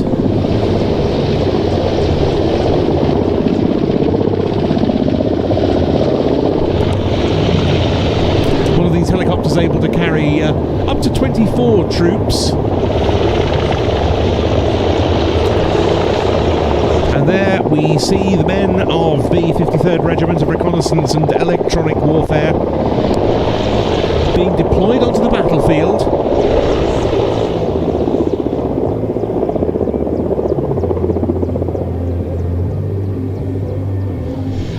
And their mission here is to rescue one of their colleagues who's been captured by hostile forces.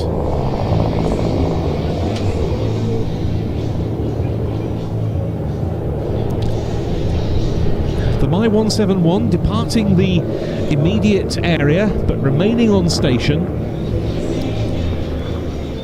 as the troops make their way across the battlefield in an effort to locate their comrade.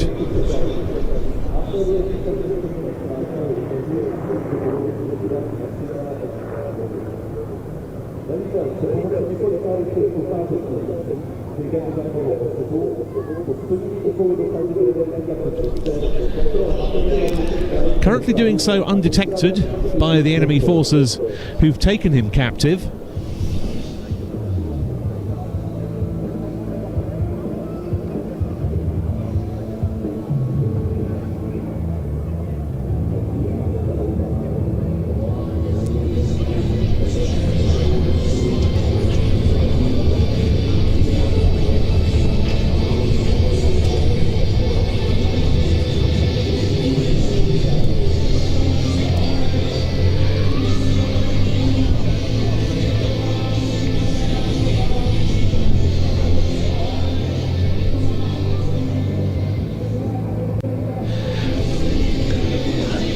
One of those from the unit sneaking up on the hostage takers, and they're capturing one of them.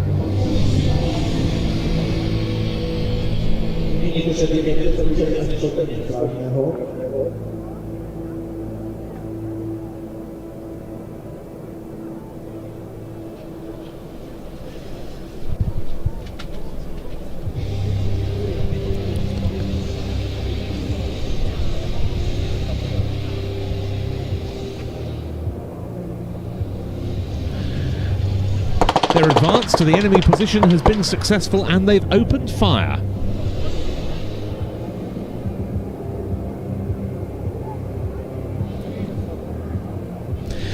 And now the operation is underway to rescue the captured soldier.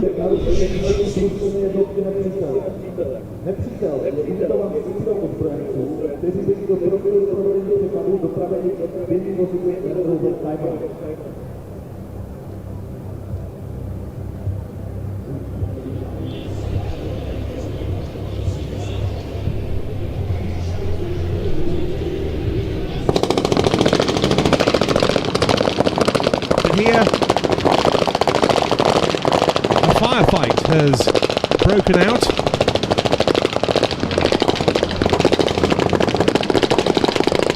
The Czech troops who were landed by the hit helicopter coming under fire.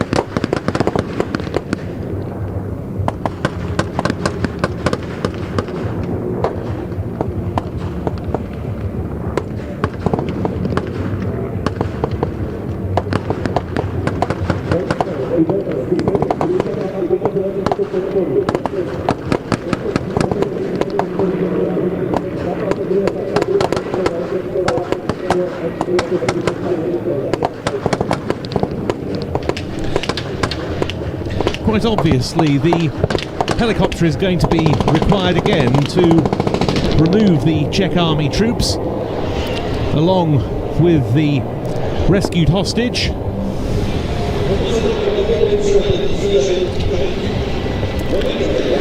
And here comes the Mi-171 again to do so.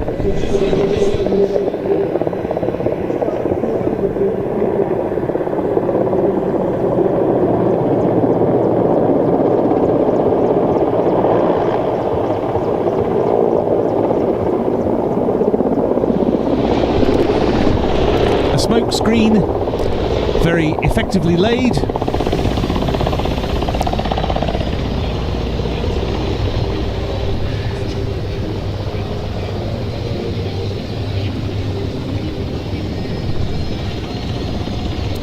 Also the smoke grenade signalling to the helicopter pilot that it's safe to land and showing the wind direction.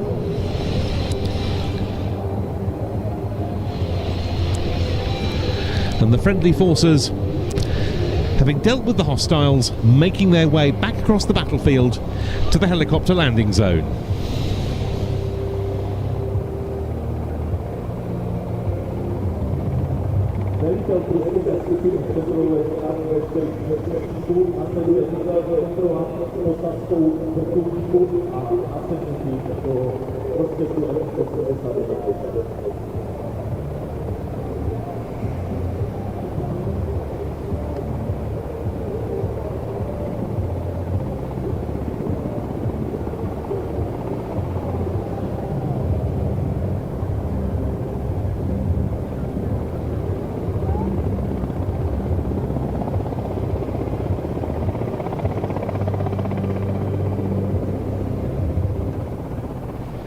And with no further threats, they're pretty much all on board, and the rescue mission is complete.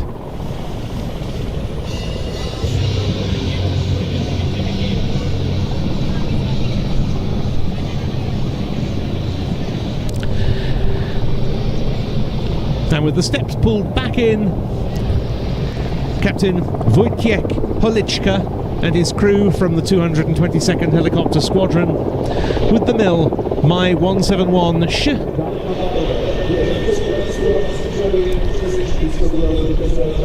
getting airborne to head back to base.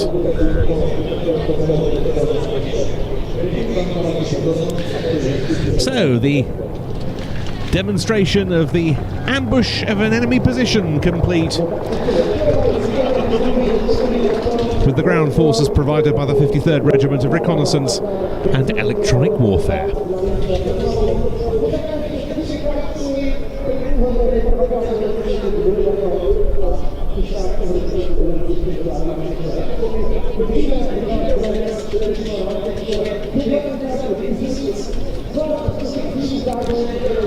Just 2 flying items remain, both of them fast jets, and the first of them, without question, counts as one of the best singleton fast jet demonstrations on the European circuit in this or any year.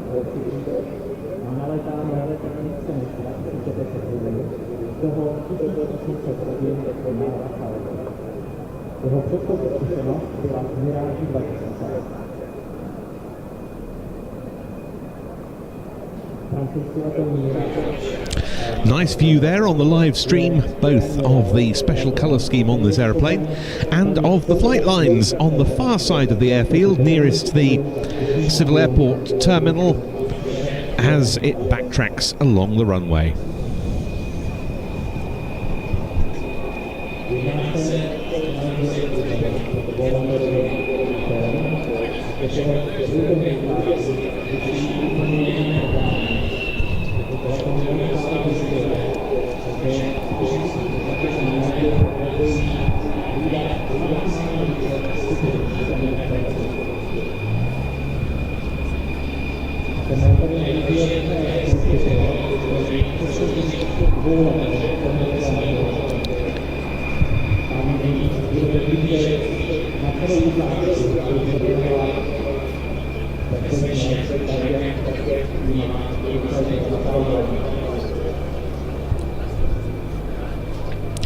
And also they're taxiing past some of the very substantial facilities that work on airliners over on the far side of the airfield from the show site.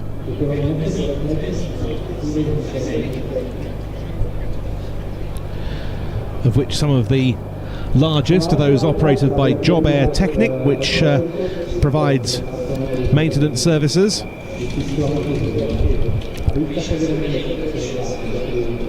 Members of the Airbus A320 family particularly prevalent over there.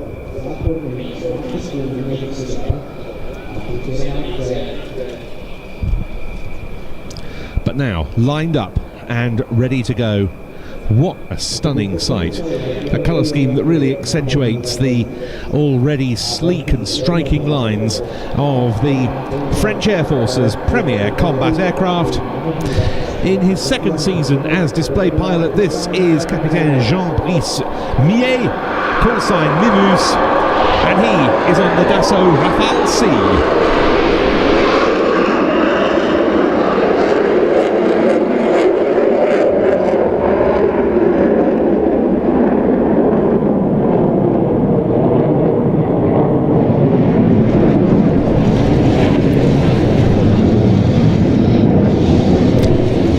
French Air Force. It's now the French Air and Space Force, the Armée de l'Air et de l'Espace, and Mimus and his jet come from Escadron de Transformation Rafale 3-4 Aquitaine, the French Air Force Rafale conversion unit, stationed at Base Aérien 113 Saint-Dizier. So, picking up the main display line.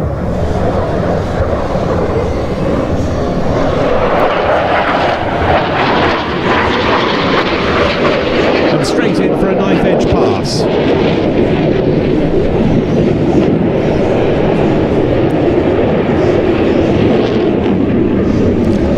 The aircraft powered by a pair of Snecma M88-2 turbofan engines, 11,250 pounds of dry thrust each, 17,000 pounds with afterburner, and there's a lot of that used during this display.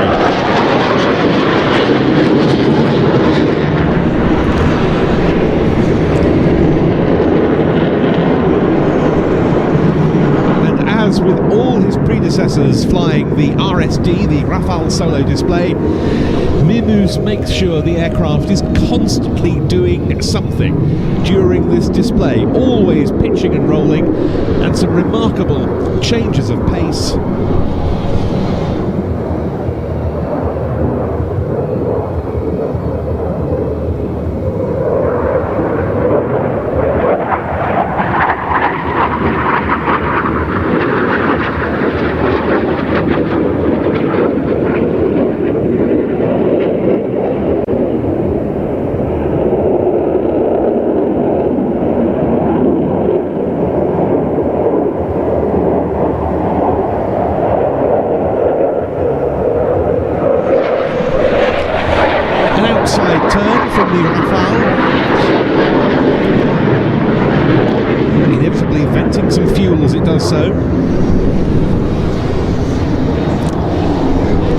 To as an omni-role fighter.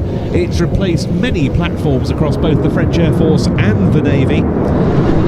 Its roles include air-to-air, conventional air-to-ground, reconnaissance, anti-shipping strike, nuclear strike, and it can also act as a buddy-buddy refueling tanker. And it was conceived from the outset to be that versatile as the latest in a long line of delta-winged combat jets from Dassault,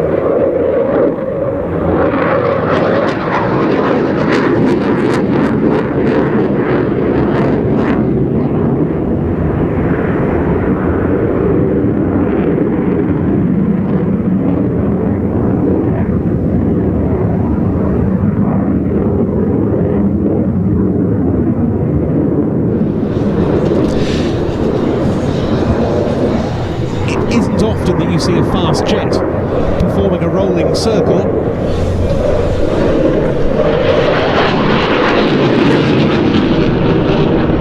The sort of manoeuvre normally reserved for much lighter specialist aerobatic aircraft, but the Rafale is an exception.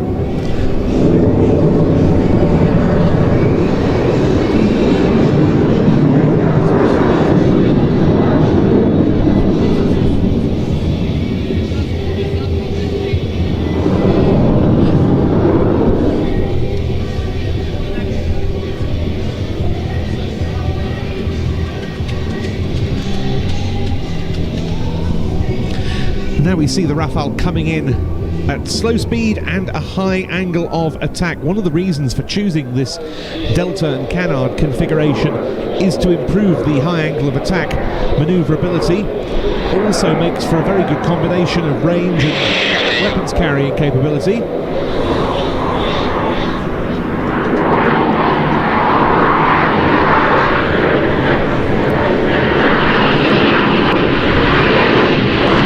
This into full afterburner for a slow speed loop.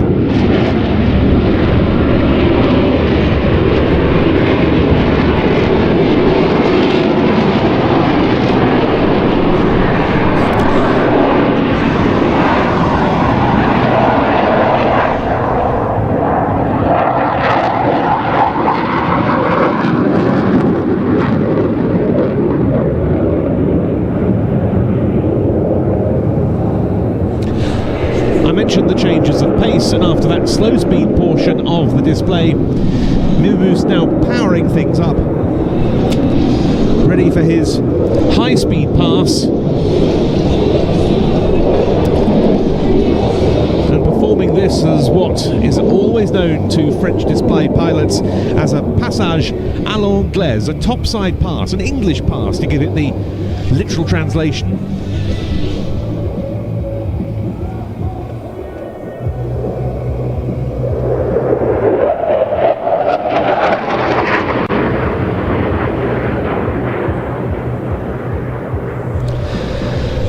From both the French Air Force and the Navy, the Rafale now in service with the air arms of Egypt, Qatar, India, Greece, Croatia and the UAE. Indonesia and Serbia are soon to add to that, and India has also ordered the naval version, as deployed by the French Navy aboard its carrier, the Charles de Gaulle.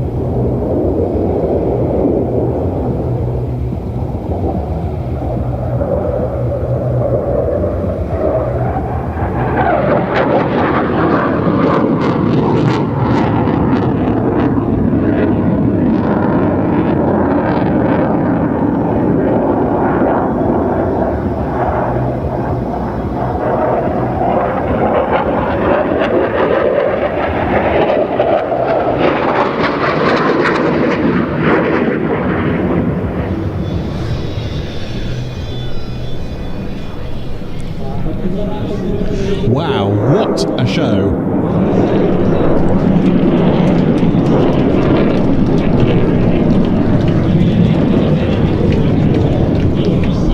And back in for another run down the line.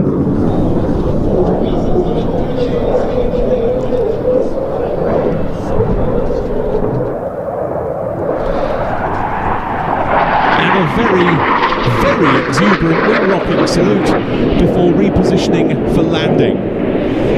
Absolutely brilliant. It'll be really interesting to see how the Rafale develops as an aircraft in the years to come. Of course, as with all platforms of this sort, it's been subject to constant upgrades.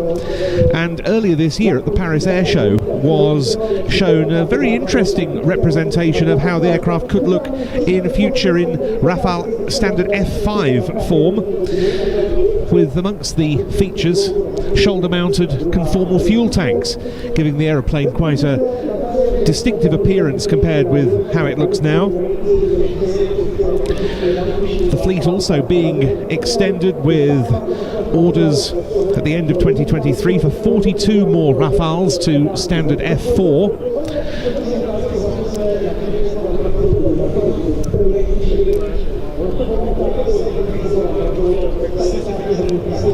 There are 7 squadrons of these aircraft in the Armée de l'Air et de l'Espace. This one, as I said, from Escadron de Transformation Rafale 3-4 Aquitaine at Saint-Dizier.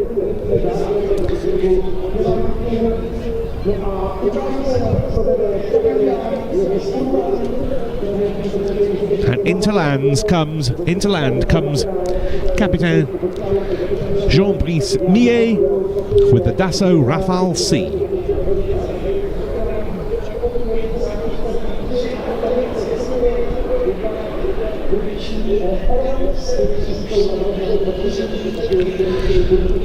One more fast jet display still to come, courtesy of the German Air Force. But we're waiting now for our final ground display of this opening day of NATO Days and Czech Air Force Days this year.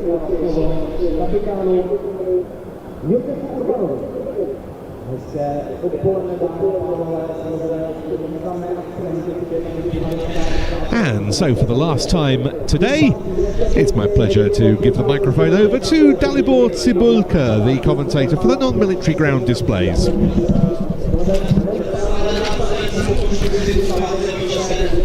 So thank you, Ben. Good afternoon to everyone.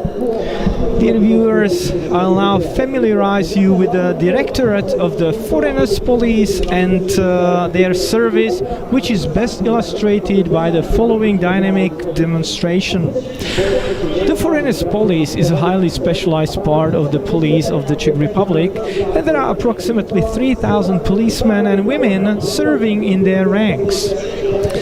They are involved in controlling foreigners in the Czech Republic, protecting state borders, especially at international airports, and above all, fighting illegal migration and smuggling. Smuggling is the topic of today's demonstration, in which you will be introduced to several departments of the Directorate of the Foreigners Police Service that specialize in this type of illegal activity. And who is a smuggler? He is not a hero nor a savior. He is a person who preys on human misfortune.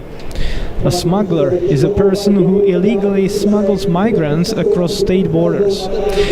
They do this for considerable sums of money and often carry out the transports in completely unsuitable conditions without regard for safety and health, but only for profit.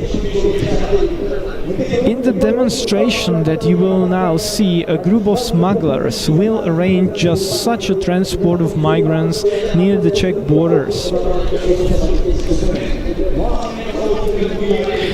And as you can see, 2 vehicles have already arrived in the area. The smugglers are agreeing on the next steps, and the illegal migrants are crowded inside the vehicles.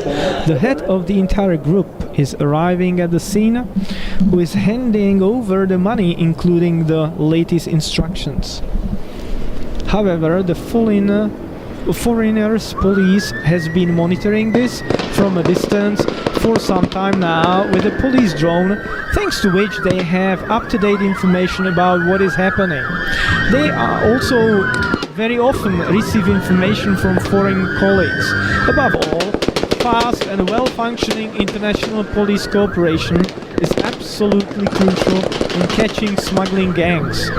And we can now wait for the commander's order to intervene. Even though the sharp intervention itself only lasts a few moments, it always slows it down a bit for the audience. It may seem simple, but each police officer knows exactly what to do. He thinks his role and task, from securing the perpetrators to checking the surroundings. It's sometimes like a well-coordinated music band.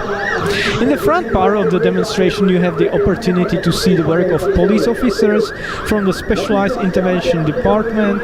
This is a new elite unit of the Foreign Police, which specializes in and focuses on the most serious interventions in the airport territory, especially at Václav Havel Airport in Prague, where the number of checked-in passengers is already approaching 20 million per year. They are armed with HK-416 assault rifles, which are used by a number of elite commandos and are even equipped with the same equipment that special forces had, for example, when capturing Osama bin Laden. In the middle, you have the opportunity to see our service dog, whose name is NATO. He easily dealt with the smuggler, all under the perfect guidance of his two-legged partner. And where else should he perform than at NATO Days? He chose the advertisement well. The NATO dog serves in the foreigners' detention facility and is one of the best watchdogs in the ranks of the police of the Czech Republic. At the same time, you can follow the work of the mobile unit of the foreigners' police. It was created as a response to the migration crisis in 2015, when several thousand people passed through the Czech territory, and the foreigners' police at the time did not have a unit that could intervene almost immediately anywhere in the Czech Republic. 10 years later, the mobile unit is already strategically located in Prague, Hradec Králové, Brno and Ostrava, 4 major cities, and almost 150 policemen and women serve in its ranks. They are trained and educated in detecting illegal migration and smuggling. After the arrest itself, the police officers are in no hurry to go anywhere.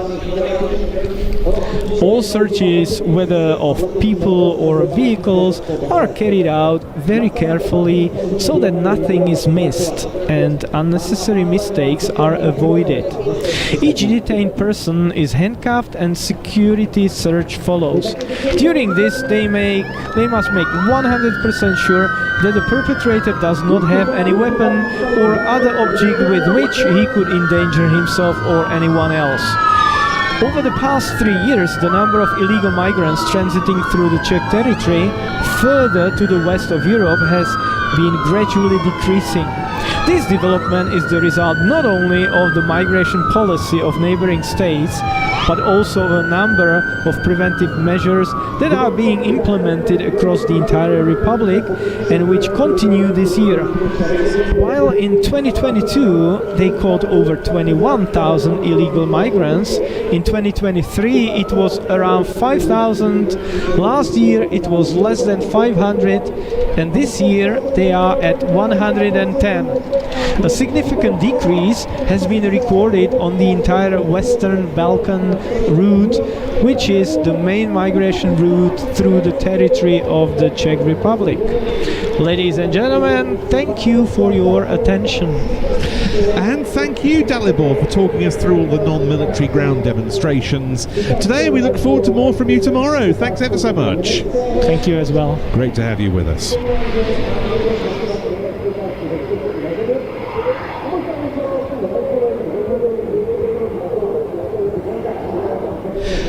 Now to the final item on our programme, the Eurofighter EF-2000 from the German Luftwaffe, from Taktisches Luftwaffengeschwader 31 at Nervenich.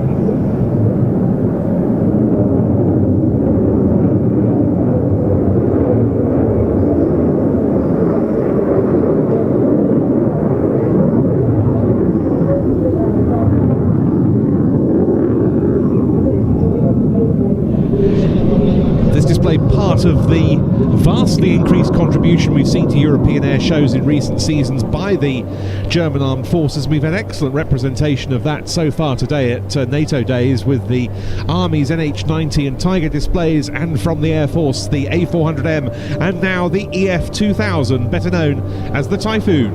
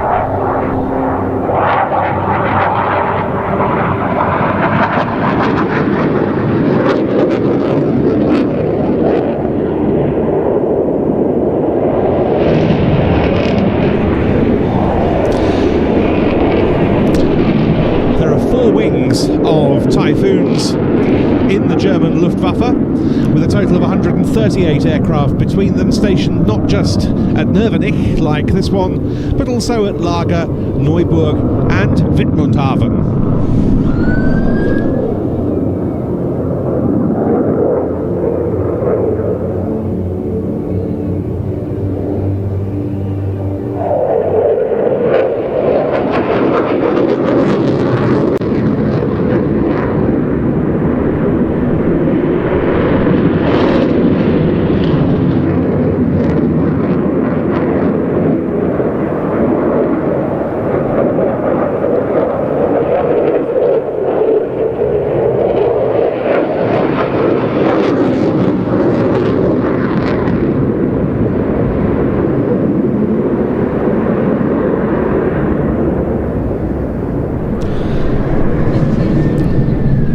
It was in August 2003 that the Luftwaffe received its first series production EF-2000.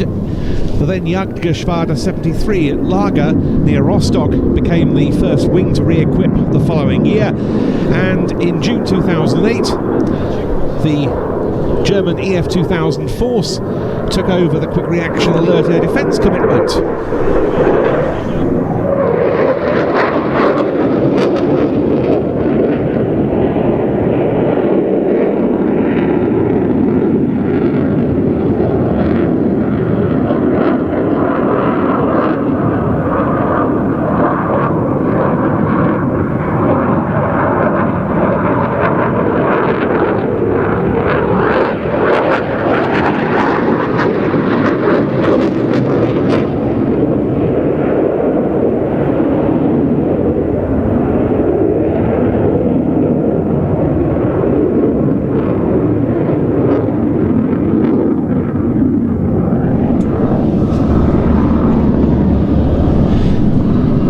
We're here at a NATO event, it's worth reflecting on the sort of commitments the German Eurofighters, like so many multi-role fighters across NATO, have been undertaking for the alliance in recent years.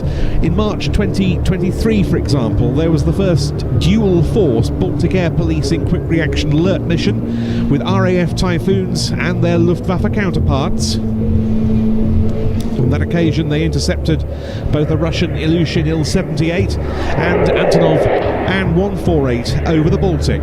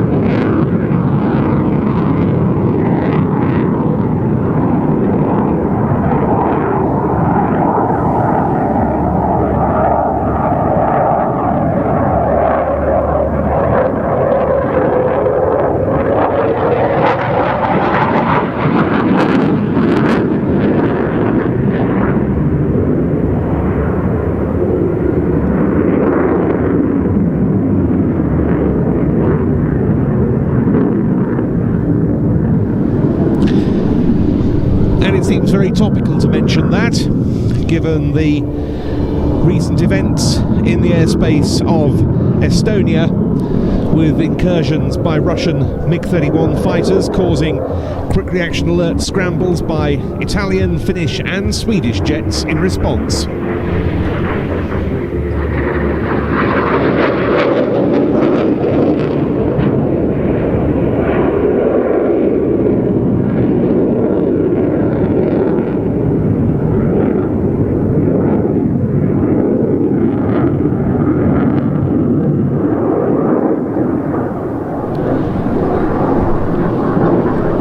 Given increasing Russian aggression at last year's ILA Berlin air show, the German Chancellor Olaf Scholz announced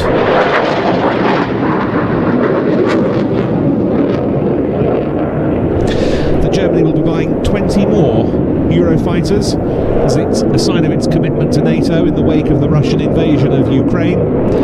And in addition, 15 of these jets will be modified by the year 2030 to become electronic combat versions, allowing the Tornado ECRs of the Luftwaffe finally to be replaced.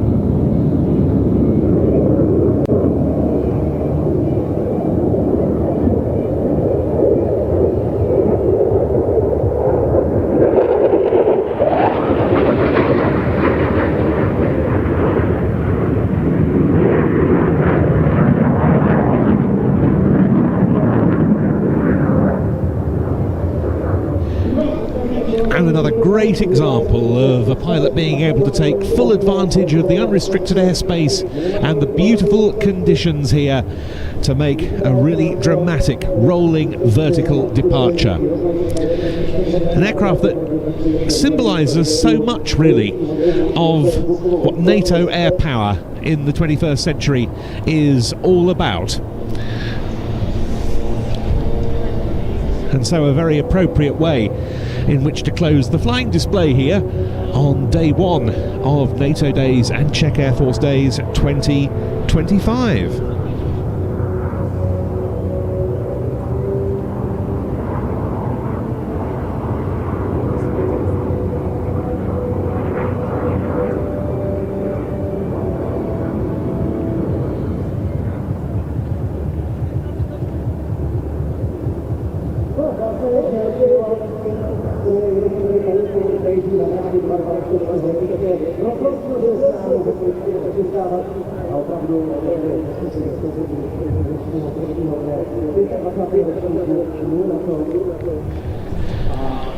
And I hope you enjoyed the superb footage we were able to capture in this increasingly glorious evening light of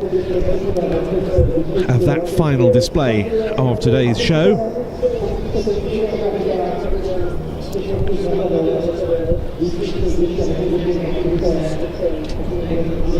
And there's our last act of the day. Coming into land, Lieutenant Colonel Bam Bam, that's his call sign, from Taktisches Luftwaffengeschwader 31 of the German Luftwaffe from Nürnberg, with his Eurofighter EF-2000.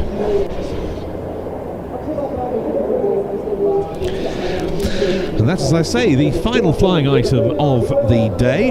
We have actually got an extra arrival for the static park because the Canadian contribution to this show is very welcome indeed. The Royal Canadian Air Force has provided one of its single-seat CF-188s, its designation for the FA-18 Hornet. For the static, it came in yesterday evening, and also in yesterday evening was supposed to be a CC-130J Hercules. Well, it, for operation reasons, wasn't able to join us yesterday, but it is now on final approach. So we'll stick with it for a little bit longer and see the Hercules coming in.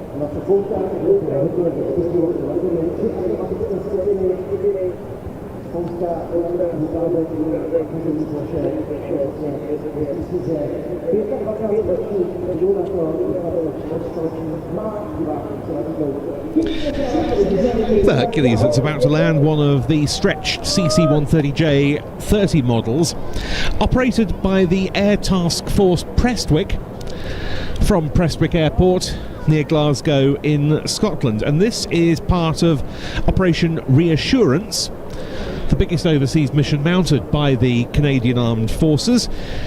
Its contribution to NATO deterrence and defence in Central and Eastern Europe. And the Canadian Hercules, based at Prestwick, provide logistical support for multinational forces. And Prime Minister Mark Carney announced this August during a visit to Latvia that Op Reassurance is being stretched out for another 3 years. And it involves some 3,000 plus members of the Canadian forces in total.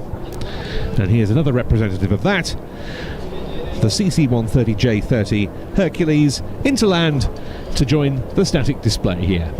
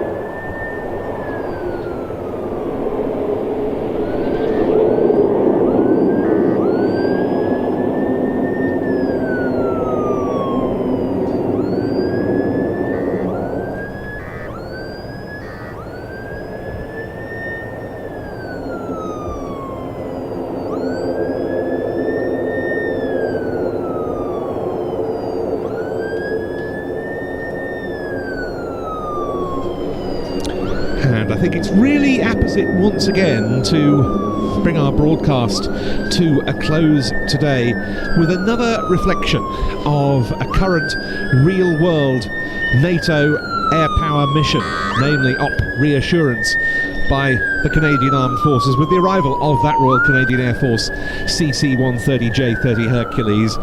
It's been a fabulous day here at NATO Days and Czech Air Force Days 2025 in the company of the Czech Air Force and of air arms from around the NATO alliance at this very busy time for NATO, with all of the commitments relating to increased security measures here in Central and Eastern Europe. And we hope you have enjoyed our broadcast here on Plains TV, our live stream of day one. Of course, we'll be back for day two, bright and early at 8:45 in the morning tomorrow. That's local time here in the Czech Republic, 7:45 local if you're watching in the UK, and we very much hope you'll join us. My thanks in particular to Martina Barankova for her invaluable support for our live English commentary here. We really couldn't do it without her. To the whole of the NATO Days team, who've been absolutely brilliant once again. To Dalibor Cibulka for talking us through the non-military ground displays. Of course, to the whole of the Plains TV team who are here with me. And above all, to all of you at home for watching. Hope you've enjoyed it. Hope we'll see you tomorrow. But from me, Ben Dunnell, and from all of us here at NATO Days 2025, it's goodbye for now.